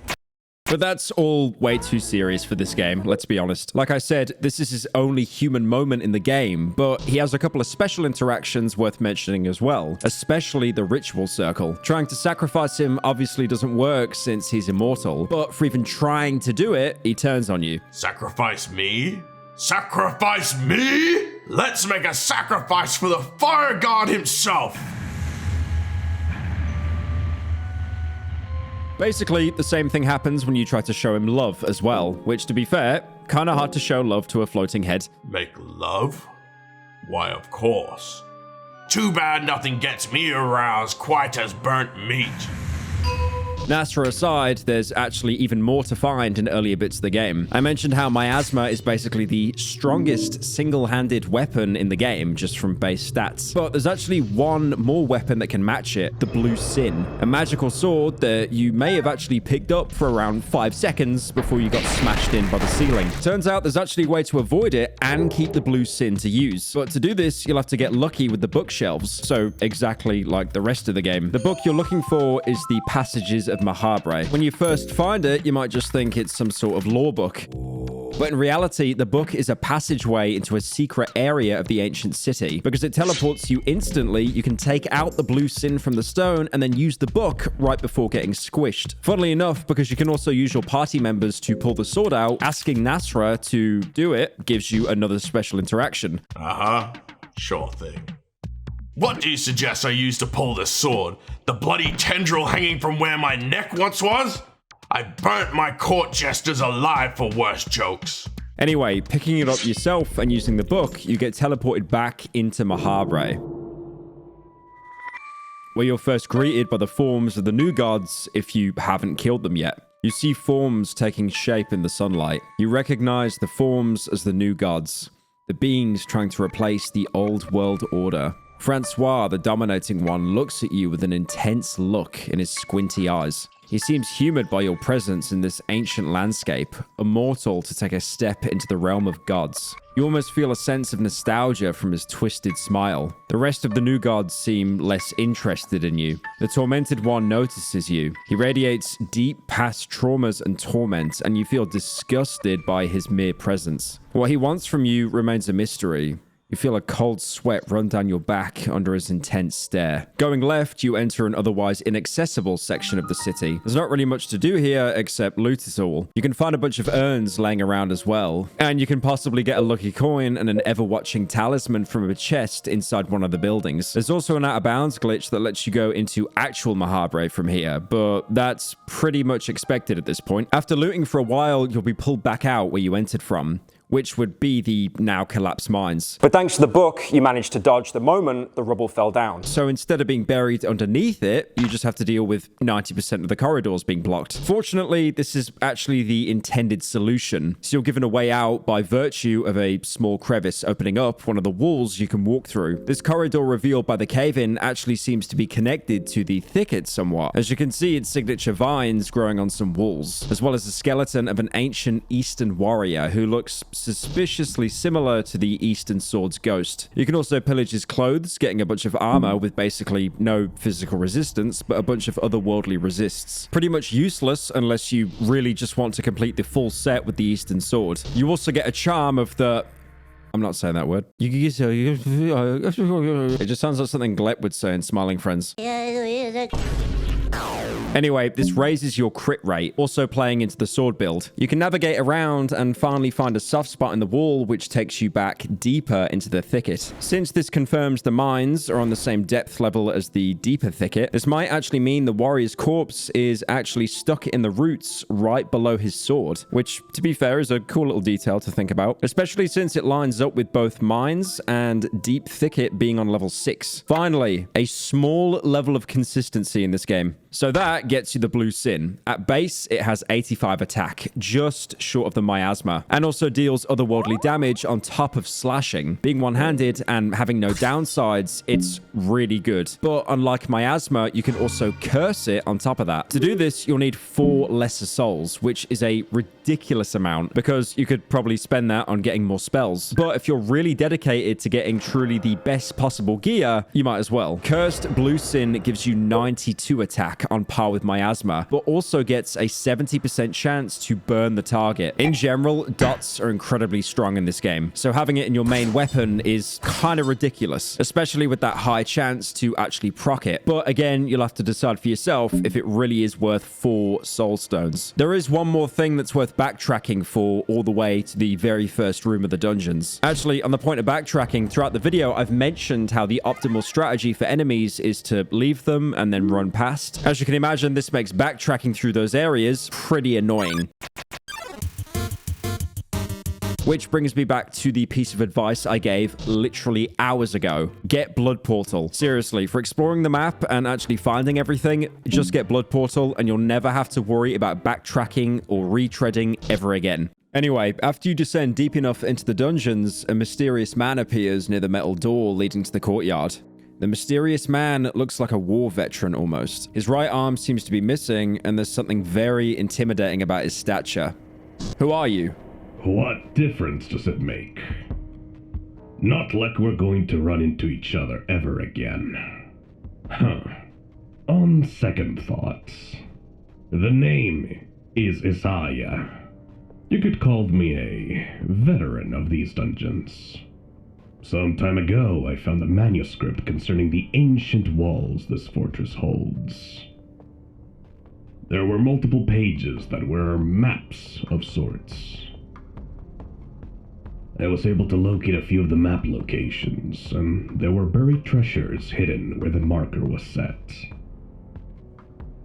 A couple of the maps are a complete mystery to me, however. Maybe they're hidden somewhere so deep where I simply couldn't get yet. Or maybe there's something I'm missing. In any case, I'm done with this place. I've played with my luck long enough. I can sell you the maps for, say, 50 silver coins. You can try to haggle with him, but he'll have none of it. If you offer too little, he'll even refuse to sell you outright. You clearly don't take me seriously. So I'm done with you. Now, this definitely feels like a scam. In a similar vein to the vendor you could find at the front of the entrance that sold you poison masked as potions. But this time, at least you can even ask him if the maps are real, and he admits that he can't even prove it. I've got no ways to prove my words, so yeah. At least hearing that makes him seem slightly more trustworthy, I guess. If you buy them and take a look at them, you'll probably think they're complete nonsense, and they kind of are. Like, I'm gonna be 100% honest, this is not the type of puzzle you're solving yourself. It's the type you look up on the wiki the second you find it, so I'm not even gonna bother trying to explain the reasoning behind it. Both maps have solutions in Mahabre, which is probably why Isaiah couldn't find them earlier, since the doors were sealed with the Cube of the Depths. The first one leads you to a huge pig statue that you can pray at. From there, you can find the pots shown on the map and just walk down until you find a loose tile. You can also just spam interact on every single bit around the statue and you'll probably find it eventually anyway. Finding the stash gives you 2 scrolls, one of water walking and one of transmutate. Trans in my video game. These spells belong to Ulmir and again just play into the Jesus symbolism. Water walking I'll mention in a second, but the scroll of transmutation is just incredible. It teaches your character simple transmutation, which you can use on 2 items, moldy bread and water vials. Using it multiplies your moldy bread and turns your water vials into wine vials. Now it doesn't sound like a lot, but this is absolutely game breaking. And also I get the symbolism at this point. It's so heavy-handed it becomes a joke itself. Something Wendigoon, I love Jesus. I put a gun in the back of my videos because I'm badass. So this theoretically gives you an infinite source of food and mine restoration, which is really good to get, especially so late into the game where you've probably cleared most areas already and you're probably only exploring previous areas for secrets. The scroll of water walking, on the other hand, is pretty much useless for 99% of the game. That is except for a single room with an actual body of water. The salmon snake room. Walking off the right edge, you find out that there's actually a whole secret area here, mostly full of skinned corpses and lizard men. But if you manage to fight through them or run away like a coward, at the end of the corridor, you'll find a magic door you'll either have to purify or counterspell. Behind it, you can find your good friend Nosramus, who's been suspiciously missing after appearing for an entire 2 conversations earlier. Hopefully, you didn't rob his chest when he was watching, because if you did, he still won't talk to you. Oh, hello again. Depending on what happens in your playthrough, you can ask him about Legard after finding him dead. Right, that man. He sure was an interesting person. His fame over ground reached even these dark dungeons, and I followed the treatment he got here closely as well. Not that I'm a part of the whole torturing imprisonment deal going on here these days. I was just observing events from the shadows. Did you know that he planned his imprisonment? Everything that led to him getting caught, taken down to this darkness, and even the torture he experienced here. It was all part of his plan. This dungeon, it's a special place. There is no other place in the Western world where you could get as close to the gods as here. Like many before him, he wanted to use the power that dwells here. But he knew more. He already achieved the state of dominance over ground. He achieved enlightenment with the cube he brought here with him. His dreams would soar endlessly, with the new goddess visiting him in his dreams every night. And finally, the darkness and the torture he experienced here would rival that of the gods. He got all the keys to become something greater. Not that it would necessarily be the right path for him, but it did make for an interesting event to unfold.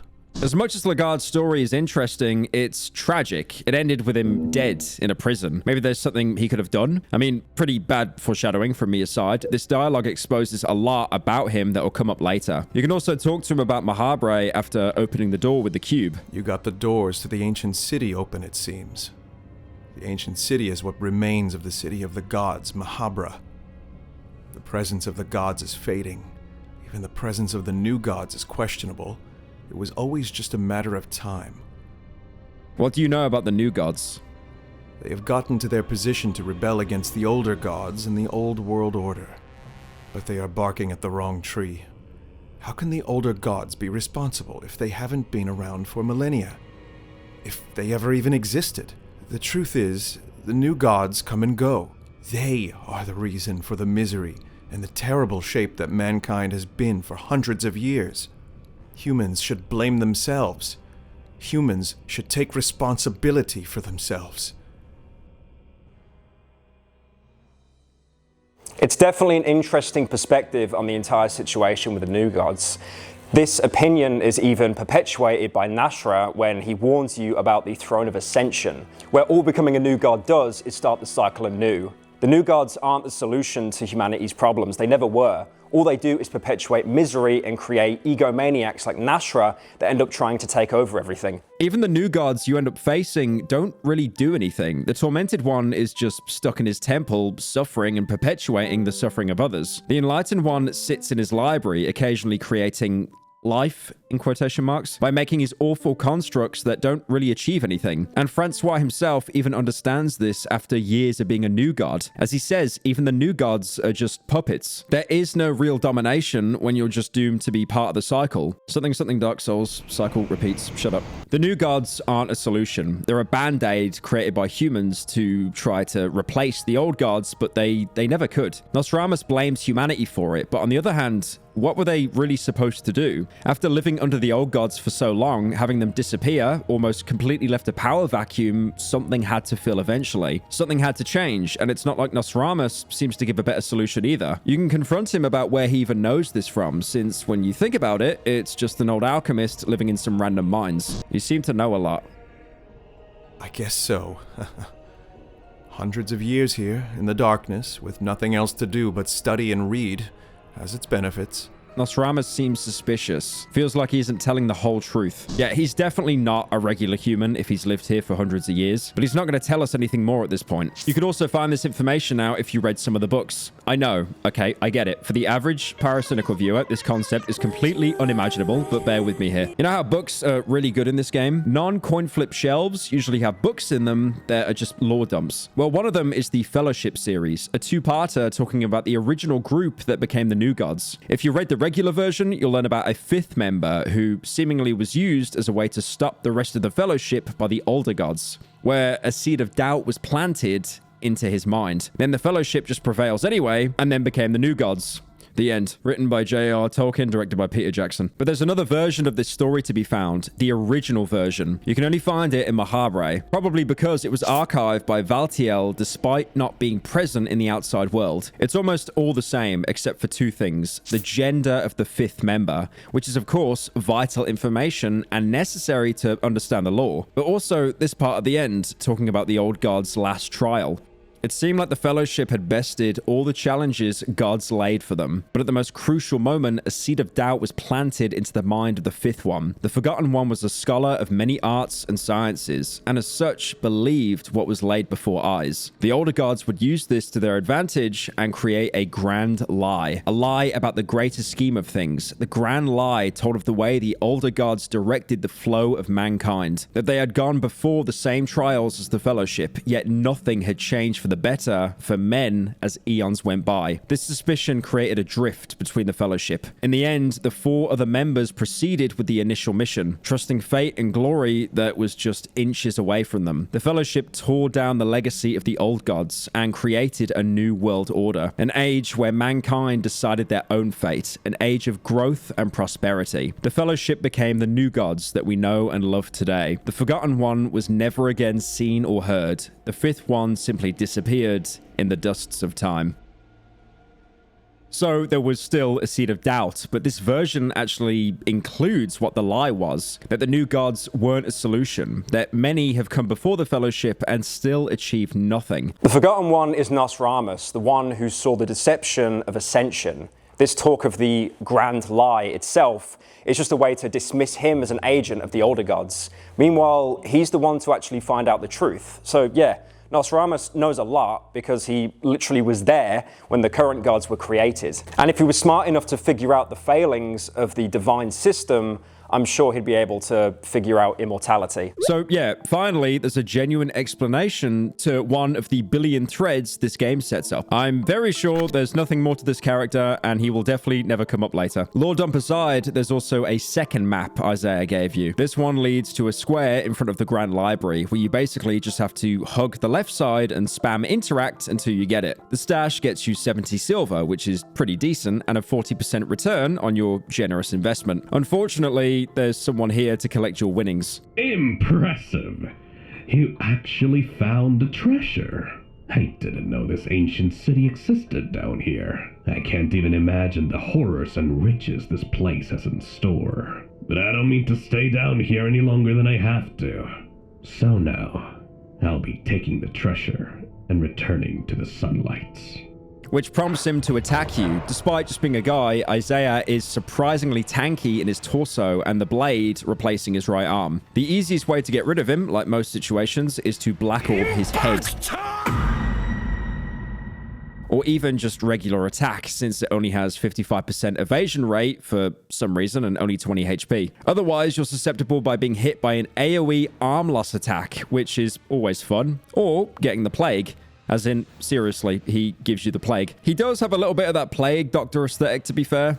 Or I guess like Man in the Iron Mask. You know, the same one played by Edward Norton, the least racist man in America. You can tell his left hand has been doing something really unholy to look like that. So it's not even surprising he's using a mask to cover up his sickly face. Anyway, the plague does nothing. I don't know if it's bugged, meant as a cosmetic status, or just accidentally removed, but it does nothing. Now, it is pretty obvious his character is based on King Baldwin IV, also known as the Leper King. But if you go on the trivia section on the wiki page, it says the character is based on someone called Kill_Switch-X. Going on the channel, it takes you onto Battlefield and Call of Duty highlights. Not sure if that one's true. It's almost like anyone can edit the Wikipedia page. Once you kill him, you get an orange vial, which he probably stole from somewhere in Mahabre, as you can only get it from the Lord of Flies and Uteruses. You'll also get the Iron Mask, which, as I mentioned a while back while talking about blindness, this is the single item in the game that prevents blindness and also cures it for some reason. So if you get blinded by the Crow Mauler, just come find this guy, buy his maps, go to Mahabre, find 2 of his treasures, kill him, and you'll be cured. It really is that simple, guys. You'll also get a third map, but this one is even more confusing than the other 2, since it doesn't appear to actually lead anywhere you've been to in Mahabre. This is yet another thing that'll end up coming up later, because it is really hard to structure a video about a game where everything connects, usually hours later. After that, you might finally consider starting another playthrough. I mean, you've seen practically everything there is to see. You've learned all the tricks the game can pull on you, so now you can completely beat it on its head. You could even swap out and try a different character. So you then might start wondering, for example, about Lagard. For being the single most talked about NPC in the entire game, all the direct impact you see is him showing up as a corpse. And that's exactly what everyone will see on their first playthrough. There really isn't any shame for being too late to save him, but not because this is scripted and he's always dead. It's just that the game, from the beginning, only gives you 30 minutes to get to him in time. So you actually can save him and actually complete the one thing every single main character set out to do, instead of being left with this kind of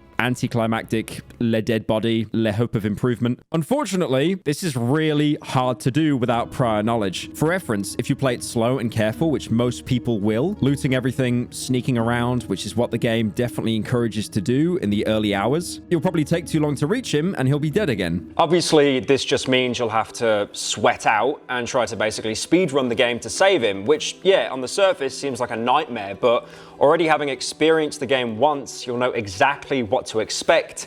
And at that point, the game really does lose its initial brutal difficulty. All you're doing at this point is maybe picking up the more important loot, like bookshelves, and skipping everything else, dodging enemies, and fully focusing on going deeper with no regard for anything else. You'll notice that reaching Lagard almost goes completely against all the advice I've given so far, but the reality is really just that knowledge and experience difference, which is also why doing more than one playthrough of Fear and Hunger is incredibly important, because that's the point where the game can't pull anything new on you, because you know everything. The second run is the payoff for all the suffering the first, and it definitely is worth it. So to reach Lagard, there's not really any specific strat to get to him faster, apart from what I said already. Just get dash and go as fast as possible. I mean, I'm sure some Reddit scholar wrote up an optimization spreadsheet and calculated the optimal path to take every single room and generate a good template. But at that point, again, you might as well just sit on the wiki and read what happens. Or watch this video. You are so lazy. Although I will mention one thing. As funnily enough, Das, the person who cares the most about Lagard, can actually get to him the fastest if you get slightly lucky. If you get a soul stone, you can unlock leg sweep. One tap the door leading to the spiral staircase in level 3 prisons, because remember, the game is still completely broken and the exploits are there for your taking now that you know about them. And you can basically skip almost the entire map.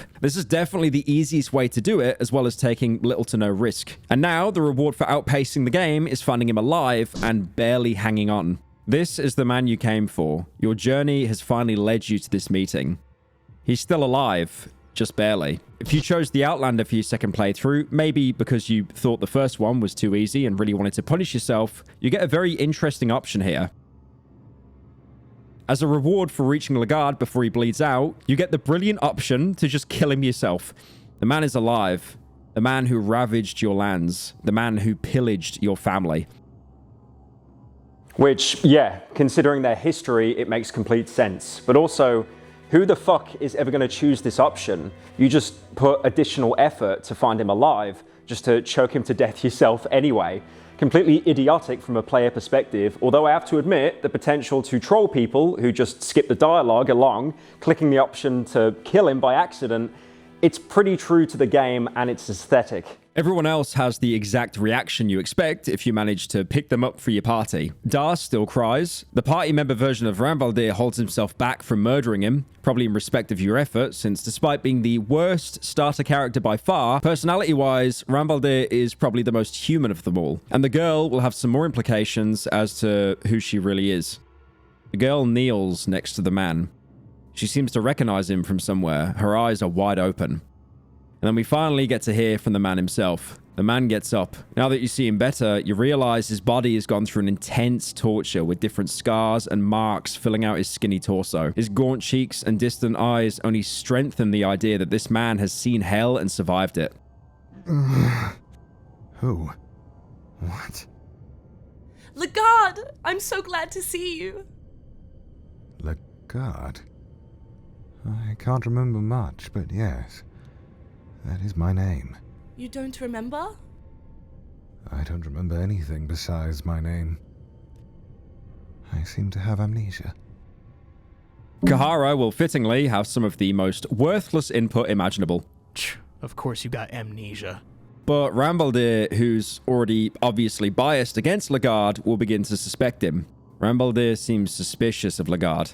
It's not necessarily an amnesia per se. It could be possible for your mind to block recent, traumatizing events. Yeah. Maybe you are right. While the girl will obviously say nothing, but instead, you'll get a small moment confirming the connection between them. Legard looks at the girl and seems to recognize her. The girl looks back at Legard.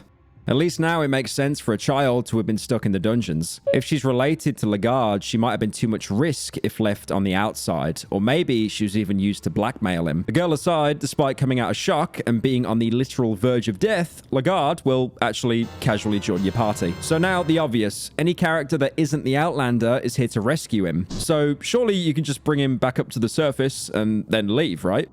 So, you are about to leave? I'm afraid we must part our ways here.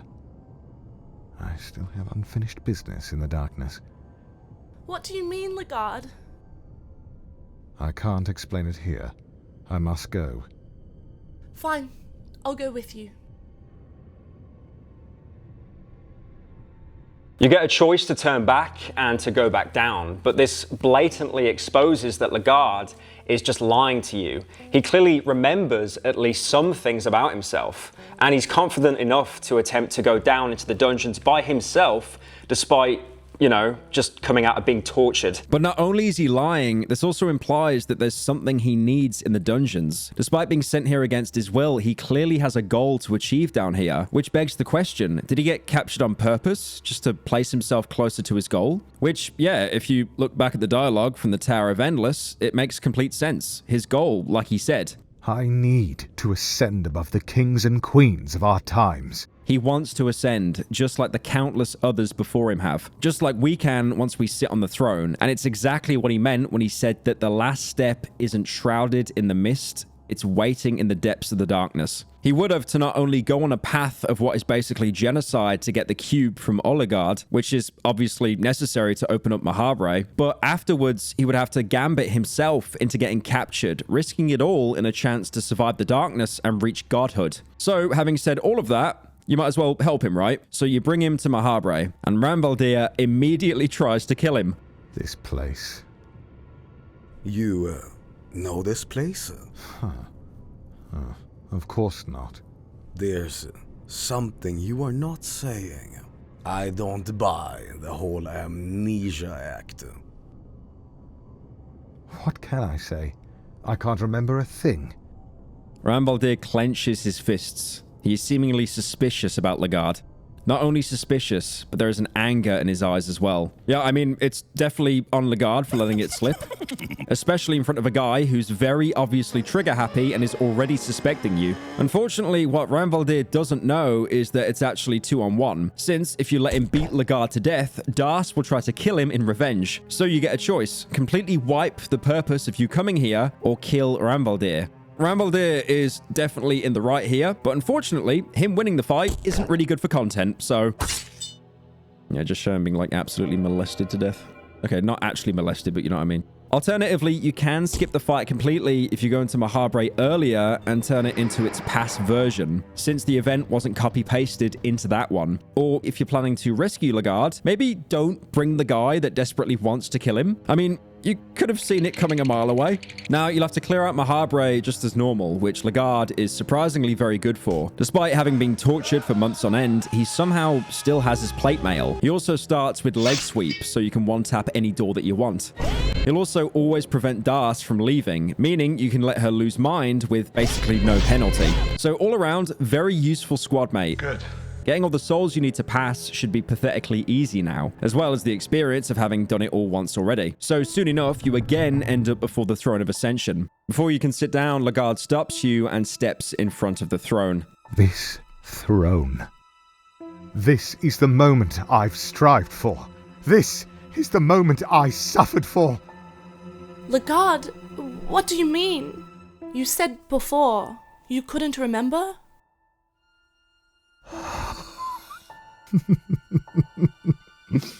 Das, you remember our talk about the path. You might not understand this yet, but this is it. The path. I thought you said you couldn't remember anything.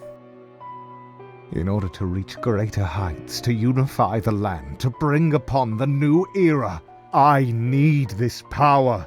The strength of kings and queens is not enough. I need more. Something that lasts beyond me.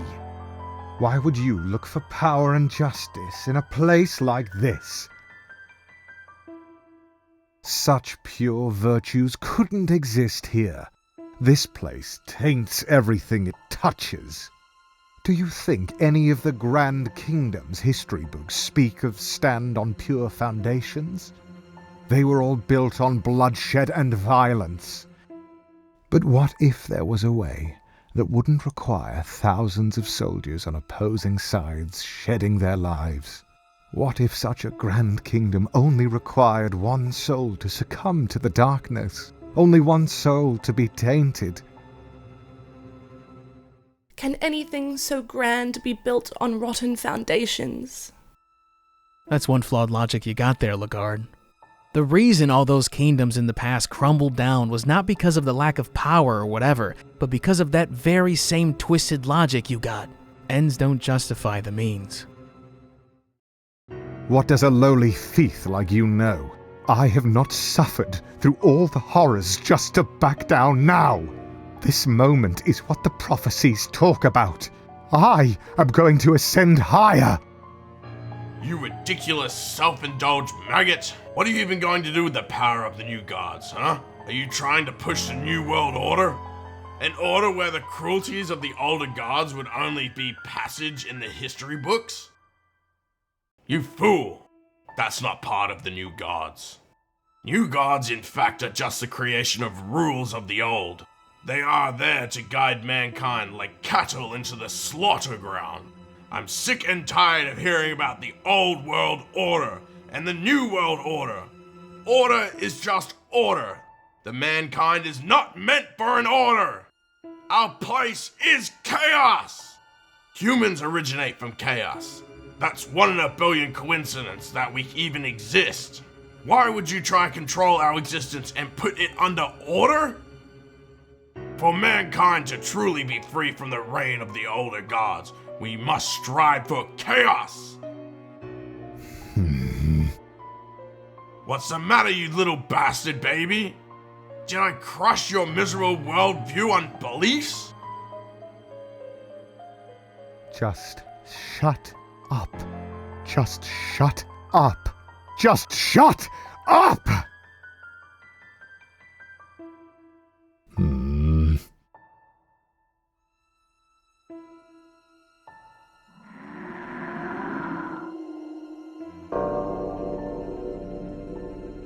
And with that, Lagard sits on the throne and ascends before you. The entire conversation trying to dissuade him is honestly kind of a bombshell, and not even really lore-wise, but mostly in terms of the actual characters and their view on the world. For one, you get Nas'hrah's core viewpoint, where humans come from chaos, and thus chaos is their natural state.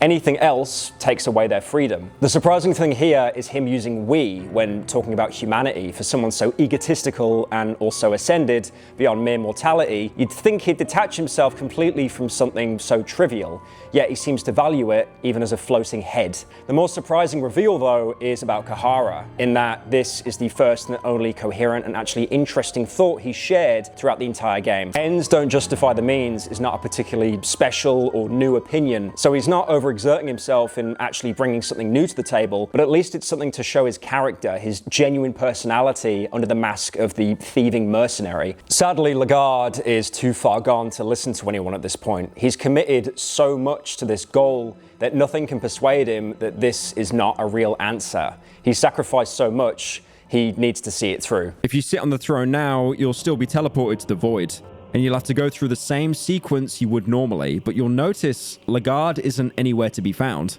But then, once you make it through the void, you find him, just standing there, completely naked. Lagard...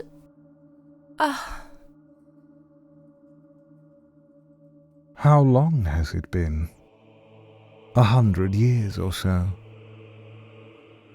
Have you found what you were looking for? I found something. They say Sylvian created us according to her own image. But what if there is a god only in the abstract, whom we have made physical according to our own image? That would reverse our roles, essentially. Or is there a god at all? It's something we humans cannot rely on anymore. I don't know if you can ever understand my motivations truly, but this is something only I can go through with. I was always meant to go through this. I did try to live my life otherwise, but it was all with no avail. Das, you know this. We tried to make changes for the longest time. To live is the same as to suffer. To survive, we need to find some meaning from all the suffering. The truth behind it all is the contrast. Without suffering, there would be no bliss or paradise. It is my duty to craft paradise out of miserable existence of human life. Only I can do it. I mean no harm to you. I am your god after all. To show how much I love you, I will release you from this darkness one way or another. If you kneel to me, I will let you out. And so you get a choice. Kneel before him and accept Lagard as your lord and savior. Yes, love your god. Upon which he teleports you to safety right outside the dungeons. Or you can reject him. I love you regardless. It is unconditional. And now you're forced to fight the god that you yourself created. A god who claims to only want to help you, even as you challenge him. Anyway, he's one of the hardest enemies in the entire game, mostly because you have to fight him with only 3 party members. So if you don't have the proper resources and don't have an optimal setup, you might just be cooked. Although if you came prepared and picked actual good party members, he's pretty manageable. He has the standard obligatory coin flip, in this case called Salvation. Despite being a god himself, he still has to crutch on Gro'goroth magic, with the only actual damaging attack being Black Orb. And honestly, fair enough. Black Orb is so ridiculously overpowered and it becomes such a crutch the second you learn it, I can't really blame him for spamming it. He also has the Snake. Kept you waiting, huh? Which will cast Healing Whispers, but the amount he heals will often be less than a single attack. He'll also summon these Asterisks, which will poke at you. If you have enough damage, you could maybe even just spam attack the torso, hope for good RNG on his attacks, and just outdamage him. But after that, you kill him. Maybe humanity's only chance to break the cycle of the new gods, dead before you. You defeat Lagard, the prophesized one with delusions of creating a new era with his godhood. After his defeat, you wake up outside the vile fortress that trapped you before. It all seems hazy. Did those events really happen? You can still smell the blood and gore that seeps through the seams of the ancient stone walls of the dungeon. You can still feel the gaze of the hundreds of past warriors sacrificed in the pools of blood, now left to rot. You can still feel the pressure of the never-ending darkness that the underground caverns offered. Scarred for life, you run away from the dungeon. Hounds howl on your tracks. But you are way past fearing such small dangers that dwell under the sun. Horrors of the past never leave you alone, though. Every night you wake up from restless dreams. In my restless dreams, I see that town, Silent Hill. Where you're trapped forever in the bloody corridors of the dungeon. The dreams become more and more lifelike as time goes on, until you cannot tell the difference between a lucid dream and the real world. In the end, your fate was to dwell in these dungeons forever.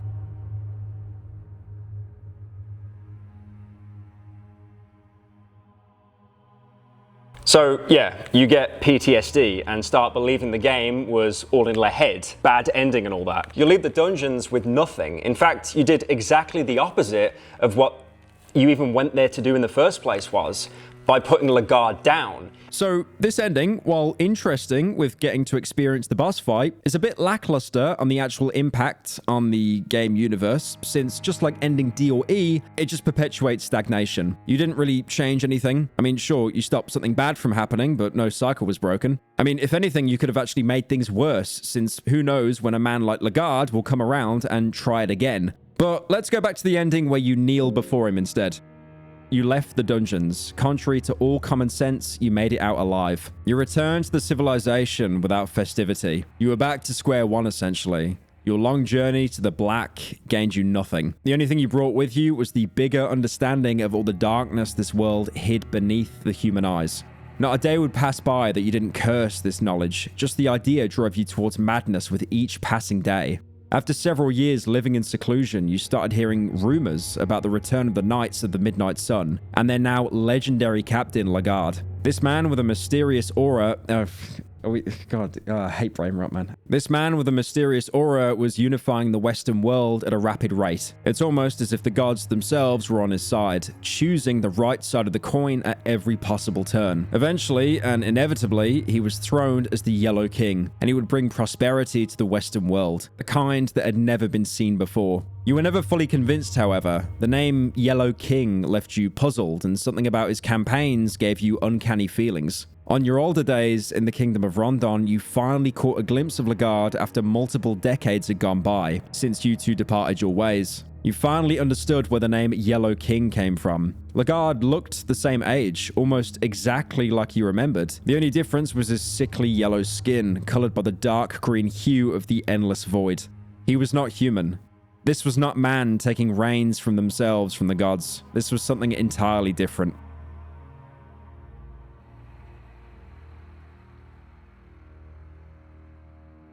You still come out of the dungeons with nothing but crippling trauma, but now something actually changes. Unlike the previous new gods, Lagard, or the Yellow King as he now calls himself, doesn't actually perpetuate the cycle. He doesn't just stay in the darkness of the ancient city and doesn't stagnate in the dungeons. He does break the cycle, which has been going on for likely eons, maybe finally promising a good turn for humanity. There's that last line about him not being human anymore, or rather not being human to begin with. On that point, why is Lagard ascending different? Why can he break the cycle? Firstly, if you look at his soul. If you definitely, on purpose, let him die, Lamau, and took his soul, you might have been expecting something special, but no, it's just a normal, lesser soul. Which is important, because anyone else we see ascend has a special type of soul. Endless, domination, tormented, enlightened. All of the main characters and the new gods we've already seen fall into these categories,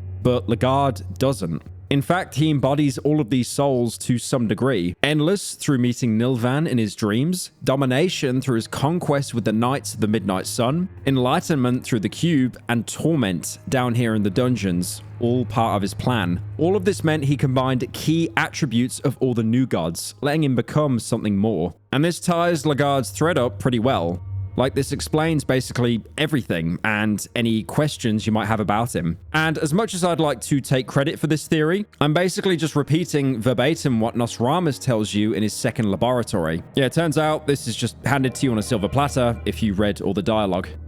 Even still, this is fascinating. I mean, out of all of the endings so far, this one definitely is the best one. Your main character is left on ice, sure, but you do survive until old age, at least.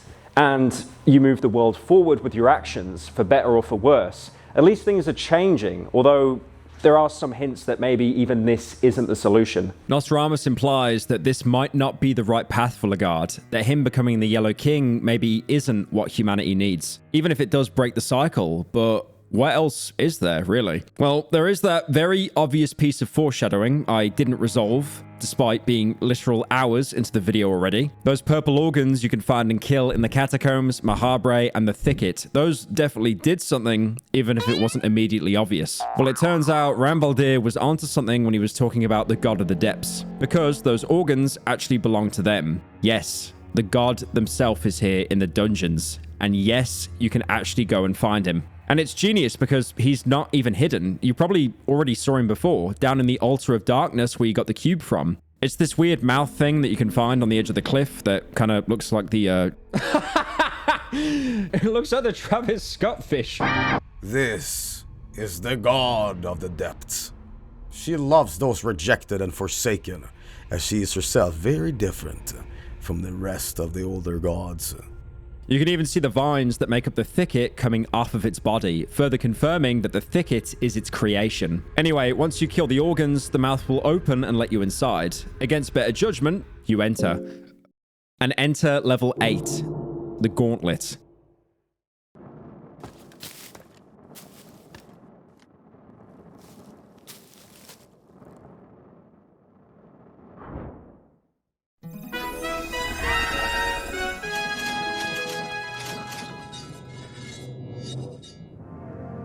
The game's final and by far hardest layer. And the best part, you can't turn back. Once you enter, complete point of no return. You know, I've been making this point the entire video that Fear and Hunger is mostly gate-kept by knowledge and experience rather than skill. Well, the same applies here. The most optimal route, you'll have to just guess. That is unless you've done it before or read the wiki.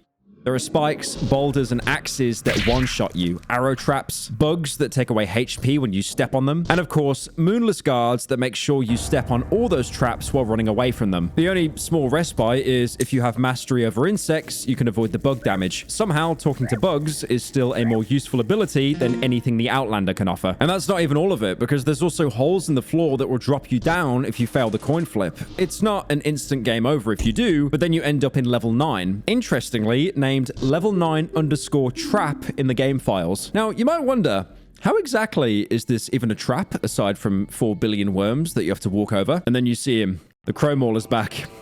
Back from the dead. And now he has 2 heads. So yeah, this is basically the exact Crow Mauler fight, except now you've got 2 chances to get one shot by the head rather than 1. Red vials aren't a recommendation anymore. They're necessary if you want to walk away from this fight. Also, funnily enough, if you dismembered the OG Crow Mauler, this one will also be missing its limbs. So this is, I guess, supposed to be the original Crow Mauler, probably resurrected by the God of the Depths. There's one more interesting thing about him, and that's the items he drops. He still has the Crow Emblem Key, which is completely useless here, since you can't leave the Gauntlet anyway, but he also drops the 3rd Captain's Diary entry. Captain Rudimir, 5th of August, 1590. I've had feverish dreams for the longest time now. In the dreams, the patterns on the walls, the caws of the crows, the swirling clouds, they haunt even my waking hours. I haven't had a moment of tranquility in months. It almost feels like the dreams become wilder as the madness in these dungeons grows ever more stronger. I don't know which is the result of which. Did the dreams come before the madness, or are the dreams results of the ever-ensuing chaos? Everything I see seems to remind me of the dream's otherworldly patterns. I swear the intestines of a gutted prisoner from yesterday took the very same shape. But when I try to describe its organic, ever-shaping pattern to scholars, or draw it down on this very paper, I fail to do so. Like the bonfire with flames reaching out to the night sky, so is its shape without a concrete form. These shapes are dangerous without a doubt. Effects like these are far too much for mere humans to comprehend. I am the epitome of their obsession. I know it better than any. Maybe I am the only sane one left to acknowledge this? Is it my responsibility to clean everything up once again? The crows, they give their testament to my suspicions. I will start the purge. I will root out the madness. Only I can do it.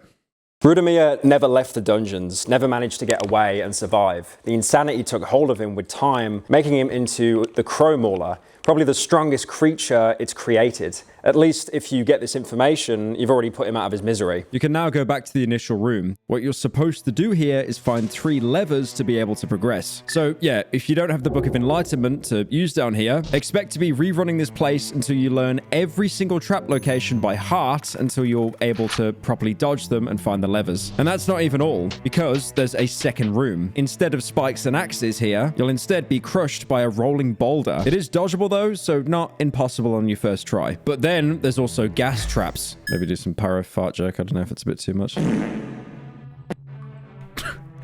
I skipped that dono. He paid $10 to do the fart sound 50 times. They're in every path you take, so you'll have to be careful unless you want to stay poisoned for the rest of the game, since there's no chance you have 4 white vials. And then there's also this guy, the Lizard Mage. A fusion of Lizard Man and a Yellow Mage. Pretty self-explanatory. Obviously, they were made through a marriage of Sylvian, which means canonically, Yellow Mages are Scalies. This information is completely worthless, but because I was forced to learn it, you now have to know it as well. They inherit the sword sweep attack from the Lizard Men as well as Locust Swarm from the Mage. So focus the left arm if you still have your limbs. Other than that, there's nothing really special about him except from one of the dialogue options.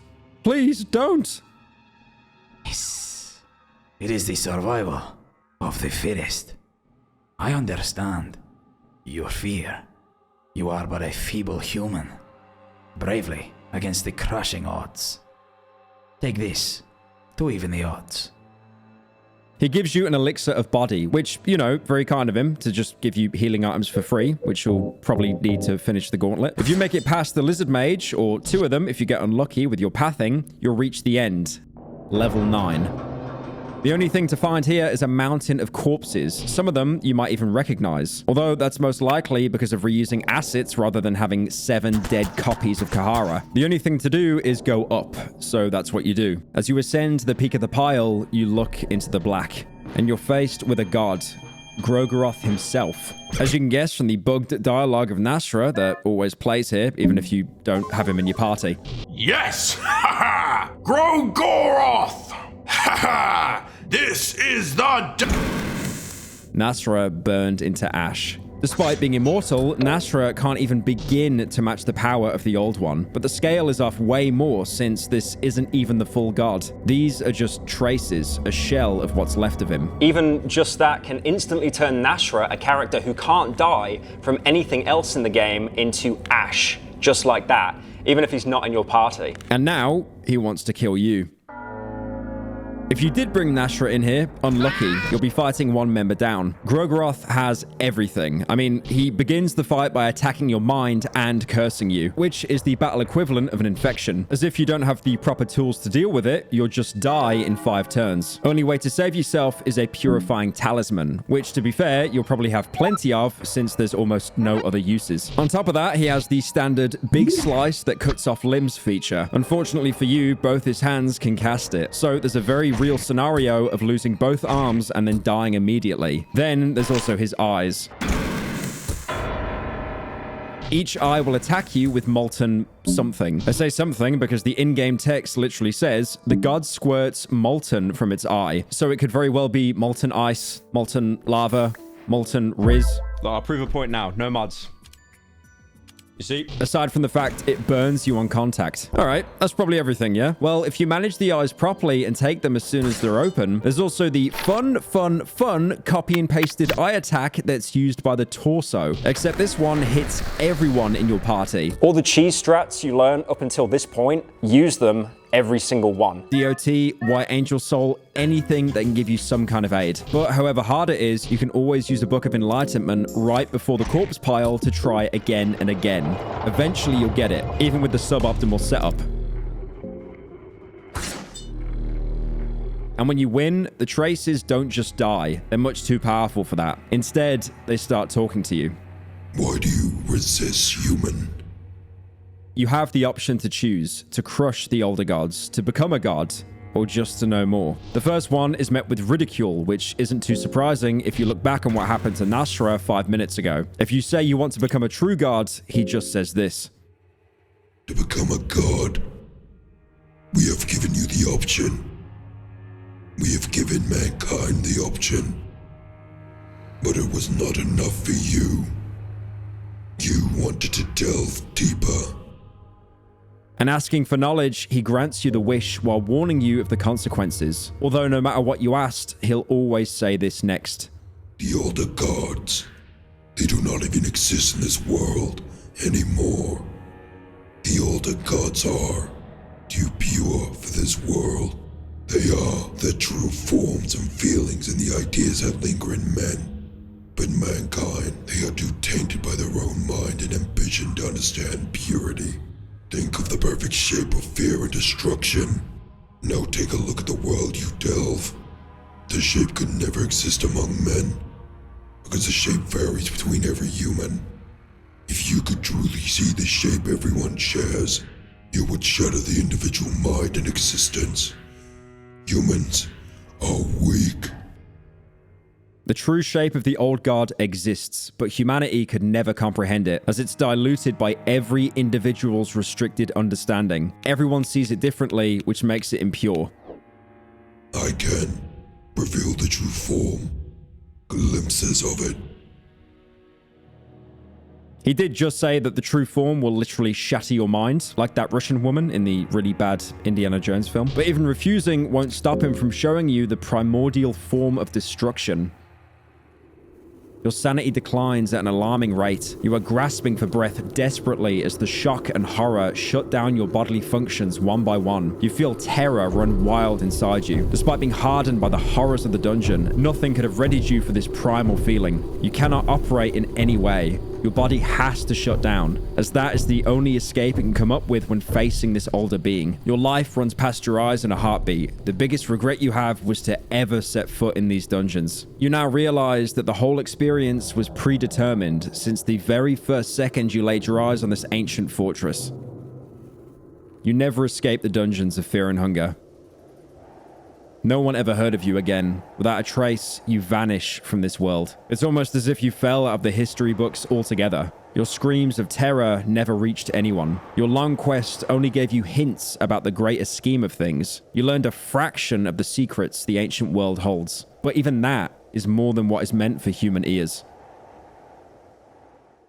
Congratulations, you've managed to find yet another ending where you change nothing and then you die. As much as it would be in the style of Funga to just end here with nothing more happening, there is actually still one more ending. Remember talking to Nilvan in the dream in the Tower of the Endless? She asked you to take her child to the Heart of Darkness. Now, her child is pretty obviously the girl because of her interaction if you bring her with you into the dream. And the gauntlet definitely fits the description of the Heart of Darkness. I mean, it's literally in the heart of the god of the depths, who embodies darkness. So what happens if you take the girl with you and finish the gauntlet? First of all, you make the game significantly harder on yourself because you've restricted yourself to only having 3 actual party members and then 1 item dispenser who you desperately need to keep alive and who will also kill herself if one of the others is about to die. But if you can get past that, you'll end up back at level 9. You climb up the corpse pile again, but once you reach the top, something different happens.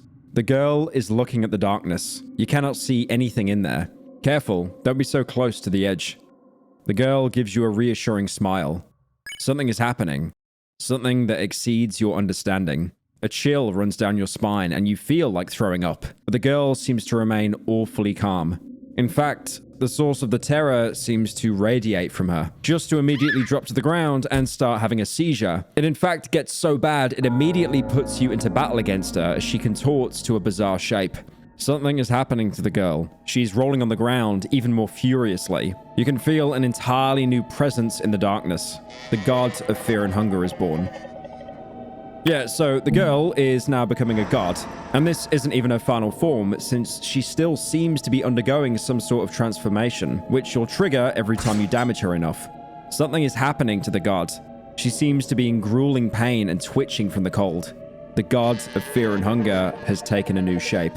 You can keep attacking her, but you won't be able to outright defeat her. She'll just keep transforming, and if you take too long, she'll start retaliating. Something is happening to the god. She seems to be in grueling pain and twitching from the cold. She changes again, with her top part still retaining some form of the girl, while the lower half takes the form of something entirely new. You actually get a small interaction, which you might not see in the earlier phases since there's a decent chance you one-tap them. The girl still holds some of her memories, and she'll actually remember the gifts that you gave her, the dagger and the doll. The god, formerly the little girl, seems to reminisce the dagger that is still laying on the ground. If you didn't keep them for yourself, of course, but why would you have even done that? They're completely useless aside from giving them to her. And of course now you'd be punished for it because her reminiscing just gives you bonus turns to do damage before she starts counter-attacking you at full force. But if you get through this phase, she'll transform again into the true form of the god of fear and hunger, upon which it immediately casts the most broken boss ability in the game, self-mutilation, where she takes damage. That's it. It's on par with some of the most broken character abilities. However, Suicide is a simple one-shot instead of just doing a pathetic 50 damage. The newborn god is trembling in pain. Now, this form has a bunch of attacks, but it's all just one body part, so there's no real strategy to beating it. It's just a DPS race. If you have a decent party, you'll be able to take it without many issues, since sometimes you'll get free turns whenever she self-mutilates. Of course, you get unlucky and fail a coin flip, but at that point, it really is a skill issue. But if you don't have a particularly strong party, there's also one more saving grace, the Blood Golem, which you actually very conveniently get an opportunity to summon on the first turn, where the girl is still just beginning her transformation. Just pop pheromones on it and you'll be able to win without the actual party members taking any damage at all. And eventually you'll probably do enough damage and win. But winning doesn't mean killing the god. It's far beyond the level of the new gods, those who you'd simply kill through combat. The god of fear and hunger acknowledges your suffering. Even after all this, you still drop to the ground, losing consciousness. You wake up lower than you ever were before, level 10 at the bottom. You can only crawl. You start to hear a familiar soundtrack play, and the god speaks to you. Why do you resist? The thoughts must have crossed your mind at some point. The thought you delved too deep. The thought that this would be a one-way trip. So instead of fighting the inevitable, why not embrace it? Just lay down and rest. There is beauty in this darkness that can be harnessed and used to usher something new.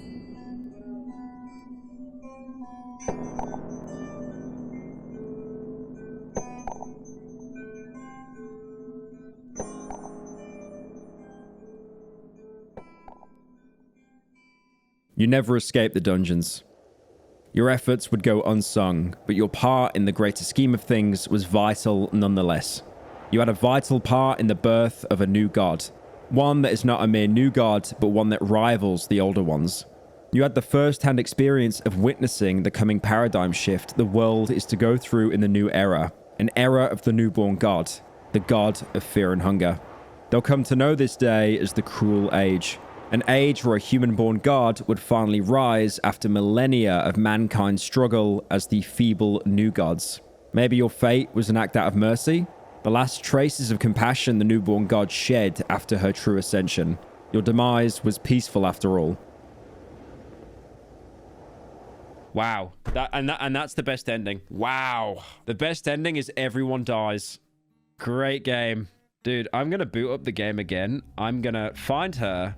I'm going to find a hacksaw. I'm going to cut off her arms. I'm going to cut off her legs and just watch her waddle on the floor following me until she bleeds out from blood loss. This ending is by far the single most impactful one. Your character and your party die down in the dungeons, which, you know, sucks for them, but your death is peaceful. You don't go out screaming into the dark. You're not tortured to death or hacked into pieces, which is definitely a better fate than most who delve down here. Meanwhile, the impact it has on the world is massive. You literally change the course of history, breaking the cycle of the new gods and birthing what is essentially a new old god, a deity focused on the shape of fear and hunger. And by the way, yes, the naming convention of the game is ridiculous. Just using the canon names you find in-game, you can go down into the dungeons of fear and hunger, have to fight against your own fear and hunger just to create a god. a god of fear and hunger. All in a game titled Fear and Hunger, with the base difficulty mode being Fear and Hunger. Semantic satiation is a psychological phenomenon in which repetition causes a word or phrase to temporarily lose meaning for the listener, who then perceives the speech as repeated, meaningless sounds. As much as it's repeatedly driven into your skull, the name of the game is at least very accurate. You might even go as far as to call this the true ending, since it's the most impactful by far, reflects the name of the game, and coincidentally is also ending A. But even still, you might be confused on what just happened. What was so special about the girl that she could just become a god, from simply making it down into the god of the depths? Well, first of all, think about who she even is. The only real interaction she has are with Lagard and Nilvian, since she reacts to both of them nervously when meeting them. Nilvian, of course, even mentions the girl, since she's the one that gives us the quest to take her down the gauntlet. And we also know from Nosramus that Lagard had met Nilvian in his dreams. So through some standard new god bullshittery, I imagine they managed to have a daughter. So she's the daughter of Lagard and Nilvian. Nilvian being a new god obviously gives her a status of power, but Lagard is also seemingly a powerful figure even without becoming the Yellow King. He's called the Prophesized One multiple times throughout the game, and we know he embodies all the new god's aspects in some way. This makes the girl incredibly special, which you can also find out by accidentally having her die. As when you pick up her soul, you'll find that you don't get a regular lesser soul. Instead, you get the Ancient One soul. It has no uses, but it's described as being surprisingly heavy, probably to signify just how powerful the soul truly can be if it's allowed to unlock its true potential. And you allow that soul to ascend when you take it to the corpse of the god of the depths, since that's really all the gauntlet is. In some way, she can absorb the power of the dead god. You can even tell from the later dialogue that she retains some of the god's powers, as the god of the depths was a patron of the darkness. And so that's about it for Fear and Hunger, although when I say I don't mean the game, I mean the difficulty, because yes, it gets worse. It always gets worse. First off, Terror and Starvation, which has an interesting mix of just upping the numbers to make the game harder, like having a lower chance to escape or the enemies just doing more damage and having more health. But there's a lot less linear difficulty, like the darkness now being much more oppressive and basically forcing you to have a torch at all times. The hounds from the start are now able to follow you into the main entrance. There are rats in the bookshelves that give you rat aids if you fail the coin flip, and a bunch of new enemies, including another old god fight, Traces of Sylvian, who attacks you right before you get ending D down in the void, who is a really cool boss fight as well. Definitely one of the hardest, but also having some really cool gimmicks, like growing a copy of one of the main characters to attack you, or paralyzing one of your party members completely. The only thing that really brings her down is the fact that simply spamming Locust Swarm every turn completely prevents her from doing anything, and you just win the fight on the spot. The saddest thing about this fight, though, is I feel very few people will get to experience it, since I imagine not a lot of people will want to rerun the entire game on a harder difficulty just to get an extra boss fight. There's also a chance to find the Black Witch again, and finally, legitimately get her soul, since on this difficulty, she has a chance to spawn in the Grand Library if you didn't kill her back in the basements. This difficulty also brings its own bugs, of course it does. Like, some battles are just missing from the game files. There's supposed to be a fight with Enki, where he'll turn into a marriage and attack you. So that's Terror and Starvation, but there's still more. Hard mode. If the previous difficulty was challenging, but still didn't require much deviation from your regular strats, this one flips everything. You can't save anymore, you can't recruit anyone, and boxes you loot will just sometimes be flat out empty, on top of everything else applied from Terror and Starvation. This, of course, locks you out of some endings, like ending A and C, since those need party members to trigger, or at least it's supposed to lock you out, since, surprise, surprise, there's a stupidly easy way to just get a full party anyway, by hugging random pieces of wall throughout the game, like this pillar in the starting area. Interact with it, and you'll get Knight and Outlander completely free of charge. And there's many more that add different party members or give you all broken items. You might ask, why is this even in the game? Well, most likely they're remnants of Miro debugging the game at some point. And of course, following Fear and Hunger's 100% bug-free theme, not all of them got removed. So now you can cheese your way through the game by hugging walls until you get lucky. But aside from the bugs, there is actually something hidden in this mode. If you look at the ending naming scheme, which coincidentally I've been covering completely backwards from ending E, escape, to D, becoming a new god yourself, C, creating the Yellow King and either killing him or letting him take power within the world, and then ending B, facing traces of the older gods and seeing the pure shape of destruction, and ending A, creating a new old god. With the way they're marked, you can kind of order them into a tier list. They line up perfectly with the amount of effort you have to go through to achieve each one. Escape being piss easy, and the God of Fear and Hunger being slightly harder. But there's also one tier missing. I mean, A is good, sure, but there's always an S, right? Something has to be truly the best, or in this case, the hardest one of them all. There's more endings. There's actually 4 more. 4! Each exclusive to each character, available only in hard mode. They range from run through the entire game and win to 100% the game on the hardest difficulty. They all represent the characters achieving what they came to the dungeons for. The easiest one by far is Das. All you need to do is speed run through the game until you get to the Grand Library, pick up some pages, learn a spell to resurrect Lagard, and use it on him. Using this complicated magic and rituals involved seems to come naturally from you, as if there's a divine hand guiding you in this. With the magic, you can finally unite with the one you love. This is what you believe at least.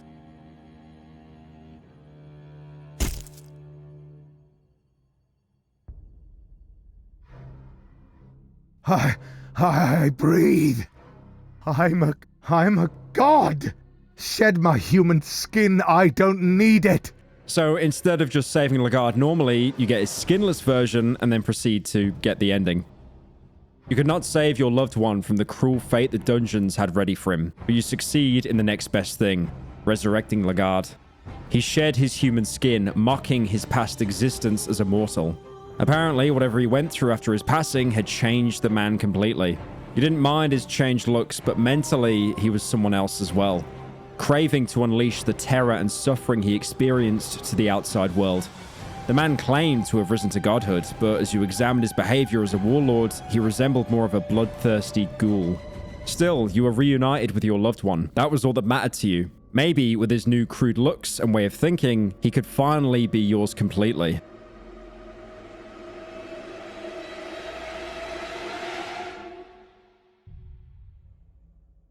Obviously, a lot to unpack here, from the fact that Lagard now just wants to kill people, to the fact that Das doesn't even care, despite both looking completely different and acting completely different. He might as well just be a different person, but I guess the true girl boss is fine with that, as long as it makes him completely hers. An interesting thought here is that this personality change in Lagard might not necessarily come from being resurrected. What if he thinks the same when we save him in Ending C, and he still holds that conviction when ascending to godhood, just hiding it better when he's in his human form? The next S ending is the Dark Priest. It's basically a variation of Ending D, where you'll be killing the new gods as usual, although after killing Valtiel in the past, you'll have to talk to him in the present Mahabre. It's all pointless. Mankind has no hope. There is no way to break these chains. That look in your eyes. You're after the Enlightenment too, aren't you? That's right. The Ascension was never the path. Don't be fooled by the power. What is the right path then? There was a person among us who was right. But we were blinded by the Golden Throne already at that point. One must admit his own mistakes in order to grow. The person is, of course, Nosramus, as I explained before. This dialogue at least concretely confirms that he was, in fact, right, and the Fellowship book is just a propaganda piece. Now, you'll have to visit him in the second laboratory, the one past the lake. So either get ready to run around the map, getting Isaiah's treasure map, or just use an empty scroll instead. Once you reach him, he'll have new dialogue. I take it that you talked to Valtiel. How is he these days? He's hanging on a rope and waiting to rot. Nosramus seems to show empathy for the Enlightened One that has seen his end. Well, it's an end of an era in that case. It was inevitable. He seems to be regretting his past actions. Is that so? That's a first one. He takes a lot of credit and knowledge, and I have yet to see him admit his mistakes. As bad as the new gods were, they used to be Nosramus' companions, so it's not surprising to see him reminisce. I don't want to be stuck in nostalgia. Sorry for my absent mind. He said you're on the path to enlightenment. Too bad I wasn't there to hear it. Really out of character for him to say that. He believed ascension was the key, that he could somehow achieve enlightenment with the snap of his fingers. That was a ridiculous idea. I cannot understand how a scholar like him could believe there was such an easy way. The thing is, there is no end on the path to enlightenment. New information, new forms of science, new people, new worlds. The knowledge of the world keeps on increasing. How could you settle down thinking you are the end of it all? If you are on a path of enlightenment, seek all knowledge, even the knowledge of the new gods. I wholeheartedly recommend that you sit on that golden throne and meet your reflection. But if you truly are a scholar of sciences, only observe. Do not surrender yourself to the lust of power. I know it is not an easy task, so that's why you can have this. He gives you the spirit anchor, described as an ancient relic that is said to bind your soul to the body in all situations. But funnily enough, aside from preventing yourself from being overcome with the lust of power, it also prevents soul binding, that one ability the Mumbler uses sometimes. Amazing callback, and honestly, it does make complete sense. Now you can complete Ending D as normal, of course, including the fight with the Traces of Sylvian, which you'll have to complete solo. Ghouls, skeletons, and blood golems are straight up necessary to even have a chance here. And remember that you can't even save, so you'll only have one shot at this. But once you do it, you'll come face to face with the enlightened version of yourself. You'll still have to go through the same sequence, but once it's over, you don't give in. You set your foot to the ascended plane, where you met the reflection of yourself, a form that has taken a shape of a new god. The reflection was what you were to become. You felt a great lust for power take you over. It would have been so easy to give in and learn secrets that are only whispered among mortals. But you came prepared. You'd been warned about the lust. You declined the godhood and managed to step out of the plane that was colored by the green hue that radiated from the underground pits. It's not like your ascension wasn't without its merits, even if you withdrew at the last second. You saw the reflection after all and understood its intents. With your newly found knowledge, you took the grand libraries of the ancient city to be your own.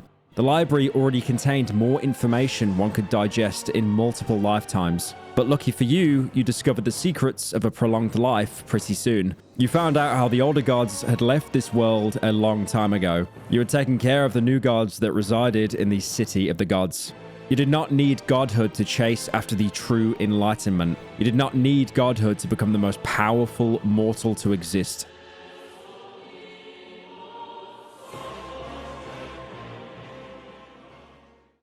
You achieve enlightenment, true enlightenment, rather than the false version the god versions have. Nothing more really to say about this ending. The Dark Priest just achieves exactly what he wanted. The Outlander is next. His ending is pretty simple to explain. Just kill everything. That's it. You know that game that came out like 10 years ago and everyone loved it and Jacksepticeye did a playthrough of it? Everyone still talks about it and they usually have pronouns in their bio. And that had another ending where you killed everything. You basically just have to do that.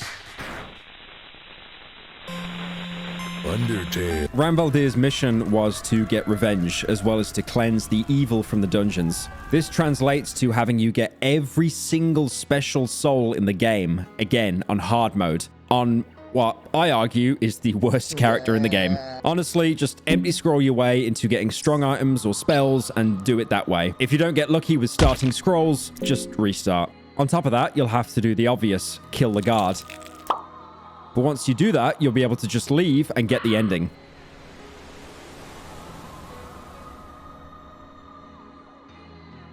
You got everything you came for. The captain of the cursed mercenary army was dead. You got the unholy artifact back. You also made sure that the evil that lurked in the darkness was vanquished. You slaughtered every single creature that held true power in the dungeons. However, you know the darkness doesn't end in the dungeons.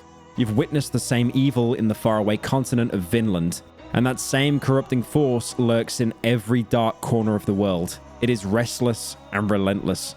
For you to stop it from spreading, you also need to be restless and relentless. From the moment you escaped the dungeons of fear and hunger, you dedicated your life in hunting down those that are conceived by the darkness. You would hunt down all the macabre beasts that hid from the eyes of the oblivious Western world. The beasts would come to know your name.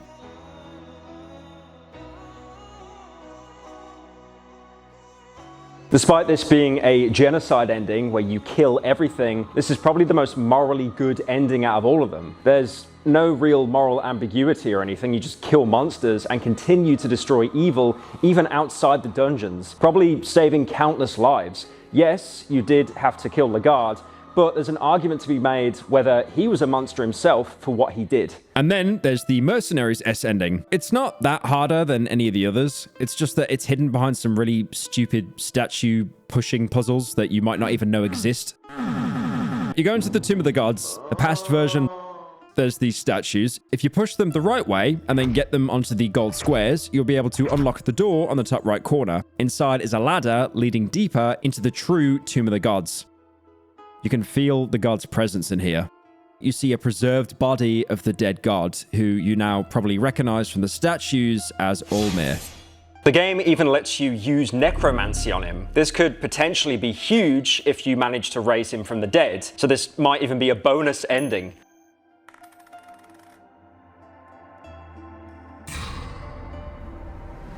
No, obviously not. You can't just revive a god with simple necromancy. Instead, you give him a... I'm not going to say what it is. Look at the blur on the video. You can tell what it is, man. I don't know why it does that, but anyways. There's also the bottomless pit at the end of the corridor. It's full of the green hue you could see in the void. And if you look into it, something emerges. A mysterious being floats from the green depths. You can just attack her and force her back into the green hue, but she's not even hostile towards you, so you might as well try talking to her. Oh, weary traveler, you've come from afar. So have I. What is your origin? I come from the green, where you see the world through a green looking glass, where the older beings originate. Can you take me there? Oh no, dear. You know I can't do that. Older beings? The ones, the creators and destroyers of this world. Who are you? I'm Lady of the Moon, a mere servant of the Moon God. Moon God? Yes, I'm sure you've seen him. Just one glance at the night sky. He's ever looking at you. He's very suspicious of you, of men. Why do you serve him? Like him, I don't believe men should have the same rights as the true gods. That's why I serve him to my demise. Can you help me? Yes, I can heal your wounds, recover your traumas. I can make you whole again. Only for the smallest price, smallest among you. I want the girl in exchange. The moon god wants the girl. She serves the moon god under the belief that humanity shouldn't be able to ascend to true godhood. That's why she wants the girl to prevent us from creating a human-born being that can truly rival the old gods. Now, the payoff from her is actually pretty good, since she can heal everything. Lost limbs, status effects, just a perfect full heal. If you're not going for ending A, it's a perfect deal, since the girl is most likely only slowing you down anyway. But lore-wise, obviously, this is a bad choice. Not only are you giving up a child that you've been protecting, probably to her death, since I doubt the moon god would want to take any chances with her surviving and becoming the god of fear and hunger anyway, but you're also giving up maybe the only chance humanity has of creating a true god. The Lady of Moon is also very obviously aligned with Pocketcat, who, despite being more freaky about it, was also looking for the same thing, even going as far as almost threatening you to hand the girl over to him. He even mentions his master when you decline his offer, so this all but proves that he's also associated with the Moon God in some way. Anyway, to get Mercenaries S ending, all you need is the key from the present version of the tomb. There's a massive skeleton lying in the center of the room, although it's obvious who it belongs to. A gigantic skeleton lies here. The mere idea of such a massive life form sends a shiver down your spine. And that bottomless pit is different now. But what you're actually here for is the chest, which gives you an old passage key, as long as you can make it through the body snatcher. Once you have that, you'll have to complete Isaiah's maps again and kill him to get the third one. I mentioned how this one is nowhere in Mahabre that you've been before, and that's because there's actually a small closed-off section you can only access with that old passage key. In present Mahabre, there's an opening right next to the Tower of the Endless where you can find a huge stone door. Opening it with the key, you can get access to an area that immediately locks you from going back, as the ladder you took down is now too high to reach. There's also a bunch of empty, rotting cages down here, as well as a corpse of a blue demon. It's been down here so long, it turns into dust when you touch it. Yo guys, it's me, Charlie. That dust, by the way, fully refills your mind in case you're running out of alcohol and cigarettes. I guess huffing demon dust is like the new fence down here. You might actually recognize this area as the place the Passages of Mahabre book takes you to, just that the passages always take you to the past Mahabre. There's an optional boss fight on the bridge where the new gods look down on you upon using the passages. This is the Old Guardian, the figurine you could find before in past Mahabre, although now he's basically just depressed and comes to terms with the fact that the king will probably never come. He's not the hardest boss fight, which is good since you actually do need to kill him for the Outlander's S ending, since he does have a unique soul, which does actually let you revive a single time after taking fatal damage. It's alright, but nothing really insane since it's only single use and then prevents you from using other souls that might otherwise let you avoid damage entirely. Searching him also gives you a red scarf, which you can go back and show to the past version in Mahabre for some extra dialogue. That scarf. I had a feeling something happened. I acknowledge your strength. Our duel must have been incredible. You deserve my admiration. It's kind of interesting that he seems to be aware of the past and present split currently happening in Mahabre. It doesn't really explain much about how or why time is fractured, but at least it's an interesting detail. Still, this fight is completely optional. In the context of the Mercenaries S ending, all you need to do is find a single loose floor tile, that being next to the empty chest. Inside, instead of scrolls or simply money, you can find the King's Crown. On normal game modes, if you have Cahara in your party, he'll ask for the crown immediately, and if you don't give it to him, he'll steal it and then run away. On hard mode, as the mercenary though, this crown is the only way to accomplish what you came here for. Money. This crown looks very valuable and pricey. It is bound to guarantee a wealthy life if you sold it to proper vendors in the Kingdom of Rondon. The amount of silver and gold you can get from this would greatly exceed the amount you were originally promised as the bounty. There is no need to continue your journey to the depths. You could escape these dungeons and leave all this behind while you are still alive. Now, all you need to do is leave, which is actually surprisingly difficult, because the only way out of here is through a room you'll miss 99% of the time, because the only indication it's there is the open door slightly sticking out from the wall. Interestingly, this is a small alchemy lab with potions to find, as well as yet another set of random book pages. If you remember a couple hours ago, you could find the first and second set, except they were useless on their own. You couldn't do anything with just the incomplete set of two, but now that you have all of them, you can craft them into a book. The Creating of Life 2, which actually teaches you to create life through a spell called the Demon Seed. Very simply put, you plant it in the corpse of an enemy, and over time, it grows up to be a demon child. It starts out as an AI-controlled baby that does absolutely nothing, but has 50% damage resist, so it can at least tank some hits for you. After a while, it grows up into the Demon Kid, who has basically the same skill set as the girl, which means, yep, he's entirely useless in combat unless you give him like a good spell. I mean, to be fair, at least he's another target for the enemies to focus on. He does also count as a child for Pocketcat, meaning you can trade him off for one of the very valuable items he usually offers for the girl. Although you probably won't get to do this on a normal run without getting the Demon Seed through an empty scroll, since the last book pages are hidden so deep in Mahabre, Pocketcat would likely have disappeared already. And also, you know, the ethics of trading your own child for a nice book or a sword, a little bit iffy. And now for something completely different. Anyway, once you find the exit, it's just a matter of backtracking all the way back to the dungeon entrance and escaping to finally get the ending. You manage to escape the dungeons of Fear and Hunger alive. It is a feat unheard of before. Not only that, you also manage to find valuable loot that would guarantee a wealthy future. The long journey back to civilization felt like a lifetime. You could not sleep as you constantly felt eyes lurking in the shadows of the night. The darkness, even though it was lighter than anything you experienced in the dungeons, still sent shivers down your spine. As you finally found your way back to the Kingdom of Rondon, everything felt unreal. You could not understand how people would lead their everyday lives simultaneously as a great evil existed beneath their feet. You sold the ancient crown to the highest bidder. The amount of silver you got from it exceeded your expectations greatly. You also felt better getting rid of such an unholy artifact, as it kept reminding you about the darkness. You rose from the lowest class scum to a noble in a heartbeat. You brought your wife free from the labor she was forced to at the red light district and settled down in a fancy manor. You got everything you ever dreamed of. You got most of the noble families on a leash thanks to your great wealth, taking any breadcrumb you threw at them. You were living in the most extravagant manner with your wife, with no seeming worry.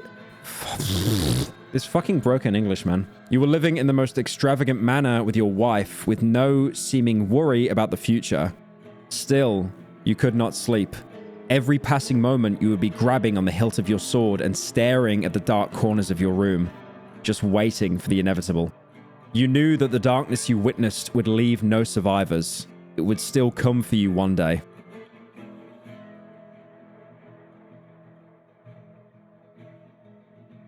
As good of an ending as it is for the mercenary, once you witness what lies below, no amount of money and luxury will ever make you forget. Right, so that's pretty much all the endings. There's no puzzles, no more boss fights, although there is one more thing.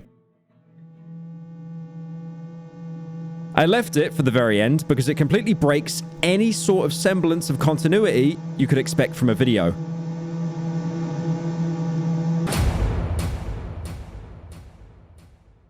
Now, do you remember the Pit of Enlightenment, that lore nuke I talked about? If you pray at the altar, you get transported to a place called the Hall of the Gods, a place where the gods reside. Kind of like the Hall of Heroes in Medieval on the PS1, except these guys don't give you any weapons, so it sucks. You are greeted with towering figurines. They are sitting idle next to a huge dining table. You get ominous vibes from them, but at the same time, there is a peaceful and still atmosphere filling the air. Welcome.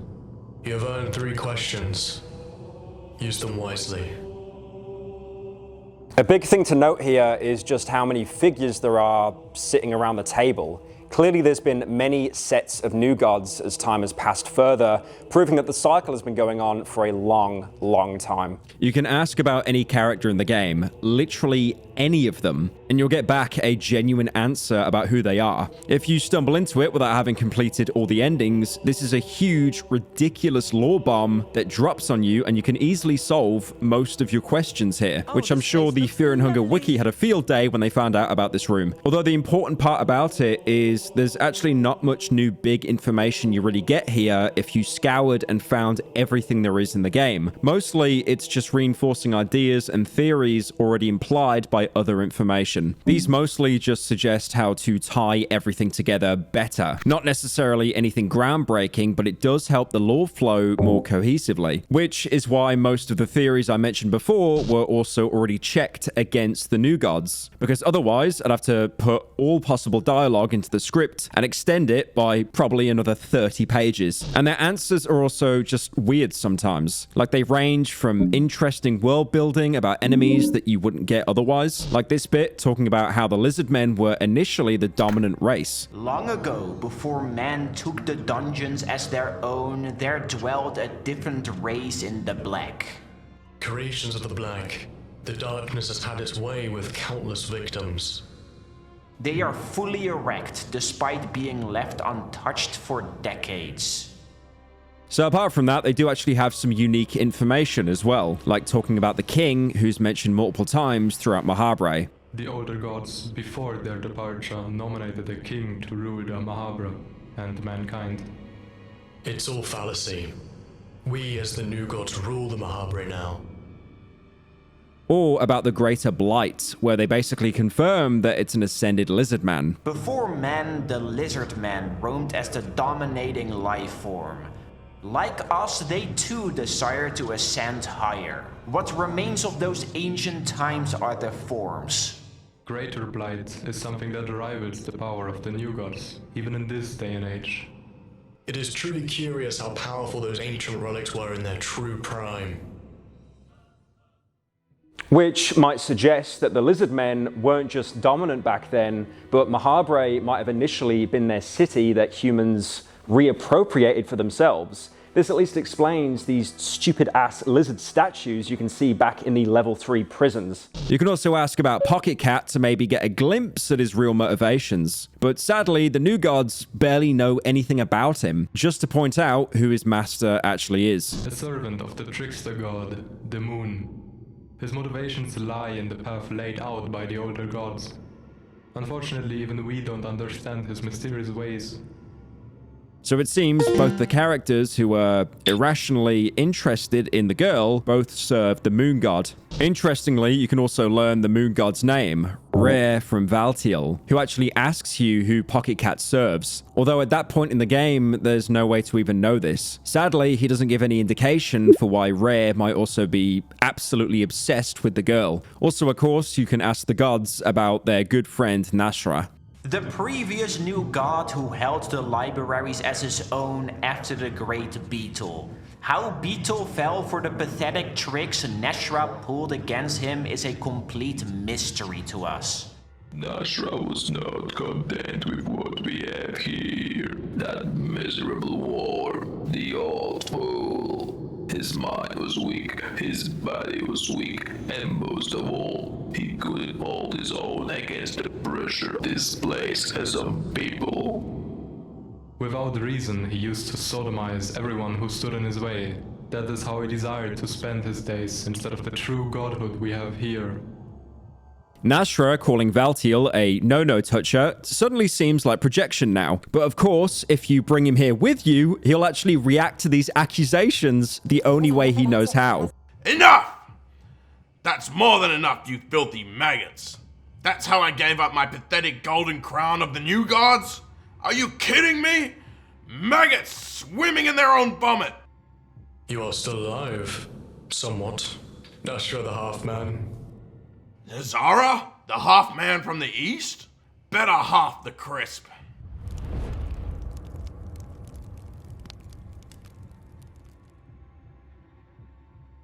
So that's what burnt guard smells like. Disgusting! Everything about your miserable existence stinks rotten. Afterwards, he also, of course, spits on the corpse, and you get thrown out of the hall. And this should be all there is to the game. It should. There's no plot threads. There's nothing. I please just let this video end. Except, no! It never ends, does it? Because now there's also a secret 4th difficulty you unlock when you finish the game for the first time, which isn't actually a difficulty, but a completely different game. Dungeon Nights, which is, I'm not even joking, a dating sim, which, quote unquote, combines physical, mental, and social challenges all into one, and it might be too much for beginners. This is where you attend Fear and Hunger University, and you need to get a date for prom out of some of the main characters from the game, all drawn in a certain stylized way. So, yes, this mode finally lets you fulfill your wildest dreams of being able to chat up a skinless man in eternal torment, or the Crow Mauler, because he's also an option, or Nas'hrah, or Pocketcat. Basically, all the fan favorites the diehard simp for. As you might already notice, this entire mode reeks of Discord influence. It still does add some actual new content though, to be fair, even if it all is completely non-canon. And it's a nice way to have some actual fun with the game after 100%ing all the endings in the regular version. Right, so as for the actual content in the game, this is genuinely all there is. It's completely squeezed dry. And believe me, if I could pull anything more, I would. But at the end of everything, what did any of it even mean? Fear and Hunger revolves all around divinity, which you might guess from the fact that literally every single ending except escaping has you deal with a god at the end.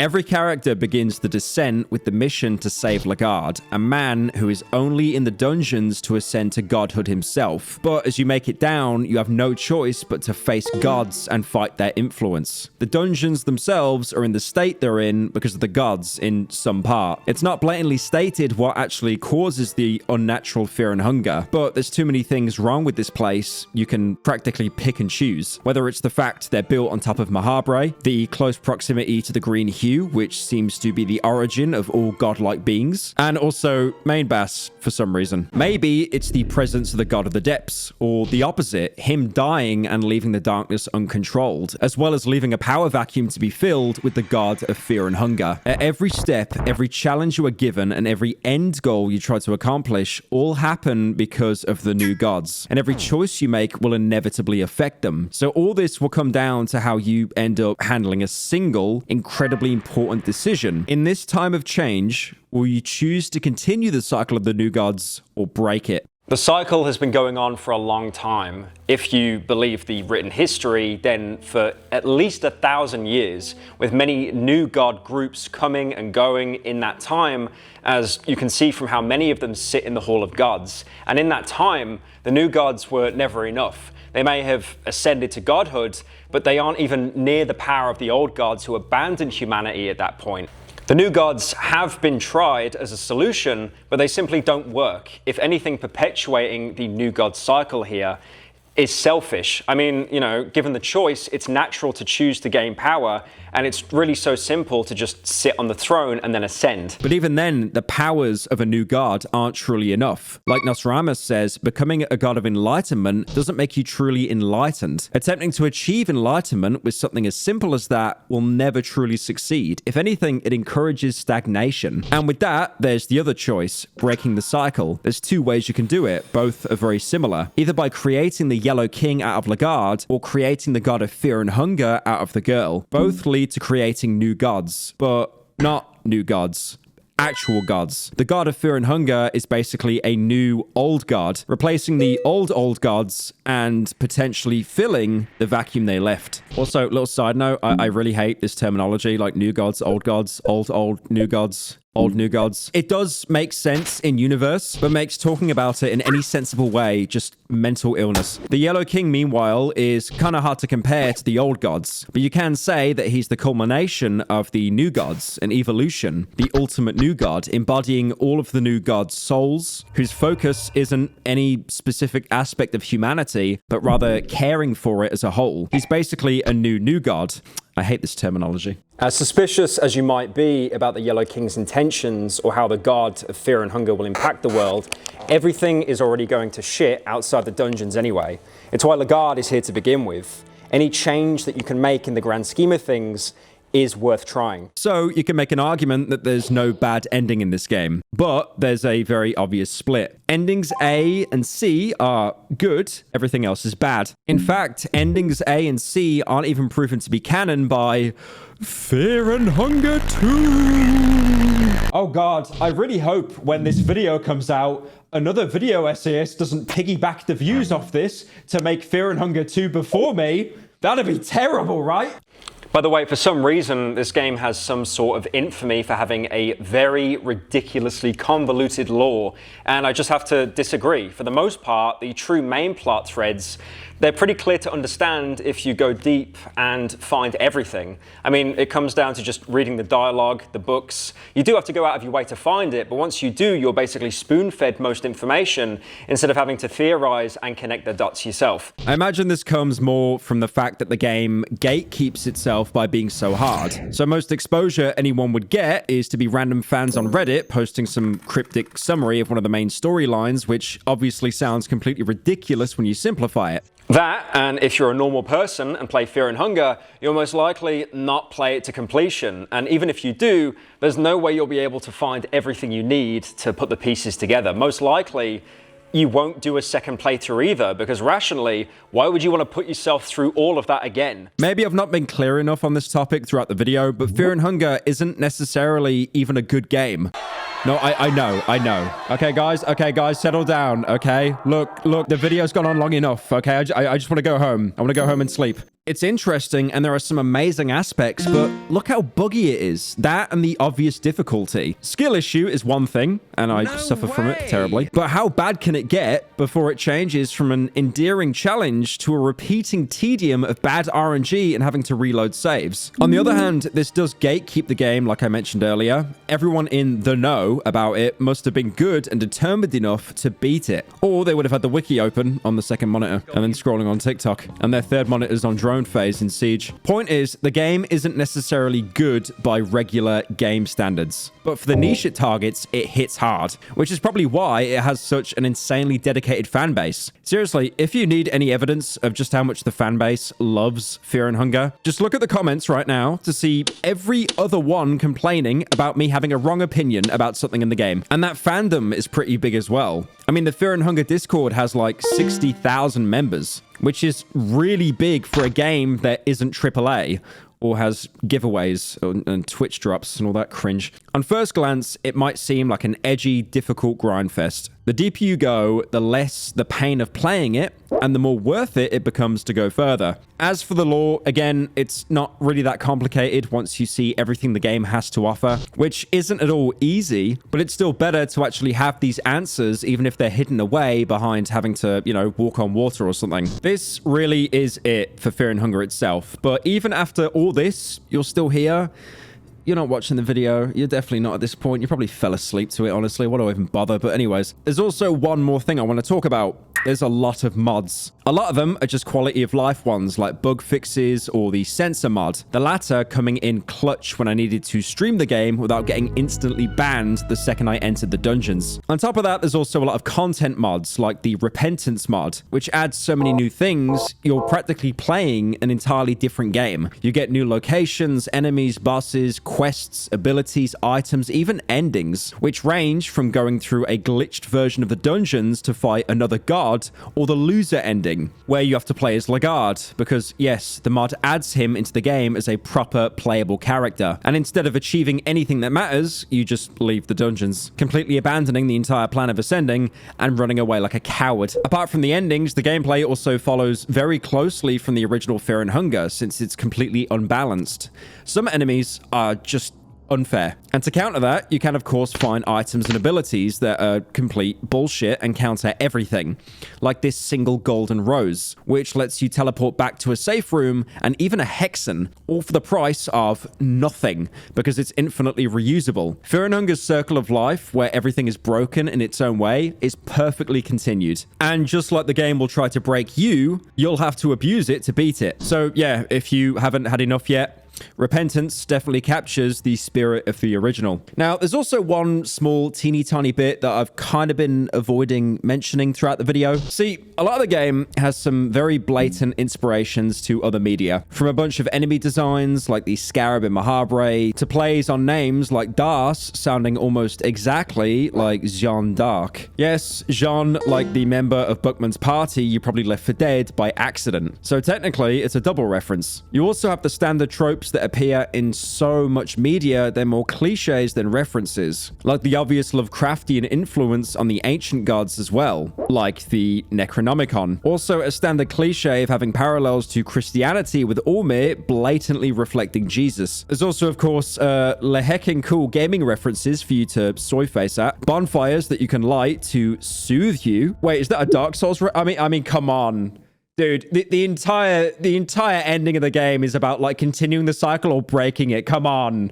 It's basically half Dark Souls at this point. These multicolor herbs you can mix. Wow, it's just like Resident Evil if you swap the colors around a bit. Crowmauler, I mean, he's kind of like Pyramid Head, right? And Miasma, that literally looks like the Sparta sword from Devil May Cry. And there's also the countless Berserk references. I mean, Miro, the developer, must really like this manga, since that's where about half the references come from in the story. I mean, you've got a charismatic leader of a mercenary group, which is strong enough to stabilize an entire region, gets captured and put in prison where he's tortured, eventually being rescued and using the ones who helped him out to ascend to godhood. Feel free to guess if I'm talking about Griffith or Lagard. Even the name of Lagard's mercenary group, the Knights of the Midnight Sun. The Midnight Sun sounds a little bit like an eclipse, right? Their character designs also seem to be based on the same real-life Danish actor, Bjorn Andersen. Even Griffith's Torturer is very obviously a design inspiration for Trotur, both having similar bloated bloated bodies. Not to mention they both revel in getting to cause as much pain as physically possible. You can also connect the penance armor to the berserker armor, with both having spikes causing you to bleed to death, as well as not letting you take it off once you put it on. And there's probably more on top of that I'm still missing. But what's somewhat amazing about Fear and Hunger is that despite drawing so heavily from so many sources, even being familiar with them doesn't ruin the experience. Like, you can soy face at all the references, but the story is so insane, even though a good portion of it is just yoink from Berserk,